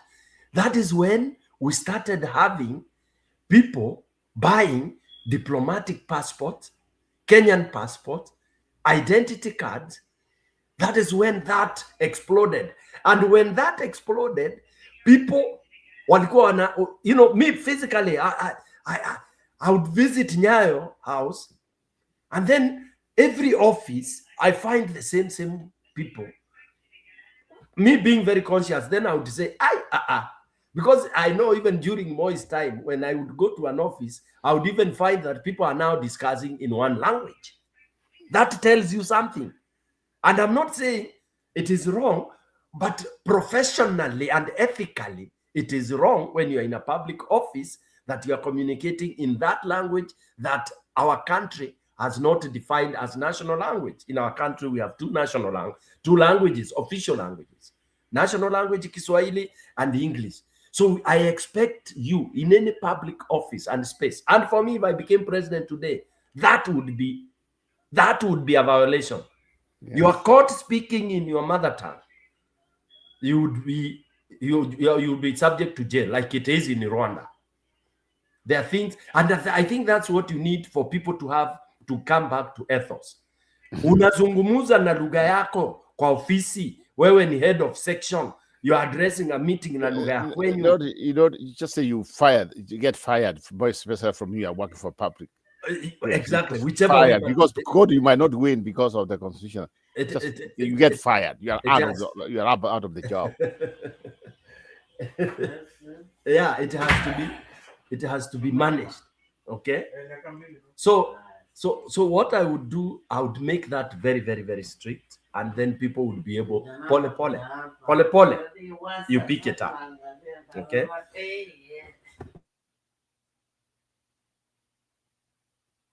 Pole kidogo. Yeah, like I said, in Nigeria, Stone case thing something. Something also we can't forget is just like this. Nigeria, mambo ya election, to be sincere with you, somewhere decided that the way to go ni kuweka so and so in IBC, and that's why what's brought best government, wakafikiri wafanye hivyo, watanganye baba nini na nini. Oh, so Junet, they are the people who are telling Ruto, and in fact you find out that, we don't go this way, na election utashinda nini. So those people, IBC, I'm against where I was there. We should go to the drawing table and get new people, because I think these guys are there illegally. There's some corruption, and some of them, it's just like they got there because they know people in the government, or they know people who just like sponsor them, relatives, and that's nepotism, and that one should not. That's tribalism. That should not be allowed in any kind of studying environment. I mean, I just feel like there's something wrong there. Going further, let me say this, something I just feel like should be said here. I want to see the Kalenjin community come up and tell us what they think.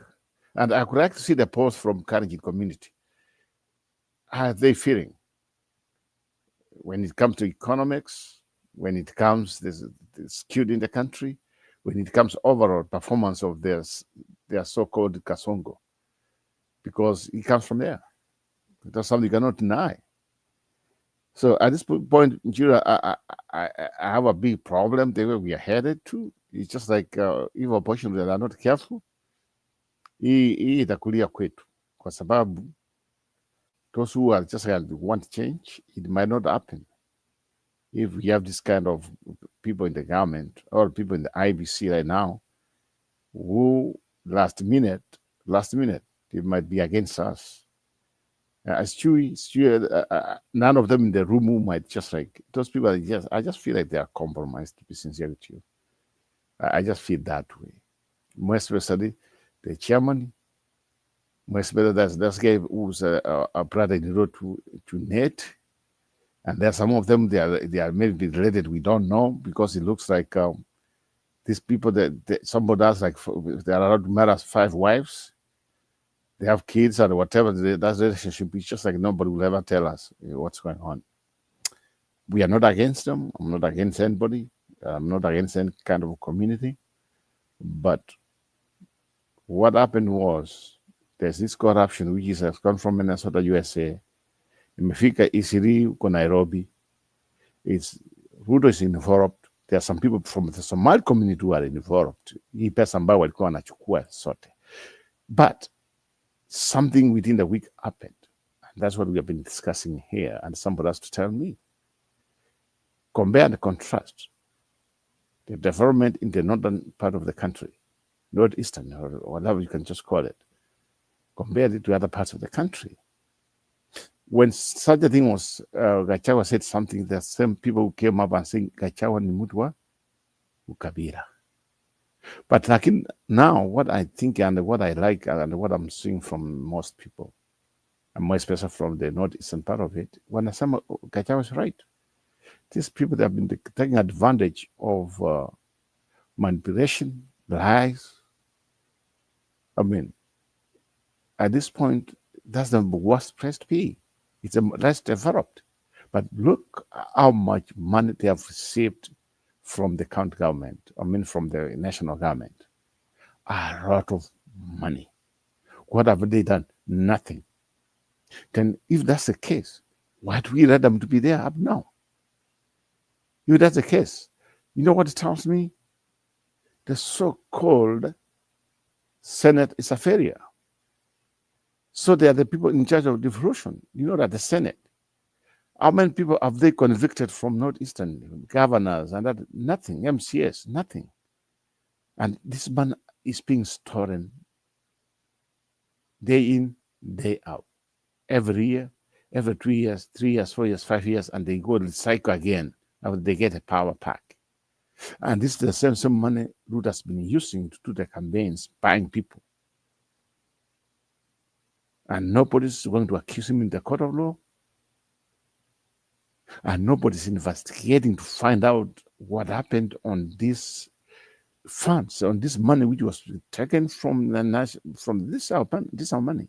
That's the taxpayers' money, which is being slaughtered, which is being taken by these useless people, buying houses, marrying 5 or 10 women because they can afford to do so, because nobody's asking them. And the same people are telling us it's good to be in the government. So we know why it's good to be in the government on their part.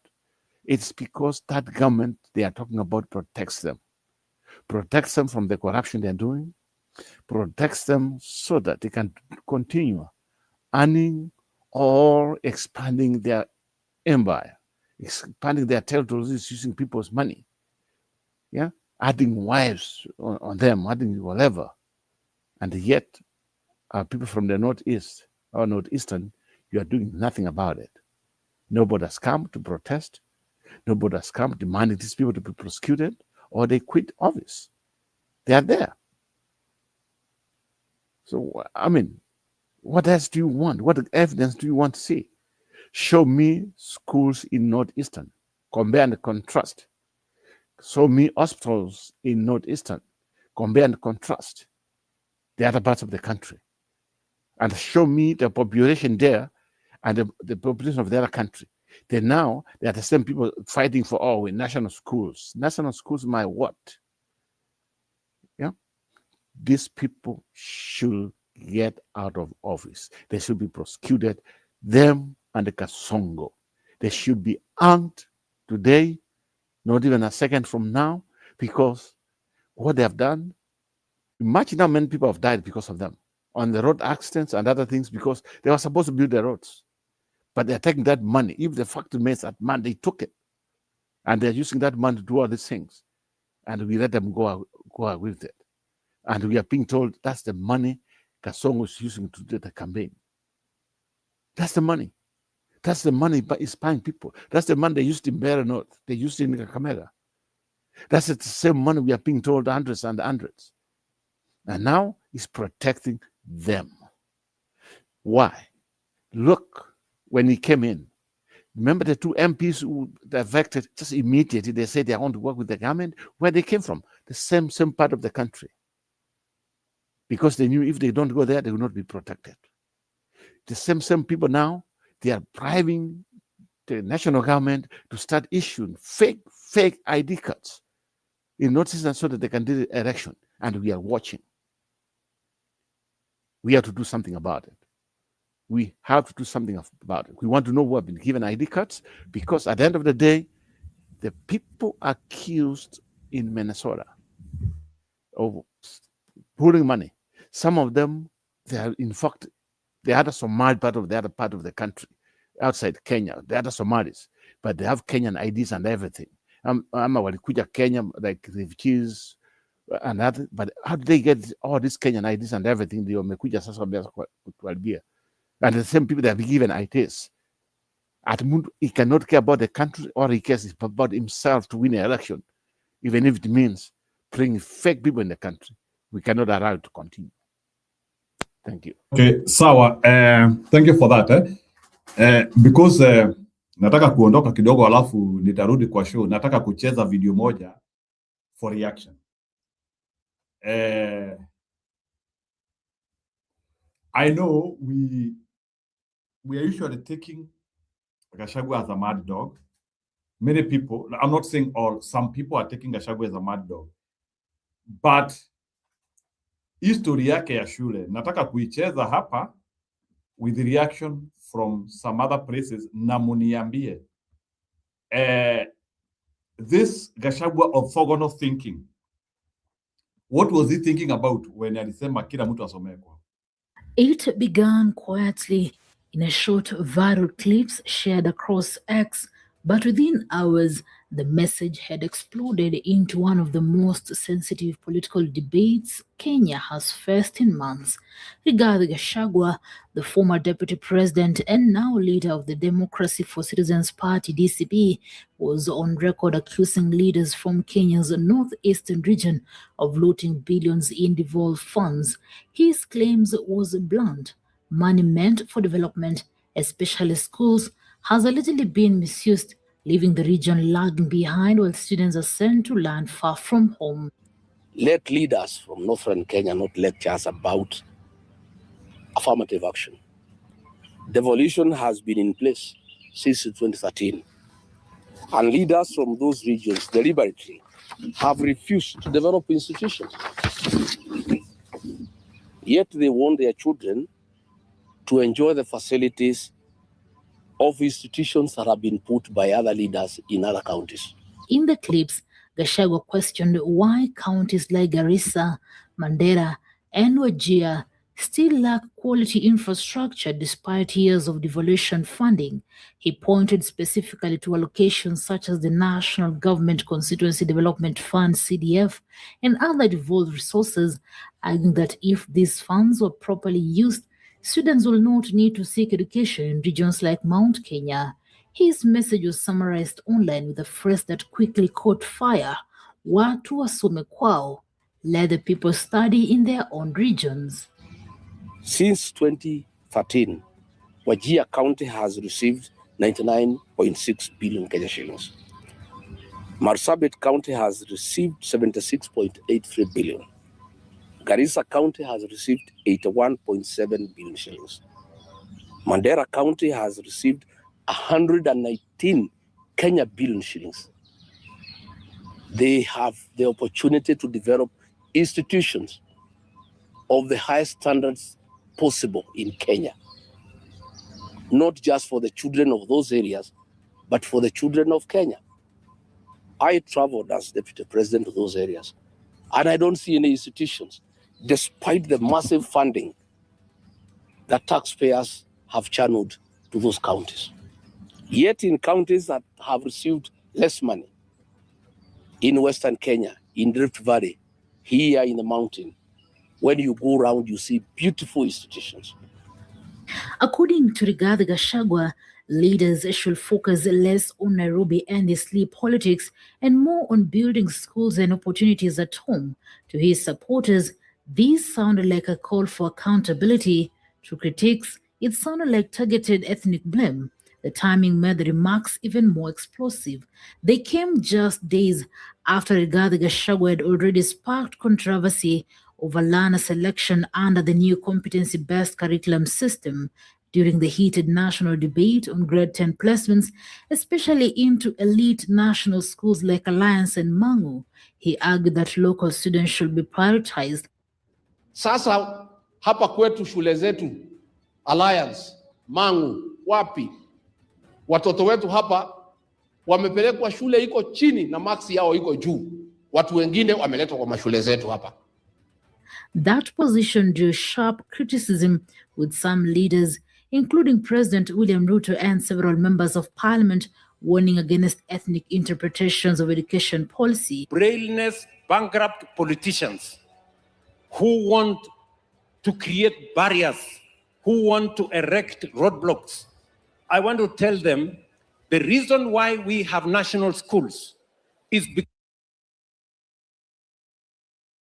access to quality facilities. They argue that blaming local leaders alone oversimplifies complex structural challenges. I want to say that we need to have a national conversation about zoning of placement. This was okay then because some areas were marginalized, but these areas have received massive funding from the Equalization Fund. They have received massive funds from the National Kitty.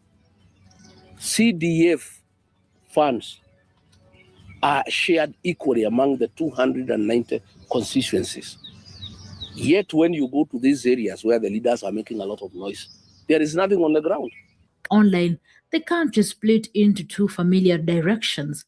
One side echoed Gachagua's argument, insisting devolution has sent billions to counties that show little visible progress. They asked why some regions still struggle with basic infrastructure while budgets continue to grow year after year. Saizi, mtoto wangu alikuwa ameitwa day school kule Turkana. Na day school kutoka Narok mpaka Turkana ni mbali sana. Na nimetembelea huku niombe nafasi ili mtoto wangu apate mahali karibu nyumbani na apate masomo ya juu. The other side pushed back forcefully, calling the language divisive and dangerous. They warned that framing development failures along regional or ethnic lines risk undermining national cohesion, especially when education and children are involved. As of January 9th, 2026, no major official response directly addressing the specific looting billions claim had been issued by Northeastern leadership. But the remarks fit neatly into a broader intensifying national conversation about corruption, equity, education access, and how leaders choose their words in a political charged environment.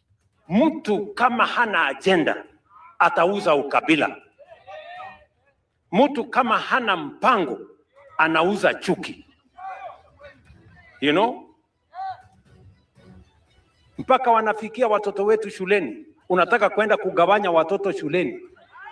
How desperate can people be? For Rigathi Gachagua, this moment reinforces his emerging political brand, confrontational, unapologetic, and willing to challenge long-standing sensitivities. For his critics, it raises urgent questions about responsibility, rhetoric, and whether political accountability can be pursued without reopening ethnic fault lines. And for Kenya, the debate cuts deeper than one man's remarks. It touches on the future of devolution, fairness in education placement, and whether national conversation can focus on governance failures without turning regions into targets. The question now is not just whether the allegations are true, but whether the country can have this debate without tearing itself further apart. Newsroom, Maisha TV, reader Kering Chebet.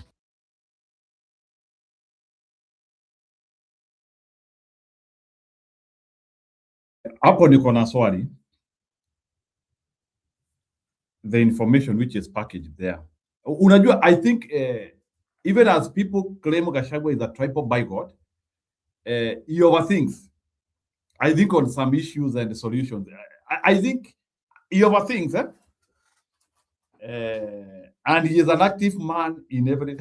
When Gachagua decides to do the bad thing, anaifanya, he goes to the extreme. Bwana Roba, that's why ulikuwa unaona jamaa alikuwa anaamka 5 a.m.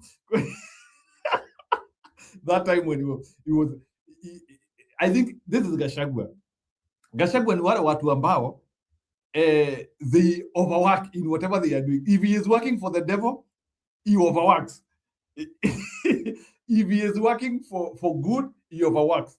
So that one was a disclaimer. So you have to need disclaimer. So the question which I'm asking, is the information okay, or it is the agent who is giving the information not okay?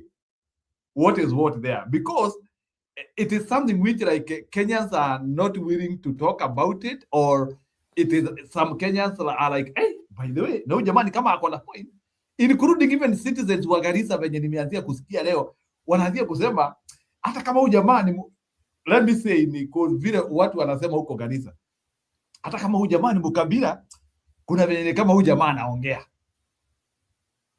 Robert, can you react to that? Yeah, and I've seen a lot of clips about this issue since it came out, and I was one person when I saw it, I just said yes, he has some points. But if you look wherever is opposing or wherever is calling Gachagua tribal on this issue, they are the same people who are, you can call that the beneficiaries of what's going on. Gasongo was one of them. He thought, you know what? He goes straight to rush. They just said it, drive it home.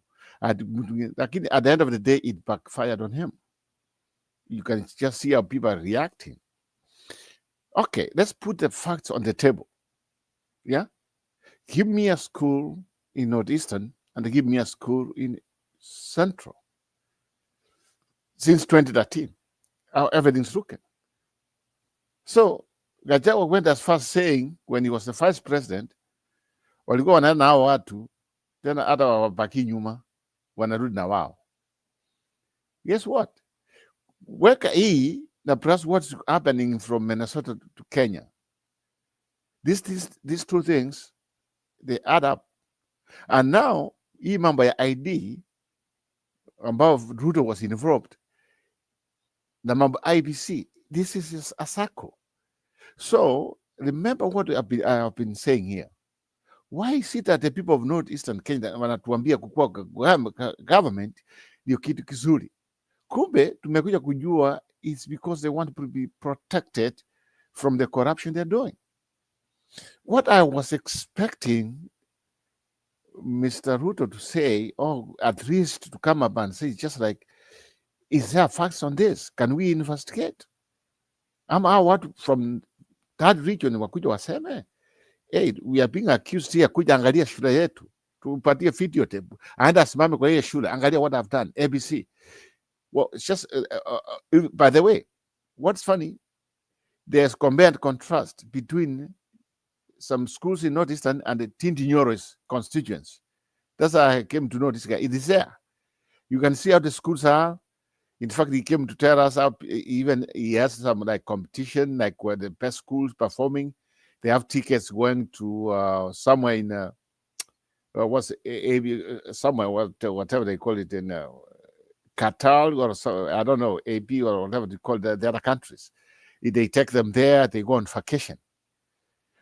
The people who are accused here in Nigeria is simple. Prove your case. This was on national TV. This is a national conversation. Prove your case. Gachagua said something. He's proving his case. Let them prove his case. Because they can go as and tell us, look, ABCD, since 2013, tumejenga ile shule, ile hospitali, na hile, na hii, angalia. Wako wapi? Hatuoni, hakuna kitu.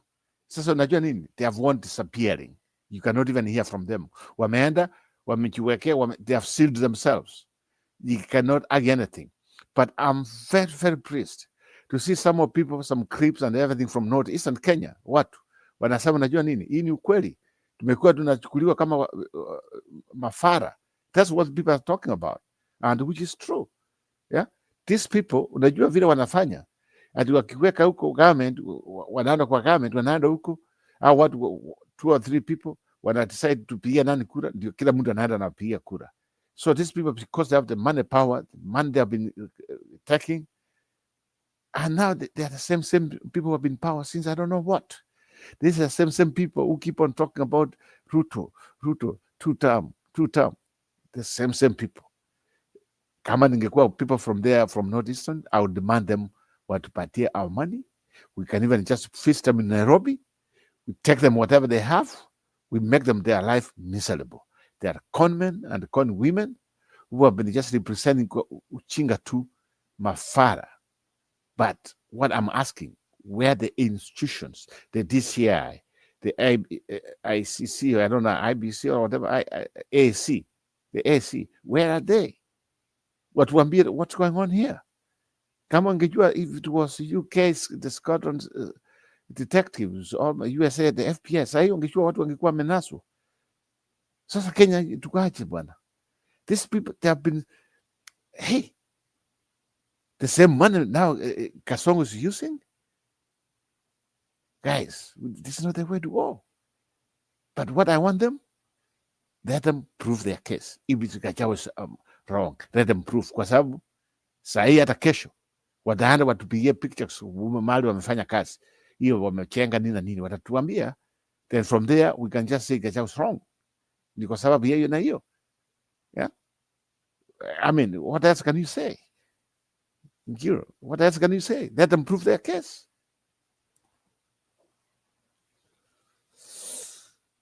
Okay, sawa. Najua Julia amekuja juu ya hiyo. I know ameingia kama amerushwa na mtego. I know Julia is an enthusiast of education. So sijui kama. So Madam Julia, do you agree with Gachagua for the first time? Is Gachagua trying to bring new thinking in Kenya, or tuachane na our tribal bigot? He is just parroting. Go ahead. Yeah, Gachagua is just a truthful man. He doesn't hide he doesn't hide the truth. You know something? Mbona watu wajenge shule alafu mulete watoto wengine? For example, personally, I belong to the school of thought that all schools should be day school. Mtu aende kwao. Go to the nearest school. You know why? This is my argument. Before nihamia hapa, I taught in a school in Kirinyaga County that was built and constructed and equipped by the people of Kirinyaga. Hiyo shule iko na labu 6-7. A big school that I think right now the population is over 1,500. Now unaona what locals don't benefit from that school. Why? Is that fair? That boarding should be abolished. Let those students walk to their nearest school. That school, if it abolishes boarding, it'll take the whole location. Itachukua the whole location. So why should people invest in resources and build their schools only for people from elsewhere to benefit? I always tell you people here that the best way of making education accessible to Kenyans is making all schools day schools. So I agree with Gachagua. Gachagua hit what he said is a truth. It's a bitter truth, lakini ni kaukweli. Now about maneno ya watu wa Northeastern, hey Roba, sijui nani ametoka huko Minnesota ama nilishangaa na hiyo scandal, nilishangaa sana. Yani nilipigwa na butwa. Na siku hizi ninaona Njiru, ninasikia siku hizi ninaona there are a lot of proponents online wanasema DJT angeanzia Kasongo, angeanzia Venezuela. Kuna watu juzi walisema wanaweza raise pesa ya ndege wanaweza meet expenses za ndege DJT yaanguke Kenya kwa sababu Kasongo nao majambazi wamesumbua Kenya. So I agree with Gachagua, Njiru, and I agree that is the bitter truth. And I hope that the next government will make all schools day schools. Walk to the nearest school, so that you mess your schools at your own expense. Now the other thing, kuna watu wamesafiri Northeastern kujaribu kufundisha hapo. Kuna walimu juzi walikaa mpapo TSC wahamishi watoe Northeastern. Yani hao watu, they make that place inhabitable. They make that place inhabitable. And then they always cry at, okay, to some extent, serikali ni kama previous government have neglected that place, because we need to see infrastructure, roads, we need to see that land opened up, barabara, maybe more police stations and all that. Lakini pia they have made the place inhabitable. So hii story kwamba ati kila saa tukue, in fact mimi nilisema hivi, in the spirit of devolution, people, let people walk to the nearest school, to their schools. Let people build their schools, their industries. Hata history, let people eat their taxes. History ya kukaa tukisemanga ati watu walifinywa, walinyanyaswa, sijui walifanya nini. Tuwachange hiyo sasa. People build your county. The way Raila Odinga was saying, one county, one product. Build your country. Elect corrupt leaders and they steal from you at your own expense. Unaona, watu wa Kirinyaga mkitaka kurudisha Anne Waiguru, that is your choice. Msikuje kutusumbua, kutuambia ati pesa yanyu inaibiwa. It is your choice. You made that choice. You made the bed. Sleep on it. So, Jiru, I agree. Totally agree. That's my take. I know you. It's like Gachagua fan on what you have been saying a million times. So ni kama Gachagua alikusikiliza out of walikataa kukusikiliza kwa kulinda kura, maybe hata hii ya kusema by 9 p.m. Unajua, I like saying it that way because Nigeria, you need to repeat that statement. Maybe they listen. By 9 p.m. we will be somewhere in our TVs. We will be logging our results. And by midnight, we will have declared our candidates from the results. Which Julia, can you repeat that? Maybe they are listening. Unaona, ulipia Gachagua mistari na akasema. Can you repeat that? They listen. Sijui kama wanasikiza, but personally I hope that they will figure out the Martha Karua alikuwa anasema kwamba history ya kuambiwa ati ya mwezi ingia na simu kwa polling station. We should force our way, we take those pictures and send on them online. History ya kugojea ati mtu atu announce ati we are waiting for someone to transmit them to some place. No, we should announce those results. Kiumane, wacha tuone nani atakuwa ameongoza from which side. Whether TikTok itakuwa ikipeana data, whether we will get information from TikTok, whether in TV. After now we agree to disagree, we will meet a point and decide. So many people cannot be wrong. Lakini history ya kugojea Ethoko na tupatie numbers, that one should not. That is a mistake what Wabere North made. And I don't know how Muturi was expecting. You know, I watched the final tallying, and I would see that man being instructed by a young man there. Kijana mwingine hapo mweusi alikuwa anamwambia what to read. Nilikuwa nashangaa. Yani watu wa DP na opposition wanagojea kupewa hizi numbers na watu. I was wondering whether they were expecting to get the right numbers from there. I was really wondering. Because personally, I don't trust anything that comes from Medocon. The only thing I can trust is anything that comes right from the polling station. So I hope they listen, Jiru. Na history ya mashule, I hope it will be implemented one of these fine days. And I think it's going to be implemented because government is struggling to support schools. So Ruto, Shingo Upande, may also be going to day school. Unaona? Jiru sisi kama umenotice hivyo, Shingo Upande, serikali ya Kasongo inaelekea kwa day school. That is a solution to Gachagua style. Did you know Pangani has been having a day school class? Pangani girls. Yenye makoho waliweka na Uhuru. So we should increase those classes. I don't know, Pangani has, 7 or 8 streams. 5 of them should be day school. Wawache 2 streams za wenye wanataka kulipa. Na walipishwe kama 5-star hotel. Unaona? If you want your child to be in Alliance High School, a boarder, ikuwe class moja, na ikuwe kama 5-star hotel. You pay for the boarding section. Because it is your choice. Umeamua mtoto wako akuje boarding. Na serikali isigaramie hata ndururu iyo boarding section. And the government should transfer all the funds in education to fund the children in the day school. All of them. Ihakikishe kila mtoto akona textbook, kila mtoto akona exercise book, mtoto akona kalamu, na ihakikishe imelipa walimu na kuna labs and equipment, the ones that we need. then if you feel that your child should sleep somewhere in some school, you are made to pay, like 5-star hotel. That is the only way we can make education equitable in Kenya. Na hii story ati kuna national school. Which child is a national school and not a national school? Let the children around Alliance Boys High School, hiyo village yote waokotwe waingie kwa hiyo shule kama wako na 200 ama 100 ama 500. After people will be saying that I'm compromising what? After reaching that school, we shall decide now. We can do the American style. I don't know whether you understand the American style of education. These public schools have things that they have college preparatory students. They have advanced placement students. They have honors classes. Kama saizi niko na class 3, class 2 zinaitwa college placement na zingine zinaitwa ni honors class, something close to advanced placement. So in the same school Njiru. Now, and I'm teaching the same subject. Right now, I'm a teacher of math when you are doing. Now, right now, I'm teaching geometry and with statistics. Now, niko na 3 classes. So, one inaitwa geometry, statistics, honors. Na zingine ni zile regular. Our honors, the approach is completely different. The curriculum is the same. But the expectations are very high with the honors class, that super high. Sasa unaweza sema Njiru, kwa hiyo shule niko na alliance hapo, na niko na zile day school. But then does not mean that I neglect the regular classes. I am supposed to change my instruction to meet their needs and to make sure they also succeed. Unaona?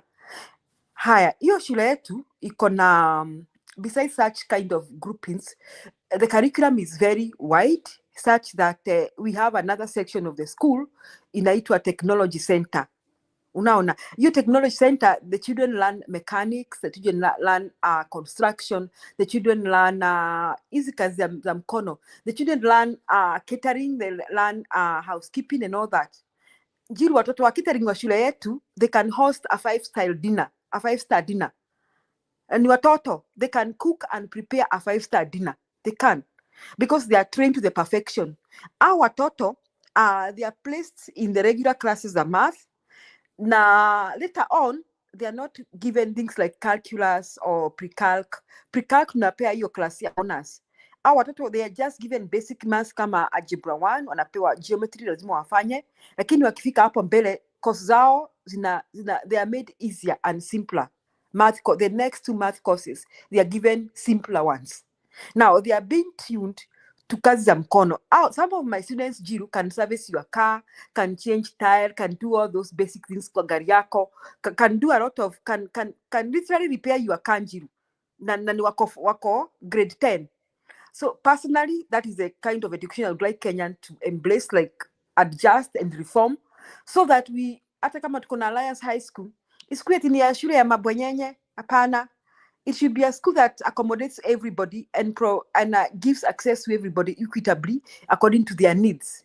History ya kusema ati kuna mtoto wa national school, siji mwingine wa day school, all those are Kenyan schools, are Kenyan children. So personally, I agree with Gachagua. So the next government should declare all Kenyan schools day school. If you want your child to be in a boarding, pay you will not get any government funding for that. You should pay yourself for boarding facilities like a 5-star hotel. Kama hiyo ndio nia yako. Asante Njiru. Haya ni sawa. So watu wa Northeastern washa respond, nataka pia usikilize hiyo response. Si ati nani wale wenye pesa. This is governor of Mandera. So unajua now when you are attacked as a community, unajua Kenya tunasemanga you respond as a community. Now they are responding. About the investment in Sleep, investment in South Sea, where people are saying this investment at one point we were told is looted county government fund money. The next day these days we were told is the CDF money. How much MP can loot from CDF to put up a story building in Sleep? Then we were told these are pirate money. Then we were told this is money stolen from Minnesota. So I just want to tell our brothers, especially those from Central Kenya, national schools was not built by CDF. Ama namna gani? National schools were built by colonists. Some of them as way back in 1906. I went to Maseno in 1988. Maseno School was built in 1906. Nairobi School 1920. Alliance was built 1924. So when somebody, an MP, accuses the other MPs from Northern Kenya that they should use their CDF money to build national schools, that is stupidity of the highest order. They have not built these schools. These are built by colonists. So we will not going to be cowed by those reckless statements. We will fight for our right. Despite the lies they have been peddling around, we will fight for our right as citizens of this country, despite all the propagandas they have been peddling around, because none of the leadership of Northern Kenya have ever involved in the big scandal in this country. Kweli ama rongo? Yeah, how many scandals have we came through as a country? So tunajua ni maskandal ngali tulipitia. Tulikuwa na Ngei Maize scandal of 1990. Kuna Msomali ama Mwaria ametajwa? Hakuna. Tulikuwa na Goldenberg of 1992. Who are those behind the Goldenberg scandal? They are not leaders from Northern Kenya or Northeastern Kenya. Then the Angolo leasing of 2002 and 2004. Who are they? Wakina nani hawa? Ni hawa wenyewe. NYS scandal. All the big scandals that happen in this country has nothing to do with the leaders of this region. I saw Matiang'i talking about scandal in Northern Kenya. He just forgot that he involved in Ruaraka land scandal 2 years ago. Akiwa minister, aliiba ardhi ya shule Ruaraka 3.6 billion. And he has a gut to talk about MPs from Northern Kenya misusing CDF to put up story buildings in Nairobi. Those are rubbish. Na hiyo shida yote sisi ndio tulijiletea. Because our MPs, hii pesa tunagawanya between the national government and county government is in trillions. We are talking about 400 million shared horizontally across the 47 counties. What happened the 3.something trillion? Nobody's asking that. Wanakuja kuuliza mambo ya Panadol kwa dispensary. Shame on them. Sasa ndio wanapigwa vizuri sana. So they must demand for the rights of Northern Kenya, irrespective of the propagandas being peddled around. And these monies don't belong to their mothers. It's for everybody. So kama ni viongozi wa Northern Kenya, lazima tujitetee. Next time we will be told don't use the road, the Thika Highway, because it's built in Central Kenya. And it's not built by their money. So MPs yetu, I think ile vipoko mnapata this week ni nyinyi tu ndio mlijiletea. The MPs, the senators, they should look for the share of the trillions that is left with the national government. We have no problem with accountability. We are ready to account for whatever we do.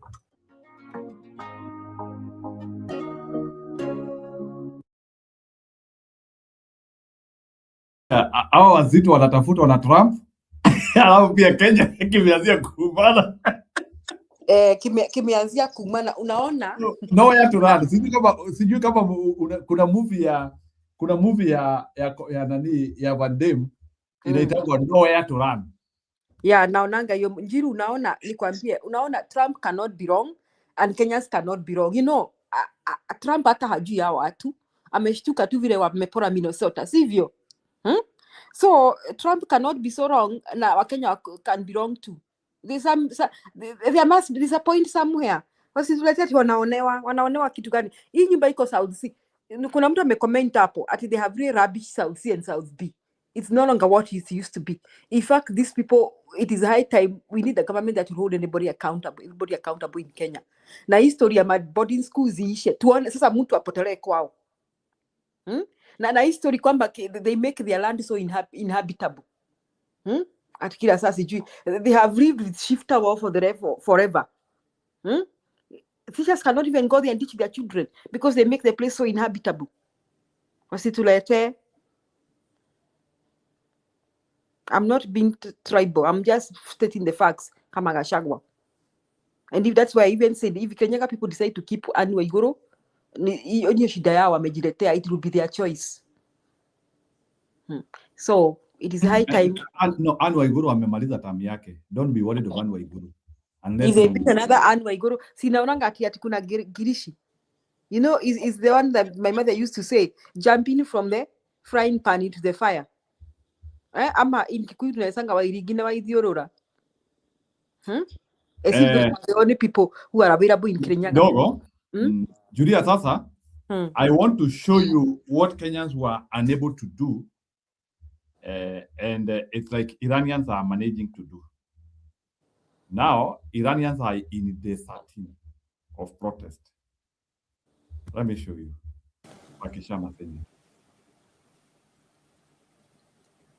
In Iran, the crisis is spiraling. The protests are swelling with calls for ousting the dictator, and the crackdown is intensifying, complete with an internet blackout. It is day 13 of the protest. What started as an agitation against the collapse of the economy now threatens the Islamic Republic, the regime itself. Take a look at this first.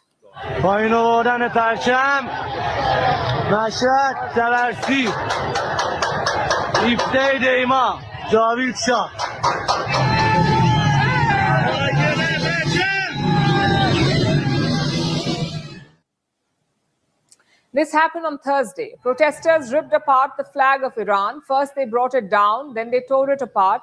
It shows you the anger and frustration of the public. Many even chanted death to the dictator.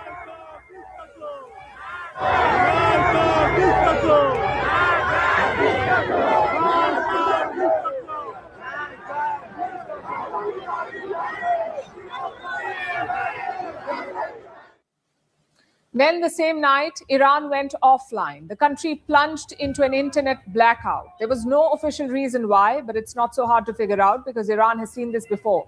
The government has blocked the internet in the past, especially during protests. But this time, even a blackout could not stop the people. Videos of the unrest continue to emerge from Iran. They show massive demonstrations with protesters burning vehicles.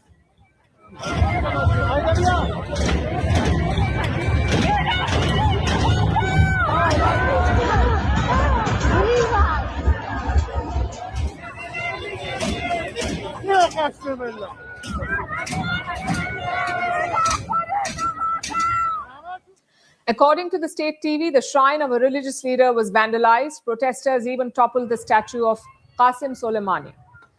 Qasem Soleimani was the commander of the Iranian Revolutionary Guards, the IRG, and a much revered leader in Iran. He was killed by a US strike a few years ago, but he still remains a looming presence in the country, and now even his statues face the wrath of the Iranian people.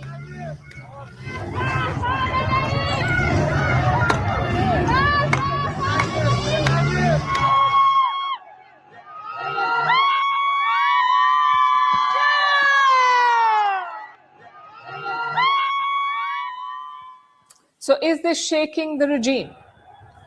Tehran is approaching this cautiously, showing both sympathy and sternness. At first, the government tried to negotiate with the protesters. There was talk of subsidies and economic relief from the government. But then the position of the regime hardened. They started cracking down. Iran's police clashed with the protesters. There are no official numbers on the casualties, but reports suggest 45 people have been killed, including children. 45 people killed.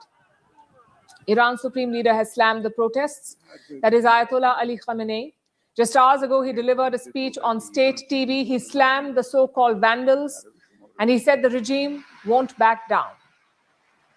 It does not act as a laborer for the foreigners. Whoever you want to be, if you become a foreign worker and you work for the foreigners, the people will recognize you. The Islamic system will recognize and respect you. He is sitting there and talking about everything in the world, and he knows that usually the religious leaders and leaders of the world from the tribe of Pharaoh, Nimrod, Reza Khan, and all of Reza and the like, when they were at the peak of pride, they were overthrown. There are two foreign powers he mentions. One is obviously US President Donald Trump. Trump has been threatening Iran. He says the US will intervene if Tehran kills protesters. Even though there's been protesters killed in Iran, you said we were locked and loaded, ready to go. What is the line there for when the US is going to get involved in those protests? We'll take a look. We're watching it very closely. If they start killing people like they have in the past, I think they're going to get hit very hard by the United States. Yesterday, he reiterated that. He warned of severe action against Iran. The second leader the Ayatollah mentioned is Reza Pahlavi, the exiled crown prince of Iran. He's the son of Iran's last Shah. Reza Pahlavi fled the country after the 1979 revolution. He has not returned since, but now he's calling for nationwide demonstrations. So Trump warns of action. The regime remains defiant, and the Shah is trying to take advantage of the situation. But what does this mean for Iran? The protests began over the economic crisis. Iran's economy is plunging, its currency is collapsing, and the people are not happy. For nearly 2 weeks, the unrest has swept through every corner of the Islamic Republic. Streets, universities, markets, small towns, big cities. And amid this chaos, unconfirmed reports and rumors are swirling, like stories about Iran's foreign minister, Abbas Araghchi. He's currently in Lebanon. Now, on paper, it's an official visit, but reports suggest that he's traveling with his family and that he will be staying in Lebanon for some time. At a time like this visit does not inspire confidence, the visit with his family. Earlier this week, reports said that the Ayatollah may flee. He may flee to Moscow if the situation worsens. Now, these are most likely just rumors, but they are fanning the fire in Iran. The question is this the end of Iran's leadership? And the honest answer is, it's complicated. History says authoritarian regimes do not fall easily. They fall when the economy collapses beyond repair, when the public loses fear, the security forces hesitate, and the protests sustain momentum. Iran today checks at least 3 out of 4. The economy is in crisis. People are openly defying the police. The protests are decentralized, making it harder to crush at once, and the government looks more cautious. But two major factors remain unclear. Will the protests grow even bigger? And will the military refuse orders? That is not clear yet. The people have shown their anger. What remains to be seen is whether the regime can survive this. The world doesn't fit in boxes, so why should your news? That is what is happening. Iranians, they look like they have gone a little bit further than where Kenyans have went. It is day 13 of their protest. I hope they succeed. They are almost there. Wako karibu kushika kamba. They are almost there. So Julius, Tony PK, anyway, maybe some people might have a different opinion about it, but the reason why nimecheza hiyo video is to show that even the most feared regimes can be put on trial. Khamenei, who has been in power for almost 30, 40 years, he is now being put on test. His leadership is on trial. Can he survive this? Ninoma, even if he is claiming he is being removed by people from other countries, but do you want to tell me that if Khamenei was working the right way, do you want to tell me that hata kama ni vile anasema ni Marekani inadunga mashindano, would people accept if he was doing the right thing? Would people accept to be misused by America? Ni swali tu nauliza, because anasema ni America inaweka kuni. So can you react to that? Because Kenya, we were almost there. So I hope Iran will not, if they miss this point, this one, they will be beheaded like nonsense. This regime will get more power. It is either you finish them or they finish you. Iranians, you have to finish your job. Muzikuwe kama Kenya.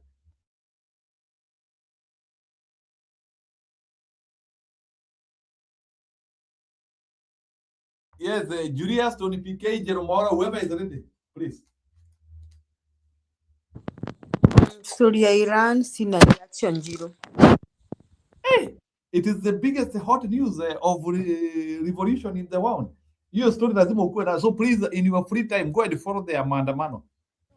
They are really doing it. They are really doing it. I hope they succeed. But naona hii wakikosa hii, huyo jamaa acheze na wao. It is either you finish him ama akuja akutambalize. There's no two ways about it. Anyway, that is the reaction. So, any person with reactions? Are you hearing me, Njiru? Yes, I'm hearing. It is not the first time they are doing this. So, I'm just watching from the periphery. And then Syria, Iran, and the other countries also complicated. Like you see, there are also a lot of external forces behind that ousting. So I think I want to not pay attention to it so much. Like, yeah, that's my take. Sijui akina PK na kina Njeru wanasema nini?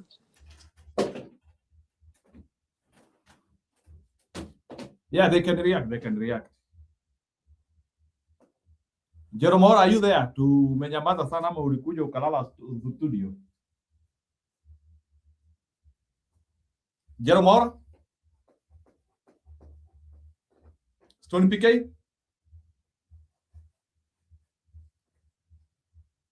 Yeah, I think people are not there. So Julia, put your closing remark in Nifunge Kituo. I can now go home and relax. Funga Kituo. Okay. My closing remarks is I hope that the opposition in Kenya will design a way of announcing the results at the polling station to counter what Edokon and Kasongo are planning to do. So that's my closing remarks. As long as we don't design such methods, then our goose is cooked. That's my take. Okay, and thank you for appearing. Actually, today was your first day this year, 2026. Ulikuwa umetoroka kabisa na ni sawa. So, Stony PK, do you have any reaction? Okay. It looks like people have decided to take a... So please, na kama uja to subscribe as well, nitawaomba kwa heshima you surprise us. So let me play a poll here and I call it a day. Na hiyo poll yetu tumeweka hapo, you can as well react to it. Nitawaambia kabla nitoke nani mnataka. So wacha tusikie story nyingine naye. Tutaketi chini tutoe mtu mmoja akupambana na Kasongo. Wao tumeshindana na wao, mimi nawajua. Ana wale mkikuwa kwa pamoja na muendelee direction ambayo tunawaambia. Ruto atakuwa kwanza. Unaelewa hiyo? Ruto is losing. That's the political riddle shaking Western Kenya today. A new opinion poll says William Ruto is the most preferred presidential candidate nationally. But here's the twist. Most lawyers don't want him in power. They want the opposition. Na sisi wakati tumelandi Bungoma hii Bungoma ndio bedroom yetu, si ndio? That contradiction is no small detail. Western is vote rich, suing territory. And now it is politically confused. Ruto tops the popularity list on this poll, yet the ground sentiment is hostile. The man, seemingly according to the polls, is liked, but the system he represents is not trusted. The very systems that he has created himself. And sitting right in the middle of this storm is Trans Nzoia Governor George Natembeya. Disrupting ODM's grip, unsettling State House calculations, and redrawing the Western chessboard. This is not just a poll. It is an early warning for 2027. Na nyinyi msijali. Sawa sawa. Msijali. Wao tumeshindana na wao, mimi nawajua. The latest opinion poll has landed like a political grenade in Western Kenya, and nobody is smiling. President William Ruto emerges as the single most preferred presidential candidate on paper. That looks dominance. In reality, it hides a dangerous contradiction, because when respondents are asked who they want to support politically, the majority say the opposition. That is a paradox. Ruto is popular, but not trusted, liked, but resisted, leading but vulnerable. Western Kenya is not just another region. It is a vote-rich, historically decisive and politically emotional. Any serious presidential candidate must either win it or neutralize it. Utaramuke Naivasha, uelekee Kikobe, ufike Nakuru, uelekee Bondi Forest, ukitoka Bondi Forest utaingia Sigoi uende nyumbani. This poll shows Ruto has done neither yet. The data reveals a region torn between admiration for Ruto's personal political hustle and deep skepticism about his administration's economic direction. Cost of living, sugar sector frustrations, fertilizer politics, broken promises. These issues are quietly shaping voter mood beneath the noise of rallies. For State House, this is a dicey game. You cannot bank on personality when the political mood is drifting elsewhere. But this broad-based arrangement in which Raila left us, this is the best arrangement he could have done, and this is the arrangement of people to stay in. Na hapo tuko ndani, na vile rais amesema tuko pale, na party leader wetu ameshasema tuko pale ndani sahi na tunajipanga kwenda mbele. What makes this situation more dangerous is the collapse of traditional voting blocks. The Luhya vote is no longer automatic. It is fractured, contested, and increasingly transactional. Loyalty has been replaced by calculation. ODM assumed Western was locked. Ruto assumed his 2022 inroads would mature into loyalty. Both assumptions are now shaky. Enter George Natembeya.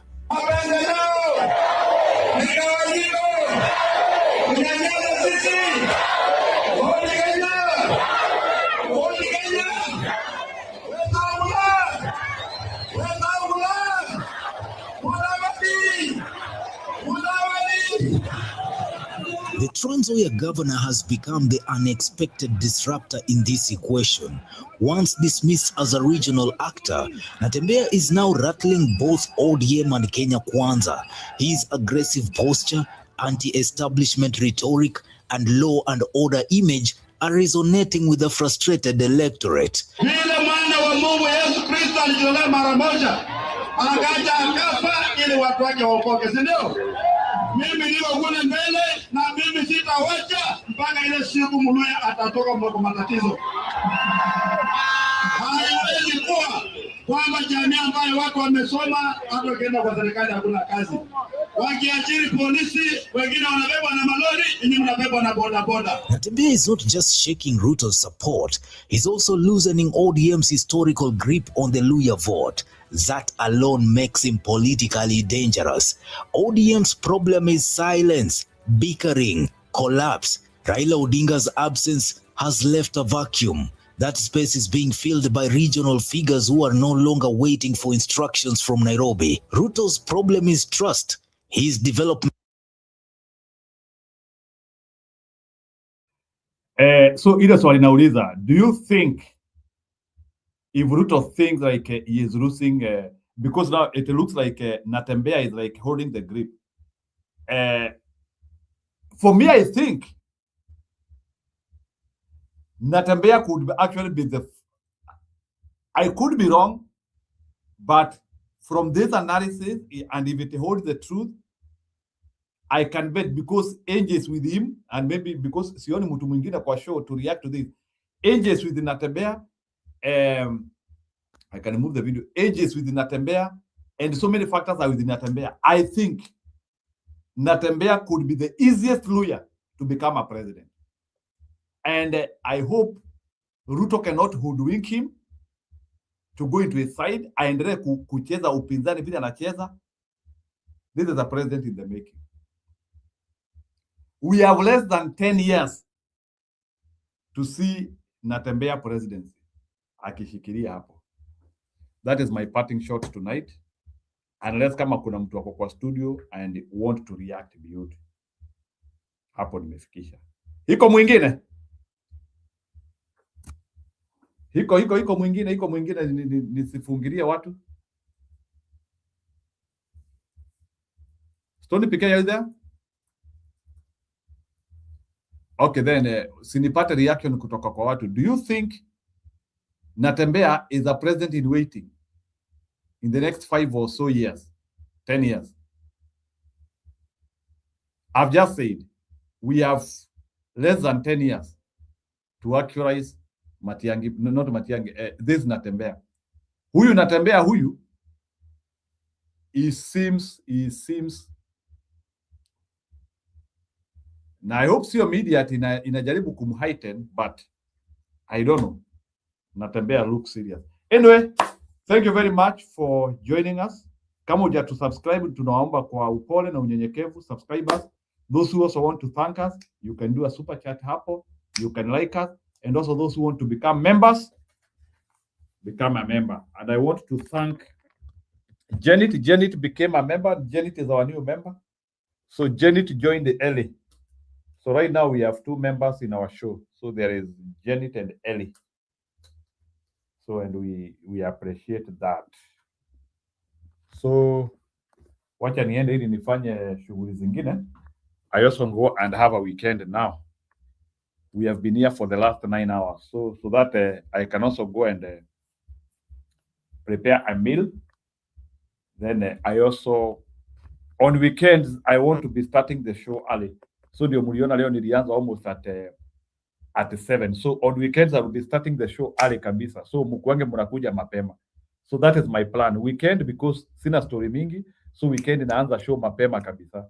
Because during the weekdays saa zingine napatikana naenda naanzisha show ikiwa nimechelewa. So I just come over the weekend very early so that we can recover. So just put that one in your mark. Thank you for those who appeared for our show tonight. Mrs. Moringe, Paul Kisianga, Sala. There were too many people. Watu wamekuja leo sana. Yeah, I saw even our people became demotivated at some time whereby they felt like maybe they are not in any inroads we are making. So, but I can see people are returning. Saa zingine tunakuja hapa kwa show tunakuwa watu 30, but at least today nimeona tumeanzia, we have started now rotating back to our usual number 50s. So leo nimeona ni kama tulifika karibu watu finja. Attendance was good. People were good here. Enlightened Girl. Hata Kip alikuwa hapa. Ben Maroko. Kireta. Yeah. People are many. Watu wame. Nani, Jeeps Corner. Yeah. The only person who was not around was Anne. Commentators, they were also very, very many as well. So until we meet tomorrow, God bless you. So after Kanisa, I will start. I usually have my church at only 1 hour. I just do my church 1 hour. Yeah, thank you, Sarah. Appreciate. So please, if you think our show is good, share with your friends. Tell your friend, usikuange unakuja hapa kufurahi peke yako. There is too much depression in Kenya. Now tell your friends, yenyewe kuna show mimi naendanga kupunguza jioni pale. Tell them to join our show. That's the only way in which the only help you can do for this show, the only help you can do to Kenya to actually inject Ruto out of power is to market some of this sour, this bitter shows to Ruto. Yeah, at least thank you sana Sarah. Yeah, that is the only thing you can do. Atuombi vitu mingi, just broadcast our shows far and wide. Wacha watu waone hii maneno. Watu waone kuna watu ambao even despite the planning which is being done, there are still people who are not agreeing with Ruto. Wacha watu wajue. Kuna watu bado hawakubaliani na Ruto. Thank you very much. Till we meet another day. Shalom. God bless you. God keep you. And we have been saying our slogan in 2026 is Ruto must fall. Right now. Ruto must fall right now. That's our slogan 2026. Ruto must fall right now. So nikiwauliza slogan yetu ya 2026 ni gani? Ruto must fall right now. And right now, Ruto must fall. Yeah. Ruto lazima anguke, na kama ni kuanguka ni sasa hivi. Yes. I hope and if there will be a day when we will have to go to the Iranian way, we have to do it more than Iranians. Lazima records ziko za kuvunjwa. So Iranians cannot. Now Iranians are trying to do more than us. So there's no in which yet we kirudi tena we do less. Records are there to be broken. Thank you very much, and shalom. Have a good night, good morning. Thank you, shalom.